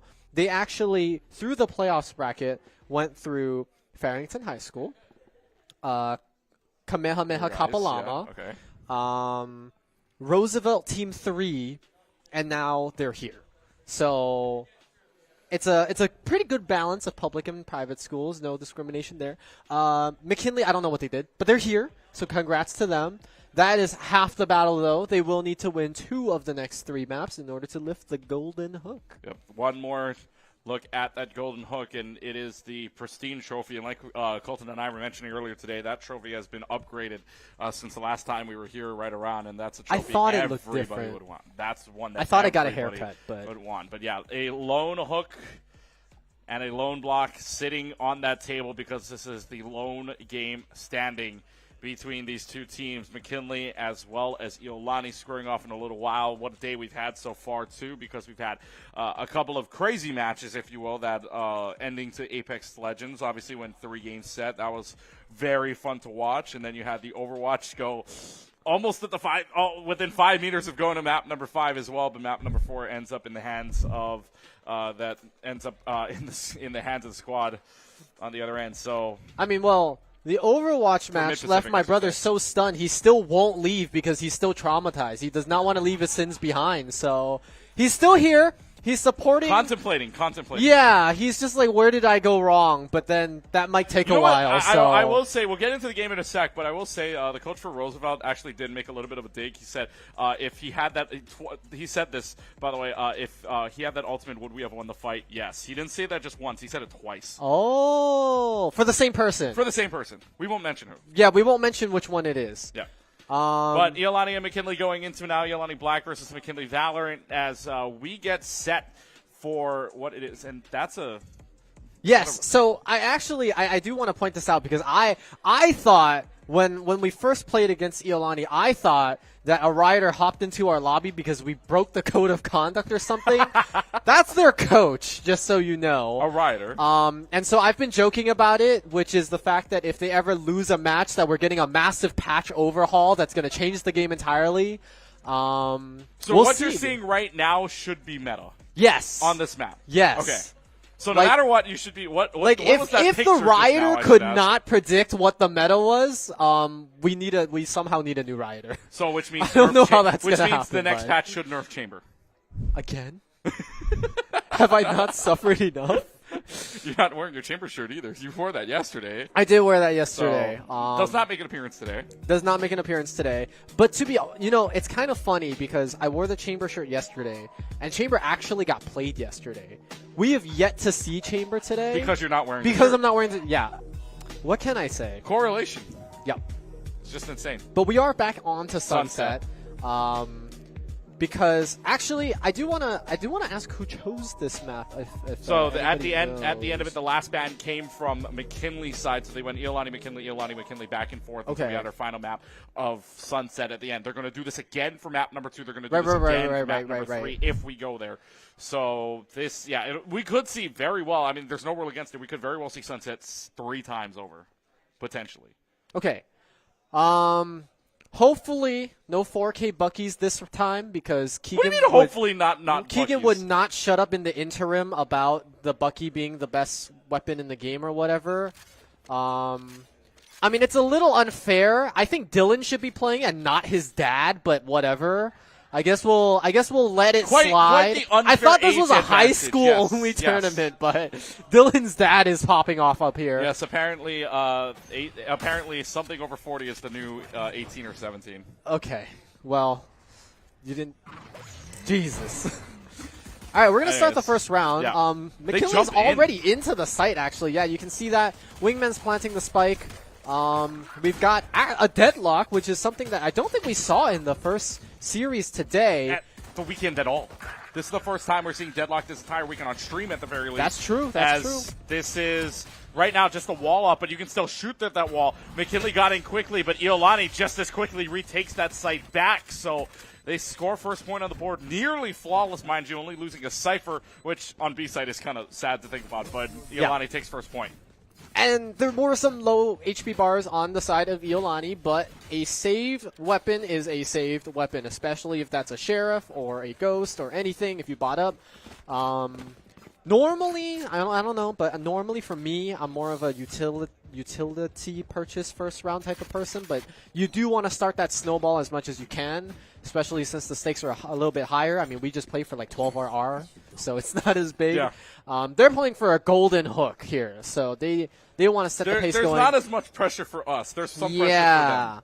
And I think that tempo of snowball rolling is exactly why Immortal The Breach has decided to buy the weapon of their choice.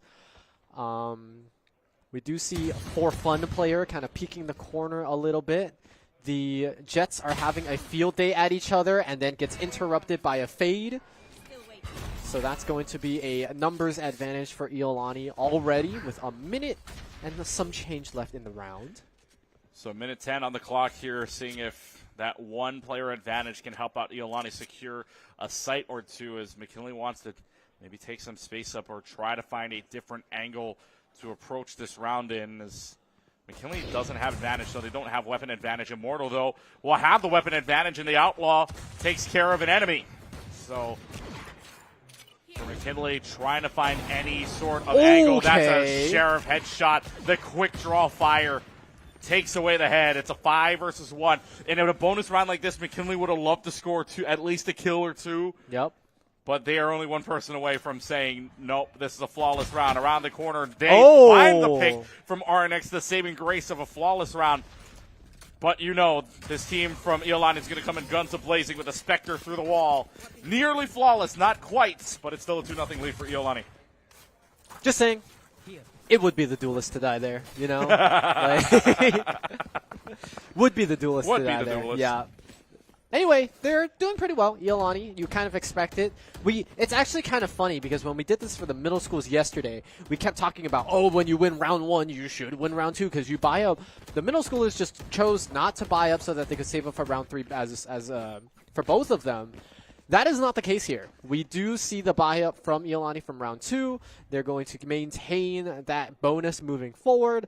This is the round that McKinley Tigers do get to buy up and purchase their Vandals and Phantoms as they wish. So on paper, they should be a little bit more favored in this round.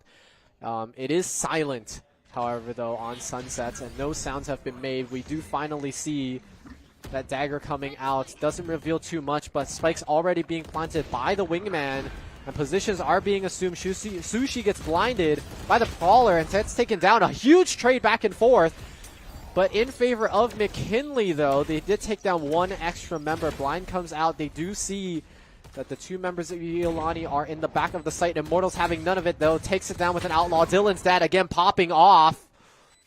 I guess with age comes wisdom. And children. And apparently aim. And Yunjin takes care of the rest. McKinley scores their first point, and that is, by the way, that last round where they didn't plant the spike, they were perfect. They planted 12 for 12 in their game against Roosevelt. So McKinley, that was the last round was the first time that they didn't plant the spike down in their attacking side. Meaning right now, out of 15 total rounds, they are 14 of 15 instead of 15 of 15. So that just shows you the aggressiveness of Iolani, but McKinley able to handle it well in that last round.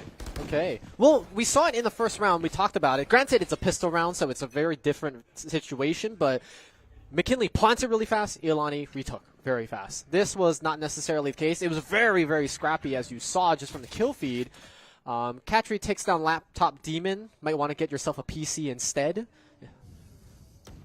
As that's going to be... Yeah, go ahead. I would say desktops are usually a little bit better than laptops. It would have been scary if it was like Trackpad Gamer. Yeah, you know? If it was Trackpad Gaming, that'd be a little insane. Trades left and right here. Yunjin's going to get 2 of their own, but it's going to be a 3 versus 2 now situation where Iolani Black has man advantage. Spike, though, still in the hands of the Gecko. That's alive, and the Wingman will go ahead and plant. Fourth time, they are 4 for 4 trying to go for B, 3 for 4 on plants. And now the situation arises where the whiff. needs to clutch up. Yunjin, though, gets 1. Yunjin gets a 4. That's 4? Is the ace potential. Of course it would be. No, but it's not. It misses. The Annihilation misses, so it's still in the hands of Katri to clutch this up. 1v2. Who's got the better sight line down? You know where 1 is. Sushi gets the kill at the end. Ace denied, but it's still a 4K. And McKinley ties it up at 2 apiece. You see, that was much better than the Bucky. You know? It wasn't, I shot 3 people with one left click. It was actual skill. You see that, Keegan? Watch the propaganda. Vandals are good.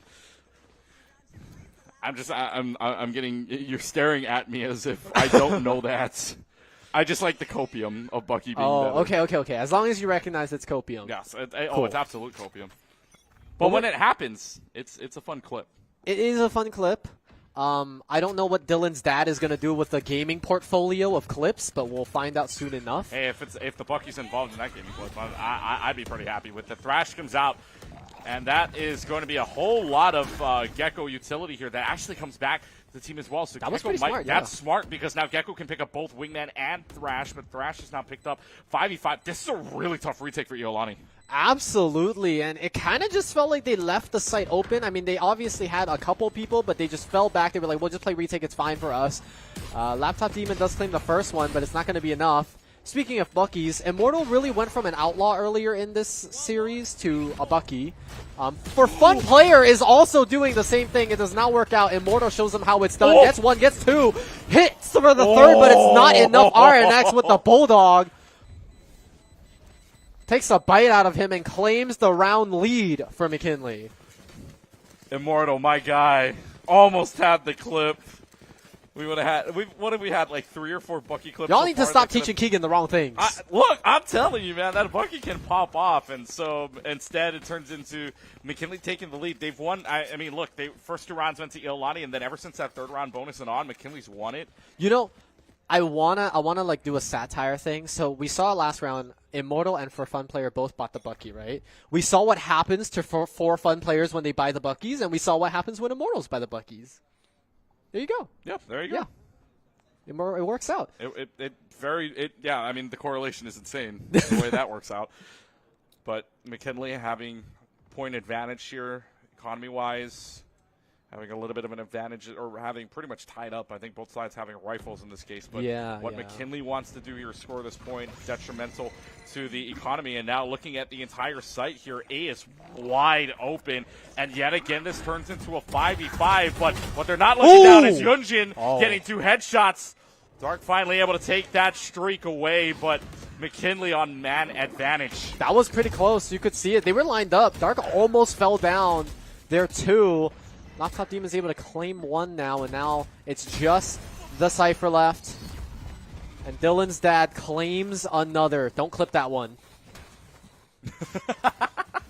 Are we just choosing what gets clipped and what's not? I mean, Zach is right there. I know. I'm worried now.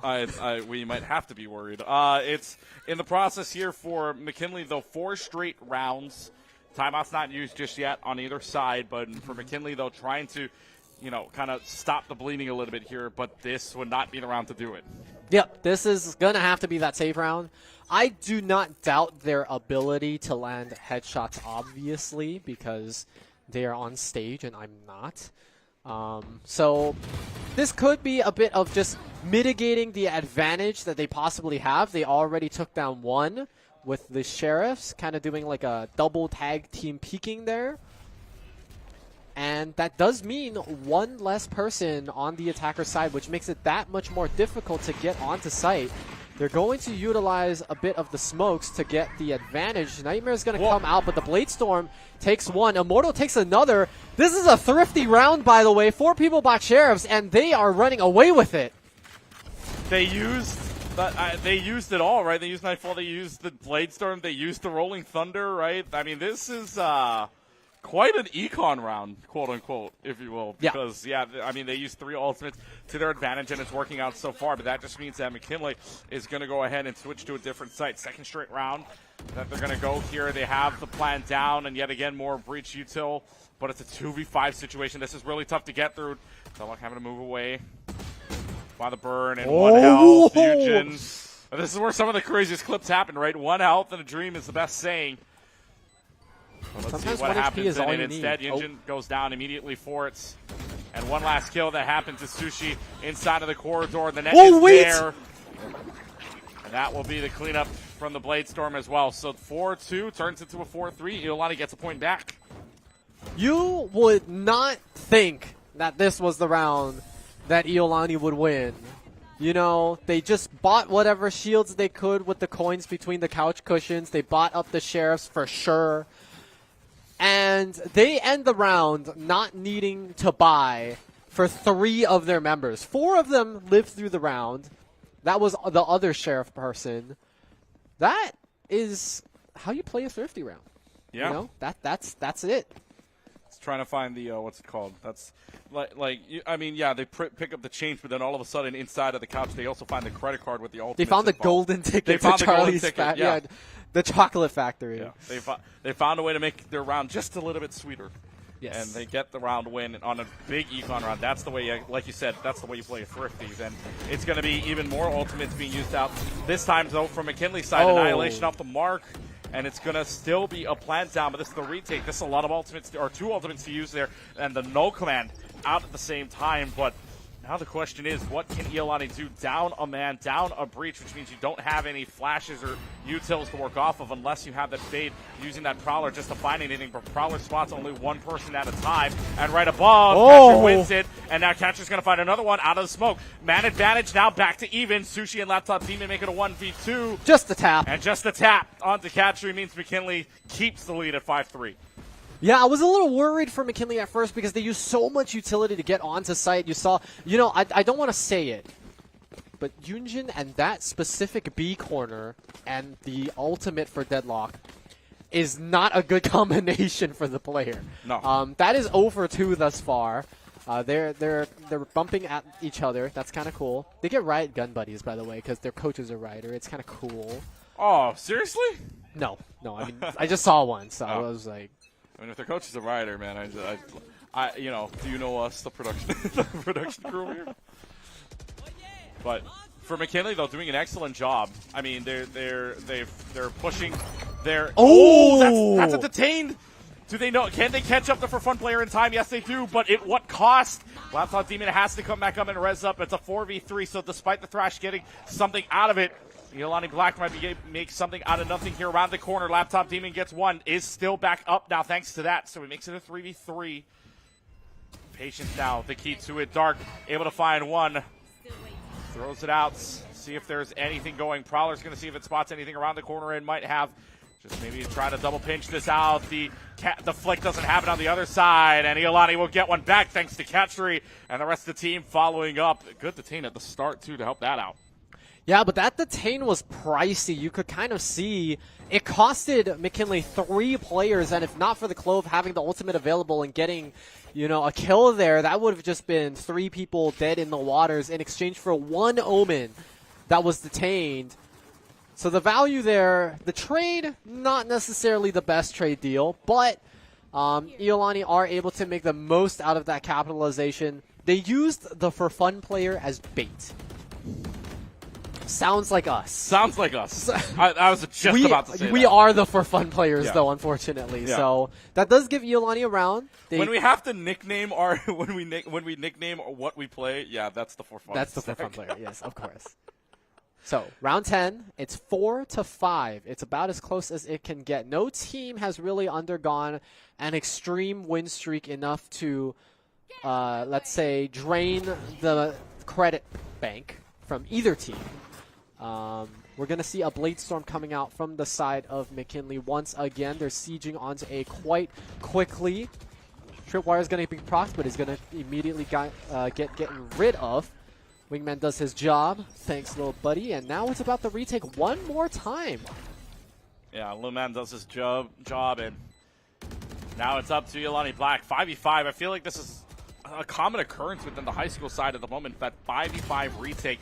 Who gets the better of it? This is pure gun skill at this point, and seeing who has abilities to cover the rest of it. Through the wall. Had no idea where Yunjin was, but shot through it anyways. But they get that back for the vengeance. For fun player trying to be a little bit serious here, but it's a 1v3 advantage for McKinley, and all you need is a Blade Storm, a couple of blades, hit the head of a fun player. And McKinley, again, keeps the lead, but more importantly, keeps the tie guaranteed for the half.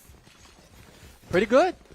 And to be honest, it's a little bit scary because normally you would think, oh, Sunset, you take advantage of mid, you're pretty good, you don't have to worry about the 2 sites very well. Cypher locks down A or B super good, and then that's kind of it. But the Tigers are kind of just roaring onto a site literally, all 5 people, all their resources, and it's really dependent on whether Iolani are capable of completing the retakes every time. And so we've already seen this, let's say, 9 times out of 10. Most of it has been working in McKinley's favor. So it's going to be a matter of whether they can stifle that. Starting with a nice, easy pick. into a trade of picks. Yep. Into a trade of picks. Into a trade of picks. It goes on. And who's the next to play the trade here is 3 versus 3 situation. Bladestorm gone. Bladestorm can't be available on either side. And that's the spike down thanks to some util from the breach, which forces out the Gecko to plant now. And that means that there is the plants going down back on B side. But they don't know. It's a Bucky around the corner for Fun Player. Gets one on that. Shoots around the corner there, but the pistol kill from Iman Shaka could upgrade the weapon as well inside of the cage. Might have done so. Yunjin 1 versus 2. Sentinel versus Sentinel controller here. Gets blinded out and around the corner comes for Fun Player. Had no clue. That comes the Omen. And Iolani keeping this within a point. 6-5. Very smart to use the paranoia because that does deafen you. You can't hear the TP.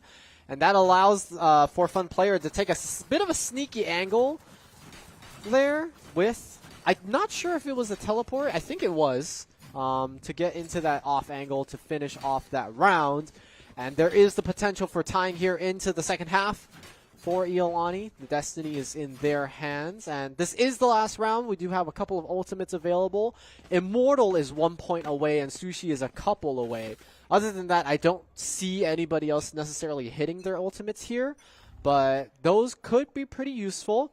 And we hope Yunjin actually lands the Annihilation this time. No flame. Are you sure? Some flame. Some. Okay, well, just the inadvertent flame. If you yes, will. Just the Asian parenting flame. Yeah, that's the Asian parenting. That's all you can probably say about it here is it's a little bit, concussed and everything. Dylan's dad has to get out of dodge with the amount of util that was being used in that corner. So instead, what's the call here from McKinley? Do they want to keep pursuing this? Do they want to play elsewhere? And so for McKinley, they're, like we said, ults on the board. Question is who's going to use what's at what different time for right now. Smoke comes out, and in the middle, Dylan's dad is able to find one, but that's just the Omen. The Odin's going to take care of the Jet, making it a 4v4. Catcher's there. Good read from the Jet. And watches main for right now. Tries to find another inside. He's grabbing it too slow down, but it doesn't really matter when Dark's got your back. 1v4. Laptop Demon's going to have to do the impossible, but they know exactly where Laptop Demon is. It's going to be the overheal for right now. Prowler comes out. Prowler's nothing there. 1v3, but they know exactly the path to where this Clove is. And now knowing the shots as well, util used again. Rolling Thunder comes out, and that Rolling Thunder pops away. And this is just so much util happening that all you can do is wait in a corner and await death to happen. Iolani had the util, had the man advantage, and at the half we go 6-6. I mean, don't you just love how interactive that gameplay was? He really got to Valorant all over the place there. I mean, it was the last round of the half. You might as well use everything. Yeah. So there we go. 6-6 half. Exactly what you expect from a grand finals here. You know, best of 3. This is the first map of them, of course. So winning here, we talked about it yesterday with the middle schoolers. Winning here is like basically having 20 rounds in the bank. So I mean, not bad for McKinley either on their attacking half. We'll talk about it in a little while. But first, big mahalo to the University of Hawaii at West Oahu for being a partner of the Vanta League this season, helping push the boundaries of esports and creating opportunities for the local community. January 15th, a date you want to keep in mind for some full tuition scholarships. If you get the Chancellor Scholarship, that's full tuition scholarship for 1 year of undergraduate study at the University of Hawaii at West Oahu. So keep in mind there's Regent scholarships, presidential scholarships, Chancellor scholarships, and a lot more to go through. So go ahead and go to the University of Hawaii, West Oahu, and find out more from them. Yunjin able to take care of catchers. Start out the second half here with Iolani on the attacking side, McKinley defending now. And already, I mean, a pistol round, already a Jet gone, and your only duelist gone signals that entry gets a lot harder. Oh, yeah, absolutely. I mean, there's always the potential to lurk around and see if you can get somebody looking at a different angle than the one you are coming in from. Other than that, it's a pretty difficult situation. And there it is. There's that pick. Dark gets it with this weird off angle going the long way around. Is able to get a second one actually with the classic right click. Shaka's going to get dizzied on, and all of these headshots potentially, but it's not going to be enough. That's actually spiked also. One person's going to fall down as an extra, but that's just an afterthought. Wingman is running away from the scene of the crime. But that is going to be McKinley's first round again. Actually, no. Iolani was the first one. Iolani won the first round. This is going to be, so it's a defender lead thus far. Yeah. And whichever actually, defender side. funnily enough, for McKinley, when they're on the attacking side, they're 1 for 2.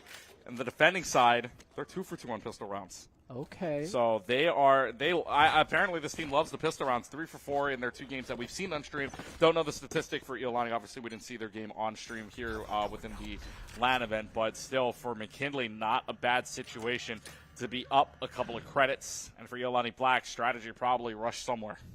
Yeah, and this is a little bit of a different approach that we've seen thus far. It's not something that we've actually seen at all, I believe. Choosing the third utility at the wrong time is absolutely the worst thing ever, and I hate when I do that on accident too. RNX, however, does not care. He's got a Bulldog. He's going for it. Does get taken down by a classic. And now, just Immortal left standing. The only things that stand between him and a victory here is Dylan's dad and a laptop demon. And those 2 people are going to win it out here. So McKinley extending the lead. +2. 8-6. The problem is, though, if I'm McKinley, I'm taking that. That was 3 kills on that bonus round. Oh, yeah. For Iolani. So that's not bad. And now the econ looks a lot better on Iolani's side than McKinley's side, if you're talking about buy-ups here, if you're trying to full buy-up. So if you're McKinley, the question is, do you save or do you try to still play this out? I mean, you already know Iolani's going to have the Phantoms and the Vandalos this round. So if you want to just treat this like a sort of half-buy round, you can. Maybe just have your teammates hang back a little bit, so if they die, you can pick up their weapon. Right. You know, we do that. We do that quite a lot. We do that, even if it's just for the skin. We're the ones dropping the weapons. Yeah, probably. Yeah, that's the more unfortunate part that we have to point out. 8-6, McKinley. Though it doesn't look like it right now. Iolani having at least economy advantage based on getting 3 in that last round and the bonus round. So let's find out what Iolani can do here across the way. Only with that in mind. Tries to get the shots off. Nothing there for Dylan's dad again. Catcher versus Dylan's dad. Jet versus Jet action now. And Elon Shaka's able to find 1. The For Fun player also helping that out with the Cypher too. So A site wide open for a plant down. And Iolani with full control of the point. What do they want to seek out here? Down 2. Not a lot to work with here. I mean, you have Deadlock just to hold them off for a little while, but that's even if that utility comes up into play, and only with a Stinger in hand. No weapon upgrades anywhere on the board. Mosh pit there. It's going to be a headshot with the Sheriff, but For Fun player getting 2 in a row alongside of Dark, and Iolani Black getting 1 back. Okay. I mean, yes. Thank God, because they had all the weapons they needed there. So there was a couple of fatalities on the side of Iolani, so that does mean that some people are going to have to buy down. Dark and Katri are going to be on money-saving mode for a little bit. Hopefully, if they win this round, then they don't have to worry too much about it. But you can see credits are running low for the side of the Tigers. They also have now retreated to the couch cushions to see what they can scrounge up, but they have managed to put together a fund for this. And they're going to have to win this one if they want to stay relevant. The last time, though, a team tried to scrounge around, they found the golden ticket to the That is true. That is true. So never count anything out, apparently, between these 2 teams. Never count a single thing out if there's a golden ticket involved. Trying to find a thrifty round. Sushi, though, might be making sure that golden ticket has no owner whatsoever. That's 2 on the flash. Make it a 3rd. This Phantom doing work now, and that's going to be Mosh Pit making sure that more space is taken, but watch out, mid door was open. Dark's able to find that headshot onto Sushi, so had a 3K, but no ace potential anymore. Man advantage, though, still belongs to the defending team of McKinley on the other end. That's a headshot, but because it's a Phantom in through the wall, it doesn't do a whole lot. You heard the dink noise, but not enough. Haunt is there, nothing found. That's Dylan's dad gets a headshot. It's just up to the fade now, and around the corner, walking away with the headshot and all. Dylan's dad will be there. McKinley keeping the lead at 9-7. Okay. We're starting to see the frags come in. And to be honest, I always love looking at the kills for every player because you obviously think, oh, duelist entry, they got to do this, they got to do that. But to be honest, the kill spread between the teams is pretty good. Yeah. You know, like it's not within 5 on either. Within yeah, 5. it's not a certain, oh, I'm just the utility guy, or I'm just the one that cleans up. You know, everybody has some level of I'm winning my ones, I'm trading equally, things like that. That's what you'd like to see from teams in the high school scene. They've kind of got each other's back, but they can also support themselves. Of course, We did know that whoever won the previous round, the other team would be scrounging for cash, and so that is going to be Iolani. They are going to have to play this from a bit of a disadvantage, but disadvantage be damned. That is just 3 just like that. That's just a flick, a swish and a flick, if you will, to take down 2 kills for Iman Shaka, and that is, oh man, that's a highlight. That's a clip. I don't know if you can clip that. That was like 3 different locations. Yeah, that was 3 different locations. On the same map, so it's going to be a bit different. This is an interesting type of layout here for what Iolani want to do. I mean, look at where the spike is too, though. That spike is in the back. It's not even a default. It's not where it normally would be. So that just means that, yeah, McKinley have to try for a different angle than you normally would have to go for. That's true. But just making sure that they have found anything, or do you save here at this point, because you are down 2 men, or 2 players, I should say. I mean, yeah, the thing with saving is there's nothing stopping Iolani from like pushing up on you, right? So you do have to make sure that you're still holding your own as they're trying to make it out, though the 4 Fun player doesn't make it out either. Neither does Dark. Yeah. So they win the round. But at what cost? It's like DJ Khaled said, suffering from success. By the way, I do want to point this out too. That was on our stream alone. That was the first time that it went off on Spike. That Spike timer ran out. Otherwise, it's been either defusals or eliminations on either side. So that's the first time that Spike has happened, and it actually that the Spike was the one to end the round, not the eliminations. Okay. Or the defusals. So that's pretty interesting in itself, because we know how aggressive these teams can be, and yet this is the way these are ending. That's the first time it happened. And it's just slow push after slow push now. They're trying to really maybe get in each other's head, but as close as this is, that's the way you want to play it. Yep. I couldn't agree less. I had to think about that slowly, because he was like, I couldn't agree more. I couldn't, anyway. You're right. I should have just said that. Yeah.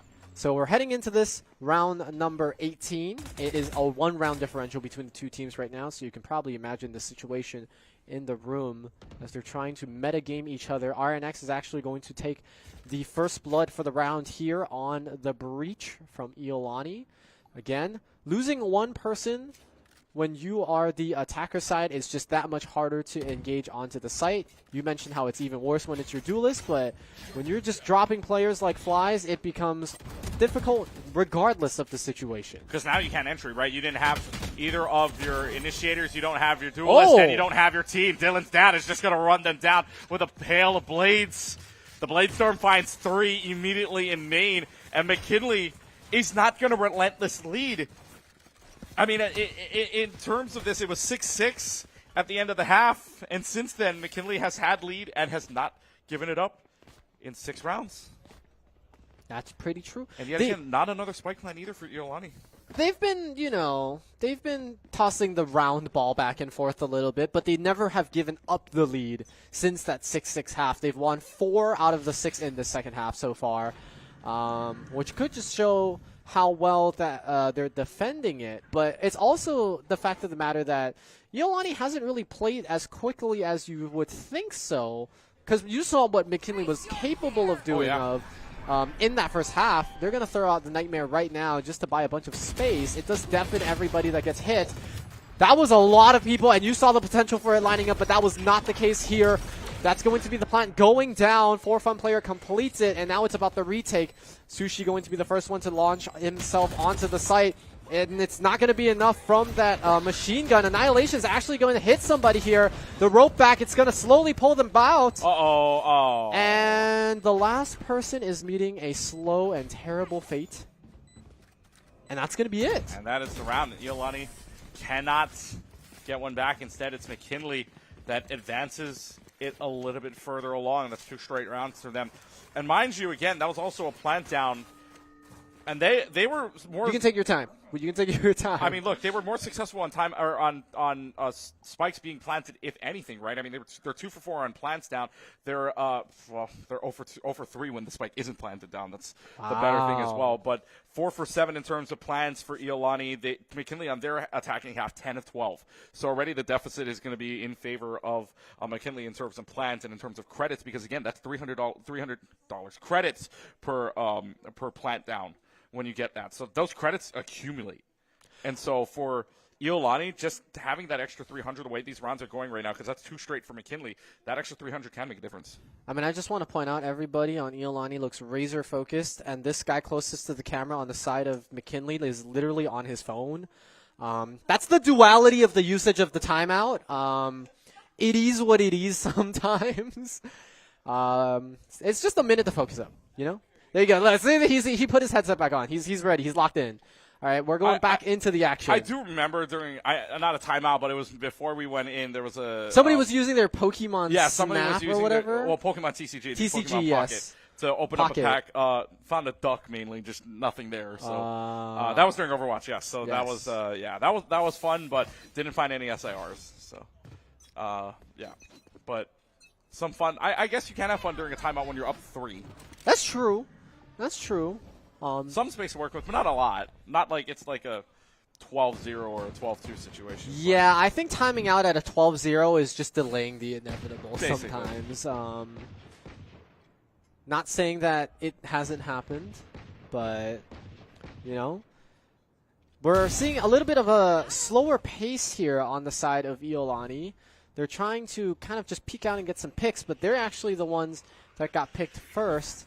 Dylan's dad getting the first one here. Katri actually pumping out the Blade Storm. Isn't going to work. Actually just dies here. Blind coming out into the dash just to get out of the situation. Cloudburst to mitigate any follow-up. Oh, GravNet's there as well. So the GravNet actually forcing them back for a little while, seeing if there's any opportunity to play with. Says he finds nothing as it's thrown up.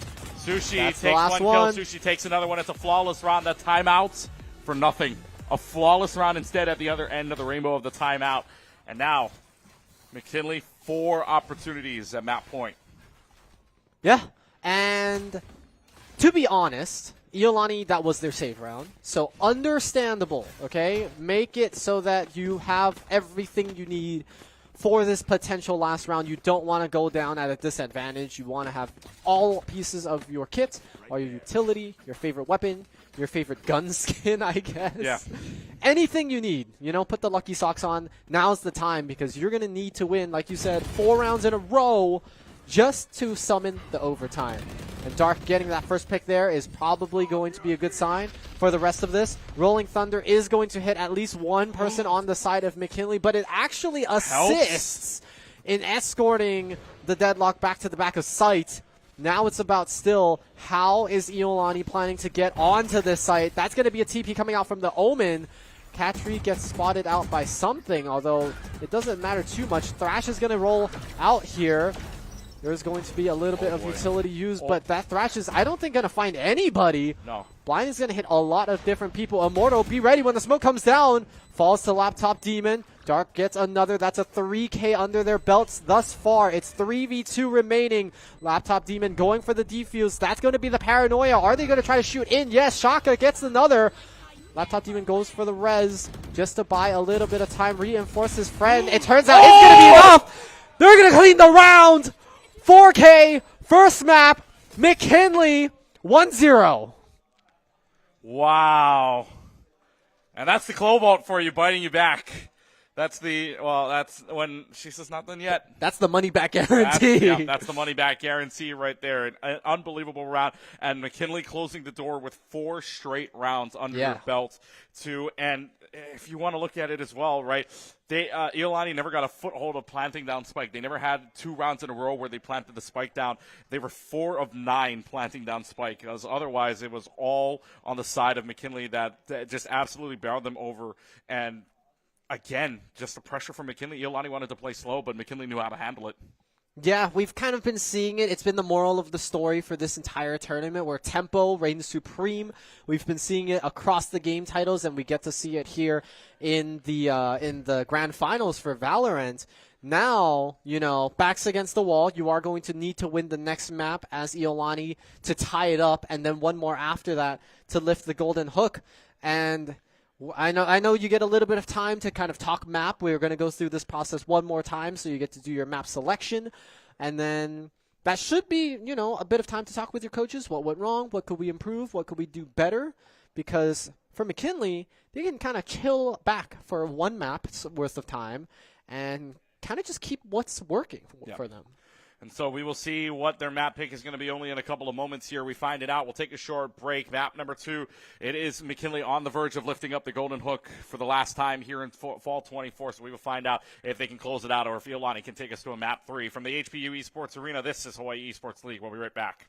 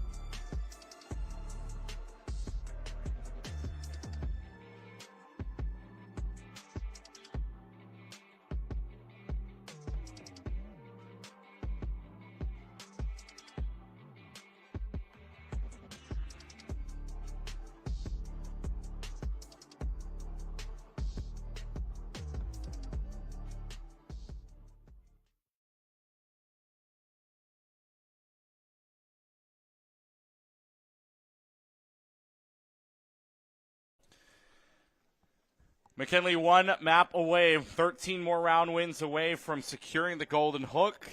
Iolani needing 13 round wins of their own here to make sure we go to a map 3 and give themselves still a chance at holding that trophy up at the end of the night. Clutch Gate Henry back here with you for game number 2 between these two teams. And I thought we might see sunset another time. But no, Iolani not taking their chances any longer here. Bind will be the next map.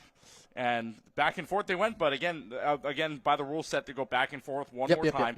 Sides will stay the same because it is the home team's pick. So in this case, Iolani defense first, McKinley attack first. Bind is where we go next. And I'm actually surprised because this would officially be the first Vanta ever with no Ascent.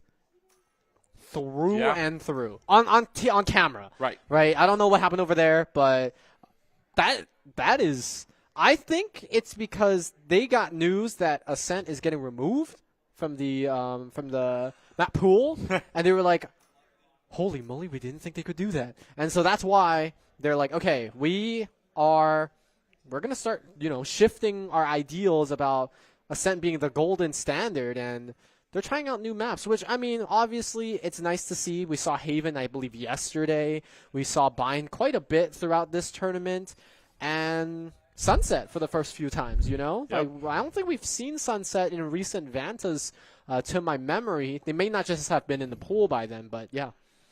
I mean, look, no Ascent. It's a little saddening for me, but I don't mind anyways. By the way, the Hawaii Esports Invitational, presented by Zippies, makes its return. Schools from all over the U.S. come to the islands. Last year we had our friends from Michigan State as well as Stony Brook come down. And so this year we'll find out who our teams are. But great collegiate action in store along with high school show matches. There's also an open Super Smash Bros. Ultimate Tournament you do not want to miss at all. And that's, open to everybody in public. Does not matter age or whatever. So I can go. Open. You could go. Wow. You and I. I'll be eliminated in the RO 128.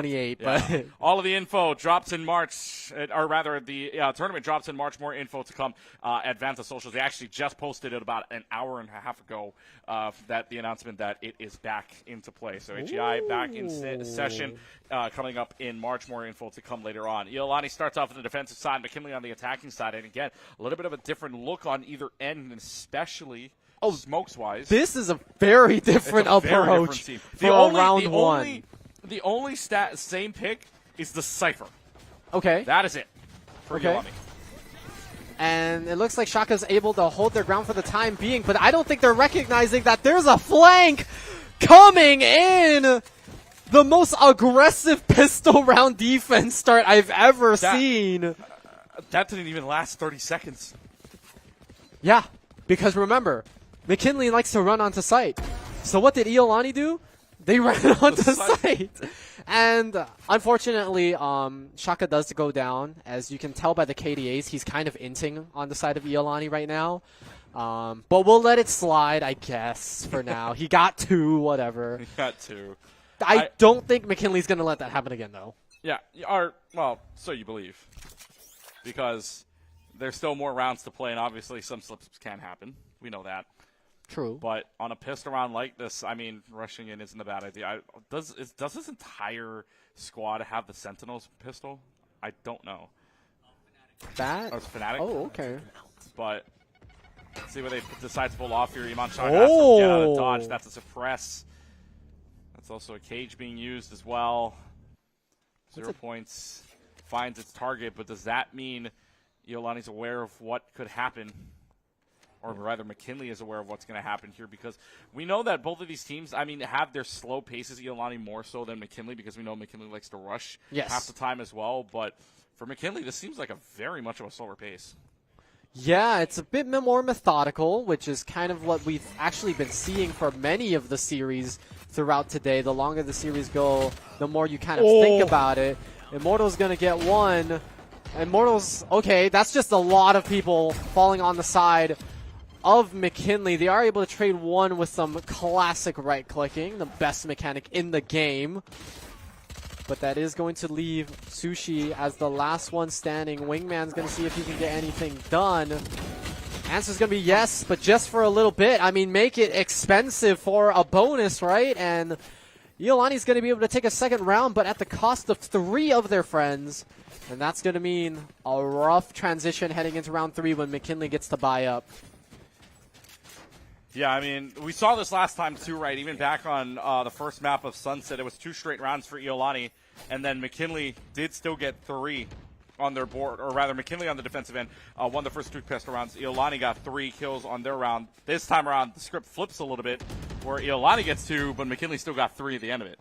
So, yeah, Econ's a little bit worse for wear. Yep, and the tradition of pistol round into winning the second round still holds. Granted, the results and the magnitude of victory is still varying depending on where it has gone. They do hear the Dizzy coming out, which means that they should be aware that this is potentially happening Wingman planting spike should give more of that away now.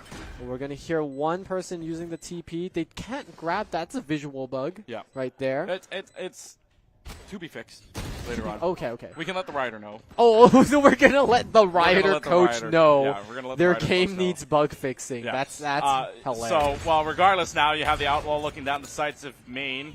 Maybe getting a little hit here and there. Flash is going to come out. That's the guiding light that comes out and gets the help alongside the paint shells from Immortal 2. And now Iolani trying to make this a little bit more expensive for McKinley on their side. Gets the headshot for one, but the mosh pit's going to slow you down. Immortal picks up the Outlaw, gets at least one shot on.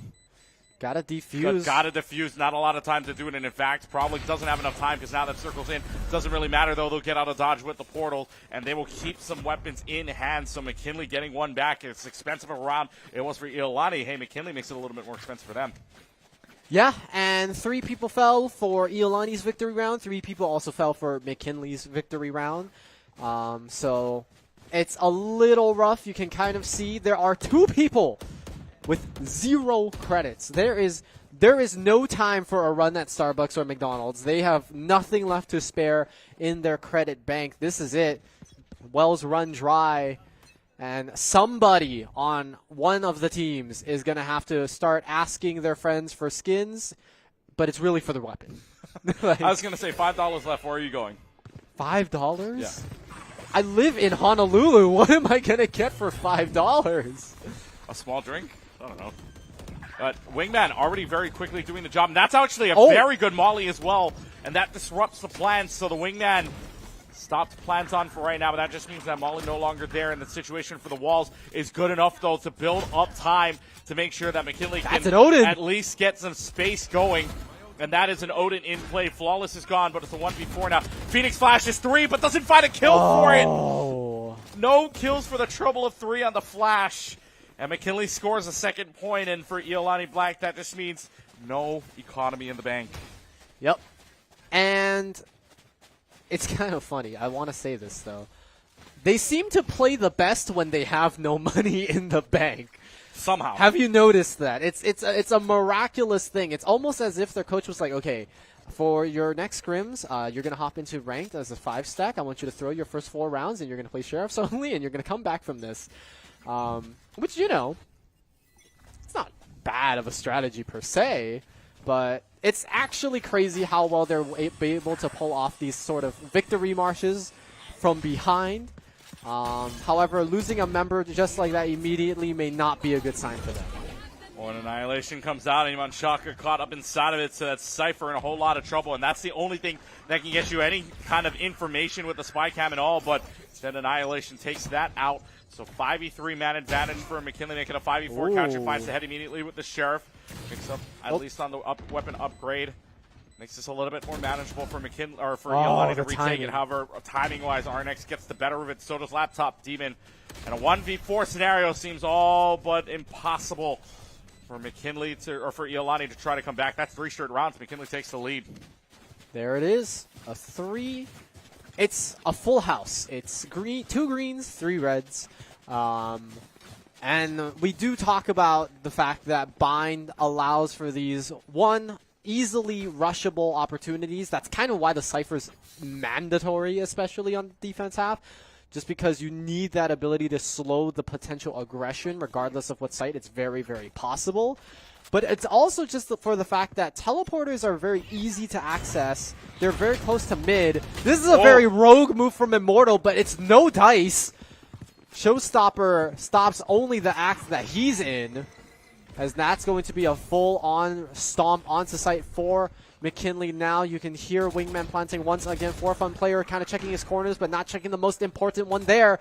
Dark trades one back for his fallen brethren, and so does Shaka. It's 3v3 for the time being. Katri does move up and find one more. A reverse Showstopper is going to take down the Phoenix ult, not the Phoenix himself. And now Laptop Demon's got to show what you can do.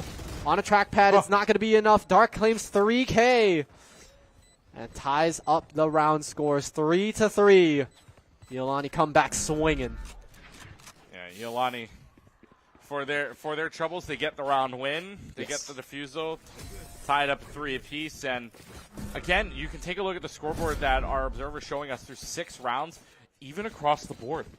Whether that's assists, whether that's kills, it's pretty even across the board when you look at it. I mean, the only exception to that outlier would be Catcher with 5 assists on a Phoenix, mind you, and that's either because of flashes or even the Molly too, right, or just the damage being put on by the Duelist, and that's on the defensive end. You got to just wait for the attacking end for Catcher maybe to pop off a little bit more on the kill side. But for McKinley right now, they have one big ult on the board, but Iolani Black with 3, so it counteracts each other the way you look at things. I think the ultimates that Iolani has are a lot more useful just because they're on the defensive half, if you think about it, right? The Neural Theft, the Cabbages, so much more useful. Wow. It can just stop any aggression moving forward. And speaking of aggression, that star player that we've been talking about, Dylan's dad, he is the first casualty of the round, which just makes it that much harder. The Duelist on the attacking half, like you've mentioned, such a big loss when you're doing that capture of sight. Yep. And now, teleport to A. Yeah, teleport all the way to A, and yeah, because you can't dash into the site anymore, right? You don't have satchels to get in, you don't have ping shells to throw, you don't have Boombot to find info for you, right? So for McKinley, this is a tough situation now. Less than a minute left to go. And this is where I would say a decision needs to be made very soon, because if you try to rotate to another site, you're not going to have a lot of time to even have a setup, or you just got to go and plant the spike already. But so a decision has to be made whether or not they're going here, but 40 seconds left. Still enough time now. There's a blind fire into the smoke. Immortal finds RNX. And now it's going to be Laptop Demon getting the res up for right now. Boombot is there. Boombot finds a little bit and finds something of that nature. Moshpit's also out at the same time, too, to protect the Wingman, and the Wingman gets the plant down. Laptop Demon needs one. 3 versus 4. Laptop Demon needs one, but isn't going to get one regardless of the headshot or not. Immortal's there. Now you're going to have the Cyber Cage up at the same time. There are some low health bars on this floor. But regardless, Yunjin does find the headshot. 1 versus 3 situation. No Neural Theft needed so far. Tries to get the turnaround. Tries to double swing this. And instead it is Iman Shaka that gets it. Yunjin had a chance, but unfortunately double peek means that Iolani gets the round back. The double peek is especially difficult when there's one in front of you and one behind you. We call that the tower defense, you know, shooting at you from both sides type of situation. It's an old but gold strategy. Of course, it works here, as you can clearly see, and Iolani take that round lead back.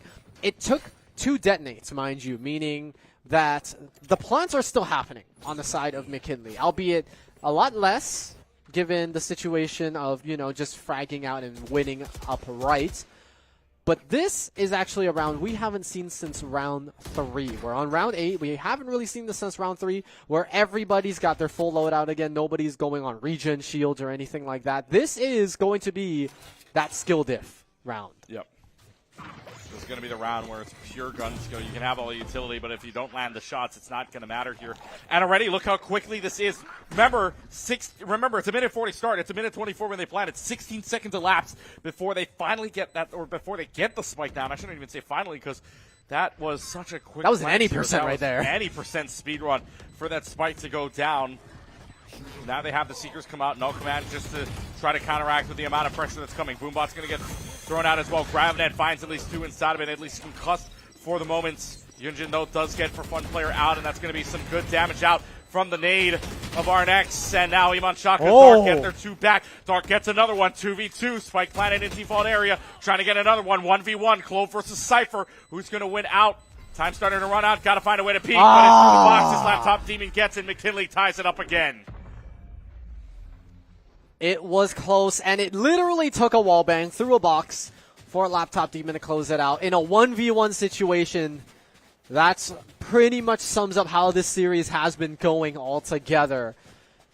The tension, how tight it is between these two teams, how badly they want to take home for Iolani their first trophy here, the first hook, I should say, of the tournament. For McKinley, just adding to the pile of victories that they've had so far.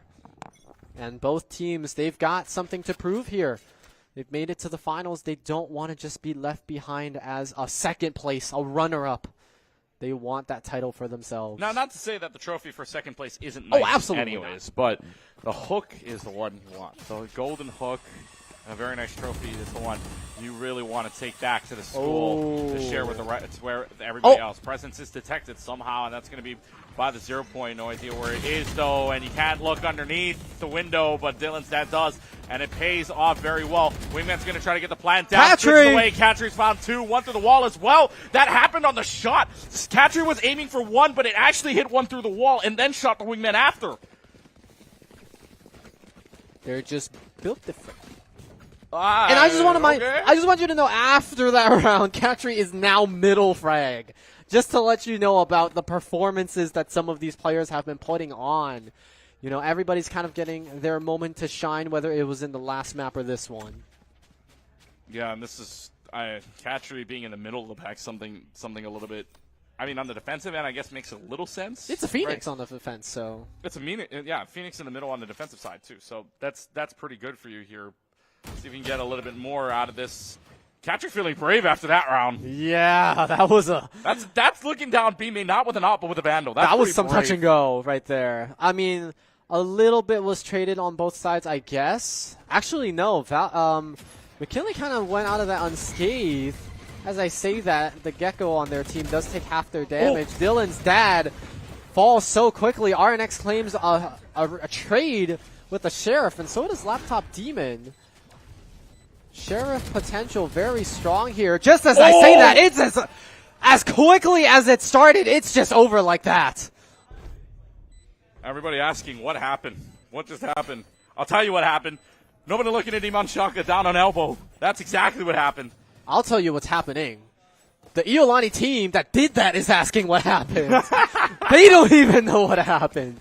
Iman Shaka knows what happened. Just lines them up all the way through and gets a 3K here as quick. Like you said, as quick as that plant was, it's as quick as the round is over on a defuse as well. 2 straight coming back for McKinley, for Iolani, guaranteeing themselves at least a tie for the half.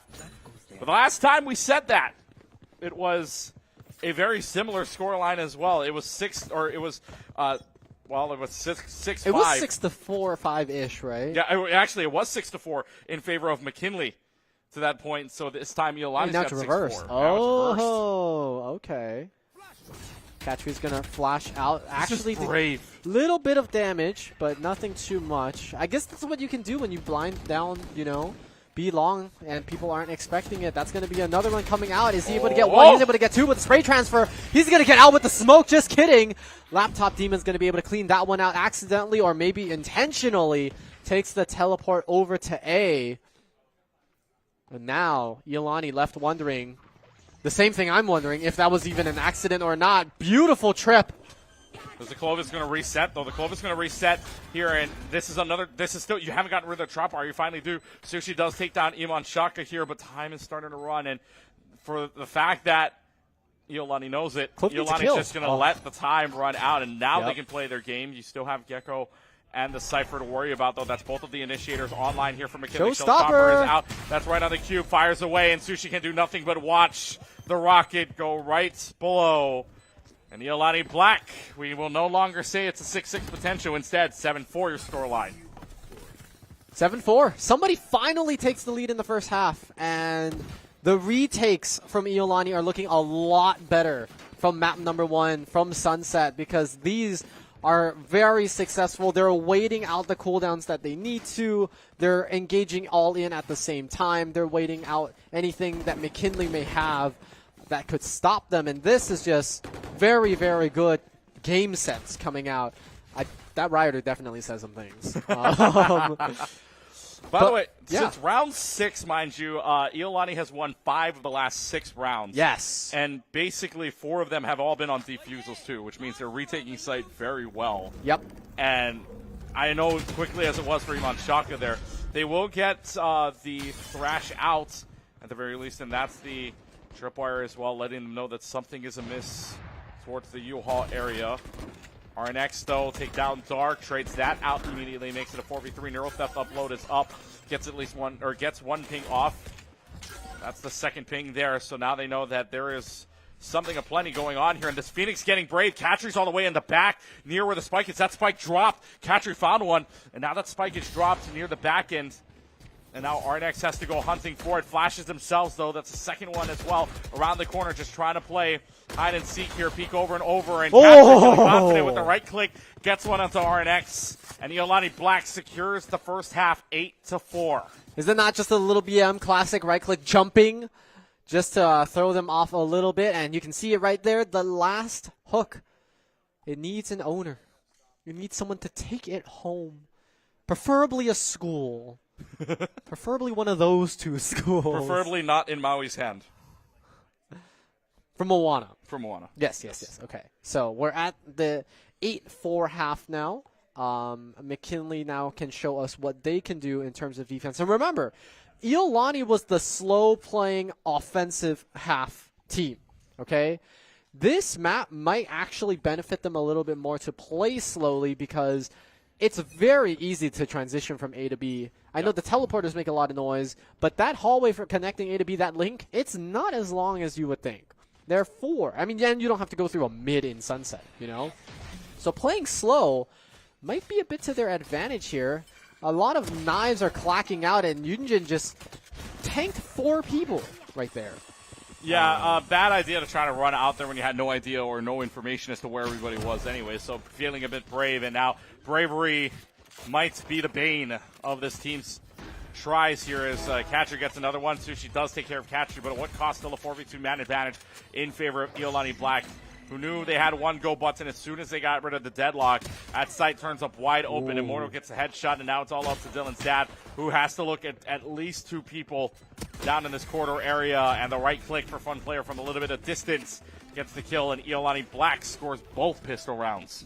Both pistol rounds, and from what we have seen so far through the series, pistol rounds normally mean the round after it too. So with a higher probability of it happening, not saying it's guaranteed, but with a higher probability of it happening, you could be looking down a 4-10 if you're on the side of McKinley. If that is the case, you do have to start thinking about the next 3 rounds, because that could be the last 3 rounds. And to be honest, last game was 13-8.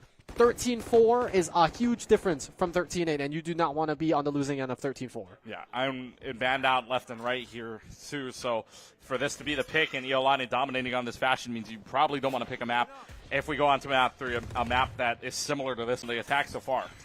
Thus far, there are some.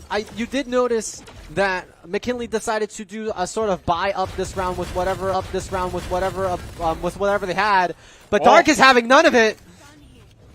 Judge ruled them guilty, and there's that 10-4 that we predicted.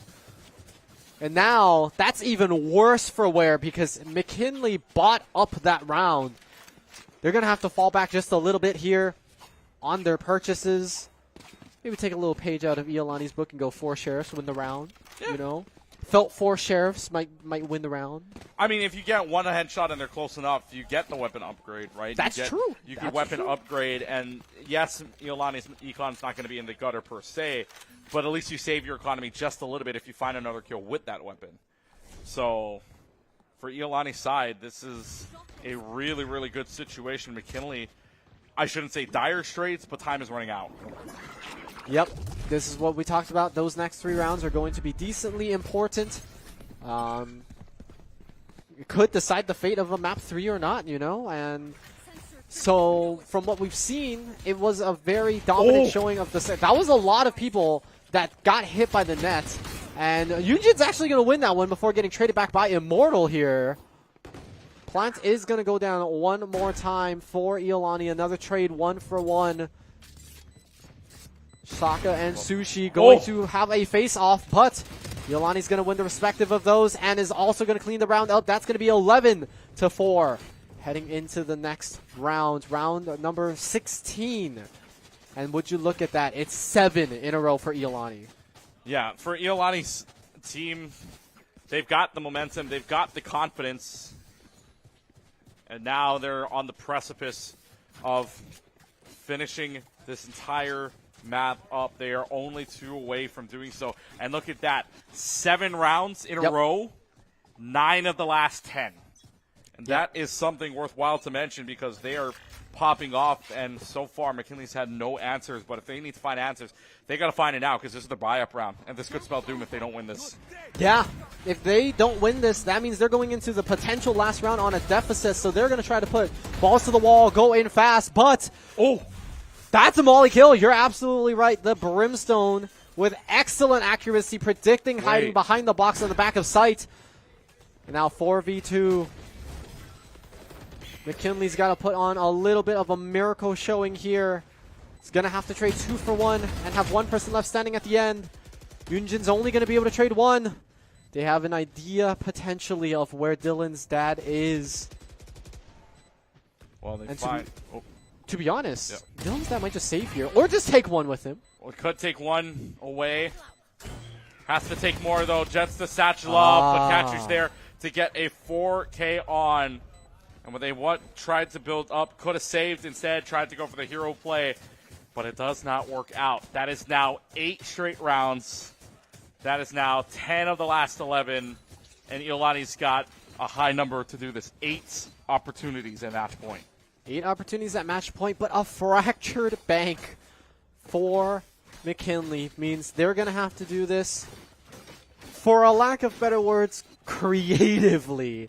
Not impossible. Right. Never impossible in a game like Valorant. But 8 rounds in a row. I think the only team to have done that so far is actually Iolani right now. So they're going to have to do what Iolani's doing right now in order to do it. Well, if you're going to start off one way with the orbital strike, that's not a bad thing. Guiding Light will come out and actually finds a hit, but Dark able to take care of Dylan's dad. Now makes it a 2v2 situation, and the plant comes down. Plant stopped, but it still gets a headshot off Yunjin. Had the opportunity, nothing's going to happen, and Catchery, as the smoke goes down, finds it. And in our final series of Vanta Fall 2024, we go to map number 3. We do go to map number 3, and we do the swappy swippies one more time with the bands. The players are going to get one last opportunity to do that, and one last opportunity to really talk with their coaches, their players, their friends that they've made, to see if the power of friendship can really prevail here. I mean, to be honest, goddamn. I was seeing if any of the players was going to give me like a cool reaction or anything. Yeah. Maybe they'll probably do it at the cam, not one of us. But we've got that map 3 ready for you. We can talk a little bit about it because now we have a sample size of 2 games to really go over. But 2 very different sample sizes, if you will. Okay. It was a 13-8 on Sunset and a 13-4 on Bind. I think the main difference is McKinley played the second game a lot. This person is showing us a picture of somebody. We don't know who it is. Shout out to that guy, I guess. But yeah, the second game, McKinley just kind of played it kind of slow. Well, they're gonna have to try to find a different formula if they want to win that golden hook. But Iolani takes one back, and Iolani ties up the series in 1 apiece. Game number 3 ends it all here. Valorant Map 3 finale comes up between McKinley and Iolani right after this break, live from the HBU Esports Arena. This is the Hawaii Esports League finale up next.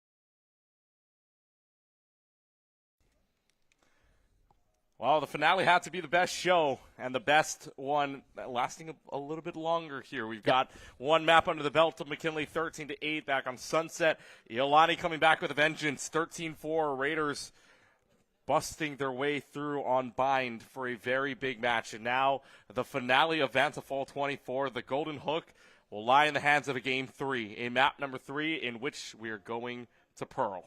Still no Ascent. Like, seriously. No, and by the way, the last 2 maps that were available, Pearl and Ascent. Okay, so it was close. Yes. But we just had plot armor. Yes. Ascent, anti-Ascent plot armor. So. Yes. Right, I heard cool. a little yippee in the back from our Don't get too producer used to it. We work collegiate, so it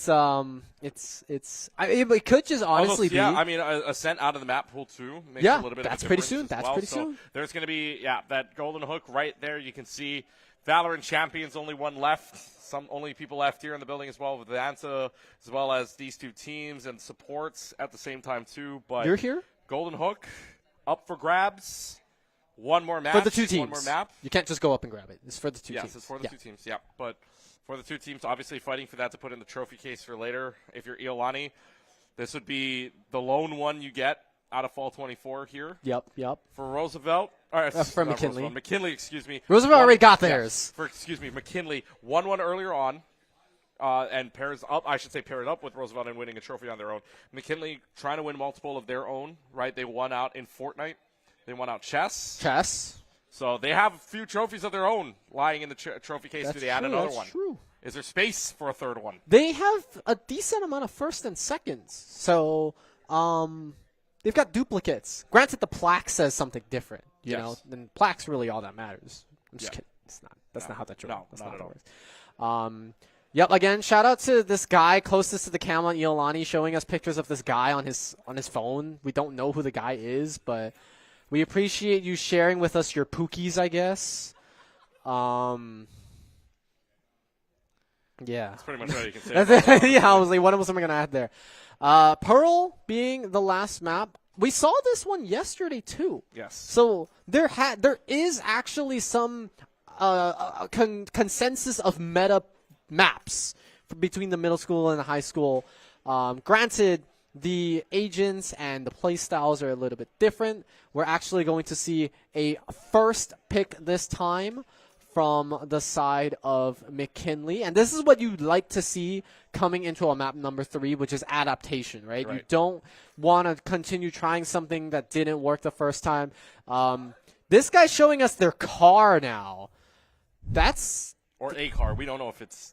That's true, but I want to give them the benefit of the doubt and hope it's their car, because if they just took a random picture of someone else's car, then... It's got to be the family car. Okay, well, that's their car still. Oh. They're I don't think the kids are old enough to be under the give or take one generation, their car. Yeah, their car. Okay, yeah. Some of them are actually old enough to drive. You got to keep this in mind. You can get your permit from, like, I think it was 15 and a half or 16 years old, so... Some of them can drive. Yeah. So, I mean, but if you're driving that car at such a young age, you better not crash it. You better not crash it. That's for sure. For real. You're never going to hear the end of that one. So we get loaded up into the game here. We'll go down in the lineup here in only a couple of moments. But if you find yourself getting hungry, especially 40 minutes past the top of the hour here at 7 o'clock, make your next stop Zippy's. Their app has a ton of promotions and ways to earn rewards and prizes. They're also looking to expand their team. So check out more info. Head on over to the website, zippys.com/careers. We get set here. Iolani Black, McKinley Valorant. One game decides it all. The Golden Hook up for grabs and one more left. Here we go. And same sides as well. Iolani defense start, McKinley attacking start, but this time around, Iolani plays a little bit more aggressively on the defensive end. Down B main they went, but that's the first time we're seeing Vice. Yeah, this is the first time we're seeing Vice. This is also the first time we're seeing Viper. And all this weekend, I should say, on broadcast. Absolutely. So there's a lot of things that they're throwing in the gauntlet just to make sure that they bring everything into this last map, because there's no second chances now. 13 rounds with no deuces, and that's all you're going to need to survive here. They actually use quite a bit of utility. They used the Viper Wall. It's kind of interesting because Iolani used the Viper Wall, but their initial impressions of B was they pushed past that wall, got a couple of picks, Katry's going to clean out with the 3K. 4Fun player finishes it with a classic. And I mean, hey, once the Viper falls, you've got Brimstone as backup for smokes. It makes it kind of hard to enter onto site. And just so in case you didn't know, these are the Vi's abilities.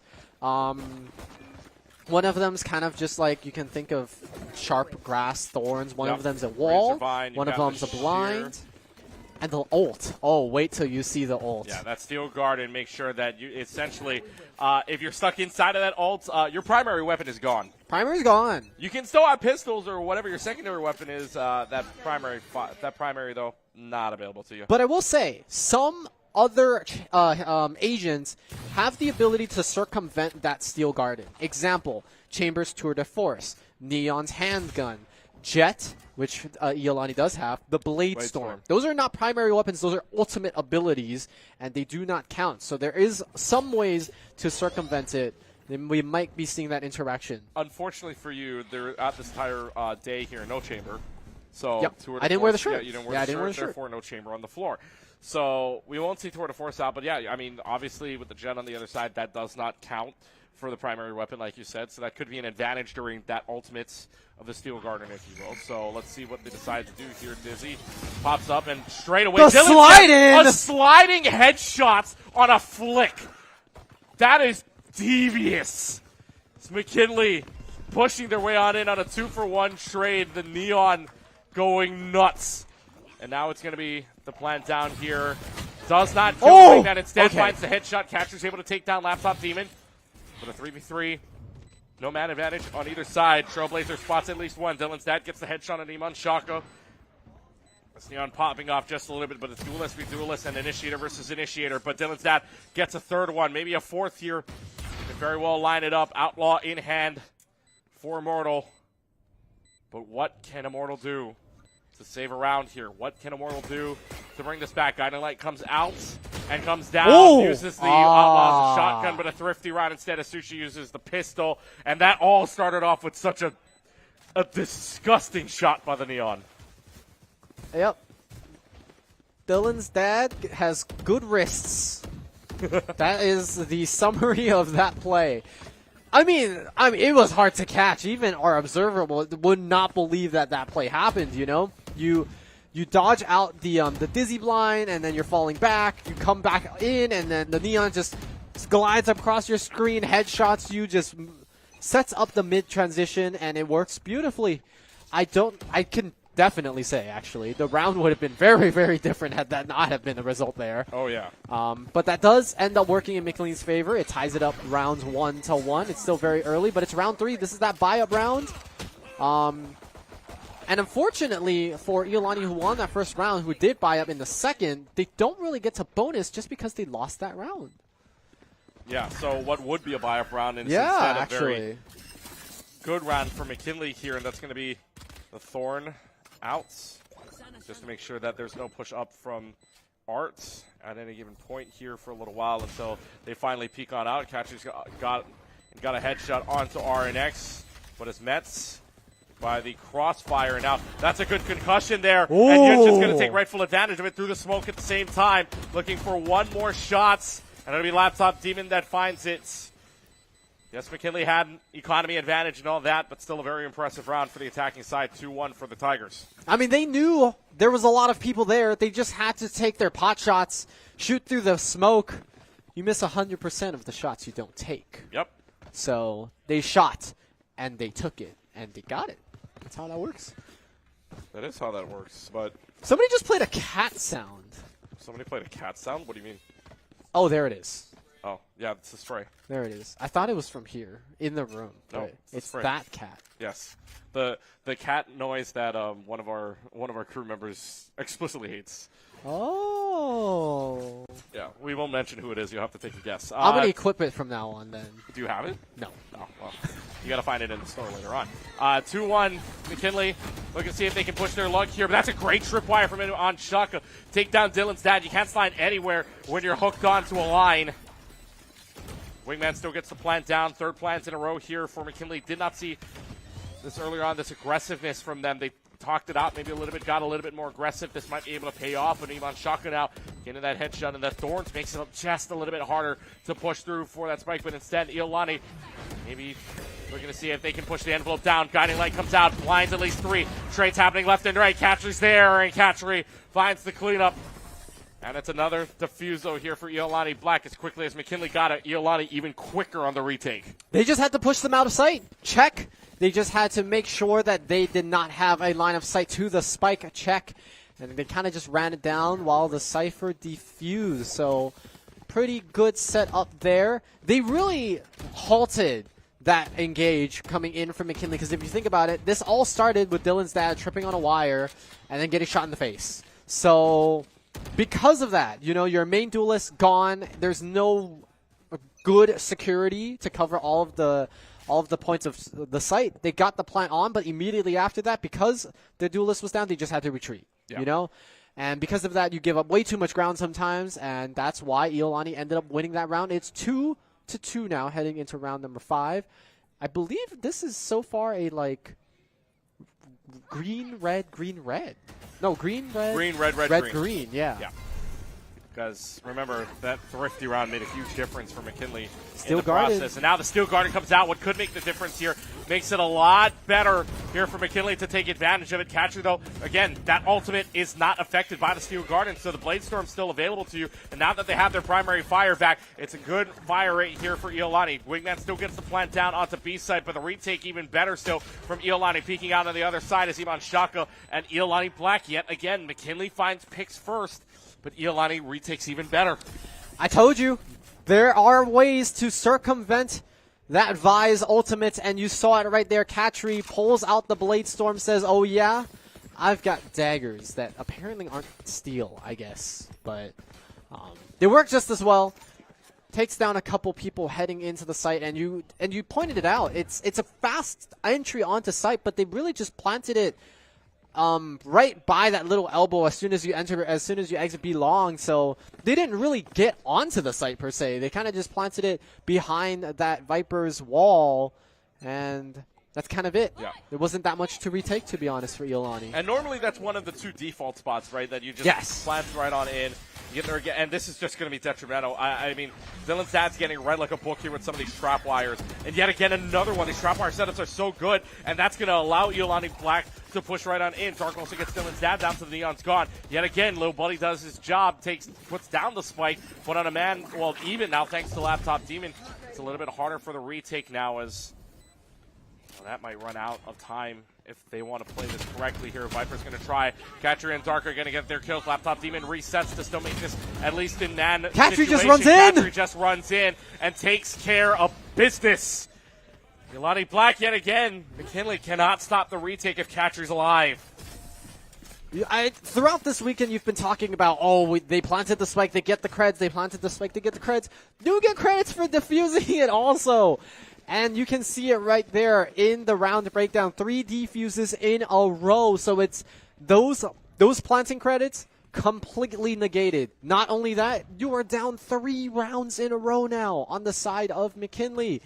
That makes it that much harder. You can see it's light shields, it's half buys, it's whatever you can put together to get this round next, because you're starting to head into the dark ages. We've been playing a little bit of Civ 6 lately. You kind of know what that means. Yeah, and my score is also terrible when I'm playing with you. Don't blame me for that. I absolutely can. Nope. I will declare war. Yeah, as if you haven't already. 4-2. Iolani Black looking to see if they can retake one more time here at McKinley. Trying to see if they can plant yet again and maybe put the numbers a little bit more in their favor, because again, Iolani Black can make a man disadvantage happen at any single moment, but they get the plant down 5v5 yet again going on A. The percentage here, not the greatest. Let's see if they can up that percentage of victory just a little bit more. Yunjin starts us off, getting a headshot on the catcher, and that's the big one. Jets now down to put this out, but it's a trade after trade. We're back down to 2v2. Dylan's dad will start the cleanup, and now the duelists make the difference. Cypher versus Neon, and the Cypher wins it on the peak. Iman Shaka says aloha oi to the rest of the team. Iolani Black 5-2. 15 HP is 14 more than you need sometimes to clutch up the round. And while it did look dire for a moment, Iolani are able to finish it up. And to be honest, it was expensive. 4 of them did die. But like we said, they've defused 4 rounds in a row. They have the credits to spare another round of casualties like that. McKinley do not have the same luxuries as Emin Shaka is going through the very terrible things that you have to go through as a Cypher player, which is lining up those trip wires. But, oh, that's an interesting one. Oh, never mind. That's not as interesting. That's kind of boring. Maybe trying to read what could have been. I guess so. If you will, but this is a very aggressive line. Look at where Katri is right now. And this is going to be a runaway game, but they're completely saying that they're okay. McKinley's going to take this for right now. Just got to be careful of a few more angles. Catcher on the back end getting Dylan's down. And Dylan's down made such an impact last round before Iman Shaka came in and took over the round to finish it off on the clutch. But now it is the headshots here. The neural theft's going to reveal where they are, and that's going to reveal where the rest of the teammates are down here in the mid area. Dark's going to go ahead and shoot through the boxes. Iman Shaka flanks them out as well. Laptop Demon's going to need a miracle to even get this through with the Guardian, in fact. Guardian gets at least 1 down. Doesn't have an overheal either. Needs to play with 40 health. Isn't going to get it. Catcher gets the flick on. 6-2 Iolani Black guaranteeing themselves a tie in the half. But again, that is 5 straight rounds for the Raiders. That was a good read on the rotate offense through mid. They originally saw on the side of McKinley with the KO knife the Jet coming in with reinforcements coming from behind them, and so they knew that they had to make a decision.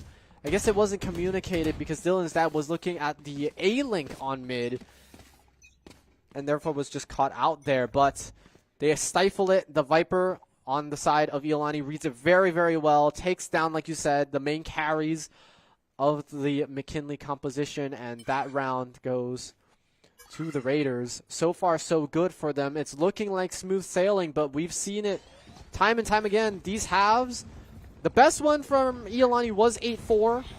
The best one from McKinley was 6-6. Well, let's see. Katri already on the flank yet again. Katri's got 2 on the flank and finds themselves in a very precarious position. Immortal tried to do the same, but unfortunately gets caught out. So now the man advantage evens out. Instead, it's a 3v3. Katri did their job, but unfortunately, Immortal wasn't able to follow up. Makes it a 3v3 scenario, but in this situation, slow and steady. You have to, right? You don't know what to expect in every different angles, and it's not like you got an extra 2 people to worry about those different angles. Yes, it's only B main, but got to be careful here. Flash comes out, but looking the wrong way. Dark gets it. There's the Viper spit out as well to make sure that there's some advantage happening. Dark finds one on the red. How about another one through the wall? Pops out the classic for the right click, and the Viper spit scores 3 as it is 7-2. Iolani Black guaranteeing themselves the lead now for the half. They played it so well. Patience. I mean, yes, Iolani spread out their remaining 3 members, so Dark had to step up and defend B all by themselves.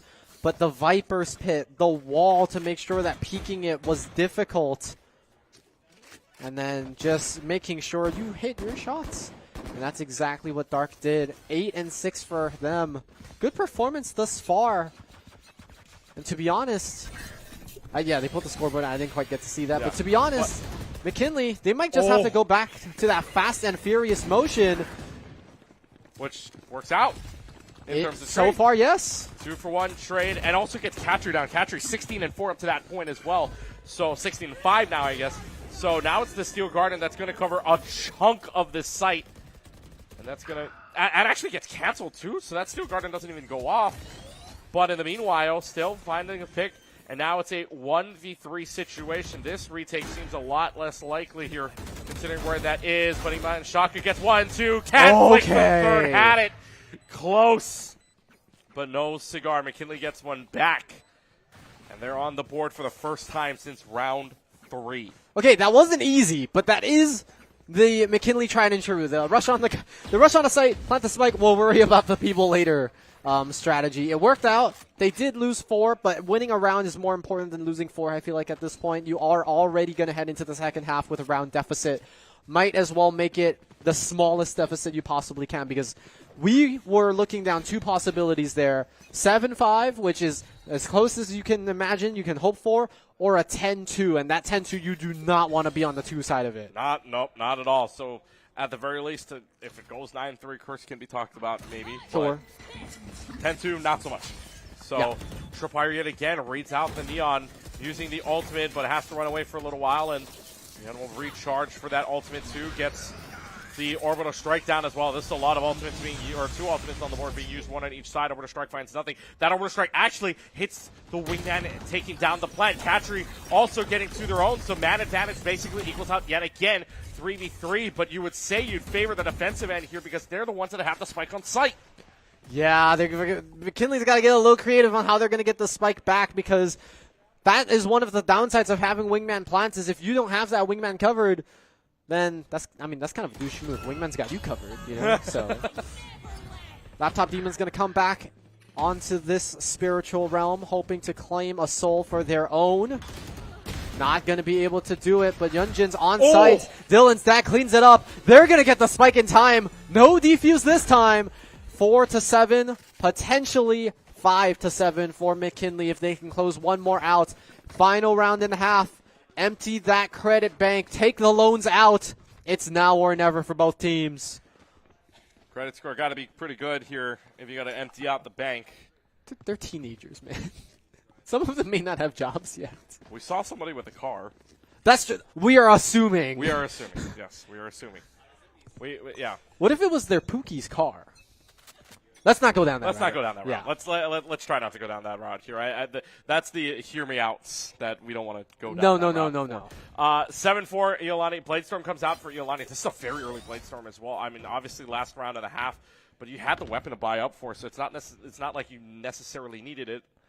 I think they're just getting ready for in case the Vise has enough ultimate points for That's the very steal. true, yeah. If that Vise does get the ultimate down, that was never mind. Well, no longer need to worry about getting your weapon taken away from you. Instead, Bladestorm is just there to help. If you need to switch weapons, now you got three to travel through, right? And so let's see what Katri wants to do. Jumps out of the smoke. Okay, Katri, calm down. For Fun player gets one. Can't find the last one. There will be no ace to have. But instead, for McKinley, there will be no round to have. Iolani gets one back in the final. You can thank Katri for that one on an excellent Bladestorm, ending the half at 8-4. 8-4. Same result as map 2 thus far. McKinley really hoping that it's not the same end result as map 2, because that would mean they only get the brick. Granted, it's still a pretty cool brick. Don't get me wrong. But that golden hook is definitely what you're eyeing down for your team, for your school, for the clout. Or as the kids say now, for the aura. For the aura, yes. Yep. You want positive aura, not negative aura. Yes. Speaking of positive aura, this place does give you a positive aura, doesn't it? A big mahalo to HPU for once again hosting the Vanta Leagues here in their amazing facility, Hawaii Pacific University, on the leading edge of esports in Hawaii, and creates opportunities to experience competitive gaming in person. Learn more about HPU's esports program. Visit their website, hpu.edu/esports. And again, big shout out to Jordan and Kevin and team here at HPU for staying here for long hours. Very long hours. Throughout the weekend here, setups and all, and troubleshooting and doing all of that. So shout out to the entire team here at HPU's Esports Arena. Again, that's one Aloha Tower Marketplace area if you want to stop by. Open daily till 11 p.m. As we get set here for this match, as we get set up here for the second half of action, trades left and right, but it's a 2v2 now thanks to RNX in the back, taking down Katri. Katri's been such a problem. So to take Katri out is a good advantage to you. Iolani now has man advantage.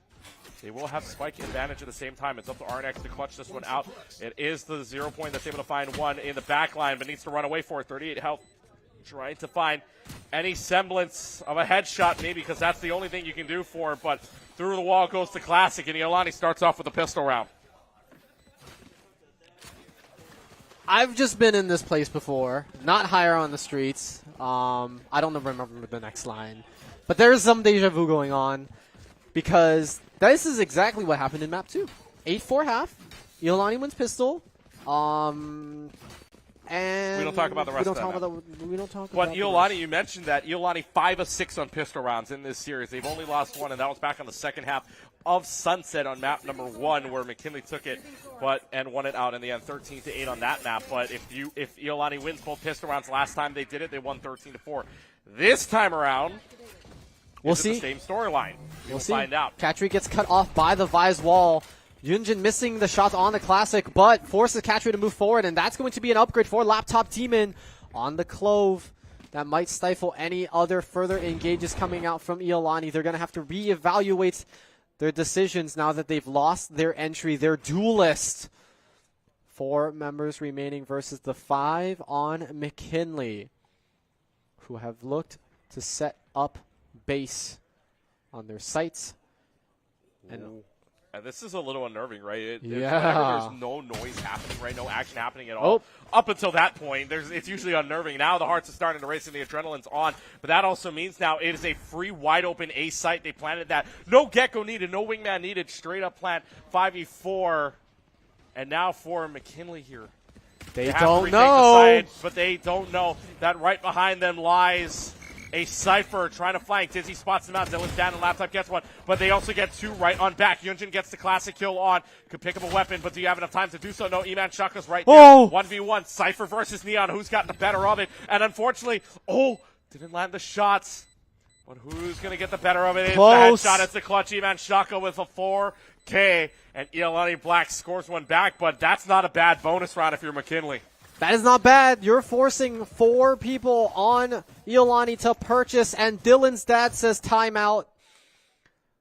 Usually you do that as a punishment to your children, but he's calling a timeout for the game. Just wanted to clarify that. Yes, just want to clarify that Yeah, position. you time out the children, you go in the corner, sit in the corner, think about what you've done. This time around, it's more to reconcile because obviously it's for themselves. It's for themselves. I mean, losing 4 people on a bonus round is something you do not want to get into. Yes, you won the round, but at the end of it, the words are, but at what cost? Because you lose 4, your economy goes down. This could be the opportunities for McKinley to make the comeback. So I'm not mad about that timeout at all. I would be actually pretty You've got a fitness notification, my guy. Yes. I don't know if your phone's calling you out or something. But, man, you had to? Well, I mean, he's just sharing with us his life, but I don't know who these people are. Yeah, they're just having fun. They're cracking jokes. If the parents are watching here, you might have some. You might need to have. I have the opposite problem, but it's still a problem. You know what I mean? Yeah. Nobody's perfect. No one's perfect in this life. No one at all. Big thing here to note during the timeout is that if you look at the kills, right, we were talking about how even it was throughout this entire series. There was no such thing this time around. Iolani Black's top player, Katri, 23-8. That is a big spread there, actually. By the way, Katri before, 13 kills back on Sunset, and then 19 kills back on... So leading the chart. Yeah, back on Vine. So it's momentum-wise. Now you're over the 20-kill mark. And now Katri's going to get 2 more. 25 on the mark here for the Jet, who's going absolutely insane. But the streak ends there. 3v3, though. Iolani trying to push up, but McKinley might get a few more headshots to work alongside of Tsushi, and RNX is going to be up to Immortal to make something happen here. Immortal doesn't even have the spike to work with.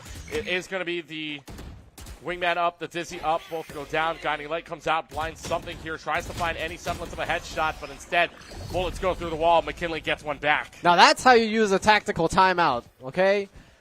That is a completely different McKinley that we've been seeing this entire series thus far. It almost looks like a revitalized version of them. They played it fast, they played it together, they got the picks needed, and they shut down the carries that are important. They shut down Iman Shaka, they shut down Katri early in that round, so they do not have to worry about those 2 kill streakers coming out for the remainder of it. They survive with 3 people left, and that means they don't have to have too many more people buying up for this round. That should help their economy, but 1 round's not going to be enough. You guys are 5 down. They're going to have to do this many, many times over again. Yep, they're going to have to repeat that scene sequence 5 times over to just get the tie, as Laptop Demon, though, is able to get 1 on the start, but Immortal, bad timing, turns around only to find the gun of the Clove to the back. Laptop Demon finds a way to close that out. There's the Rose that flashes up, but the flash doesn't find anything. It's going to be the Sheriff, at the very least, trying to find any kills. That's the classic up against the Rifle. That's not a matchup you really like seeing if you're on the receiving end of that. Sushi, though, is able to get Dark down. Sheriff trying to find anything, nothing there. 5 versus 1. Katry's done magic. Can you find a 1v5 magic, though, is the better question. That answer is no. Flawless comes out from McKinley, so now they only got to repeat that 4 times. I think that was the first flawless of this entire map. I don't think it was the series. We definitely saw a couple of them before. Yep, Flawless back in round 20, back on Sunset. Flawless back in round 14 of Bind, and now Flawless here in round 15. But to go from... Or 16. We're down 6 rounds, we have no credits, take a tactical timeout, win the round 3 people surviving, into a Flawless the rounds after... That is the glow-up anyone wishes that they could go through. Like, genuinely right there. That is some team evolution. And if they can keep this up, Iolani is going to have to be the one to come up with some new strategies. Now, granted, they've got time. Again, 4 rounds before McKinley even catch up, let alone take the lead. So, a little bit of time left for them. That being said, another silent round to start on Pearl. It's the most unnerving thing when a team that, rushes a lot goes silent, right? Oh, yeah. You have no idea. It could be up mid. It could be up A, right? It's the quiet kid in class meme. This is that part of, like, a song where it's like it's Jingle Bells right now, right? Very, very silent, and then all of a sudden Jingle Bell Rock starts to play right after that. And it's just like you're waiting for this also patient moment, but then finally, when somebody decides to shot call it, smokes come out, here we go. And now everybody tries to walk right in. Dylan's dad only has a Bulldog to work with. That's against the Phantom, though, so that usually means the Phantom wins. Up in Art, though, Yunshin's able to take down Ivan Shaka, and RNX from the back line taking out 2. So McKinley, knowing that there was something awaiting for them, have the patience to wait it out. Kachuno gets 1. Some low health bars on either end. 2 versus 2 situation. Tries to plant down. Bladestorm comes out. Bladestorm doesn't find anything. That's the Laptop Demon getting the headshot. 1 versus 1. 20 seconds left. Who's got the better advantage here? Who's got the mindset to finish this out? And now it is going to be the spike planted down around the corner for Fun Player. Takes the wide swing, and Iolani gets one back. Both players were injured before facing each other off. Yes, the 4Fun player had half their health, and the Clove was 1 shot, but a single bullet could have changed the outcome of that regardless. And yeah, you're pointing out the 15 assists for the Brimstone. Really, what a team player that What guy a team is. player. What a team player that For guy Fun is. Player? For Team player. For team I can't with you sometimes. Oh, come on. Fine, I'll give you that one. Thank you. I get to make one more terrible basketball analogy. Oh, well, what do you say about this, sir? What do you say about this, Professor? 11-6, your scoreboard. What do you compare this it's to? not looking good, but Laptop Demon got one. Yeah. Currently is overhealed by the ability, so little mini Reyna-esque ability there. It doesn't last the whole time. Emin Shaka's trying to get a little bit of information mid. Uses the I don't remember what it's called, the Rose, but blinds nobody and then dies there. So Neural Theft is going to expose the locations of McKinley. Dylan's dad gets found out, but shuts down Katry. That's how you do it, Duelist v Duelist. Hit him with the Diffie. Yep. And now 4v3, but Clove is low. So it is extra firepower for now, but we're going to have to see where that goes. Granted, does still have the afterlife. Does still have a second opportunity at life if it's even needed to proc, but here comes Iolani Black trying to figure out what they want to do in the attacking side for Fun Player. It's actually popping off into the last couple of rounds. There's the headshot from the Guardian, mind you, on the flick from Dark, and now Laptop Demon's going to reset. It is a 0 point that suppresses for right now. Laptop Demon's going to have to find a kill. Finds the lineup! And finds 2 headshots on the Guardian. That now gives McKinley mad advantage here. Spike's not even planted down. 14 seconds left. Dark finds the wall shot. 1 versus 1. Viper wall comes up. Who's going to win the man advantage on the other side? It's Dylan. That ends it. It's his dad. The roller coaster. Up and down the line, but in the end, McKinley staying within range. Yeah, you never want it to go to 12, especially this behind. You want to have a little bit of breathing rooms because mistakes do happen. You don't want to give up that extra round you can give up too early 11-7 now. Every little advantage you can get is something that you're going to need on the side of the Tigers. It's an uphill battle. It's Mount Everest almost. And this is that last map. There's no second chances. We talked about it. You each lost a map already. That was kind of your handicap. That was your safety net. Pearl is where we're going to end tonight. It's now or never for both teams, and for McKinley, the pressure's on them. They've got to make up 4 rounds before Iolani get 2. Yeah, mind you, this is also the first time since the first half of Map 2 that a half score went 3-3. So McKinley trying to keep up with Iolani, but if this keeps going back and forth, McKinley's going to eventually run out of time. But let's see now, Iolani, again, no noise, the most unwavering thing. Yunjin, though, staying inside. Finds 2 on the Bulldog. Guiding lights. Doesn't spot anything either. You would get the notification if that guiding light finds anything. Instead, nothing there doing so. Iolani Black having to rethink their strategy now. And what a call, by the way, to camp the sewer, the undercrawl there, because that is not a very conventional approach, because that would imply you left mid open in order to let the enemy team get all the way up there.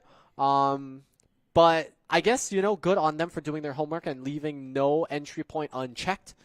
Yunjin does pick up a double kill there. And now, abilities are coming out. It's pretty obvious what site they're going to be on. Fun player does take 1. RNX trades it back, gets a double. Has no ammo, shakes no, but nobody's going to listen to that. As Yunjin cleans it up with a wall bang 3K. And the Tigers, they're still in it. They're still in the running. They've got 4 ultimates available, and they can use it at any time here. They're on the defense half, so the Neon one, maybe not as useful, but the other ones could do so much damage to an engage. Trying to claw their way back into this. The Tigers will not go away quietly. They may be down 3, but remember, they were down as many as 5 at one point in this game. 6 at one point in this game. They've got the lead down from 6 in half to 3. 11-8, but again, time's still running out, right? You do not want to give a single round back. If you're Iolani, you need to find a way to make sure that their progress wasn't all for naught to go up that many just to have the comeback potential. Seekers will come out. Seekers will find where everybody is, and now they know the locations of at least 1. At least 2, maybe. And the headshot for Sushi finds 1. Lines it up for 2. Sushi! Sushi popping. Will pop no longer. 2 kills there, but it makes it a little bit more advantageous for McKinley on the man advantage side. Orbital Strike comes out. He doesn't want to be in there. Neither does the rest of the team. Rose comes out for the flash and doesn't get any flash targets. However, Dylan's there. Dylan's data's there to get Katri down. 2 versus 1 for Fun Player. Clutching it out, maybe, but it's a 1v1. Brim versus KO on the flip side. RNX gets it. McKinley clawing back the lead deficit down to 2. Oh, they're nervous. The KO is shaking the cam mid-defuse. That's how you know. There's the cat, thank you. It doesn't meow in the post, but we appreciate the cat, nonetheless. And now, look at the credit bank on the side of Iolani. It is getting dry there. This is going to be the last round where they can put in their full efforts. And after that...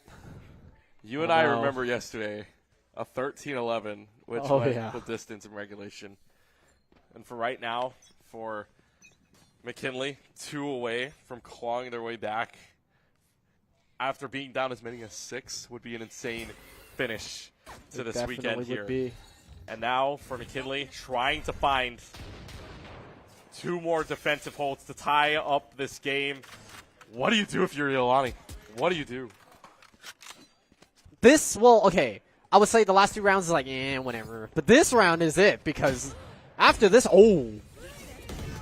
Well, you get the overkill here. Steel Garden comes out, and that's going to delete a lot of the guns. That was that primary. That's actually a good news for McKinley as well. That's going to allow them to cancel out or allow the team to rotate in a little bit more, right? That's the one where you either can follow up or rotate to see what they do out of it. They line up! They lined up. RNX gets 2 there, but doesn't find the third. The third one was to the left. They look to the right. 4 versus 2 situation. Now, McKinley on the front foot of this. Shoots out the Rose. They know where at least 1 is. Skyline comes out.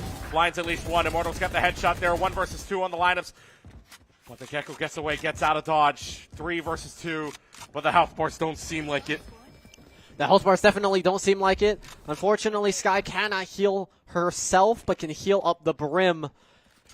And as long as you even have a single hit point, if you land a headshot, that's going to be a trade. Oh! Laptop Demon! Laptop Demon, the spray, gets one on the headshot. Looking for Thrash the is last coming! Thrash is up. Thrash is going to make a difference, and it is detained. You can't even plant no matter what happens here with the rest of the team. Dylanstad cleans it up, and McKinley within 1. The comeback story.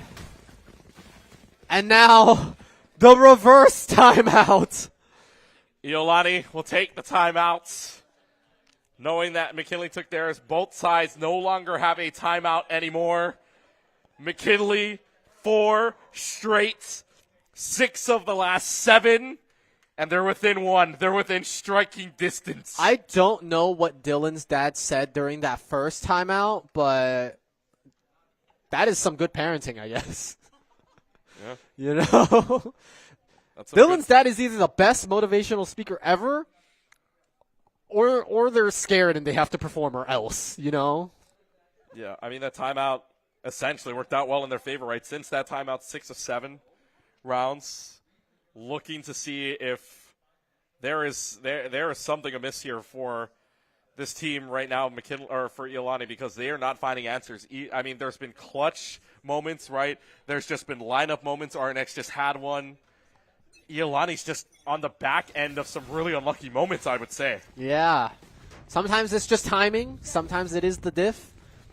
And sometimes it's just an unequal trade going on, you know? 2 for 1s, 3 for 2s that just happen to slip in favor of McKinley. But this is still as close as it gets, okay? Iolani are half conceding this round. They do have the Sheriffs, again, their strongest position. But just from firepower alone, this is look like it's going to tie up at 11 apiece. Again, just from firepower alone. From firepower alone, we don't know yet. Yep, we don't know yet. Nothing is impossible. But that's just because, yeah, I mean, like you said, it's because of the economy. It's because of the way that this is playing out so far. Yep. The timeout was just to reset them, obviously, just to, you know, calm down nerves a little bit. And that was on Iolani's side, too. So Iolani looked to see. But what if you don't need a reset? What if you just get a headshot immediately? Sushido right out of the cage is able to get that headshot down from the middle. From mid, trying to find another one, and you cannot keep dodging all of these. Sushi, though, does find another one on the catcher, makes it a little bit more even, but also that's another Vandal left in mid, so if they want to go pick that up, that's a weapon upgrade, which doesn't seem like much, but in one person's hand can make all the difference. And now, what's the call? I mean, that was 2 upgrades if you think about it. They traded 2 people, 2 for 2 there, so Iolani basically had like a half buy up. Trying to find one hesitation. more. 1, 2, yes! Dylan's dad! Lines him up. McKinley has won the last 5. And just like that, the finale comes down to a first and win by 2 the rest of the way. This really would be that comeback story. You can see it in the round breakdown. The 2 halves look like mirrors of each other. Yes, absolutely. Just playing to the strengths of the defender half for both sides here. Unfortunately for Iolani, they do not get the defender half anymore unless they go to OT. They're gonna have to win 2 rounds offensively. Laptop Demon trades 1 but has the ult available, needs to claim another, is capable of doing so. And that's gonna be 2, and their life back in play. This would be one of the crazier comebacks I've ever seen here. If they can pull this off, uses the smoke. Maybe to get away. But still, McKinley, 5 straight rounds. Raiders have had no answers since round 17. They were up as many as an 11-6 lead. Now it's 11-11. Nerves high.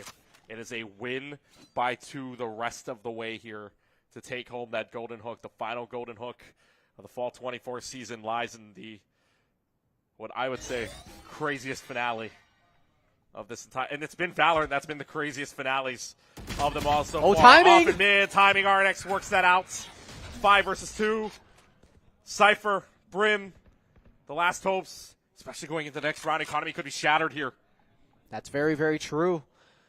They did buy the Sheriffs last round so they could buy up this round. Which means I'm pretty sure not everybody's going to have it there. You can see it, nobody above 1,000 credits. It's going to be some compromise. They might even just choose to save here. It's the choice to save. I mean, that's probably it. I mean, 8 seconds left. No time to plant now, starting from now. So what happens here and out? McKinley now has won 6 straight rounds. Only needs 1 for the trophy left. The Tigers are just that much away. And to think the storyline was so different just 6 rounds ago. It was 11 to 6. Yes. And now the tables have turned. You can see it right here. Not even full buys for everybody on the side of Iolani. They did that last round hoping they would win. They're going to have to win this one to force OT. Iolani has to. Iolani's got to find an answer from the depths of losing 6 in a row. By the way, that last one, first one that ran out of time, the Fender side. And now the null command. Here's where it is. All the ultimates online are probably going to get used in this round alone. It is the null command that gets popped out. Where it is, better question. It's on A. Viper's Pit is available. Neural Theft. You have the Orbital Strike as well. You also have the Neon Alt too. So this is where it all comes down. You can feel the tension, right? Everybody's silent besides the 2 of us right now. We're just yapping in the room. Yapping. You know that when it's this silent inside of an esports arena like this, you know that it is on. Adrenaline, hearts pumping. Who's going to take that trophy? Is it a trophy-winning moment for McKinley, or is it a hook and an overtime for Iolani instead? This is where it starts to get crazy. Smokes are out. Who's got it? Here's your moments here. RNX is trapped. Down, and the Orbital Strike is there. Yunjin, though, gets the headshot onto Catcher. The Orbital Strike doesn't find anything. Viper Spin is out. Dark is able to find 1. It could be trades out. Immortal finds another one. Neural Theft. Not used, and Neural Theft is actually used to find out locations here, and that's where Iolani's side.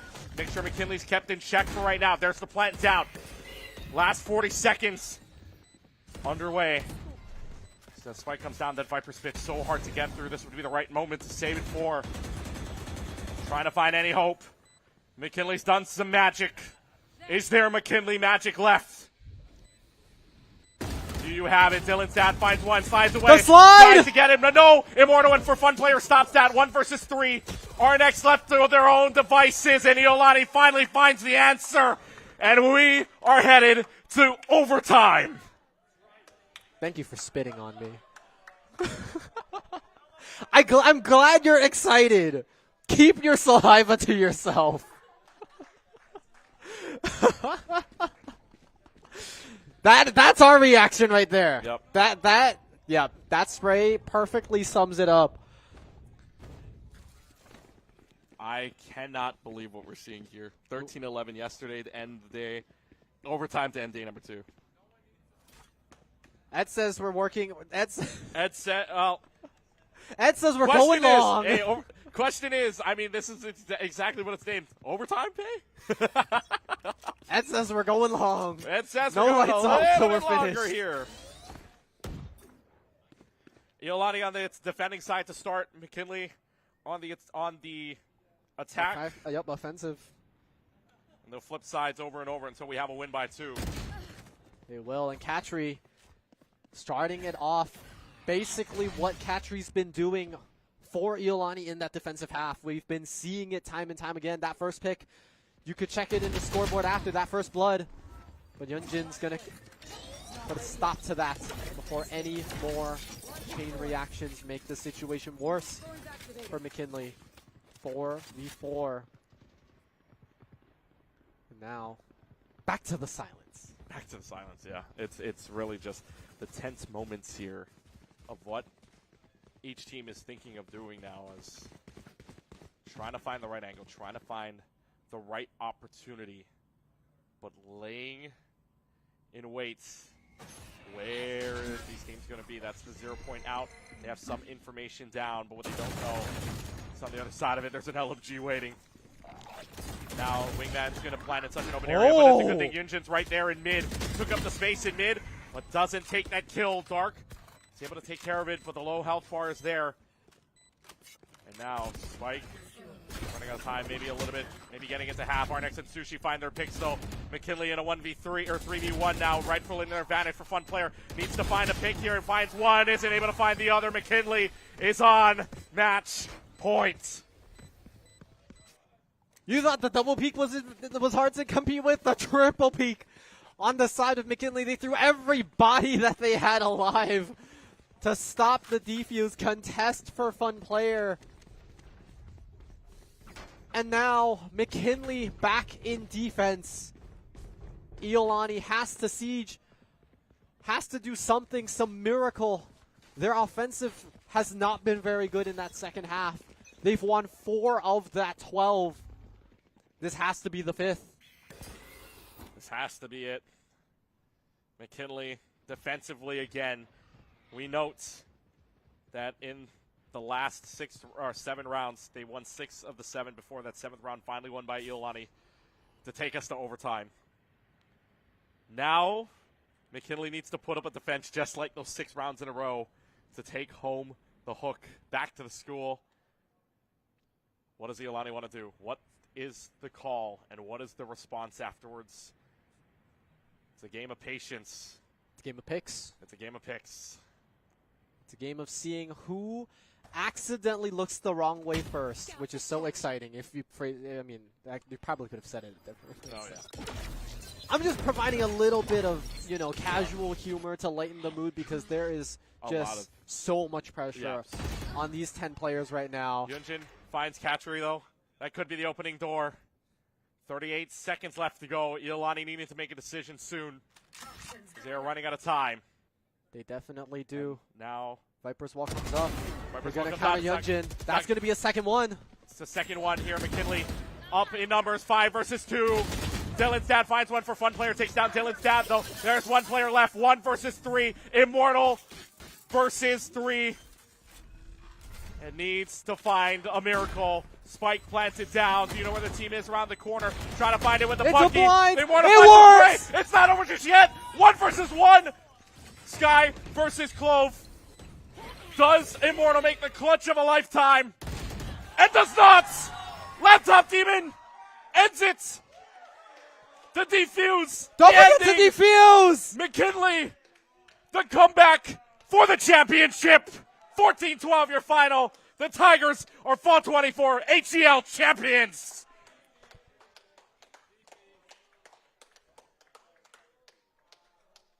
Unbelievable. It's got to be a little heartbreaking, you have to imagine, to come so close. That final clutch before McKinley. A new era. So many trophies from today, and they get to add a final one to the list. Another hook, another line, another sinker. I'll give you that. Championship comeback. When all hope looked like it was falling away. At one point, 11-6. McKinley comes 6 straight back. Then it goes 12-12, and at the end of it all, 2 straight rounds for McKinley. An almost insane clutch by Immortals that send us to double. But instead, the hopes and dreams dashed away as McKinley becomes your Fall 24 champions. Storyline, you could not write any better. No, you could not write any better. And to be honest, again, the runner-up trophy is also new. Yes. And it looks pretty good. It has the logo. Yeah. So, I mean, half the logo. The hook doesn't have the logo. Right. So, it's still a win. You do still get to bring something home. I mean, you obviously earn your position in the finals. It's not something that you just are given sometimes. And in this case, you could not have asked for something better. 13-8 map 1. 13-4 map 2 for the other team. Double tactical timeouts needed, 1 for each side in Game 3 to go overtime just for this result. I mean, do it with me. You already know what I'm going to do. You got to free your hands, though. Ready? Yep. 3, 2, 1. Cinema. Absolute cinema. Absolute cinema. Absolute cinema. There it is. Marty Scorsese. Proud of yesterday. Proud of today. Prouder of today. Prouder of today. 13-11 yesterday in the championship. 14-12 in the championship today. Valorant, man. The game of cinema. The game of cinema.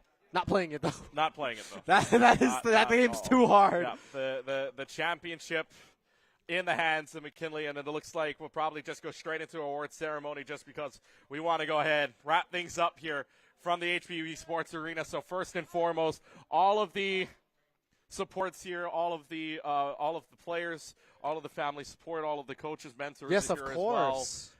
They experienced one of the greatest games in Vanta history. I mean, not only that, they were there through and through, and that's what you got to love about it sometimes. Your coaches, your friends are always going to be there with you, supporting you through and through, win or loss, knowing that you gave it your best, you know. And the best part about fall, to be honest, is it's not officially over. Yes. You can always come back for spring. Oh, yeah. This is just the halfway point in the scholastic year to show what you did about maybe like 4 months in. Yes. Okay? You've got Christmas break to play as much Valorant as you want. For the public schools, you've got spring break to play as much Valorant as you want. You come back, show us what you're made of. I cannot wait to see these two teams again, potentially for spring 25. Yeah, well, this is I mean, if we get another matchup like that one that we just had in spring, I am ready. I might need to bring you a heart guard, yeah, a heart defibrillator. Oh yeah, just I need the defibrillator to reset the heart, man, just to get it back to normal. I might knock out for a little while, but it'll start back up. But let's go ahead and do right now the trophy ceremony because the teams are lined up there, ready to go. Let's start off with our runners-up, which, man, took it all the way to the brink, all the way to overtime as well, but unfortunately a heartbreaking end, but they still get a second-place trophy. Please welcome up Iolani on their runner-up here inside of Fall 24.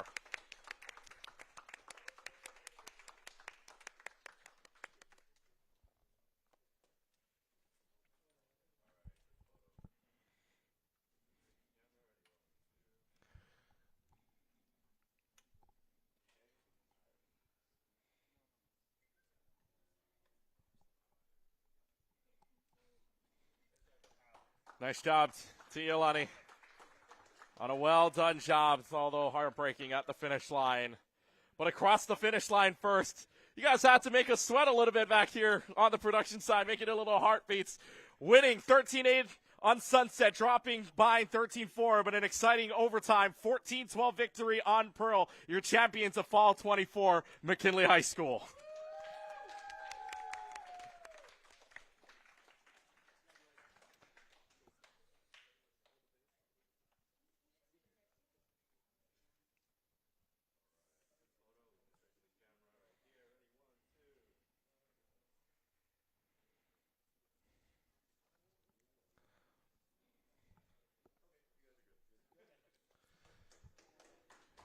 And that will just about close us up here. Henry, I mean, you were here all weekend long. Final thoughts as we start to wrap things up here. I'm still watching the McKinley players put their hands on their chests. They're still not over the adrenaline. And to be honest, it's been a very entertaining weekend. We've got to see a variety of games, a variety of schools come up. Some schools, as we see, are starting to solidify their dominance in a specific game. We could see it for Eva Mackay in the middle school. We saw it for HTA as well on Saturday. We've been seeing some of it throughout this weekend. For the high schools, McKinley in chess as usual. Roosevelt for Apex Legends, just to name a few. But, you know, it's all in good sport. It's all in, you know, there's competition, but there's camaraderie as, you know, above all. Yes. And what a weekend it was for that competition and camaraderie overall. And a big congratulations to all of our winners throughout the weekend for middle school and high school as well. And this is going to be a very exciting spring semester. When we get to it. We'll wrap things up right now. Special thanks to our sponsors here from the HEL, including HPU, who provided the nice venue, of course, the HPU Esports Arena here at the Aloha Tower Marketplace, alongside of UH West Awal, who will partner throughout the entire season. And, of course, here at the event earlier on, Mobile IT Force, a big thank you to them. And, of course, Zippies, who will be, of course, a presenting sponsor for the Hawaii Esports Invitational. Check out the Vanta socials there for more information on that in March. Special thanks to all of the production crew. Special thanks to Ed and the rest of the team at Vanta as well. I'm sorry, say that again? As, of course, thank you very much to the production crew, EMP Live Designs, K-Tad at the helm, as well as the rest of the crew that's been here the entire weekend. Of course, That's us. you guys, that's us. That's Leighton over there. That's Chris, Colton, and as well as Zach and Nevin. Nevin not here with us this weekend. And Justin. Nico and Alec as well for the photography and video side. And, of course, Justin, who was here over the weekend as well. I think I covered everybody throughout the entire weekend. Thanks to Ed Lallier and team, of course, as well as Kogan and Sai for their great work, and a great work to everybody involved here at Hawaii Esports League. So one more time, congratulations to all of the champions all throughout the weekend here, Saturday and Sunday. Spring 24, we know we cannot wait for it. We will see you then. For the last time, we say aloha. We bid you aloha oi, and have a great rest of your night, everybody. This has been the Hawaii Esports League from the HP Esports Arena. Have a good rest of your night, everybody. Aloha.